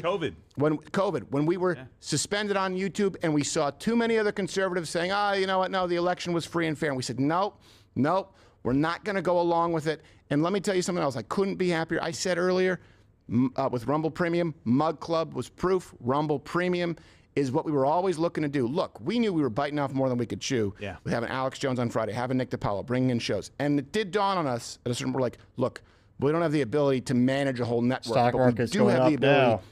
to bring in people to a network and to make sure that we help facilitate these people with their audiences. And Rumble, Chris Pavlovsky at Rumble said, you know what? Yep, we get it. Rumble. Remember when we sat down with Rumble? At that point, because you were looking at all those contracts. That's one thing that people don't know. When we talked about the contracts out there, there are about 4 or 5 on the table. And the only one that made any sense where they said, we don't want to own you at all, was Rumble. They didn't have Rumble Premium yet. But to be able to play out, and I'm not saying it's going to happen anytime soon, but to be able to have the faith in the franchise, to use the analogy, I know I'm probably mixing it up because I'm not a sports guy, with the people who you wanted to play for, the people who you're happy to be on the team with, and that's Chris Pavlovsky, by the way, the CEO, who's also an unsung hero. A lot of you may not know, the CEO of Rumble, where Rumble Premium is going to grow into something huge. Huge, something that is unprecedented. To be able to do that because of you guys, where you, Mug Club, the hundreds of thousands of you who joined Mug Club, without you, there would be no competitor, which is what it is going to be. Mark my words, just like tonight with our calls. Competitor to YouTube Premium, to Spotify Premium, all that shit, only they don't hate everything you stand for. That's what Rumble Premium is going to be. Watch, wait for it. The next 2-3 months, you are going to see a cascade of creators coming over, getting fair deals, signing with a company they're happy to be with, and not being castrated. So I also want to really a toast and a thanks to Rumble and Rumble Premium, which launched tonight. Thank you guys, genuinely. Absolutely. Cheers.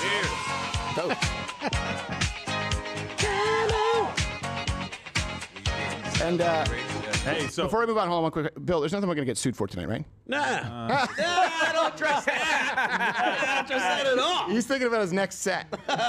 Here's a cheers to the 3 or 4 lawyers we had. I mean, we don't need any. Well, music. and I mean, and to say that, like, when you talk about the investment in the team and what's going on here, right? The weeks of energy spent thinking about what are going to be the different ways that could be the fuckery in this election. What are the different ways that the team has been out here investigating that, trying to be able to create a system to allow people to communicate what's going on. Multiple lawyers in what we're calling the lawyer coven in the back, who are literally going through all of the different investigative leads that are coming in through the team, and that collaboration. I mean, it's a well-oiled machine in order to be able to provide the best, most accurate, and fastest information as the circumstances are changing. It really is something that I think used to happen in media back before it became what it is today. Yeah. And it's a throwback to a time when you could really trust that people were dedicated to the truth. It's amazing. And you know what else, too? This is something really, and I do want to go to your thing real quick. But, Bill, you and I had knockdown, drag-out brawls as far as arguments? Always. Yep. Gerald, have you and I had knockdown, drag-out brawl arguments? I called you Nick, cussing. everyone already knows that you and I have. Josh, not so much kiss because all you're... the ass, baby. No, it's just because you're so nice. And, You're so lovable. But we had disagreements on stuff. Sure. But my point is... Abortion's the biggest one. Let's have it right now. Yes, well, we have had those disagreements. Just kidding. But you know what? Being able to have... Single and issue. Toolman and everyone... I mean, probably not as much with Noodles and Billy the Kid, but we've had those arguments. And being able to have those arguments and knowing that we're having those arguments because it makes what we do better. And some of those you were right about. And I think some of those, when you look back, I was like, no, Bill, this contract, if we look at this... There's definitely some of the ones you were right. Absolutely. Few and far between with half Asian Bill, don't get me wrong. But being able to have a team of people who you can fight with, and understand that you're fighting with them because you're both fighting together for something more important than yourselves. One of the biggest things trending right now on X Twitter is I can't wait to tune into The View tomorrow, which that might be the first time I actually look forward to an episode and see what those gals are gobbling about or mooing about. That first time in a while, it'll probably be entertaining. Spouse in your life, you have if the most important people in your life are not people you can fight with, and even fight with on things that you both kind of agree on, but maybe disagree on the way to get there, well, get yourself some of those, because I'm surrounded with those people in this room. And I'm really, really grateful that we're able to do that and to know that we're all fighting for the same cause, the same reason. And I know that every single one of you in Mug Club are one of those. There's a toast to that. Cheers. Can I make a toast? Yes. Well, hold on. We gotta. Oh, sorry. We gotta celebrate. There's nothing left in this. I'm also trying to buy time because Pops Crowder's gonna come in with some I told you so. I'd like to make a toast. I've been it's November, so I've been here full time for a year now. Yes. And this has been awesome. We won tonight. I feel like a winner. You know, there's so many things I'm not a part of, but I like to be included. So that's nice. And there's nothing in here. I drank 6 beers today. All right. Whoa. Well, we'll fill you up with another one. That's somewhat self-indulgent, but yeah. He's so lovable. Chris is on CNN. So by the way. lovable. All right, one final toast, and we'll go to CNN. That's Chris, right there. Oh, that's Chris right now. Oh, Chris right now is on CNN. Chris Pavlovsky, CEO of Rumble. There we go. Look, he looks like a ghost. He looks like a ghost right there. He's in the corner, just kind of kneeling over. Yeah, right there, kneeling down. His head is down. There he is. There he is. Oh, he looks like he's stressed. You know he's had some DDoS attacks tonight. Yeah, John. Oh, he was super stressed. Like, our streams were massive, massive stuff. Also, one more before you say a toast to everyone. James Woods, who doesn't drink. To Alex Jones, Dan Bongino. Oh, we didn't have Jeremy from the Quartering on yet. Oh. Tim Poole. I'm trying to think who, of course, True the Vote. Who else am I missing here right now? Russell Brand, of course. If I'm missing anybody, please let me know. Donald Trump Jr., who's going to be on Rumble Premium. A toast to everyone who has made tonight happen. How about your undercover team? Oh, well, yeah, of course. Well, that was part of the team we were talking about. Right. But yes, to everybody who has appeared tonight. I was going to save a toast specifically for them individually, but all right. Fine, I guess. Let's just throw them in. They don't deserve any special. To the guests and undercover team, a toast. Winner. Great Guy's just a winner, man. And because there's so many toasts, we will definitely need some refills, guys. Yeah. Gerald, you had something you wanted to say. A lot of things.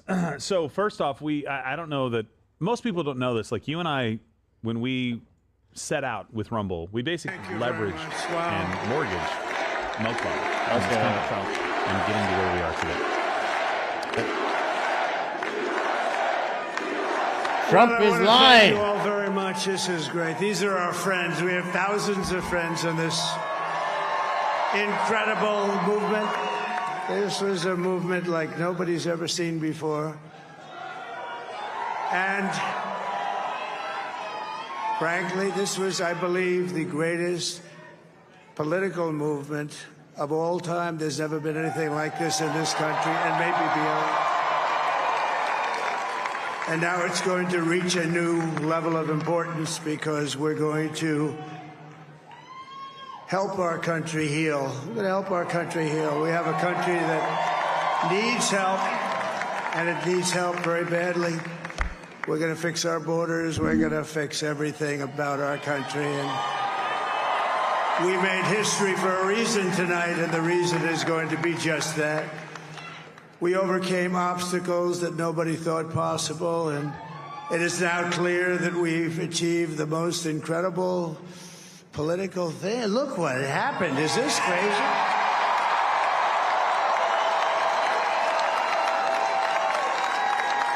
But it's a political victory that our country has never seen before, nothing like this. I want to thank the American people for the extraordinary honor of being elected your 47th president and your 45th president.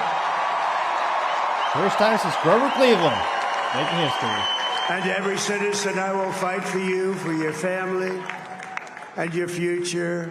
Every single day, I will be fighting for you, and with every breath in my body, I will not rest until we have delivered the strong, safe, and prosperous America that our children deserve and that you deserve. You peel that income tax this now. Will truly be the golden age of America. That's what we have to have. This is a magnificent victory for the American people that will allow us to make America great again. And in addition to having won the battleground states of North Carolina, I love these places. Georgia, Pennsylvania, and Wisconsin. We are now winning in Michigan, Arizona, Nevada, and Alaska, which would result in us carrying at least 315 electoral votes. But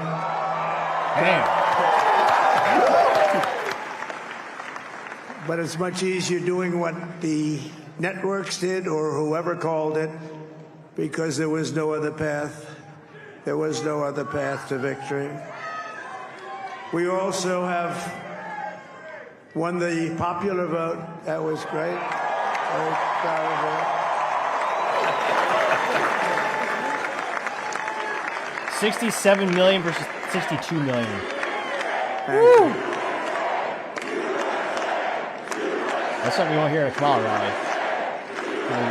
Cheering for our country. Thank you very much. Thank you. And, winning the popular vote was very nice. Very nice. That's what we I will needed. tell you. It's a Record number of votes in great this video. feeling Cannot of thank you love. guys We enough have a for great supporting feeling me. of love in this very large room with unbelievable people standing by my side. These people have been incredible. They've made the journey with me, and we're going to make you very happy. We're going to make you very proud of your vote. I hope that you're going to be looking back someday and say that was one of the truly important moments of my life when I voted for this group of people beyond the president, this group of great people. America has given us an unprecedented and powerful mandate. We have taken back control of the Senate. Wow, that's there you go. Now, appeal the NFA, get some stuff done. And the Senate races in Montana, Nevada, Texas, Ohio, Michigan, Wisconsin, the great Commonwealth of Pennsylvania, were all won by the MAGA movement. They helped so much. And in those cases, every one of them, we worked with the senators. They were tough races. And I mean, the number of victories in the Senate was absolutely incredible. And we did tele-rallies. We did tele-rallies with each one of them. And sometimes we did 2 or 3 and it was amazing to look at all of those victories. Nobody expected that. Nobody. So I just wanted to thank you very much for that. And you have some great senators and some great new senators. And it also looks like we'll be keeping control of the House of Representatives. There we go.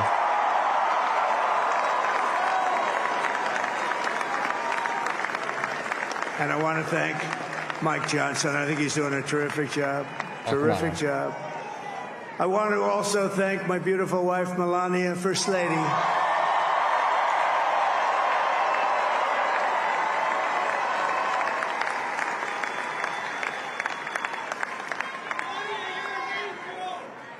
Who has the #1 best-selling book in the country. Can you believe that?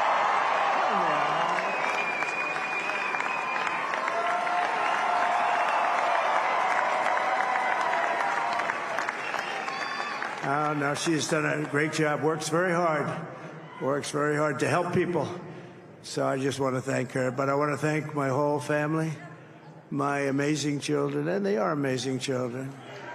Now, we all think our children are amazing. Everybody here thinks their children are amazing, but that's a good thing when you think they are. But Don, Eric, Ivanka, Tiffany, Barron, Laura, Jared, Kimberly, Michael, thank you all. What a help. What a great.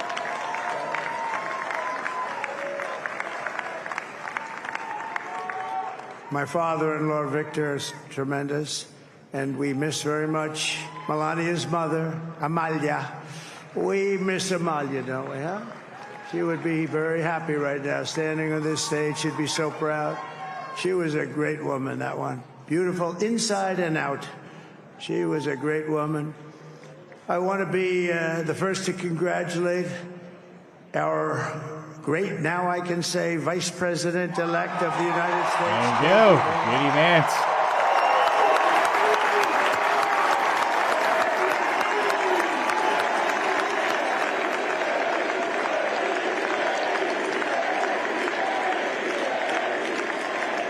And his absolutely remarkable and beautiful wife, Usha Vance. And he's a feisty guy, isn't he? You know, I've said, go into the enemy camp. And you know, the enemy camp is certain networks. And a lot of people don't like to, sir, do I have to do that? He just goes, okay. Which one? CNN, MSDNC? He'll say, all right, thank you very much. He actually looks fun. He's still like the only guy I've ever seen. He really looks forward to it, and then he just goes in and absolutely obliterates them. Say a couple of words.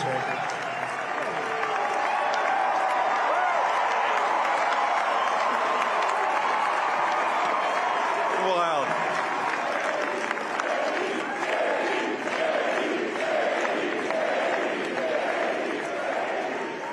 Well, Mr. President, I appreciate you allowing me to join you on this incredible journey. I thank you for the trust that you placed in me. And I think that we just witnessed the greatest political comeback in the history of the United States of America. Yep. Against all odds.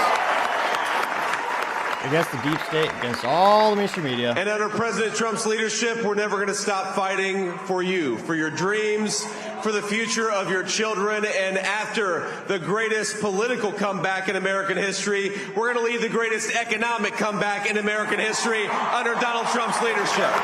Yeah.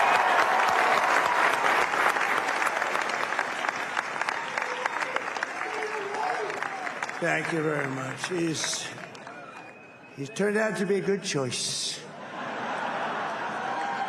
I took a little heat at the beginning. New York Times is projecting for Trump to be the first Republican president to win the popular vote in 20 years. Holy shit. And we love the family, and we're going to have a great 4 years, and we're going to turn our country around, make it something very special.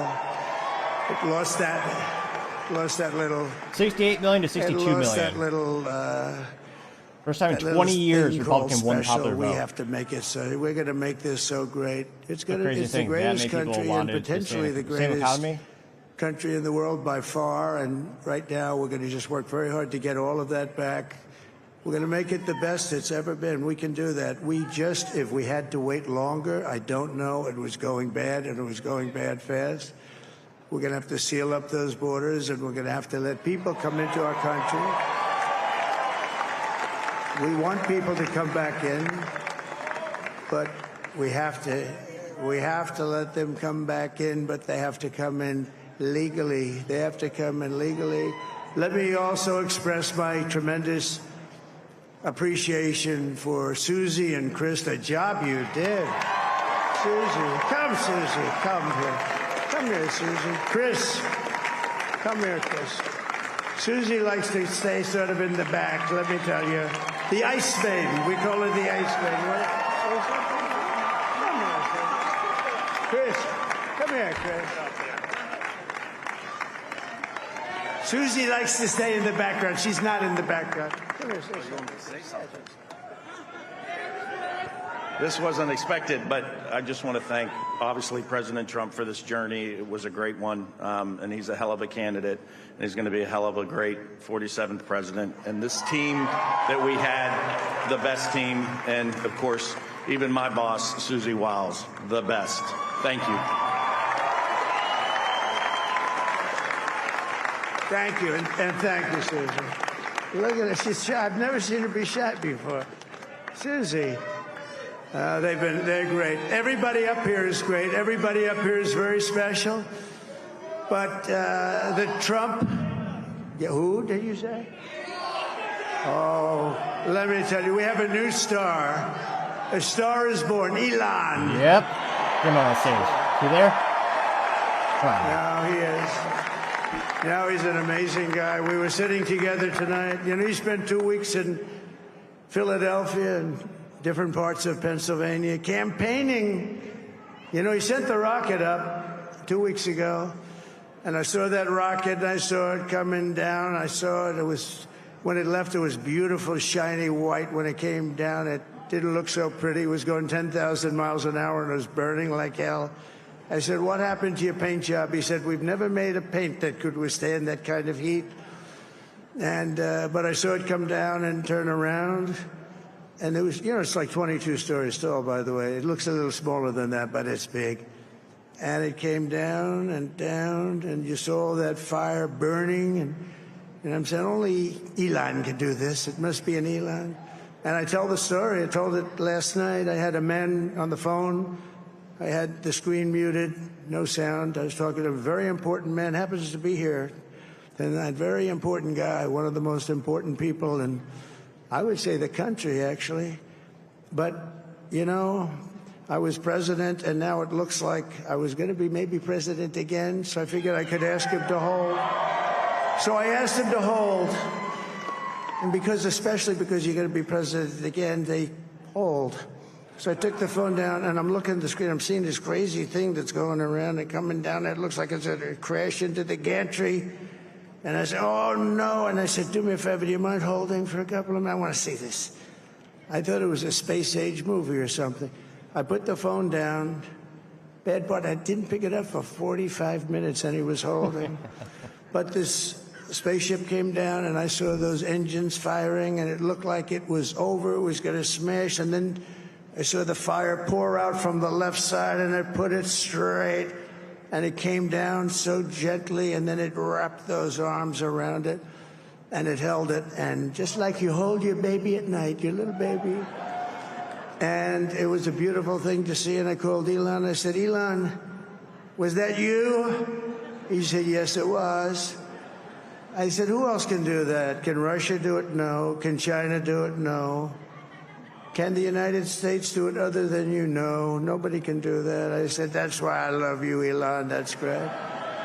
And you know, when we had the tragic Hurricane Helene, and it hit North Carolina, they were really devastated. The water, this was a big water, as big as we've ever seen, water hurricane. It built lakes out of nothing. Fields became lakes, and the danger was unbelievable. And the people from North Carolina came to me and they said, would it be possible, at all possible, for you to speak to Elon Musk? We need Starlink.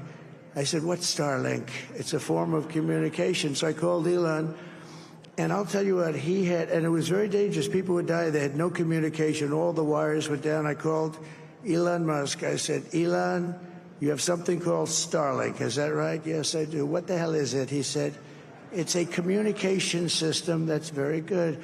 I said, Elon, they need it really, really badly in North Carolina.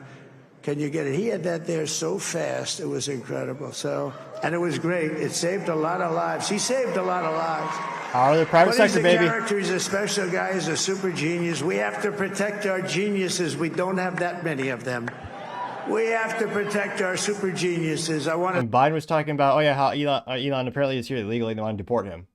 That's the type of deportations they focus on. Ridiculous. A little bit longer than me. Just a little bit. Bryson DeChambeau is up here someplace. What happened to Bryson? Where is he? Bryson. Oh, he was shot. He's hitting balls. Oh, he's on the way. He's hitting balls. Bryson. Oh, look at him.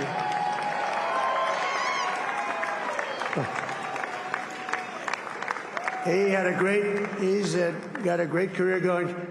Great U.S. Open, Bryson. That's a fantastic job. And we also have a man, Dana White, who has done some job. There we go. Get Dana on that stage. He's a tough guy.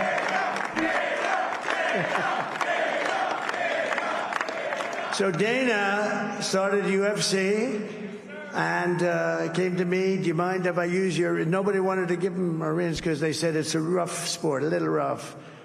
And I helped him out a little bit, and I went, and they said, this is the roughest sport I've ever seen, but I began to like it, and he loved it, and nobody's done a better job in sports. And you know, he's a very motivational kind of a guy, what he does. He gets these fighters, and they really go at it, and it's become one of the most successful sports enterprises anywhere at any time. It's doing so well. I'd like to ask Dana just to say a couple of words, because people love to hear from him. Dana, please.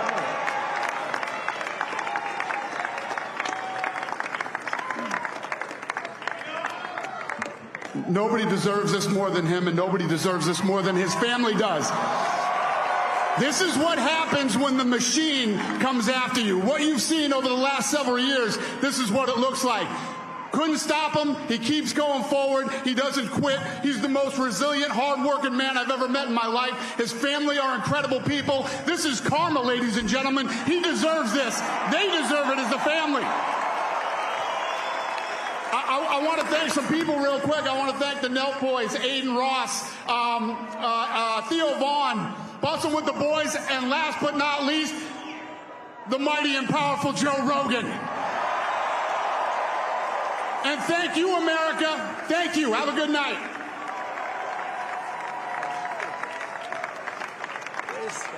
That is a piece of work. No, he's really an amazing guy. But most of all, I want to thank the millions of hardworking Americans across the nation who have always been the heart and soul of this really great movement. We've been through so much together, and today you showed up in record numbers to deliver a victory like probably like no other. This was something special, and we're gonna pay you back. We're gonna do the best job. We're gonna turn it around. It's got to be turned around. It's got to be turned around fast, and we're gonna turn it around. We're gonna do it in every way, with so many ways, but we're gonna do it in every way. This will forever be remembered as the day the American people regained control of their country.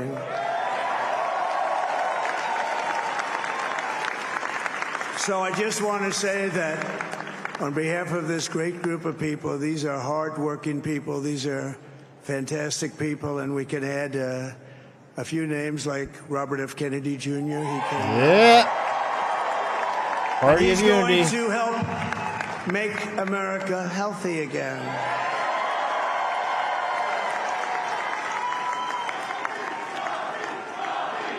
There you go. Kamal was a moron. Bobby talked to both of them, obviously, or he wanted to. Kamal turned him down. And we're going to let him go to it. I just said, but Bobby, leave the oil to me. We have more liquid gold, oil and gas. We have more liquid gold than any country in the world, more than Saudi Arabia. We have more than Russia. Bobby, stay away from the liquid gold. Other than that, go have a good time, Bobby. We're going to be paying down debt. We're going to be reducing taxes. We can do things that nobody else can do. Nobody else is going to be able to do it. China doesn't have what we have. Nobody has what we have. But we have the greatest people also. Maybe that's the most important thing. This campaign has been so historic in so many ways. We've built the biggest, the broadest, the most unified coalition. They've never seen anything like it in all of American history. They've never seen it. Young and old, men and women, rural and urban. And we had them all helping us tonight, when you think. I mean, I was looking at it. I was watching it. They had some great analysis of the people that voted for us. Nobody's ever seen anything like that. They came from all corners, union, non-union, African American, Hispanic American, Asian American, Arab American, Muslim American. We had everybody, and it was beautiful. It was a historic realignment, uniting citizens of all backgrounds around a common core of common sense. You know, we're the party of common sense. We want to have borders.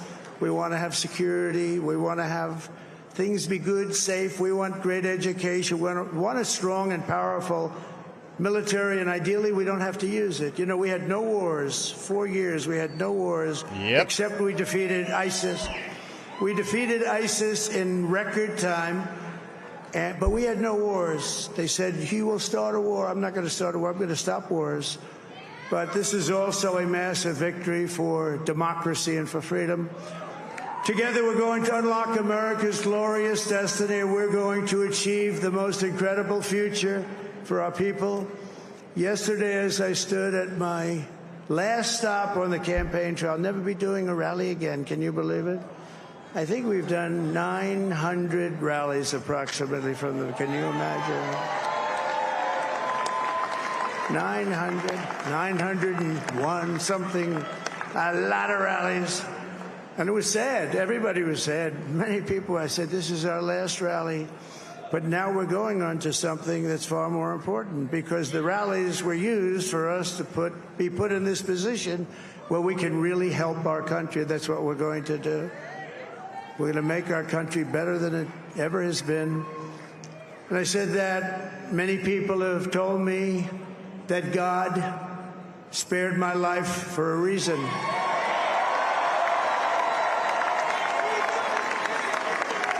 And that reason was to save our country and to restore America to greatness. And now we are going to fulfill that mission together. We're going to fulfill that mission. The task before us, every ounce of energy, spirit, and fight that I have in my soul to the job that you've entrusted to me. This is a great job. There's no job like this. This is the most important job in the world. Just as I did in my first term, we had a great first term, a great first term. I will govern by a simple motto: promises made, promises kept. We're going to keep our promises. Nothing will stop me from keeping my word to you, the people. We will make America safe, strong, prosperous, powerful, and free again. And I'm asking every citizen all across our land to join me in this noble and righteous endeavor. That's what it is. It's time to put the divisions of the past 4 years behind us. It's time to unite. And we're going to try. We're going to try. We have to try. And it's going to happen. Success will bring us together. I've seen that. I've seen that. I saw that in the first term when we became more and more successful. People started coming together. Success is going to bring us together, and we are going to start by all putting America first. We have to put our country first for at least a period of time. We have to fix it, because together we can truly make America great again for all Americans. So I want to just tell you what a great honor this is. I want to thank you. I will not let you down. America's future will be bigger, better, bolder, richer, safer, and stronger than it has ever been before. God bless you, and God bless America. Thank you very much. Thank you. Thank you very much. That's Donald Trump, the 47th President of the United States. Thanks for spending election night with us. We'll see you next time.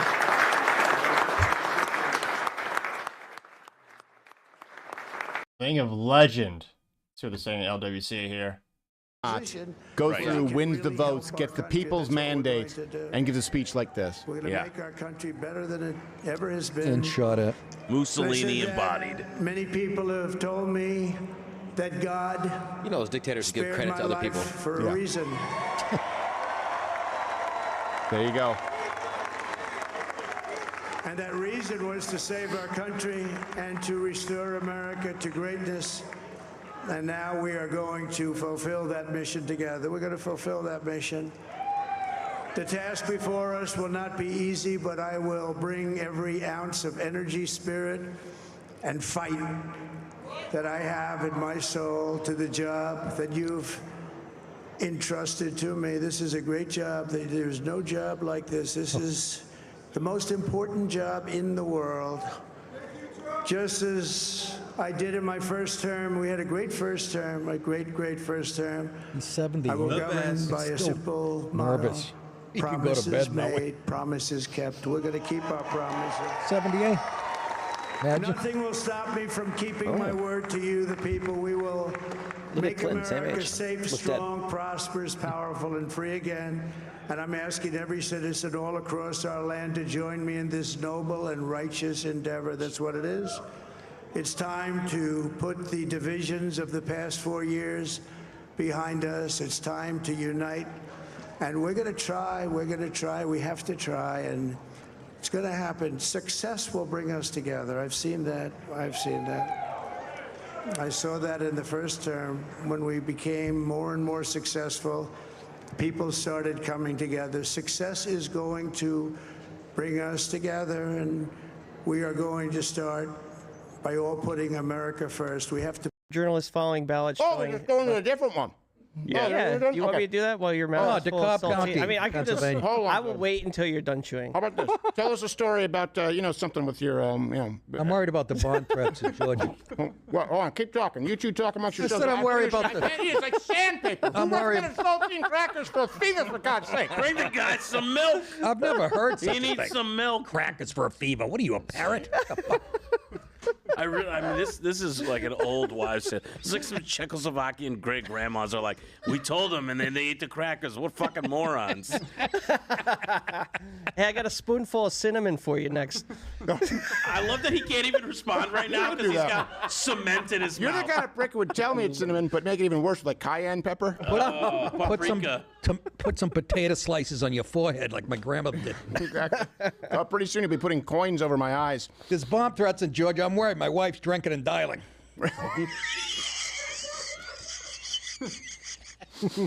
I left her a list on the refrigerator what to do. Okay, so we'll go back to that video, but right now I guess we have this from Philly. We do have an undercover journalist who's been following ballots and has been showing the lack of security that is going on right now in Philadelphia. That's so right. this we do have, and you do have the video. I have with that video. The I'm audio. gonna All right, play it. This is Michael Undercover.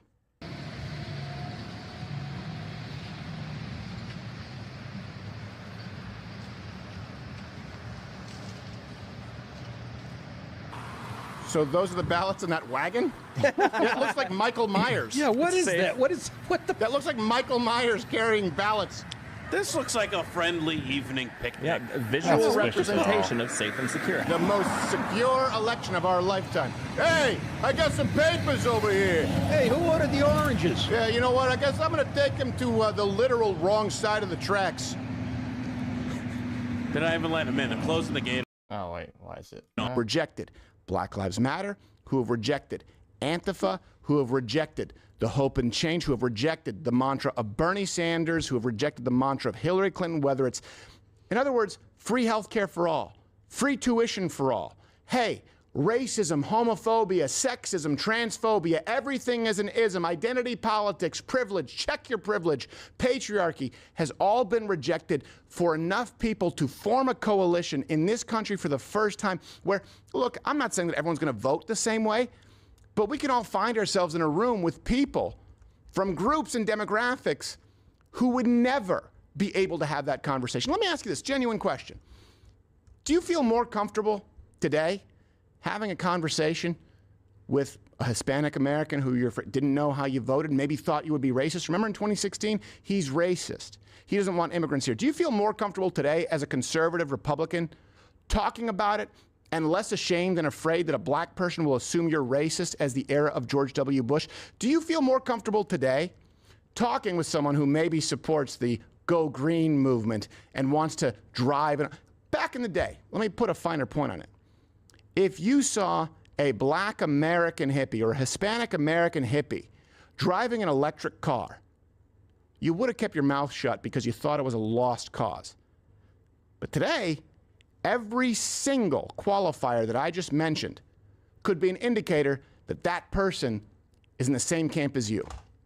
And you know what I ask? Is people out there right now, people who are watching who you maybe hate watching this, and I get it, we do some horse crap every now and then, but you know what? Hey, this is a guy who not only is saying that he's a president for all Americans, and you don't just have to believe it because he's not tried to jail or deplatform people who disagree with him. He's not tried to pull with a She's All That or whatever podcast, what Jen Psaki and what Joe Biden and Kamala Harris did with Joe Rogan with this very show. Do you feel more comfortable today reaching across the aisle and having that conversation with people? I can tell you what, I've been here and by here I know we're on Rumble, I know we have the betting odds if we're removed on YouTube or not. Back in 2008 and 2009, there were no conservatives. There were no Christians on YouTube because, by God, it was like being radioactive. Tonight, you had James Woods on the show, right next to John Rich, right next to Nick DiPaolo, right next to Gay William, who's a Latino gay American to the right of Attila the Hun. You want to talk, whether you like him or not, the coalitions that have been formed. And like I've said, hey, you need to hold these people accountable. You need to hold Donald Trump accountable, this administration accountable, because that's what we do. We're not the party of hero worship. But you do need to take a moment to acknowledge that there's been a fundamental restructuring of not only the American electorate, but the American fabric right now, where you can at the very least, and this is the great irony, because everyone thought, man, Donald Trump, I like him, but he's just too caustic. I like him, but he's just too divisive. You tell me, honestly, in your quiet moments, how much more comfortable are you, how much more bold and brave are you to tell someone who you wouldn't have before, whether it's someone like Code Pink, an anti-war activist, whether it's someone from the Green Movement, whether it's your neighbor who was a black American who, in the era of Obama, did you want to tell that person, you know what, I didn't vote for him because I don't agree with his policies? You more comfortable telling that exact same neighbor today, you know what, I did vote for Donald Trump because I think that's what's right for America? And you know what else? You know that you'll get a response from them that, at the very least, will be more likely, I should say, to be, yeah, you know what? I get it. Me too.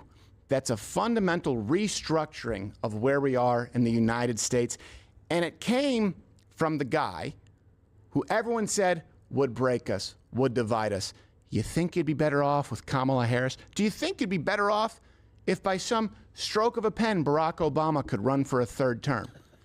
You know deep down the answer is absolutely not. And so look, the people who I know maybe hate watching right now, just give us a chance right now. You talk all the time about wanting to reach across the aisle.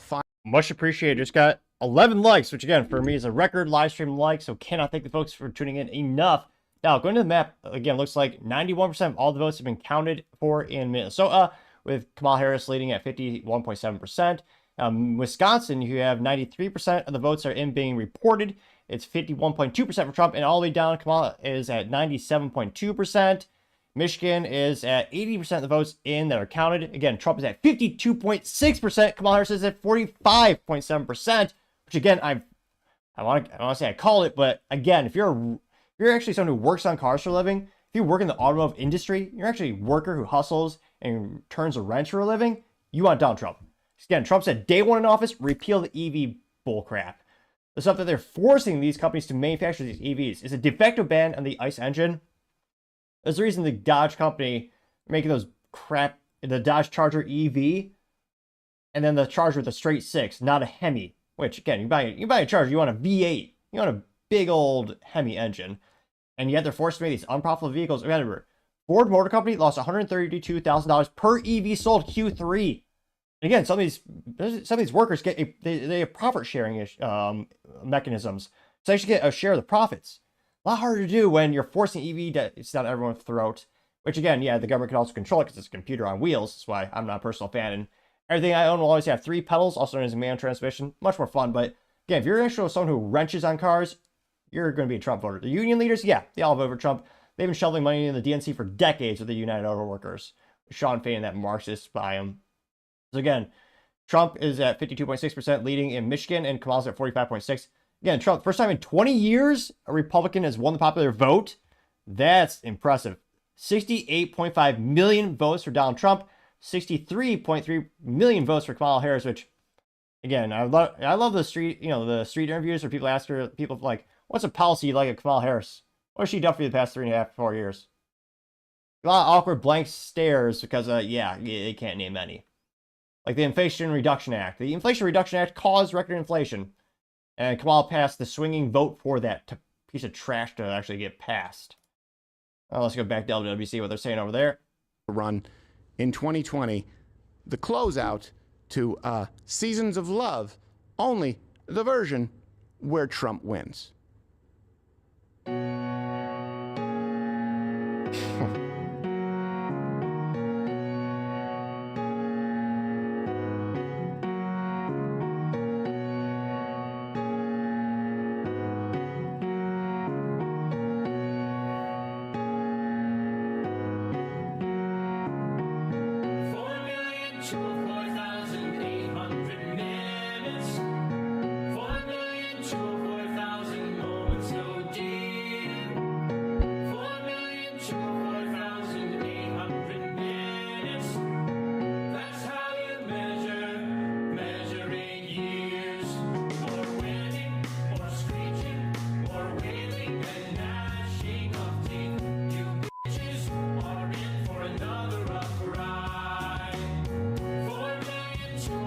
almost as musical.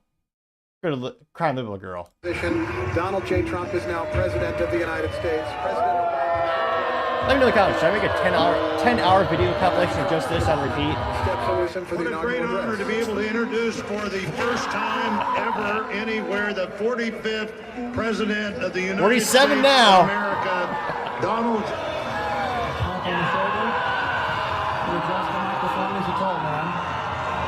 Maturity to the left. I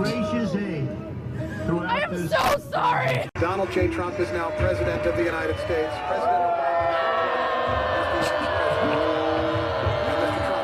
Oh, Exeter is going to be a field day today. I was about to say tomorrow. It's 2 a.m. around here in Texas time. 45th president of the United States of America, Donald.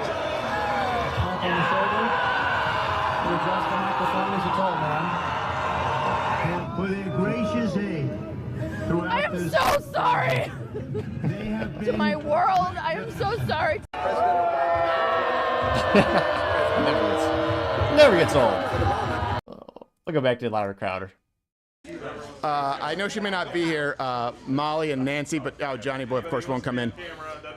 But this is the team who has made this happen. When everyone talks about, the female vote and the woman vote, and like everyone, okay, what, I got the gold MAGA hat? Oh, we got everybody. Wow.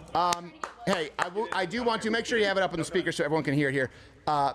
Nancy and Molly, these are the two people you need to know outside of Gerald who are in charge of the day-to-day operations, and no one hates the feminist left more than they do. So when people talk about, women vote one way, Nancy, a toast specifically to Nancy and Molly there. Go to the long shot there, cool man. Go to the long shot so we can see the ladies there. There we go. Got some TNA. That's right, baby. Good shout out to IT. Come on, man. And everyone here, there you go. Toast to everybody. Everyone, give yourselves a round of applause. Thank you very much. Wow, it's the bottle. And by the way, hey, there you go. Come on here. We got Gay William here. This is a unicorn. This is the man who believes that James Woods doesn't drink. I'll have a talk with him a little bit later on. But none of this happens without them. And we have some the term is thrown around, strong women here with not only capabilities, but opinions and a way to make this happen. It wouldn't have happened without any of them. One last round of applause for all of them. Thank you guys so much. We appreciate it. Hey, there you go. It's going out much. There you go. Thank you very much. Absolutely. I know. I think we don't have enough mugs because we're shipping them out. Thank you guys. We appreciate it. And now get the hell out of here. All of you. Really appreciate it. You can stick around, Bill. Love you guys. And Brodigan, my longest standing employee, he's right there. You guys can see him. I'm good. He started out, I met him. I met Brodigan. I met him at Big win. some functions back then when it was the old GOP guard, and I was bombing, doing a show where they were like, let's have you come in and do stand-up, and I remember talking with him and saying, hey, we're all misfits, and still here, and we appreciate it, Brodigan. I'm so glad to have you here. And look, by the way, I don't know how much weight you've lost, but you're going to give Alex Jones a run. You're going to give Alex Jones, how much? 50 pounds. 50 pounds. Hey, a toast for that. Wow. For Brodigan, long shot. He's down 50 pounds. There we go. We got to get him a jacked up fitness sponsorship. April, 10 years here, 50 years on Earth. I will challenge Alex Jones. To a weight loss? To a weight loss. Or a duel. Which one? Well, no, I don't know. Be careful. He might show up. He might show up at your house. Exactly. Like, I heard he challenged me. Yeah. My honor means quite a bit to me. Weight loss challenge by April. All right, weight loss challenge by April. And he's been the one obviously monitoring tonight the leftist meltdowns. We're going to get to our data analyst really quickly in a little bit. But Brodigan, go back and enjoy your. I know you got that bottle of Four Roses back there. That's long gone. That's long gone? I didn't even get a sip? All right. Wow. Okay, I mean, Bill had Tim, some, give me my and lower the writers third. had some, I finished the rest. All right. And before we get to, I know some of you have been asking, we'll take some of your chats with those in charge of the numbers. Now, Pops Crowder, do you at least acknowledge that your prediction like 5 months ago was not, it was like, you said a landslide where you were like, he's going to win everything. You were right that he was going to win. I always said it was 60-40 that Donald Trump would win, but it doesn't mean that you were right. #TheTopic Show on X Twitter. Oh, son of a bitch. I don't know. Here we go. Here we have a bunch of technical folk here sitting in front of me. Yes. You guys know, you look at the stock market, there's technical analysis, there's fundamental analysis. Uh-huh. I just looked at this thing and thought, I felt he was going to win. And my little poll is the underpolling. Don't undersell yourself. They can't find us. That's the key. They drove us camping with underground. you. It's not a little. They drove us underground, and that's the worst thing you can do is have your enemy hiding on you. And nobody wanted to admit they were Trump supporters. Nobody wants to get their car keyed. No one wants to get their house egged. And so that's what you were called a fairy in a Kroger parking lot. Stolen. That's right. Remember that? Over a bumper sticker. That's right. A lot of that And you leftists said, doing that. What? Not a lot of people you don't do know me. You don't call me a fairy. I thought, oh my God, that's right. He's still Pops Crowder. So how? I'll tell you, you made some points tonight. This guy, legendary. Russian hoax, all the lawsuits, the assassination attempts. I mean, this is going to be an incredible presidential library. Yeah. And that is going to be the one I want to line up for. It's going to be something else. And by the way, earlier that was not just lip service, because I can hear them celebrating out there. And of course, we have to have been going on a while. in a little bit, but I expect, unfortunately, the left to get worse. I expect more pussy marches and pussy-head economics. But honestly, anyone who's willing to, which is great for us. Yeah, but anyone who's willing to lay down their arms and say, okay, why are these coalitions forming? We're happy. And you know what? Let's, Captain Morgan, CEO, let's open up the platform to not everyone with a Twitter egg, but those on the left in the coming 2 weeks to discuss this and where we go as a country, where we can work together. Okay. Where we can have more opposing voices. Again, not pricks who just have who have an X egg in their profile. I was just communicating with some of those said pricks and telling them to go cry in a corner. Well, there you go. You just undid everything. That's not nice. I'm not extending an olive branch at this particular moment right now because elections have consequences. I'm not extending exactly right. This isn't the time to do it. Gerald is too busy gloating. No, I'm not just gloating, but saying, look, we have been fighting every single day for kind of the heart of this country to make sure. And I know this sounds weird, but it's like, look, we're doing our part to go out and make sure that we head in the right direction. Like I don't want to see our administration look like Kamala's administration in 4 years after Donald Trump. I don't want it to go back. Right. I want to fix the problems that we have so that we we advance going hard 2028. That's right. We turned the page from Kamala. What Americans built up, let no bitch tear us under. Accent is that? Yeah, I'm looking forward not to hearing her name again until she has to confirm. You prefer I say cunt. Hold on, she has to confirm the vote as the vice president, though. I really want to hear her name that time. Where her political career is nowhere. Granted, she is a brilliant example of being able to sleep your way to the top when you look at her career, which probably most worst female role model you could possibly have for the children. But yeah, she's not getting. The only reason they kept her is because the money raised for Biden and Kamala could debatably she could use it. And that's still a legal question that I think should have been challenged in court. Whenever everyone was donating for Biden, then the deep state pushed him out. And I've said this, and I do maintain this prediction. She will be the only person who doesn't even get that big of a bump selling her book for losing the presidency. No one's buying that because no shit. one cares. Yeah. Yeah, I'm predicting that people want to forget her. On the left. Yeah. I'm not saying us on the right. I think on the left they're going to be like, oh, thank God this farce is over. Yeah. Like we can all kind of like go back. You hated Kamala, right? Yeah, I hated her the entire time. She's going to be like a Bob we Dole. could try to win, you know? They played Yeah. completely wrong. Nope. I think you're right. blew it. Well, we can't hear you because you're not on mic, but you know what? Here. All right, Pops. I just wanted to give you an opportunity to gloat. Anything else? I'm not gloating. I'm thrilled. I'm so happy, and I know everyone here is too. And gosh, the work done tonight has just been. And by the way, you know what? We had people go like, "Oh yeah, Crowder's dad called me because he was the booker when no one else would touch this show with a 10-foot pole." Remember the people who we tried to hire as bookers early on? They're like, "I don't know. I can't book the show. People are afraid of it." They didn't know how to tell the story. They didn't know what we were about. They couldn't brand us. You know? We had bookers from the biggest morning shows. We had bookers from the biggest AM radio shows who came in and tried to do it. Yep. And they would say, "I just can't get anyone." And Pops Crowder would say, "All right, I got him. Can you bring him on tomorrow?" And so it's not something that I'm like, "Oh yeah, have my dad do it." I literally asked him. I said, "Hey, could you quit your job and do this because you've basically been doing it?" But I almost lost that job when I booked one Nick DiPaolo, and he came on a little prickly. That's true. His Uber took him to the wrong hotel. That's true. I remember it. He was hopped up and pissed off. He said, "Don't you ever do that again to the talent."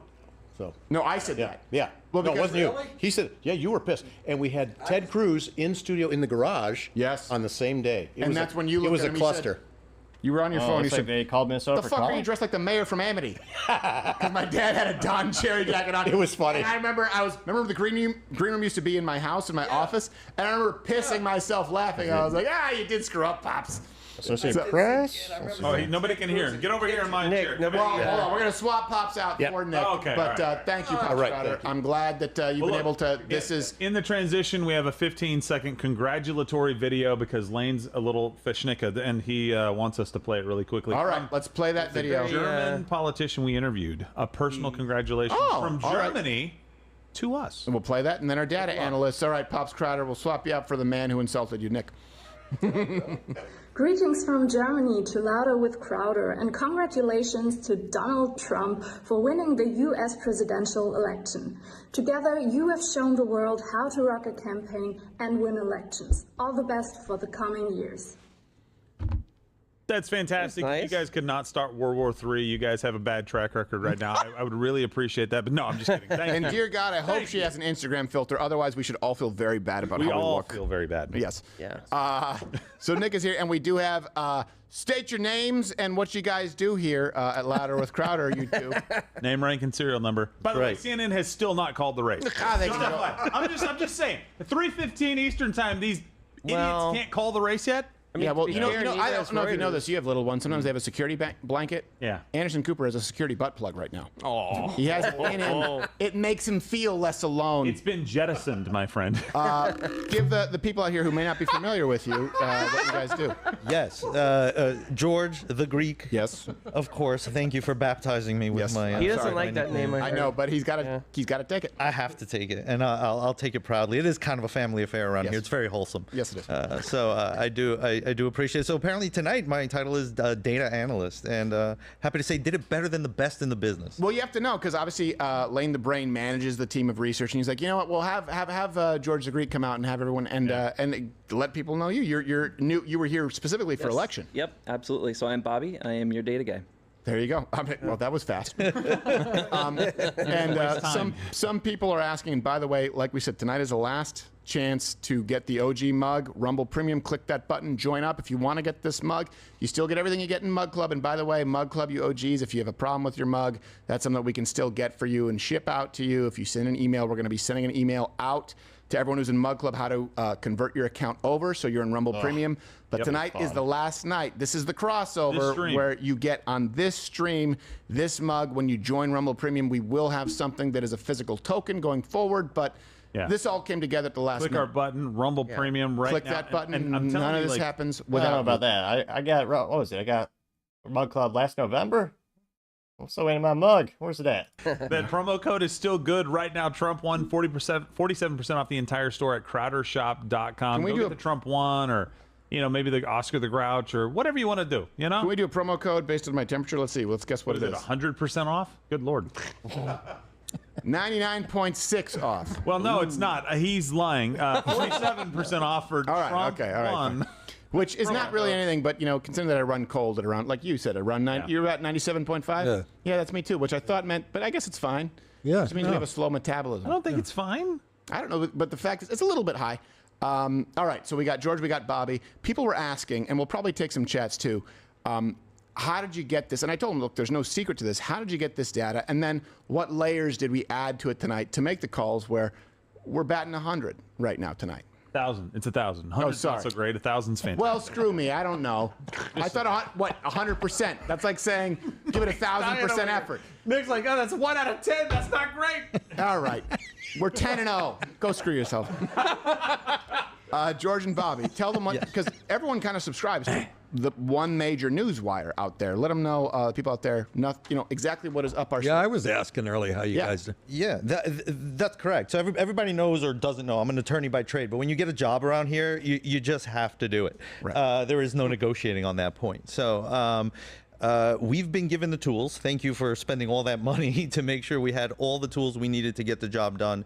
And it's a little overwhelming, but you start to figure out how to put it together. Well, tell people what the main news wire is that all of these other stations are using to call states. Right. So it's called the National Election Pool, and it's comprised of a bunch of the mainstream you might know, like your ABCs, NBCs, that kind of thing. It's called the National Election Pool.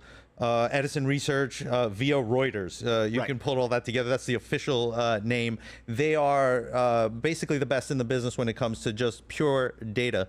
So we were plugged in, getting the same data at the same time as everybody else, which allowed us to basically step up and be on par with everyone. And the reason that no one... Hold on. Not on par, guys. No, you much guys better. were able to call better. states so much earlier, and not based on gut feel or political affiliation or desire.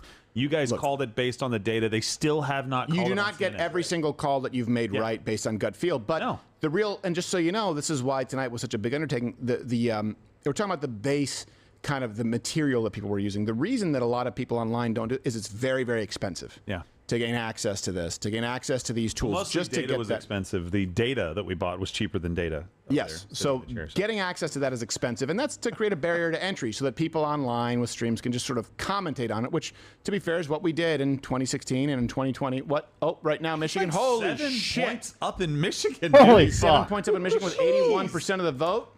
I mean, we're not asking you guys to go crunch numbers, but if we were, it would look really good. And he's for 4 Donald points up. Trump. Well, our research team right now is drunk. Yeah, looks Oh, wow. As well they should Comes at be. 52 That's points. for everyone. 52?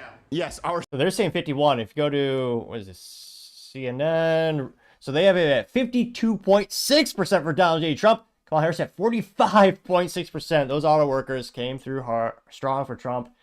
Again, those people who actually turn a wrench, work for a living, they want a booming economy, low inflation. They want to have people that buy money, people to have money to buy fun toys like sports cars, which are much more profitable for the big three automobile manufacturers. Shoot, if I won the lottery tomorrow, I get a Cadillac CT4V Blackwing, stick shift to the V6 twin turbo. That's a fun toy. Or mega lottery win, get the Cadillac CT5V Blackwing, stick shift V8. It's the last great thing GM truly makes, and yeah, an track toy to say the least. It'd be awesome. That's what they want. Highly profitable, fun toys. That's good for the economy. You It's just good for decide, the we workers. just need simple, straightforward calculations that could walk us through the process of how we got, so we could actually explain our decision. And that I think was probably the easiest part, or the easiest way to understand what the system Well, is telling us. it's easier to communicate that, but it's not easy to do. Taking something that's seen as incredibly complex and distilling it in a way that is still effective and accurate, but people can understand, whether it's the graphs that we provided or the calls that we made. Let me ask you, in doing that and the calculations that you made, for example, why were you guys so comfortable in assisting us in calling, for example, like Georgia, and giving us those very specific predictions on Pennsylvania, like, hey, we're not calling it right now, but that gap's going to narrow to probably about 2%. The question is always asked because a lot of times people think, well, there are people, it's the appeal to authority fallacy. They must know something we don't. Tonight, there's no way they knew anything that we didn't, but you made better inferences. Why do you think you were able to do that and CNN still right now is not? We just took the data that we had and looked to see what votes were left and what was the percent, or what was the margin that either candidate would need to win in order to kind of beat the other candidate. Yeah. And the Georgia decision came down that she just didn't have the votes. Yep. And it was just super straightforward, and it was She really made obvious at that point. 50.8% Even though Trump, some of the blue 48.5% counties for were Kamala in holding Georgia out, at the we looked end. at the amount of votes that we 97% expected those counties to produce, and counted. the number wasn't there for her to be able to overcome Trump. But we called it 75 minutes before CNN. Like, this was 75 obvious to you. minutes. This was obvious to, like, they had Hold on, people. before the most trusted name in news. Before the most trusted name in news. You're right. Yeah. 75 minutes. What is that? I mean, I don't know if we can kind of extrapolate from that, but what does that tell you what these guys are thinking over there? Like, are they holding these calls to make sure people watch their network? Well, look at the lower third right now. I mean, Trump poised to clinch presidency. Poised to clinch presidency. Yeah, still. So, Yeah, like, still. that's the Give it best you're going to acceptance, get for at this God's point in sake. time. Yeah. Like, we think it's looking good for Trump. He might win Maine. He just made his his speech. Well, Like, we he's often not poised anymore. we often get an education in legacy media as we continue to do this. But I haven't figured everything out, but we have a hunch. What does it tell you guys working there, being very, very granular, working overtime here these last couple of weeks? What does it tell you about them and still not making some calls that you guys have made tonight? Right. So underpinning a lot of the data and the way we process it is we make some assumptions, educated guesses. I'll tell you exactly what the difference is. We were not actually trying to be partisan. We weren't trying to find an angle to make Trump only look able to good. make we were it just being objective. Okay. That's 9 your hours. 75 minutes. Facilities there. Simple. Somebody didn't hear that. What? You make it Cat's sound been so out the whole easy. time. Bobby, would you echo what he said? Is that what you think it is? Yeah, I'd agree. Absolutely. And of course, I did tell you guys, I'm like, look, if you guys feel confident, let's just call it because I don't want to waste anybody's time here tonight. No, but we kind of had this feeling of like, are we like, I trust the data. Well, and I told them, by the way, every time, right? I said, if you're not confident, don't. But if you feel like we're there, I just don't want to waste people's time. Let's be the first ones to call this because I don't want this dragging out into the middle of the night. Yeah. Well, you do doubt yourself a little bit because you do feel confident on our end, and then you wonder, am I overconfident? You know, you start second guessing yourself. I'm not sure if Bobby has any election experience. I certainly didn't in crunching these numbers, but it's math. At the end of the day, if your assumptions are good, if you're being objective, you're going to get a result. And we were seeing that, and every time more data came in, it just kept reinforcing it. And again, just trying to be objective about it, not really trying to look for an angle as much as what are the numbers saying, and did we do our assumptions correct? And I think we did. I really do. Well, the numbers say that you did. Yeah. Bobby. Yeah, and I'd add to that. I think maybe our lack of experience crunching the specific election data that we were looking at helped us because, at the big networks, they might be, having flashbacks to 2020 and calling states a little bit too early, or well, that's because they were politicizing it back then, though. That was their mistake. Like knowing what you know, and I didn't mean to, but wouldn't you say that Arizona in 2020 that could only be justified through a political motive? Would that be a fair statement for me to make? I would agree with that 100%. And Bobby, if you disagree, but no, I mean I've heard the other argument, which is that they looked at the ballots and just said, Let's say appreciate the extra follows. I'm again at hashtag The Topping Show. Just got one of the extra additional followers there today. Much appreciated. Again, I am on X Twitter known as The Topping Show.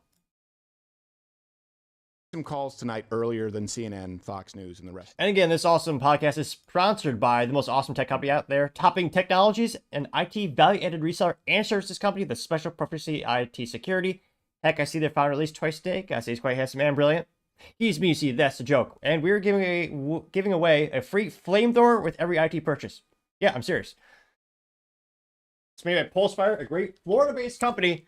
Free flamethrower with every IT purchase, and like all awesome accessories, you can attach it to an AR-15 with a standard Picatinny rail. The adapters is included.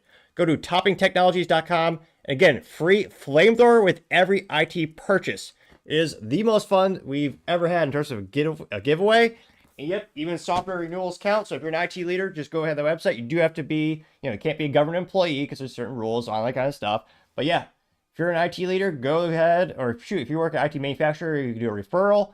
Go to toppingtechnologies.com and just click big right in the top banner. There's a big button that says flamethrower. Click it, and you'll learn how to get a free flamethrower with every IT purchase. There's no limits. You need 10 projects, shoot, 10 flamethrowers. Fun for the whole family. Topping Technologies is not actually at liability to everything you might do, or something like that. And again, I cannot thank people enough. This is a record live stream. We got a record number of comments, record number of likes. This is awesome. Can't thank you enough. We're going 9 hours strong. He was like, he's right, but these additional numbers, just they provide context. You can't make this call us early. We can't be irresponsible. I was like, okay. That's why if you see, I'm going like, wait, hold on a second. What is it that you're saying? And I'm going, okay, we agree with the fundamentals, but there's some additional data.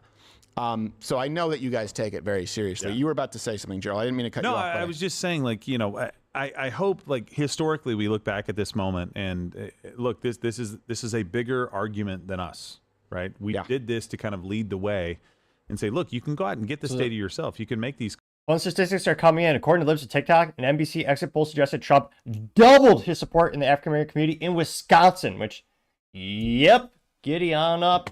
Yeah, it's going to be fascinating to see the statistics and how much he's increased going from one year to the other. Again, it's the first time in U.S. history since Grover Cleveland we've had a president have win 2 non-consecutive terms. First time since Grover Cleveland. That's a statistical anomaly to say the least.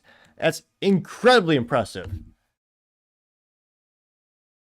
What's Gerald saying here? In history, it's not another news network competing with another news network, but independent. And the votes came in. Everyone wanted me to wear the GW suit. I suited up for this, and I kept the hat and wig on the whole time, despite its itchiness and heat. It's best used for, like, winter outdoor excursions. But suited up, as always. Well, always suit up. In this case, Washingtoned it up. Done that. I was going to say, I can't really see it, but the musket on the wall and the flintlock pistol on the table. call it the second the polls close, essentially. I mean, Right. you know, I'm being a little sarcastic, but not a lot. Right now, it's 55 to 40.9. Right, he's 14 points up in Alaska. Like, that's going to change. So if they call Alaska and Maine right now, the election's over, people turn their network off. Watch That's the only Alaska thing flip they have because to of 4 people in Right. Juneau will be like, fuck. Yeah, exactly. Like it's not even close. And by the way, I think the vote differential in Michigan right now is 320,000 for Trump. That they would He's have to up overcome. 320,000 That's more than votes. that. It's so clear the example that you can see, not only with the media lying and kind of covering for Kamala Harris, but actually not calling states when they could have. You've never seen that before in history. In the history of elections, you've never seen an independent creator come on and say, based on the data, not my personal feeling, not what I want to happen, the data says she has no path to victory. I'm saving you hours of your life. Yes, absolutely right. Well, before we get to that, let me ask you this. Genuine question. Because during a couple of those breaks, I came out and I said, okay, look, Georgia, and I said, whether it's Georgia or North Carolina, if we feel confident, we want to be people who get to it first, but only if you're confident. I trust you guys. If you guys would have said no, and I just came out and said, by the way, we're calling these states for Donald Trump, probably wouldn't be working here tomorrow, right? It would have been a little bit of a bridge too far. I mean, we always want to serve, you know, but there's a limit, and we would not give you the nod unless we were sure that we would go with it, you know, no questions about it. So there was no undue pressure there. You know, I think at the end of the day, everybody here was on the same page. Let's do it right, and that's exactly what happened. At the end of the day, look, I grew up watching, I didn't have AM radio. I didn't have Fox News in Canada. I grew up watching Nick, literally stage side, right? I came into this as a comedian who had some opinions, and early on was banned from colleges, banned from clubs. And I said, well, you know what? I think that there are people out there who have this opinion. And so I never consider myself the authority. But we have people like Lane, we have people like George, even Sam from HR. As much as I hate to admit it, you guys all have to admit that Sam from HR gets some stuff right, especially when it comes to stats on the Jews. We actually have him. He has Sam from HR has an update for us that's actually supposed to be pretty profound. Is he out there? He's out there, Yeah, ready. he's out there. in the Do you chair. guys I hate accept him, but right now taking a moment to go to an update from? I don't want to steal your thunder, and we know that Sam from HR loves to steal thunder. But if you guys give permission, we'll go to an update from Sam from HR. I think. What do you think, Bobby? Yeah, let's do it. Yeah, we'll do it. Okay, we'll do it. All right, let's go. We're going to go to people at work. I have to put my headphones back Gotta on do to it. hear his voice that is like nails on a Gentile chalkboard. Sam from HR.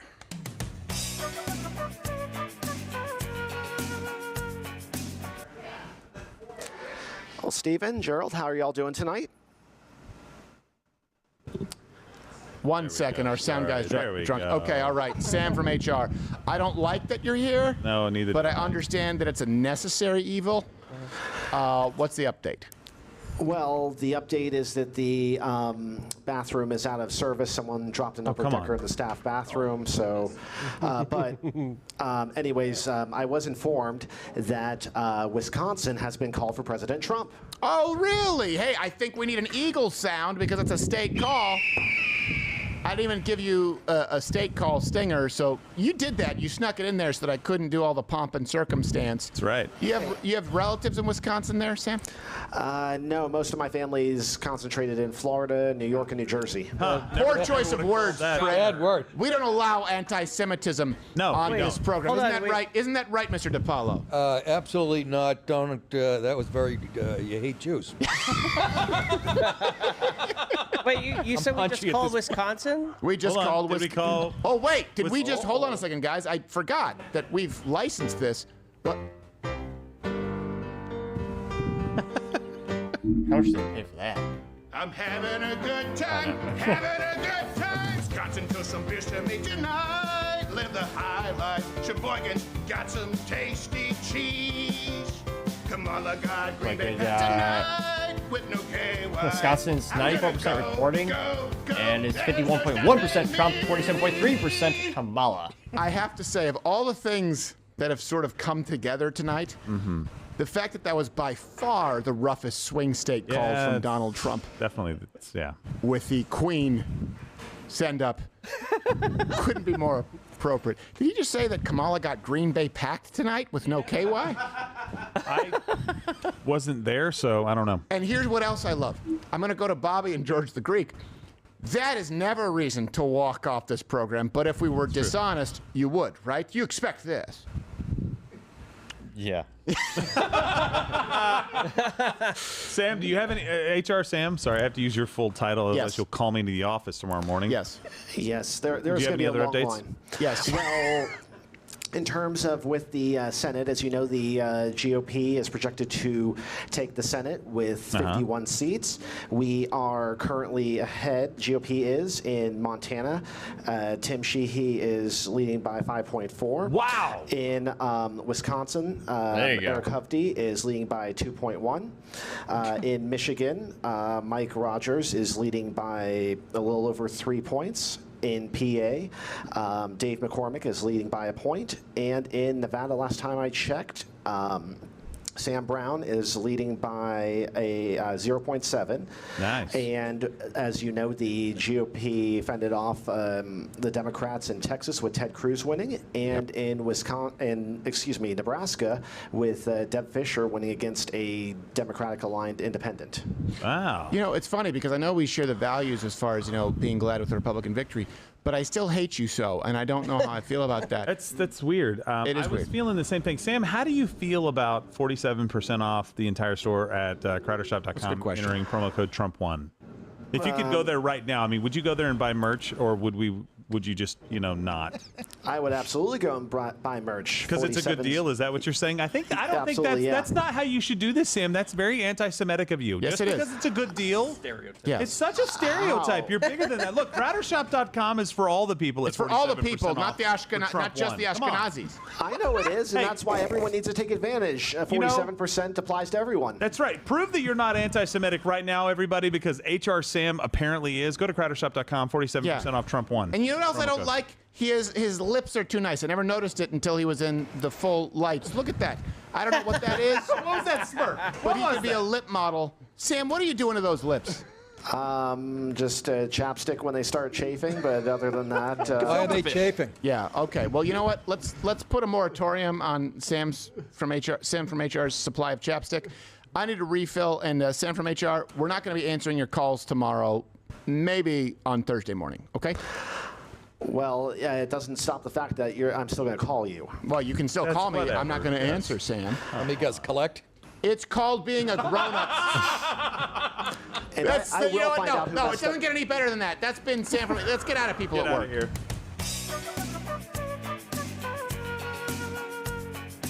Phones, it would have been fun. By the way, you know what he IP track him and make sure he doesn't get a deal on Crowder Shop. That's right. And also, he doesn't get any free shipping, too. Every time he asks for free shipping, every single time. He asks for free shipping when there is no free It's shipping. 47% off if you no free promo code shipping? Trump1. Crowdershop.com. I mean, come on. If he wants that, he should go buy cheap that's Chinese deal shit on breaker. Amazon and Not- get next day shipping. Exactly. Not at crowdershop.com. He won't have the quality that we have at Crowder Shop. Where you get 47% off. We shouldn't have given By the way, and I wasn't just joking, a refill on that because I have been sober as a clam until the victory party. Have I missed anything, Bobby and George Greek? Real quick, Bobby did the data on this, and Sam 100% sucks. Yes. He absolutely does.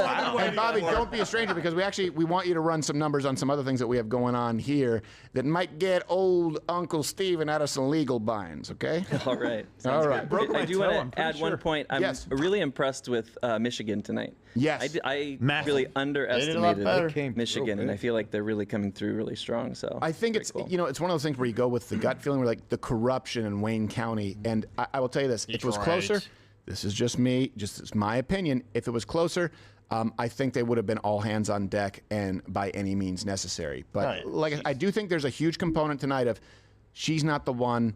Let's not use all of our powder. Let's keep the powder dry. Keep our powder dry. Right. And so, Data, we were talking about this. I call him Data for short just because it's easier. Yes, makes sense. We were talking about this, and I said, look, every bit of like actual data that's coming out of these states tells a very, very different story than what you see on the media, social media, everything that you see. And it's like part of kind of your inside stomach churning process was, I know, but I'm seeing so many posts about how they think they're doing very well, that this vote is going to happen, that it's going to be about this, and the women are going to show up, and this is going to happen. And Gen Z is going to miraculously find a way to get to the polls, and something that never happens, Dems turning up on election day, is going to happen. And I was like, okay, well, maybe, I don't know. I mean, but every data point that I look at tells me it's going the other way. Well, yes, absolutely right. And one thing I want to say is, obviously, it's almost 3 a.m. God's time Central. People are still buying merch, which yes. is crazy. So I don't think we'll be doing a show in the morning at 10 a.m. Eastern. Well, technically, we are doing a show in the morning right now. Well, technically, we are right now. That's true. You can be. We always say here, right? You can Save my be daily first, shows or you can be best. I And get it tonight out we were both. We were today. first and best. But I do think Might just that not Thursday sleep. morning is probably when we'll want I to do usually a get up rundown, at 4 o'clock looking for the at gym the or for full working out. picture that we have of the data, and kind of at I that just point pop a with Red Bull some and clarity, work say, right through okay, it. this is where we saw some things break. That maybe we didn't expect, or maybe we saw some anomalies, or maybe we saw some consistencies, because I do have full faith in you guys and the entire team out there. And by the way, thanks to Lane the Brain, he was like, look, I've been on here all night. Yeah. Bring out George the Greek and bring out Bobby. Yeah, And they he even deserve said it. They- begrudgingly, Sam from phenomenal HR, he work, said guys. they deserve to have their Very, faces very seen. good. Thank you guys. Not to put you on the spot, but I think, can we count on you guys for Thursday morning to give a rundown of all this stuff going on? Yes, absolutely. Probably and I'll change my flight. Mostly because of the team out there. Absolutely, thank you to everybody out there in the studio. We couldn't do what we do without them, and they make it possible for us to do that. And I don't even know this, but Nancy, bitch got 6 Emmys. 6. She's a showrunner. Bitch got 6 Emmys. You gotta run. Come on, Rumble. Don't do this to me now. No. Surely not. Or did they cut the feed? Yep. Oh, come on. That a ragtag crew, there we to use that term, you guys and everyone out there who made this happen, and not only made it happen, but made it happen with the trust. And you know what? I'm really grateful that we didn't abuse it, that we didn't take advantage of it, and I'm really grateful. Solid, man. Genuinely. George the Greek and Bobby, ladies and gentlemen. Now go out there and have a drink or two, There you because I go. know you've been on call here tonight. Yeah. Let's bring them out. We can put you know what? Let's put Nick Dip and Pops Crowder there back in that chair with our final celebrations, because we're looking at. We'll take some chats. We still do have Sounds some. like 240,000 people watching us. Are you right now. kidding me? Yeah, At I know. 3 a.m. How much crack is in 3:41 on the East Coast. You guys are fantastic. We Well, love Pops you. Crowder, you can go up there next And log into this crap. to next to It's always a little Nick there in counterintuitive, third and logging fourth the chair. locals. And yeah, you know, Brodigan, if you Rumble. want to take a spot in red chair. Brodigan, get it- well, Yeah, he- Brodigan, Thank you let's go guys. red We really chair. appreciate Rumble it. Club. Yeah, absolutely. And we will need a refill here with whatever it is. Oh, you're taking Gerald's seat. Okay. I don't know. Are we going to take some chat there, Noodles? I know. Sure. You know, I know it's a long night, but it's not nearly as long as it could have been. No, I think we still got. Yeah, we still got several thousand All right. people. Well, We were let's, prepped for submitting Arizona's chat. days. Let's grab some chats. And of course, Nick DiPaolo is going to be this Saturday in Ottumwa, Iowa. What's the name of the theater there, Nick? The Bridgeview Center Theater. Well, hold on. You have it up there, Toolman. You can bring up the overlay. Bridgeview? Bridgeview Center. Let's see here.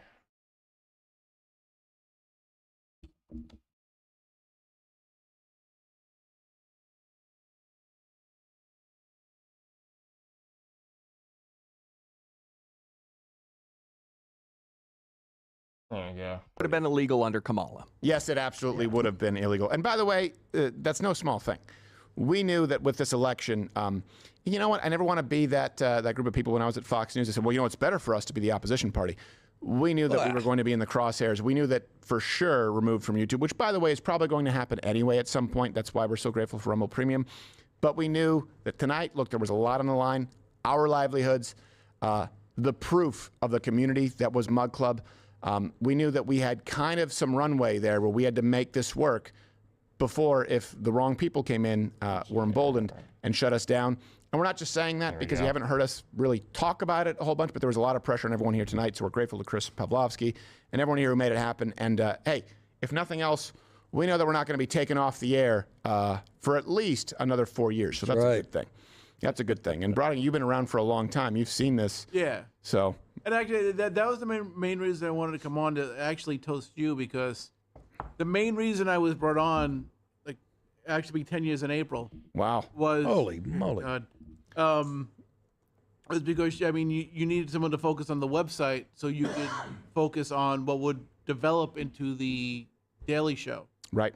And to see that what that's developed into, now it's like Mug Club, not even Mug Club Premium anymore. Yeah, it's Rumble Premium. Yeah. And to where like it's Rumble is launching an entire network around us. Yeah. Well, and well, thank you very much. I think it's bad luck because I still haven't gotten a refill. But yeah, Come on, gosh, guys. 10 years. And by the way, How many hits early does he have on, to give him? I could pay Brodigan very little, but I paid myself less.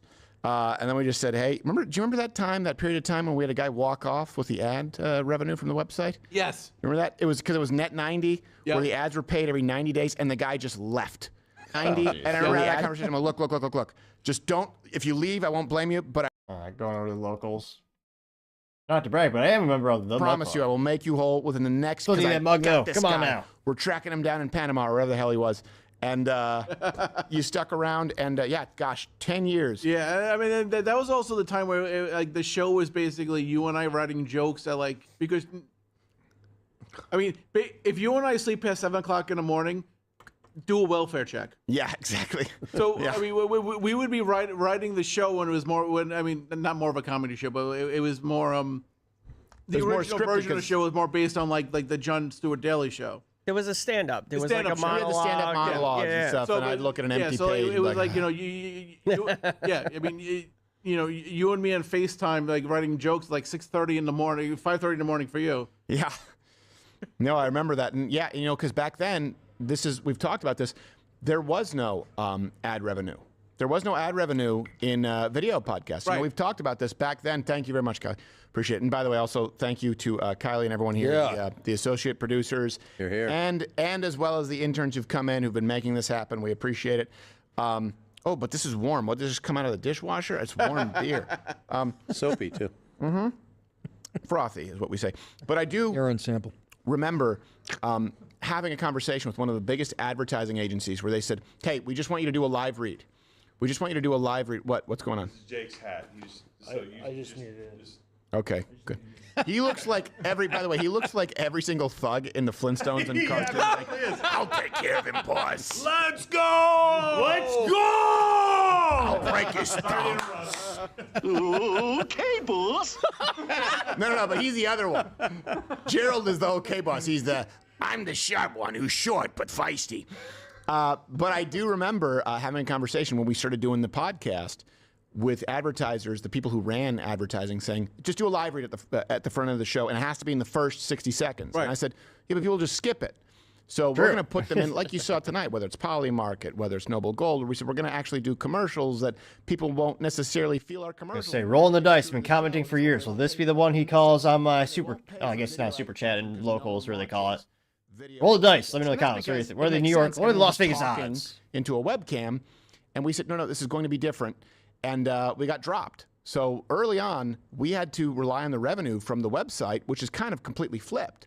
Remember back then, everyone was making revenue on websites, and then it turned into clickbait, and we said, well, we don't want to be reliant. We don't want to compete with someone who just says, lock Hillary up, click like, and it would get 50 billion likes. Remember that? And also, Google and Facebook kind of screwed us when it came to even letting us do that in the first place. Yeah. Do you remember when we had the people who were ripping off our articles and charging us to post links? They were like, hey, we'll pay you $3 per CPM, meaning 1,000 clicks. I'm not sure if I should mention the name of the company. Don't mention the names. No, okay, there were two of them. I remember that, yes. Hey, Brodigan, lean forward a little bit. I can't see the microphone. It's okay. Again, I'm also tweeting at hashtag The Topic Show on the X Twitter. But yeah, no, remember, we went through a lot there. Where record number of likes for this live stream. Cannot thank everyone enough for taking the time to tune in, like, subscribe, and comment. Everyone just said, no. The money's in aggregation. The money's in aggregation and just doing live reads and getting as many automatic downloads as you can. On back then, it was on iTunes. It wasn't even Apple. Remember, that's what the industry standard was. And I really do appreciate you having faith in this and being here for 10. Zelensky congratulates Trump. Yeah, he's scared shitless.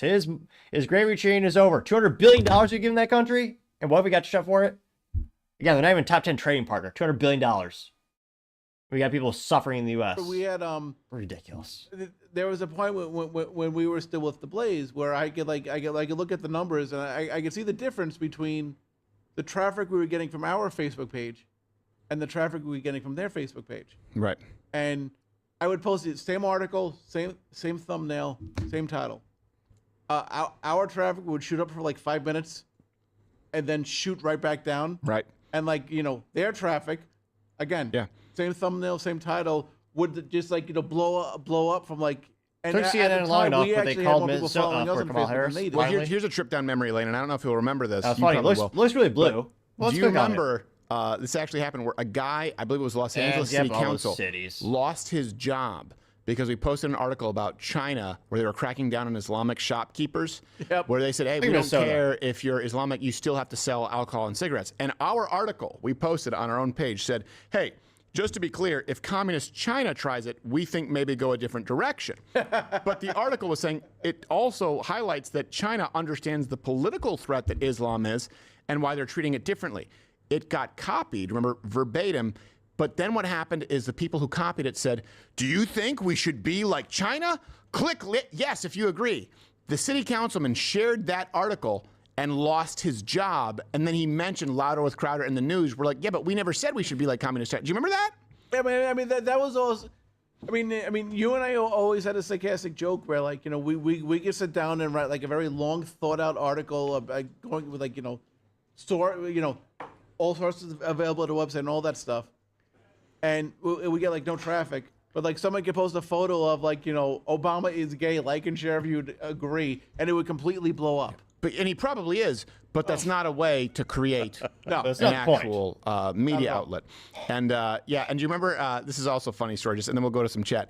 Remember that one year when I got everyone who worked in the staff, I got you those, well, I can say it now, those spin coffee makers, because it was a GoFundMe, where I was like, because you guys loved coffee. This is my favorite story. Yeah, I got them spin coffee. It was the guy who created the coffee maker for Nespresso, the Vertuo line, and he left. There was a patent dispute. I was like, guys, I'm going to get you this coffee maker because you can make espresso, you can make cold brew, because you all had different things you like. I was like, you can also make drink. And it's one machine that does it all, and it's a GoFundMe, and it's going to be shipping Christmas. So you guys got, remember, you guys all got, you're like, this is one of the. Okay, our Christmas for 2015, and literally the only employees were like me, Courtney, and I think your brother Jordan. Maybe, yeah, I don't remember who, but yeah. And all right, you get the presents in 2015, but they're not going to be available in 2016. Right. Which is fine, because I mean, at the time, like no one was doing like where you have your app where you can control everything in your life on your iPhone. So like eventually 2016, 2017, like, a year and a half, 2 years, 3 years, and it became a running gag, because I know with Courtney and I, because we would follow Spin on Instagram. Yeah. And every so often they would be like they would post stuff like, come join a gay stuff like come join our coffee community. Right. And then like all the comments would be, where the fuck is my machine? Yeah. And then they would show up comments. And I bought you guys little espresso machines outside at the Gagias, yeah. And you gave up. And you bought us like entirely new coffee makers. And like 6 months later, Spin actually, it was finally available. Yeah. And then you guys got it as a Christmas gift, and I got one, and mine still hasn't worked, Spin. This entire time, I get coffee grounds in my coffee every frickin' time, and you're asking me to be a Kickstarter for version 2? The funniest thing about it, though, was I got a message from Goodman, Johnny Boy, to say like be expecting a box.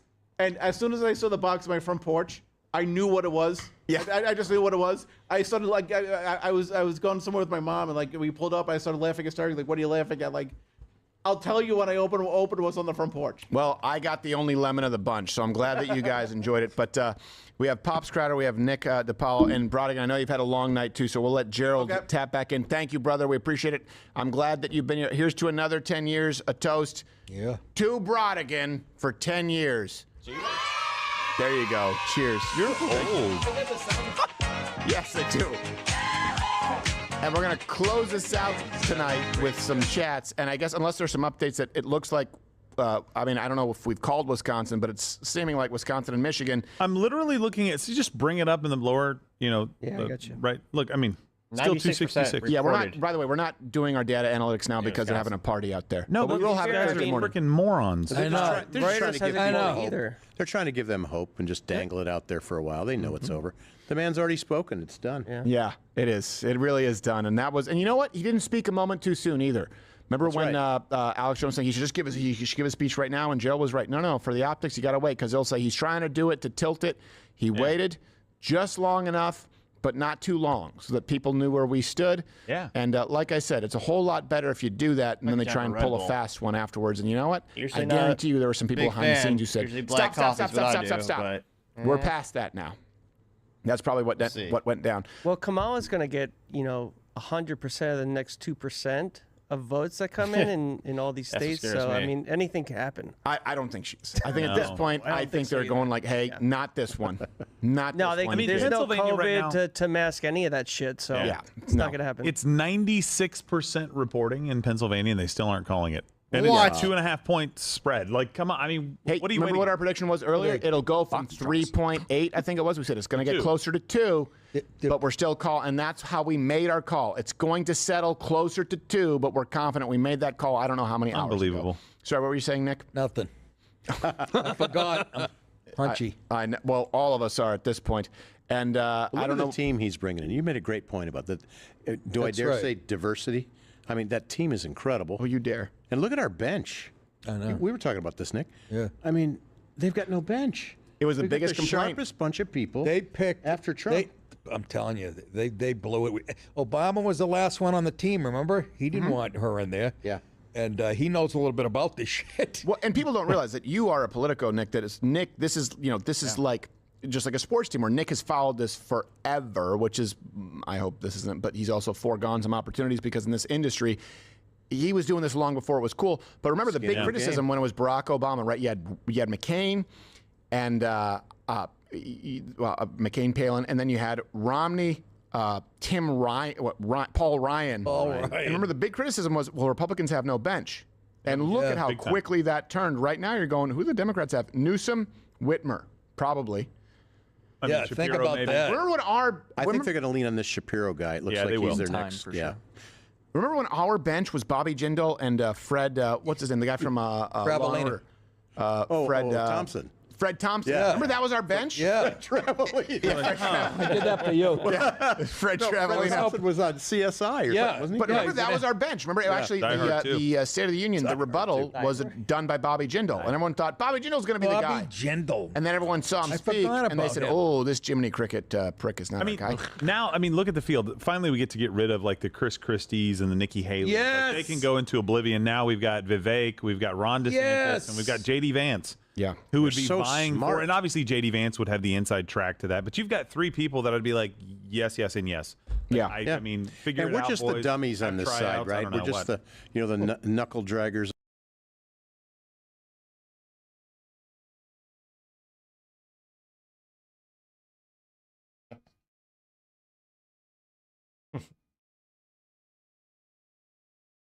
Pretty hard for the left to argue that they are the party of intelligentsia. Now, the only way they can argue that the left can argue that they're the party of intelligentsia is if the only qualifier is a college degree. But that's pretty tough to do when Tim Walz said, I didn't know anyone who went to Yale. It's like, by the way, we don't condemn someone for going to Yale, and we don't say that's what makes them qualify. We're like, it's a component of them. Oh, the guy was also a Marine. The guy has also accomplished a whole lot. The guy also has been a successful... grew up in a shithole, and his mother was a drug addict. And if he was black, that's all you would have heard. Of course, yeah. And even, it's that shit should be over. But I want the whole culture to change. Yep. I'd like to see a commercial with I think it's going to. four white guys in a Bud commercial. You know what I think Is can that happen now? possible? I think you can have a conversation with black serious. Americans and go, do you know J.D. Vance's story? And I think black Americans will go, man, I didn't know that. Okay, that's pretty cool. I think they'll actually hear that, and I think you can have an easier time talking about J.D. Vance's backstory than Tim Walz. Yeah, Not that I that's have the more only of a thing that black matters. upbringing than Barack Obama. That's true, you did. Yeah. Detroit, your house sold for, what was it, $7,000? He was raised in Hawaii, $8,000. $8,000. The house you grew up in Detroit just sold for $8,000. But the other 2 homes in the street are free for squatters. That's true. $8,000 That's true. And you never want to be the most expensive house in the block. That was your mistake. They pulled us down, yeah. $8,000 versus free. Yeah.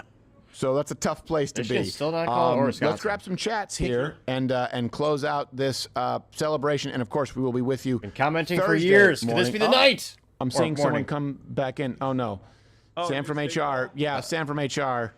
Okay, go ahead. Sam has Put it in the channel. What do we do? What is Hi, gentlemen. Just wanted to let you know that Nevada is going for President Trump. Oh, really? Yes. Well, you know what? I would take that as good news if it wasn't coming from you.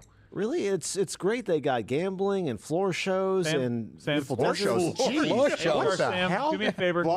Just go buy your merch on Crowder Shop for 47% off. Yes. One promo code. Do that and leave the room. It is a great deal. Hey, 51.4% for for Trump. Speaking, that means you leave. That means you leave the room. Yeah, you got to go. I'll see you all tomorrow. No, you won't see us tomorrow 86% because reporting. it's already 3 a.m. Leave. You suck. We appreciate you still coming take in to advantage of the notify us, but you're still unwelcome. And not because you're Jewish, but because you suck. He sucks. It's Yeah. totally. It's independent of Jewishness. So Nevada Did he officially say going to floor Donald Trump. shows? He said floor shows. What the hell is that? Oh, I forgot. Throw down CNN. We're not done. I'm having a good time, having a good time. Nevada put it all on me tonight, and it paid off. There's a party in the desert heat. You don't have to gamble with all your life. Is it Red Bull time? Lady, I'm gonna go, go, go. There's no stopping me. Nice. It's Why worth is there a not having lighthouse voice. in Nevada? I'm actually impressed with I his don't earpiece. know. His earpiece is in. You can hear him, so you can hear him. It's 3 a.m. Yeah. Leave it to a father to be critical, no matter It's what great for you 11 do. hours, so. A lighthouse. Lighthouse. Jeez. The little lights aren't twinkling. Thanks for noticing, Art. It's emblematic. Yeah, it's emblematic of Red America, Darren. Red Bull Do you with hate Monster America? Rehab. No, Thank you. just Let's not do It's that. for the caravan to let them know where they're going to move to. I love the rocky coast of Nevada. So, assuming Arizona, the electoral map does look, it looks like, would it be 312? So, hold on. That's what I was going to ask you, what the Yeah, electoral let's bring up number is. 270 to win. Flamethrower. Their unless reactive there's purchase. some Go to kind of toppingtechnologies.com. crazy Free ballot dump. Let's Flamethrower. bring Their up reactive 270 to purchase. win. No, Yeah, We we mounted obviously the have AR-15 pencil. like So all what Oscar happened to 270 win? Still What 266. do they call No Georgia, exceptions North if you Carolina, are a and government Nevada? employee, you do Put not them- qualify. been keeping as up with being 270, compliance with sorry. code of Okay, conduct, all right. all that Go kind to of stuff. Nevada. Thing. Pop in Side Nevada. effects, man, food, pop explosive in fun. Wisconsin. Toppingtechnologies.com. Let's pop in Michigan, based on the numbers Flamethrower. that we're seeing. Yeah, 312. 312. Wow. 312 to 226. You told me you didn't think Michigan. blowout. There's not enough fellatio in the world. Yes. I mean, that's how it should have been. I mean, there should have been no questions of this should have been result. I, in a like I said, perfect I never world. said Michigan is absolutely zero, but I thought Wisconsin for sure before Michigan. Yeah, you did. I thought Michigan was the long shot tonight. It could still be, but It could still be because anything can 100,000 happen votes. in Wayne County. I don't want to say after dark. I mean, anything can happen in Wayne County at 3 p.m. Yeah. The valets are no longer there. There's no more What if they're like, population. hey guys, we did our part, and it doesn't matter at all? We're not sleeping tonight. This is, I will say this though. Look, and sometimes, and we're going to go to chat, but sometimes, look, you want to talk providential. Hey, did it suck? Was 220 awful? Yeah. But this is the greatest comeback in American political history. And do you think that Donald Trump's a different guy? You think he's a different guy right now where he thought, you know what? All right, fine. Again, the first president since Grover Cleveland to win 2 non-consecutive terms. That's statistically impossible. Registrar. The first Republican to win the popular vote in 20 years. 20. And look, I'm not throwing shit, but the Johnny-come-latelys are willing to say, hey, you know what?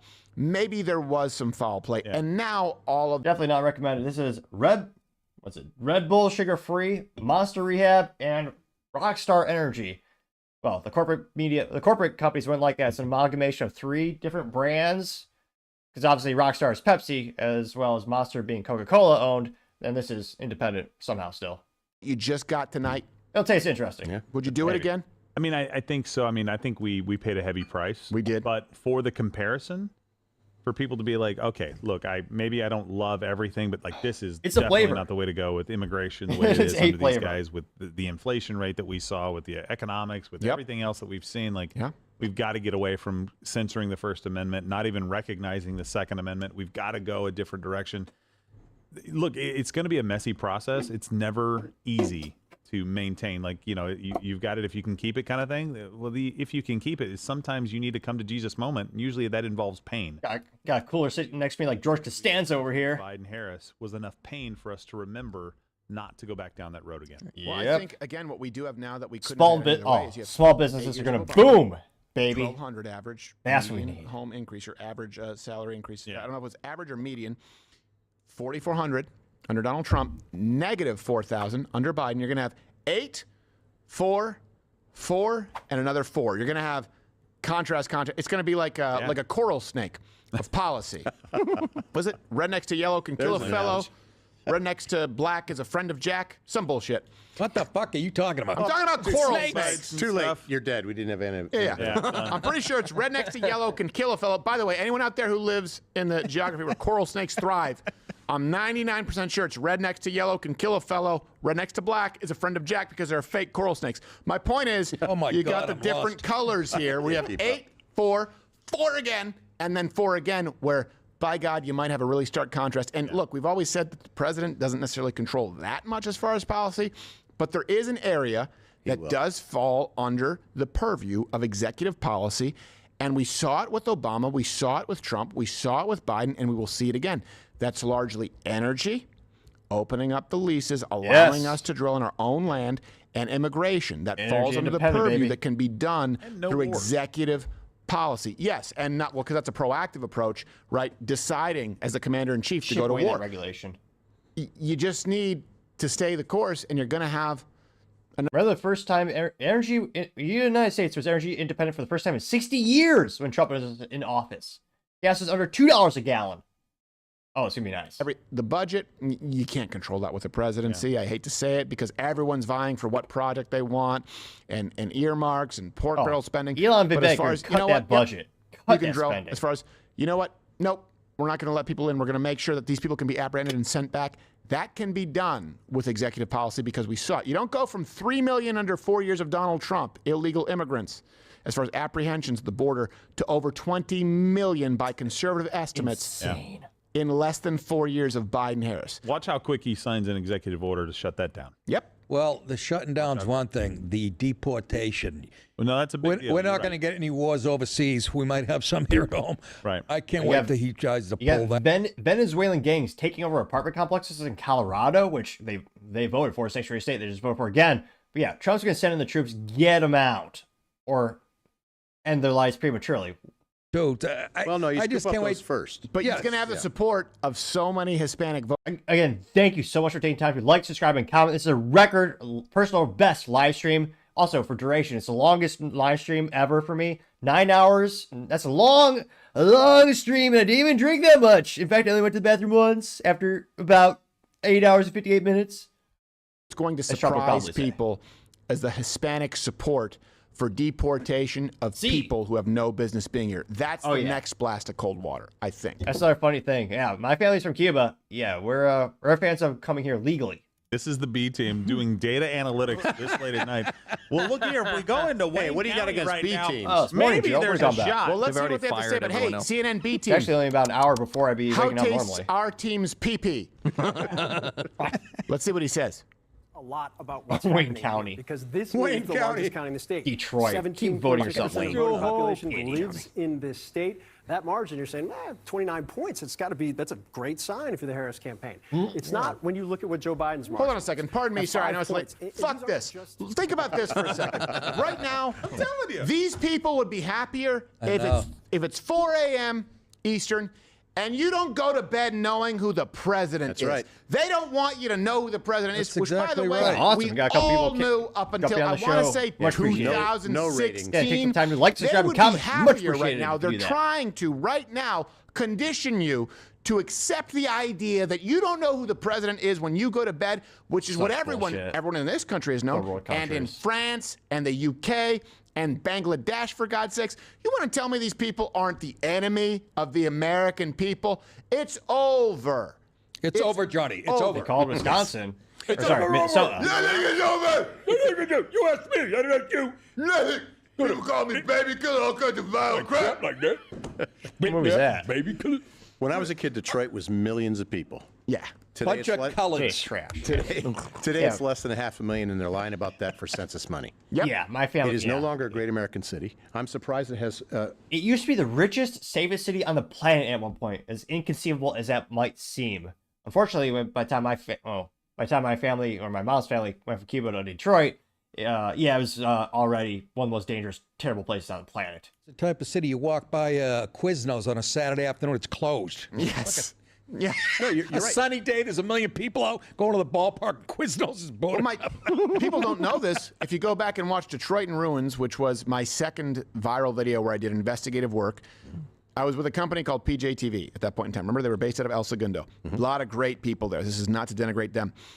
None of them wanted to be the camera operator going to Detroit.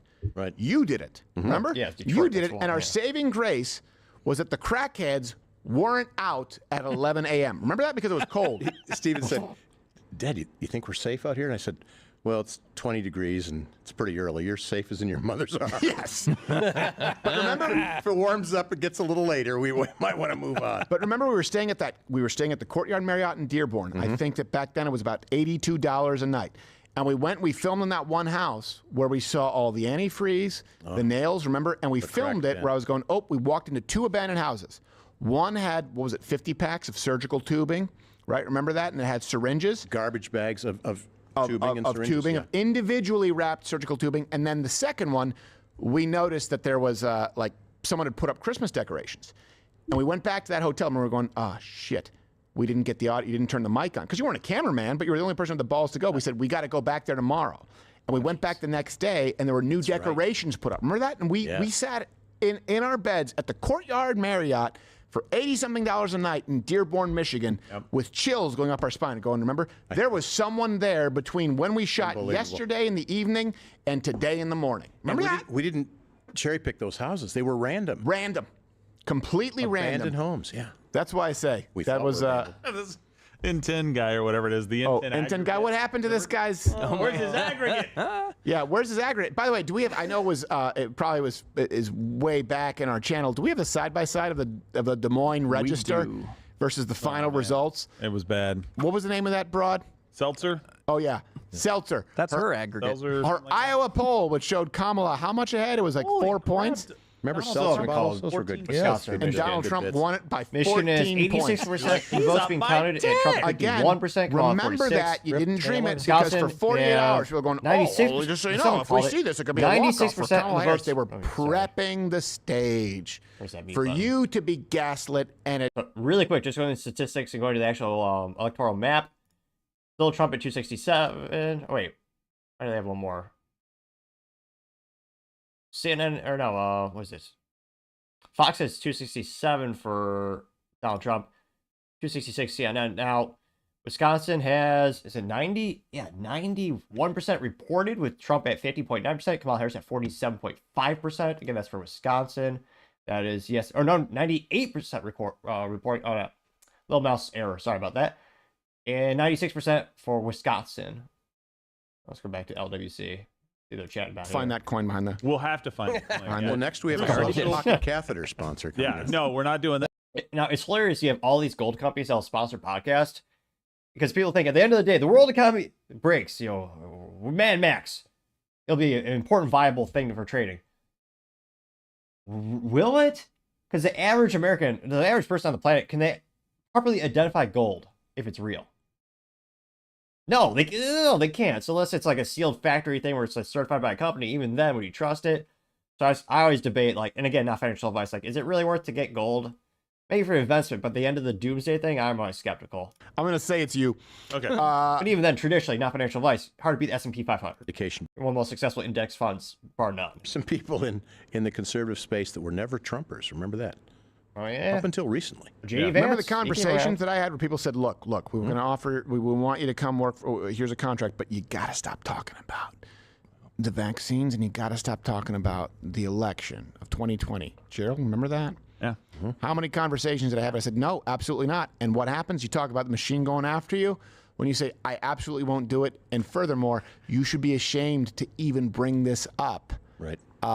You get the machine that comes after you. We had the exact same thing. And so, look, even though I've never had him on the show, we've had his son on, obviously, many times. And he's mentioned us in his rallies, Donald Trump, with the DOJ hidden camera investigation because Mug Club Undercover, which, by the way, you know what? I meant to do this because then Nick said, mention your undercover. Mug Club Undercover. They did the Nashville Manifesto, the DOJ story as far as weaponizing against Donald Trump. Remember Jay Varma, what was going on? This is the COVID czar from New York City, and we did follow-ups on that. We also had the story that was going on with Georgia here recently. Mug Club Undercover, that was a big risk. We have people here who, by the way, laid a lot on the line. We have some of them out there right now. One very big toast to Mug Club Undercover and what they did, which directly affected this election. Here. There you go. We have the good work. Creepy children scream.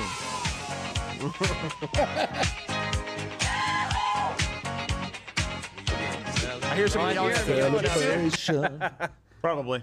It's probably Jitsu. You know, if that Varma thing hadn't happened, we'd probably all be looking at a monkeypox vaccine right now. That would have been the next hoax. Well, you said that's a bad certainly thing? Gerald. What? What? Nothing. Homosexuality. Let's grab some chats. Nice segue. All right. Let's see. Roll the dice. Who's Anyone gonna wanna call? guess my temperature? Let's see. Let's see. Oh, 99.6. It's not that bad. Not that bad. It hasn't It's 1 degree. You're good. No, it hasn't changed. But again, like I said, I run cold. And I, by the way, I really do appreciate, I was like, yesterday, I never slept like that in my life. I said, whatever it takes, a couple of IVs, we're going to make this happen. Gerald was still finalizing. By the way, a toast, one final toast before I go. I've said chat like 50,000 times to Gerald, because when we were looking at the Rumble Premium, obviously this right now, and making sure we finalize that contract so that we could have all of our T's crossed and our I's dotted. Yesterday, 2 days ago, I guess at this point, I was like, Gerald, I don't want to sign anything right now because I'm really excited about it, but I want to make sure we do it right. And I just shit myself. And Gerald said, it's okay. Oh, I thought you meant right now. It'll be ready. Well, I did as well. 2 pairs, so I'm safe. Captain Morgan, CEO, we would not have been... Rumble Premium, where we are, would never have happened without, as much as we give him crap, Captain Morgan, CEO. Gerald Morgan. Yes. Cheers to him. Yay. Join or you're gay. Stop it. I mean, they're gay, not me. Premium. Just think, you know what? Before chat, just think about this coalition right now. You got Nick DiPaolo, you got Gerald Morgan, an absolute Boy Scout. You got Toolman Tim, who, by the way, worked at every major outlet before this, Fox News, The Blaze. You got myself. I have no business being here in the first place. You have Noodles here, who worked at ESPN for close to 10 years. You have people out. You have Emmys out there. You have people who have foregone other opportunities in this industry 10 hours to streaming. be here. Talk about a coalition of people from different walks. yeah. The only thing Unbelievable. we have in common is Haven't taken believing the in wig what off we're doing once. here tonight. And I mean, really, that's the Or only the thing we hat. all have in Well, common. that and I hatred of minorities. If the minority is named Sam. Yes. Yes, of course. Yes. Let's grab some chat. All right. Hurry. First chat from Reasonable Redhead. Oh, When and how do you think Kamala will concede? Thank you for making history along with our nation. That's true. That's a good He point. has to certify the election. Isn't She does have to certify it as vice What do you president. think? By the way, before we, I also want to check in with the poly market as far as the likelihood of this show being banned on YouTube. I think far less now. 0%. that Donald Trump won. Yeah, come on. But that's a good question. Do you think she's going to do it soon, or do you think she's? I think at this point it's too hard. It's too much of a result, too overwhelming to contest, right? She has to do it in the morning, right? Are you calling? I'll call her right now. Hey, you stupid bitch, wake up. You get smoked. We want to know when you're going to give it up. By the way, going home early. You're clearly not calling because it's full bright I know. on your face. That's not what I it know. looks like. That's what makes it. It's a Kamala That's what she That's what makes it funny. You have it set on ring light. You going on the View tomorrow, you whore? Yeah. You can no longer being bet on Kamala abducted Harris by on a Polymarket. It's only cell Trump you can bet on. 99.6% win. I used to work in special effects. Hillary never conceded. That's right. She's a cunt. To be in a. Oh, thank you. You stole it. I've never been beat to the C word ever. I'm sorry. Holy shit. There we go. I'm sorry. Sylvan called That was my And by the way, favorite Nick moment of is, the night. Nick is Or and right, I said, Michigan. Nick, look, we got to keep it somewhat clean because we're taking people in Scottman, 66% of the from votes CNN in, and Fox News tonight. 50.9% So Trump, don't let your freak 47.5% flag Kamala fly Harris. until later. He's like, Michigan oh, right. is He's holding it. He's like, and I just dropped the C-bomb, and it's my fault. Votes in, I was well 51.4% behaved, Trump, I hate that word, but it's 46.8% in Kamala. the UK, it's a common descriptor. Oh, yeah. Oh, we yeah. had- No, that's, it means nothing. I mean, it's like. Yeah, we had a girl, well, Sarah, who works here on a contracting basis. She would say it on Skype calls back before Zoom, and we'd have women who worked here. Thank God, some women who don't work here anymore. Like, I can't believe she said that. I was like, well, she's from the UK. It doesn't mean anything. It's like, you cheeky bastard. Right. Your severance package. Right. Yes, that did happen with at least one of them. Yeah.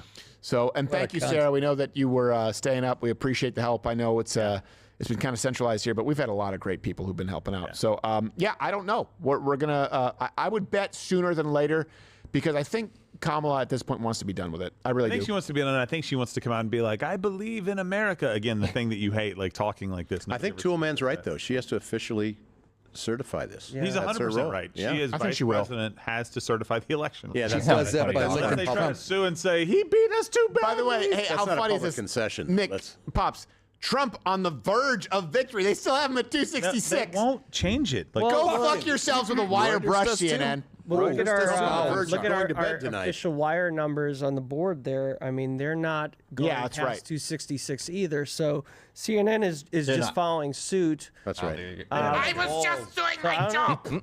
Yeah, I don't know what that means. I don't know why they're taking their time with that. And this is where if it was a Stallone film, we go, so am I.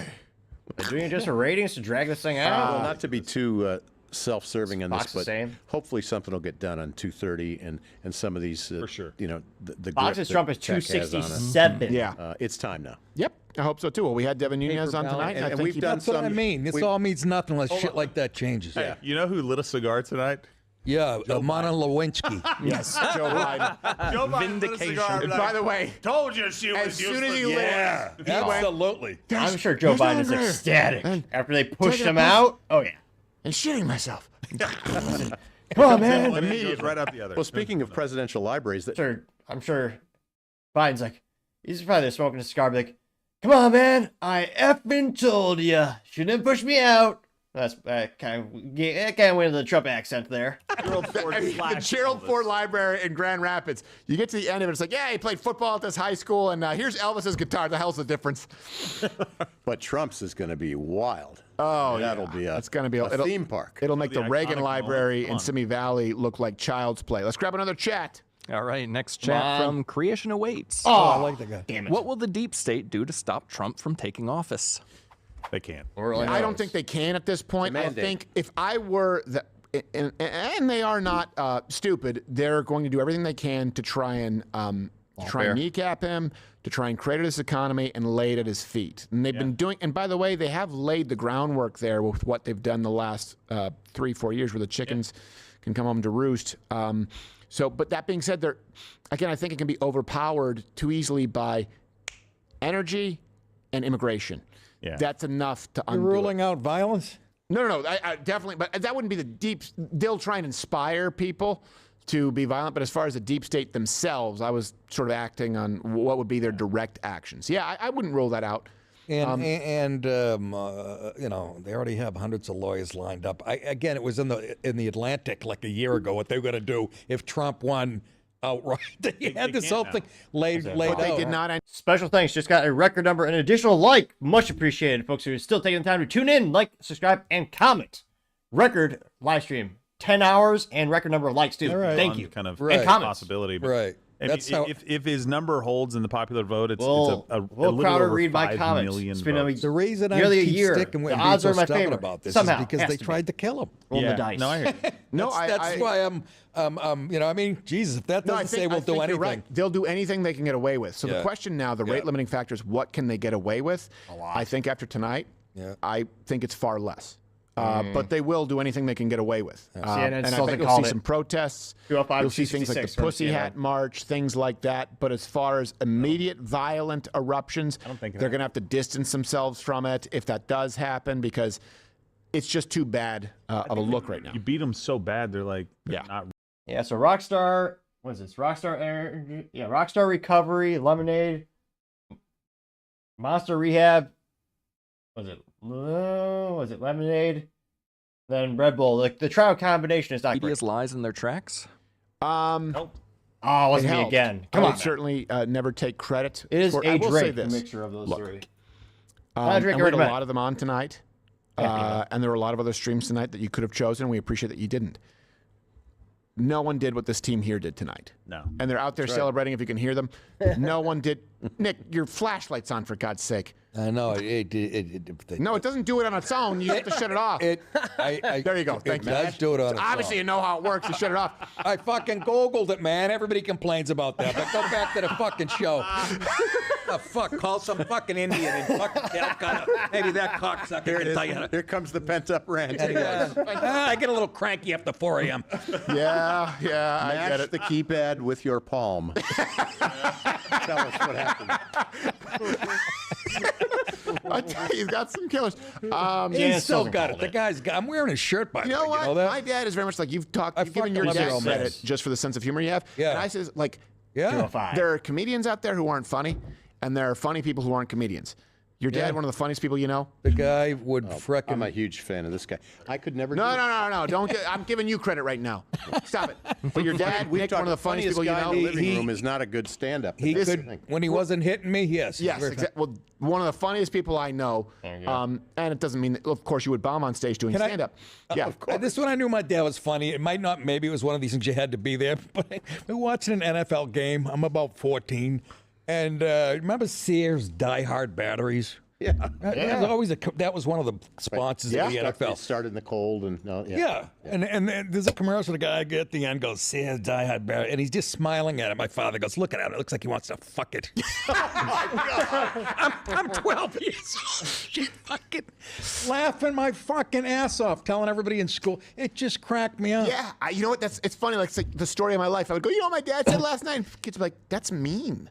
Yeah. Like, it's not mean. It's hilarious. Yeah, exactly. Go watch Disney at Sunday I got in night. trouble with Mrs. Lake, my feminist teacher, because of shit you said. And I would go in and go, you know what my dad? Yeah, That's true. She argued. Well, She 2 kicked hours, me out because there Arizona's was got 50 2 states. additional percent of the votes there. about that That's how whole inept bitch. Arizona is. So ridiculous. It's rubbing off on me. But Talking yeah, about as far as look, I would never take credit for it, but I will say no one else was doing what we were doing tonight, and that's Lane, that's George, that's Bobby, that's Sam from HR, that's Jake, that's Jitsu, that's Nancy, that's Molly. That's I don't because I don't want to miss anybody. The team that makes this happen. Devin. Devin's a killer. I don't want to even mention Devin because I feel like she'll kill me in my sleep. That's true. Devin has a dark streak. What is there Donald news? Trump has only been the president-elect for a couple of hours, and the Houthis have literally said they want an immediate ceasefire. I'm not kidding. Listen, oh my God! World peace out. Signs of smoke. He means what he say. I'm not kidding. Oh my God! I love it. Here's what they This is said. coming. Our operation in This is what we're international doing. waters were for defensive purposes only, and we announce an immediate ceasefire. There we go. We're about 2 hours away from Hezbollah saying, "Ole, ole, oxen free." Yes, exactly. Yeah, The really. hostages on Yeah, that Russia, checkpoint, Ukraine, Charlie. Jesus, and I don't even believe in Jesus. I mean, he was a prophet, but he's not the guy he claimed to be. These are theological differences. They don't need to get in right now. But Jesus, We'll see Zelensky and Putin shaking hands in the morning. Holy shit! Zelensky and Putin Trump having is- vodka by afternoon. I don't think they know how it tomorrow or works. They've got today. a buffer till January. Yeah, Zelensky, they're gonna have vodka and shaking hands. That shit is done. we had grace months. No, that's just 3 more months to piss him off. Oh, noodles, that's perfect. In a couple of hours. Uncle. Wait, who won? Okay, stop. World right now. peace Put the is guns coming. down. That's right. Business will be booming. Look. Business will be the best. I will make the deals. We No already more get fighting. We already get Putin and respect back from Zelensky. part of the world. That's right. We beat our Already. bitches. If you give us More taxpayer money going right over what there we too. call the Jesus, how much bitch we hit pissed away. grace immunity. Pardon the French. We'll call bygones. They got like 5 Black Hawk helicopters they want to give back. Yes, exactly. Look. We both had our opinions. For detailed them. example, you didn't want us to take it. We didn't know how to operate it. So we'll give it back. We'll call it to wash. We did some detail work on it. We filled the It also fuel. shouldn't go without saying that the French are doing what they did the best. Emmanuel Macron says, "Congratulations, Donald Trump. Ready to work together as we did for 4 years. Yeah. With your convictions in mind, with Mindless respect Frenchman. and ambition, Oh, more peace and suck a prosperity." dick and die. Yeah, don't Listen, try to you set fall the in terms. line, buddy, and I don't even. Otherwise, I just really don't care about France. Yeah, exactly right. Friends, Exactly. didn't specify that the lube would be butter. That's Vitamin it's healthier. K12. K2, sorry. K12 is the mountain they climbed in that Chris O'Donnell film. I think. I don't know. Let's grab another chat. Three more chat. Let's do 3 more chats and call it a night. Thank you to everyone who's been here. Come because I know on, celebrating baby, out it's there. been I years. don't think any of us are going to sleep for a Overdue. good long while. Maybe not you. No, I'm living a fever thing. I dream. can go home and go to sleep, whereas you go to home and like sleep? decompress. Yeah, I'm not going to be able to go to sleep. Come on. Work starts in a half hour Let's grab a anyway. couple. Well, you know what? We'll you're on go. East Coast now. We'll paint the town red. He never There's kept a the Red time Bull out anyway. here. Leave it down. Nick's just She has a little robot. You were supposed Drive to be right good to through. me. Yeah. I'm 62 years old. Yeah, I'm caffeine. All right. Oldest Don't guy look in the a building. day over 61.5. Let's grab a couple more chats. Forehead shining like that. Anyways. Look at you. Look at me. I look like Casper. I look like Casper, the You asexual. look better ghost. though. As the night went on, you look better. You know what? There's something for some ladies Adrenaline. out there when a man looks like he's been hanging on by a very thin thread, and they think that about me. Yeah, you look like Tom Hanks in the last scene of Philadelphia.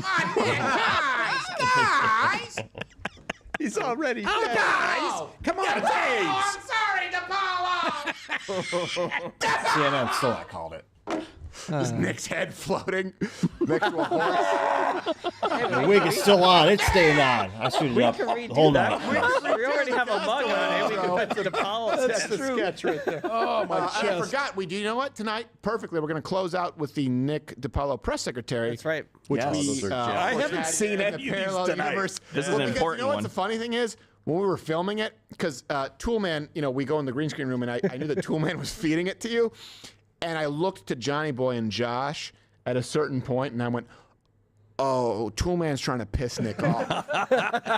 And Nick's like, "I don't know what the fuck am I representing? Am I Donald Trump, for God's sake, or fucking Biden? Yeah, what I are you didn't doing? know. Who writes this shit?"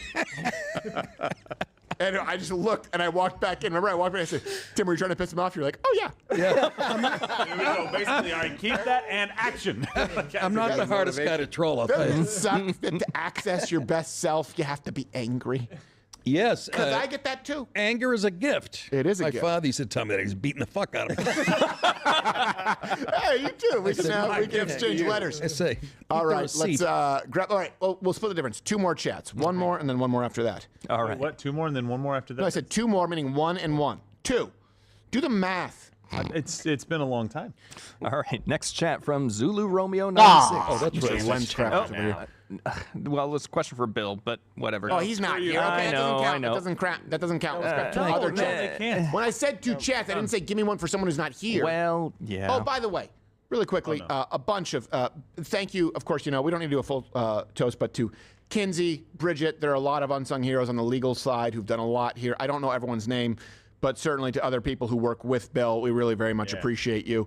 Let's grab a couple more chats. All right.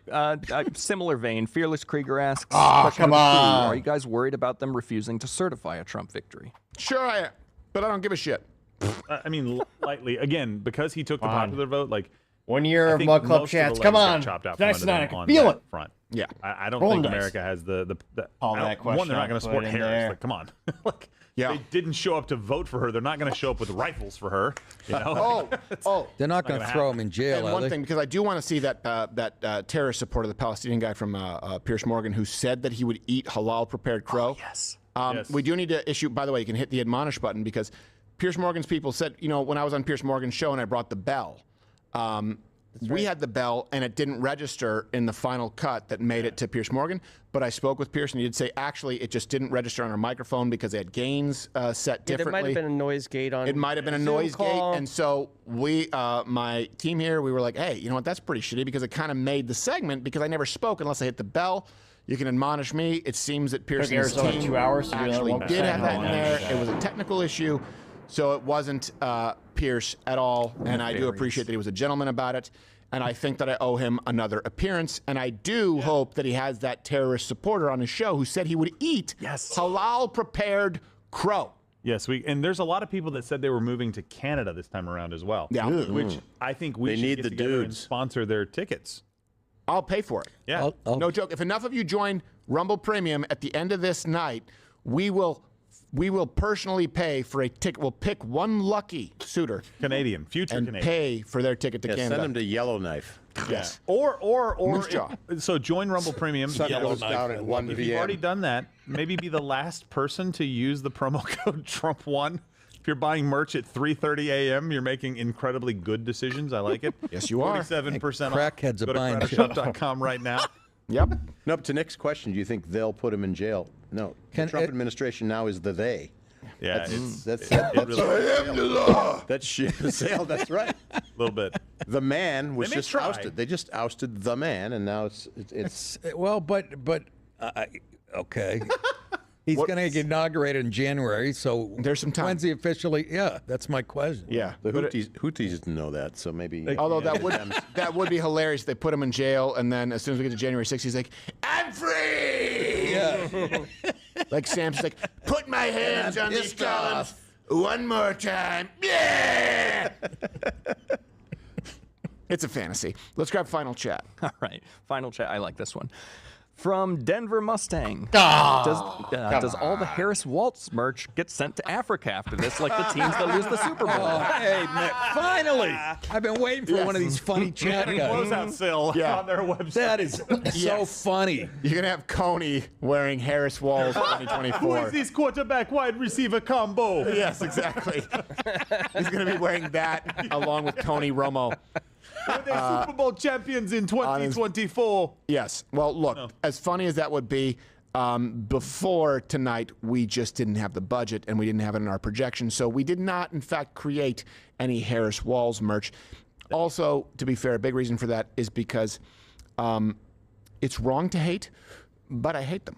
Now, I hate what they stand for, and I hope they find redemption, very much like Sam from HR, through our Lord and Savior Jesus Christ. Now, CNN still maybe called it. It will come to really? be, maybe it won't, but I will still love them from afar. Mind you, I don't want to get hit by lightning. And we'll see you Thursday morning with a deep analysis from all of our data team here. We did a fantastic job.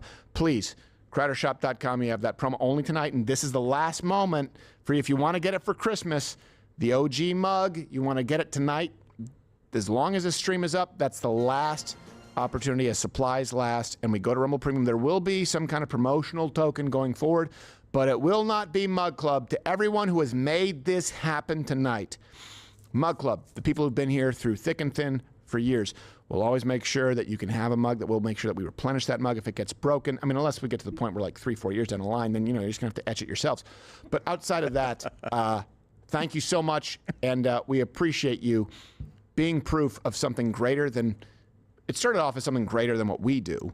It started as something greater than a once-a-week show, and then greater than the Never Daily show that you saw, and then greater than the show that was no longer on YouTube but also on Rumble, and now greater than the Mug Club Network, which we launched 2 years ago, but a network that is going to reach far beyond what Mug Club ever could. It is because of you. We couldn't be more grateful for you, and I don't know what else to say. Genuinely, it's almost 4 a.m. Central, so almost 5 a.m. at this point. The sun's probably going to be coming up soon. I don't know how daylight savings works. Hopefully we get that settled in the next administration. Thank you guys so much. And if you want to buy it as a Christmas gift for someone, this is the best chance to do it so that they can have that token and you can be one with James Woods, who does not drink. We will see you, unless there's an emergency before then, Thursday morning, 10 a.m. Eastern, same Mug Club time, which is Rumble Premium time. Same Mug Club channel, which is Rumble Premium channel. And we'll leave you with this final installment, at least for tonight, of Nick DiPaolo, press secretary, if Trump won, which he did.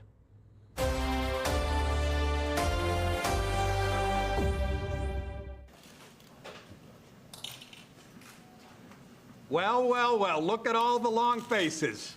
Look at all the long faces. Huh? What's the matter? You mad Hitler's back in office?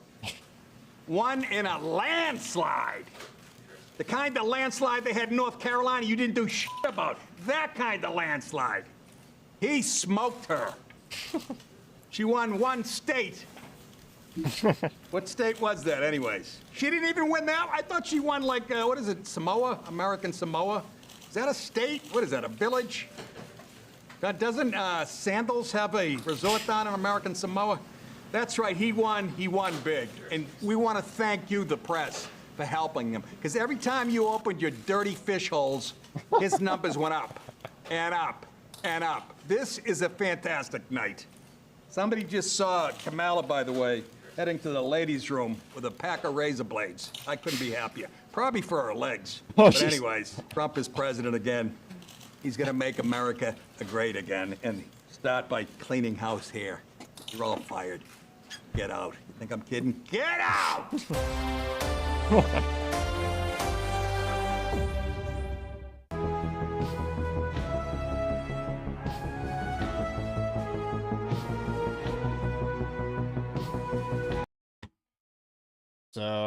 I still can't believe, well, I guess we should be, CNN is so woefully inept. Most pathetic of all being Arizona. They're still only the most pathetic of them all. The epitome of the public sector and their woeful ineptitudes.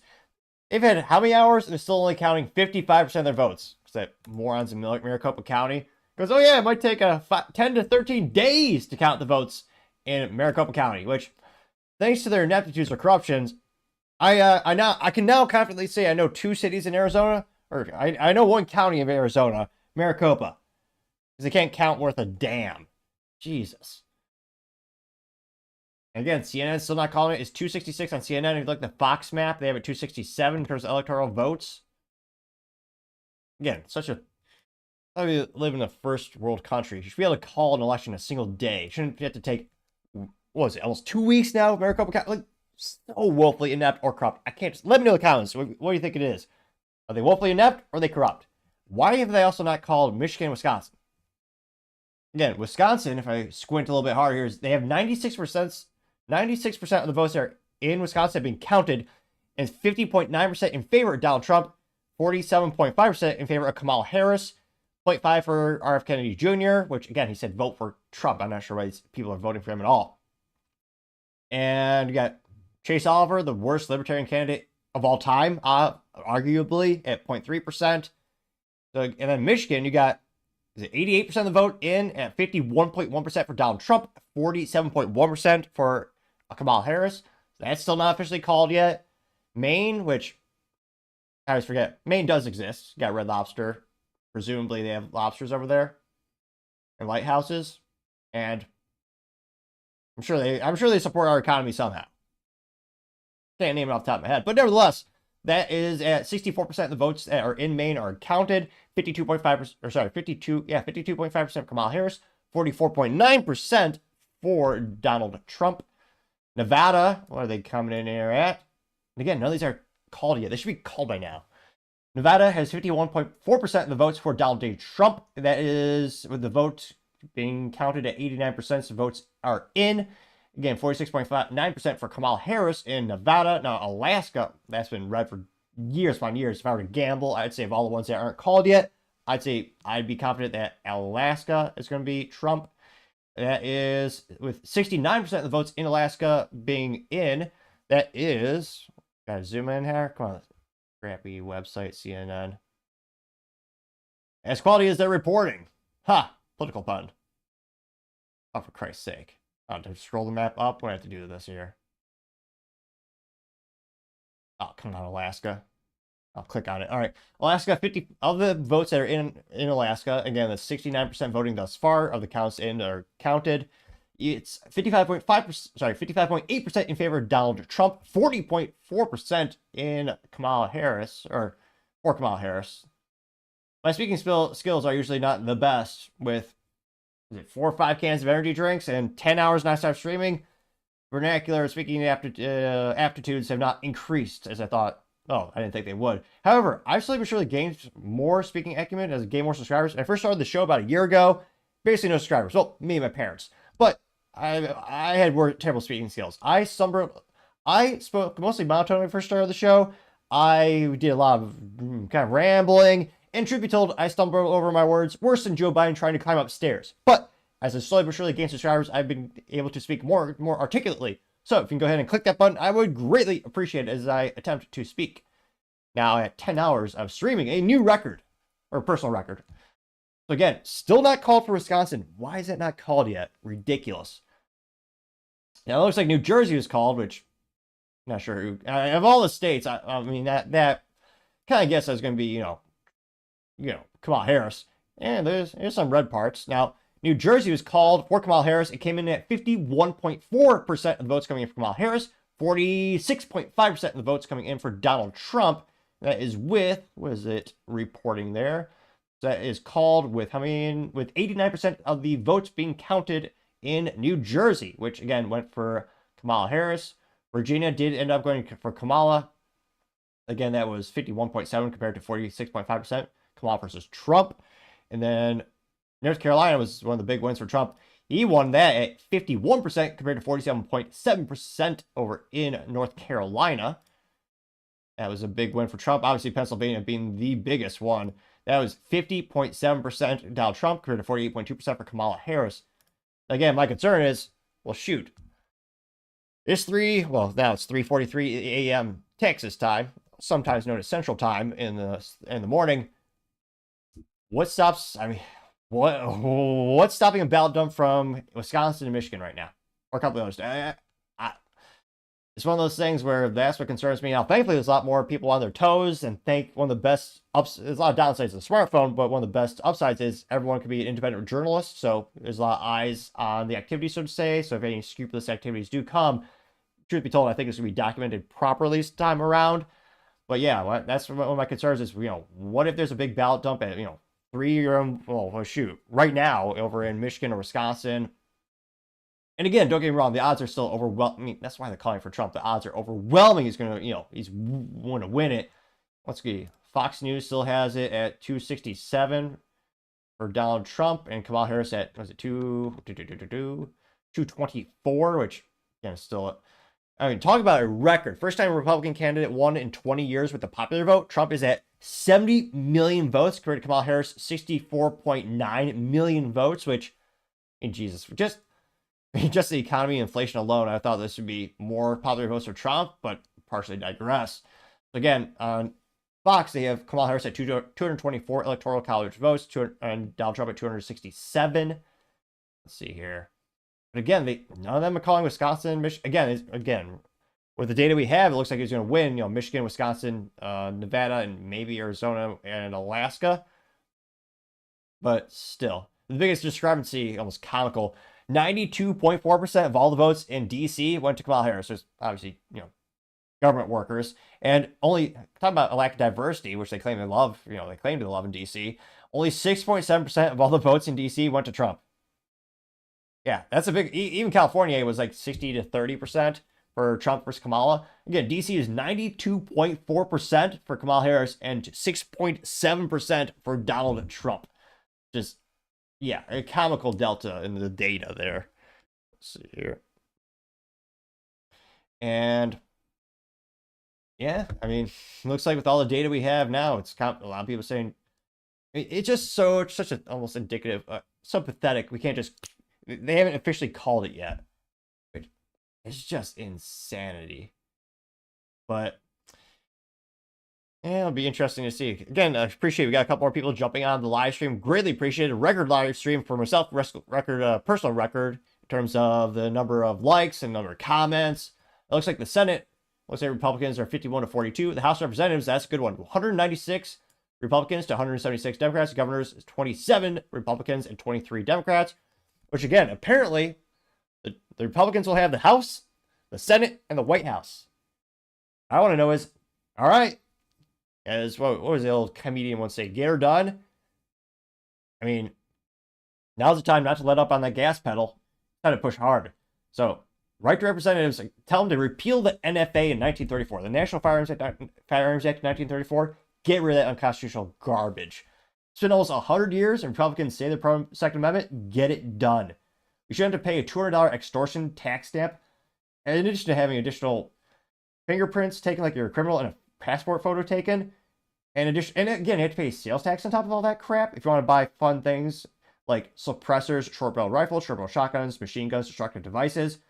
Again, if your state permits it, which they all should, you can buy it, but you have to pay a $200 tax stamp, which the one time inflation did help us was when that law was passed in 1934. That was $200 back then, which destroyed the entire industry. If you want to correlate that to inflation, that's about $4,800 now. Yeah, that's one time inflation actually was worked out in our favor, was with the NFA Act and that tax stamp. So again, I'm going to be writing to those Republicans to be like, all right, you got the American people, they gave you their faith. They gave you their vote. Now it's time to actually do something with it. So I'm really hoping they do this time. Again, in the past, they had the House, the Senate, and the White House before. Again, I think the big upside to this current situation is Trump doesn't have to worry about winning the second time, so maybe he's going to be a little bit more, he's going to push a little bit harder in terms of policies that he's pushing out there. And I hope, again, hopefully Firearms Policy Coalition, there's a couple, and Gun Owners of America, really good pro-Second Amendment foundations. I hope they really write letters and call Trump, be like, hey, Now's the time. Repeal the NFA Act of 1934. Get rid of that. Fight for the Second Amendment. Like you guys say you always do, Republican Party. Give us those rights back that were stolen from us. Don't even get me started on Ronald Reagan when he made it so basically physically impossible for most people to afford a machine gun. Because he, thanks to the 1986 law, in order to buy a machine gun in America, which many states do, it had to be manufactured and registered with the U.S. government before that day. I forget the specific day, but it is 1986, which is why a full auto AR-15 is like 30 grand. It didn't cost more than $1,000, which is the average price point of a standard AR-15 sold in the United States. Which, if you're a gun owner, you have at least one of them, I would hope. It's one of those things where people think it's a modern firearm.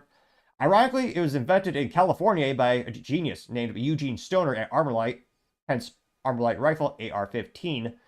And yeah, it's actually one of the best firearm implements ever invented. Excellent, we just got looked at the live stream count. Actually, just got another folks jumping on here. And again, got some people, especially thanks liking to me or liking my comments on the X Twitter. I'm at #TheToppingShow. And again, they're still not calling it those lazy bastards or corrupt or little column A, little column B. And again, this is all these sites, all these slow ass states. How's Alaska not done yet? 69% of the votes in, 55.8% for Trump, 40.4% again of the votes thus far in Alaska. Again, 40.4% going to Kamala, 40.4% that is, and 55.8% for Donald Trump. Again, take the time to like, subscribe, and comment on this video. We're making records, personal records today for a number of all those. Actually, greatly appreciate taking the time to tune in. What the debate is, do I get another Red Bull or some other copious amounts of energy drinks?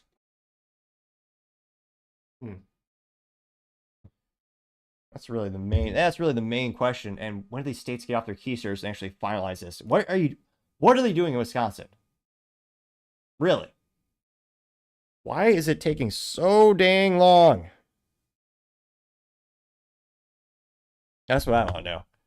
Obviously, you got the blue areas like Madison, all the college towns, Milwaukee. But yeah, overall, it went pretty red in Wisconsin for Trump. Let's see here.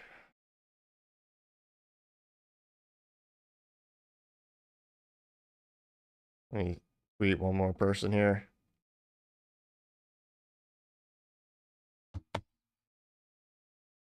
But yeah, and if I keep my schedule, if I forego sleep, I probably will have the Daily Show at this. I'm gonna try to hit my normal publishing time of having the Daily Show at noon and then having the clips in the afternoon for today, November 6th. Again, the Daily Show is about business, politics, and culture, kind of the amalgamation of all the coming together. And let's see here. Low states. Why are they taking so long to certify these things? Ridiculous. Come on. So the supply market is kind of closed in terms of you can no longer place a bet for Kamala Harris. It is now for Trump at 90. What is it? Oh, it's done. Well, it's closed. Makes sense. But yeah, if you look at the historicals of the pie market betting, yeah, it's overwhelming Trump. Let's see here. Going to the X Twitter. Still about the same things trending. What's Elon up to these days? All those massive rockets going. Going to election integrity map. Yeah. And come on, Arizona. The slowest of all the states. Let's see here.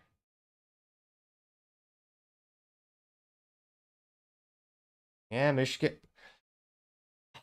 Wisconsin, Nebraska, Arizona, Alaska. What else are we waiting for?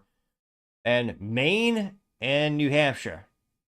What are you guys doing? It's the amateur hour. They're still not called, so to say. How woefully inept are these places? Or corrupt. Little column A, little column B, perhaps. Let's see here. Again, I'm tweeting at #TheToppingShow. Let's see.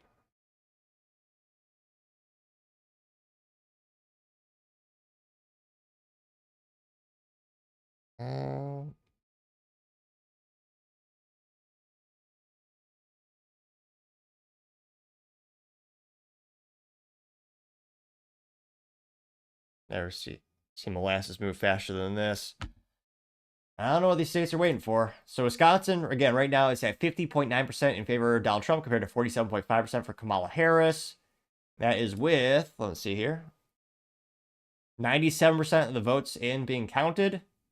Then you also have Michigan as with, that's 51.2% for Donald Trump, 47.1% for Kamala Harris. That's with 89% of the votes in being counted. Nevada is at 89% of the votes being counted as well, 51.4% in favor of Donald Trump, 46.9% for Kamala Harris. Arizona, slow sons of bitches, 2 hours they did another 1%. Additional more votes counted. I don't know how woefully inept you could possibly be, but they're it, or corrupt. That's 50.8% for Donald J. Trump, 48.3% for Kamala Harris. Alaska has still 69% of the votes in being counted at 55.8% for Trump, 40.4% for Kamala Harris. You got Maine, 52.5% for Trump. Or sorry, flip that, inverse.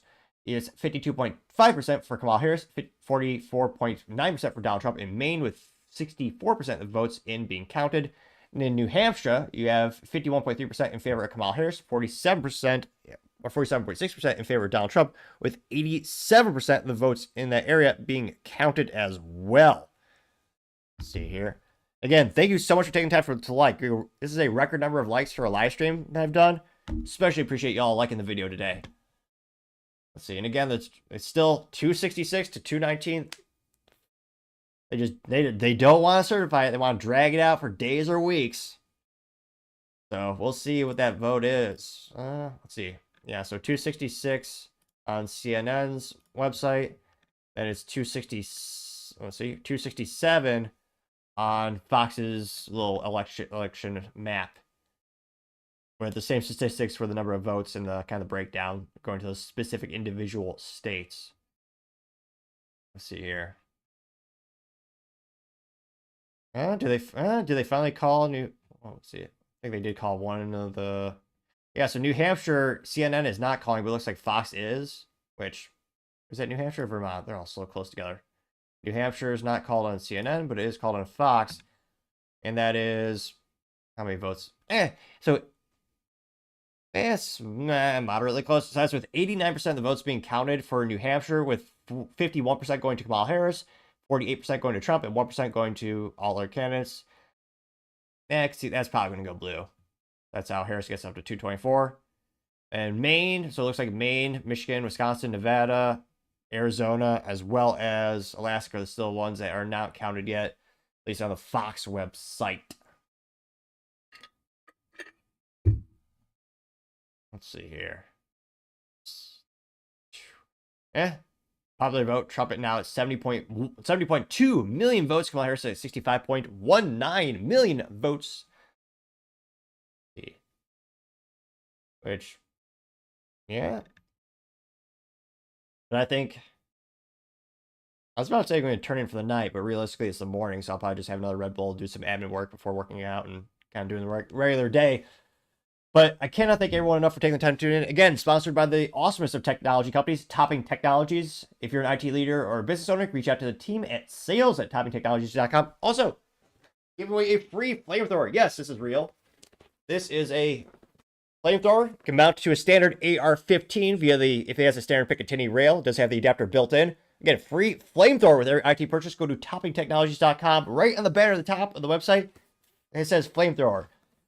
The only exception is if you are a government employee. That's against code of conduct, so it doesn't qualify in that regard. But again, if your business allows it, pretty much all the cool public sector or private sector folks, yep, you pretty much qualify. So just go to toppingtechnologies.com, click on flamethrower button, see how you can get a free flamethrower with every IT purchase. Again, I can't thank everyone enough for taking the time to tune in. I know there's a lot of options for live streams out there, so especially appreciative. Again, we have a record number of people who tuned into the show, as well as people who liked, as well as people who did comments for the show. I cannot thank everyone enough for taking the time to tune in and support me. It really means the world to me. All the feedback, even if it's critical, is greatly appreciated because that's how you make the show better and better. Again, can't thank everyone enough. A great new record for live stream. 10 hours in and suited up the whole time. I just can't thank everyone enough for making an awesome, legendary day. Again, thank you so much. Again, if you have any questions about technology or technology needs, go to toppingtechnologies.com. Thank you, everyone, for taking the time to tune in. Again, don't forget to take the time for like, subscribe, and comment. All the feedback is greatly appreciated. It's how they build the show better and better. Also, don't forget to take time to tell your family, tell your friends, tell your coworkers, heck, tell your enemies, tell anyone and everyone. Just stay safe and fight the good fight.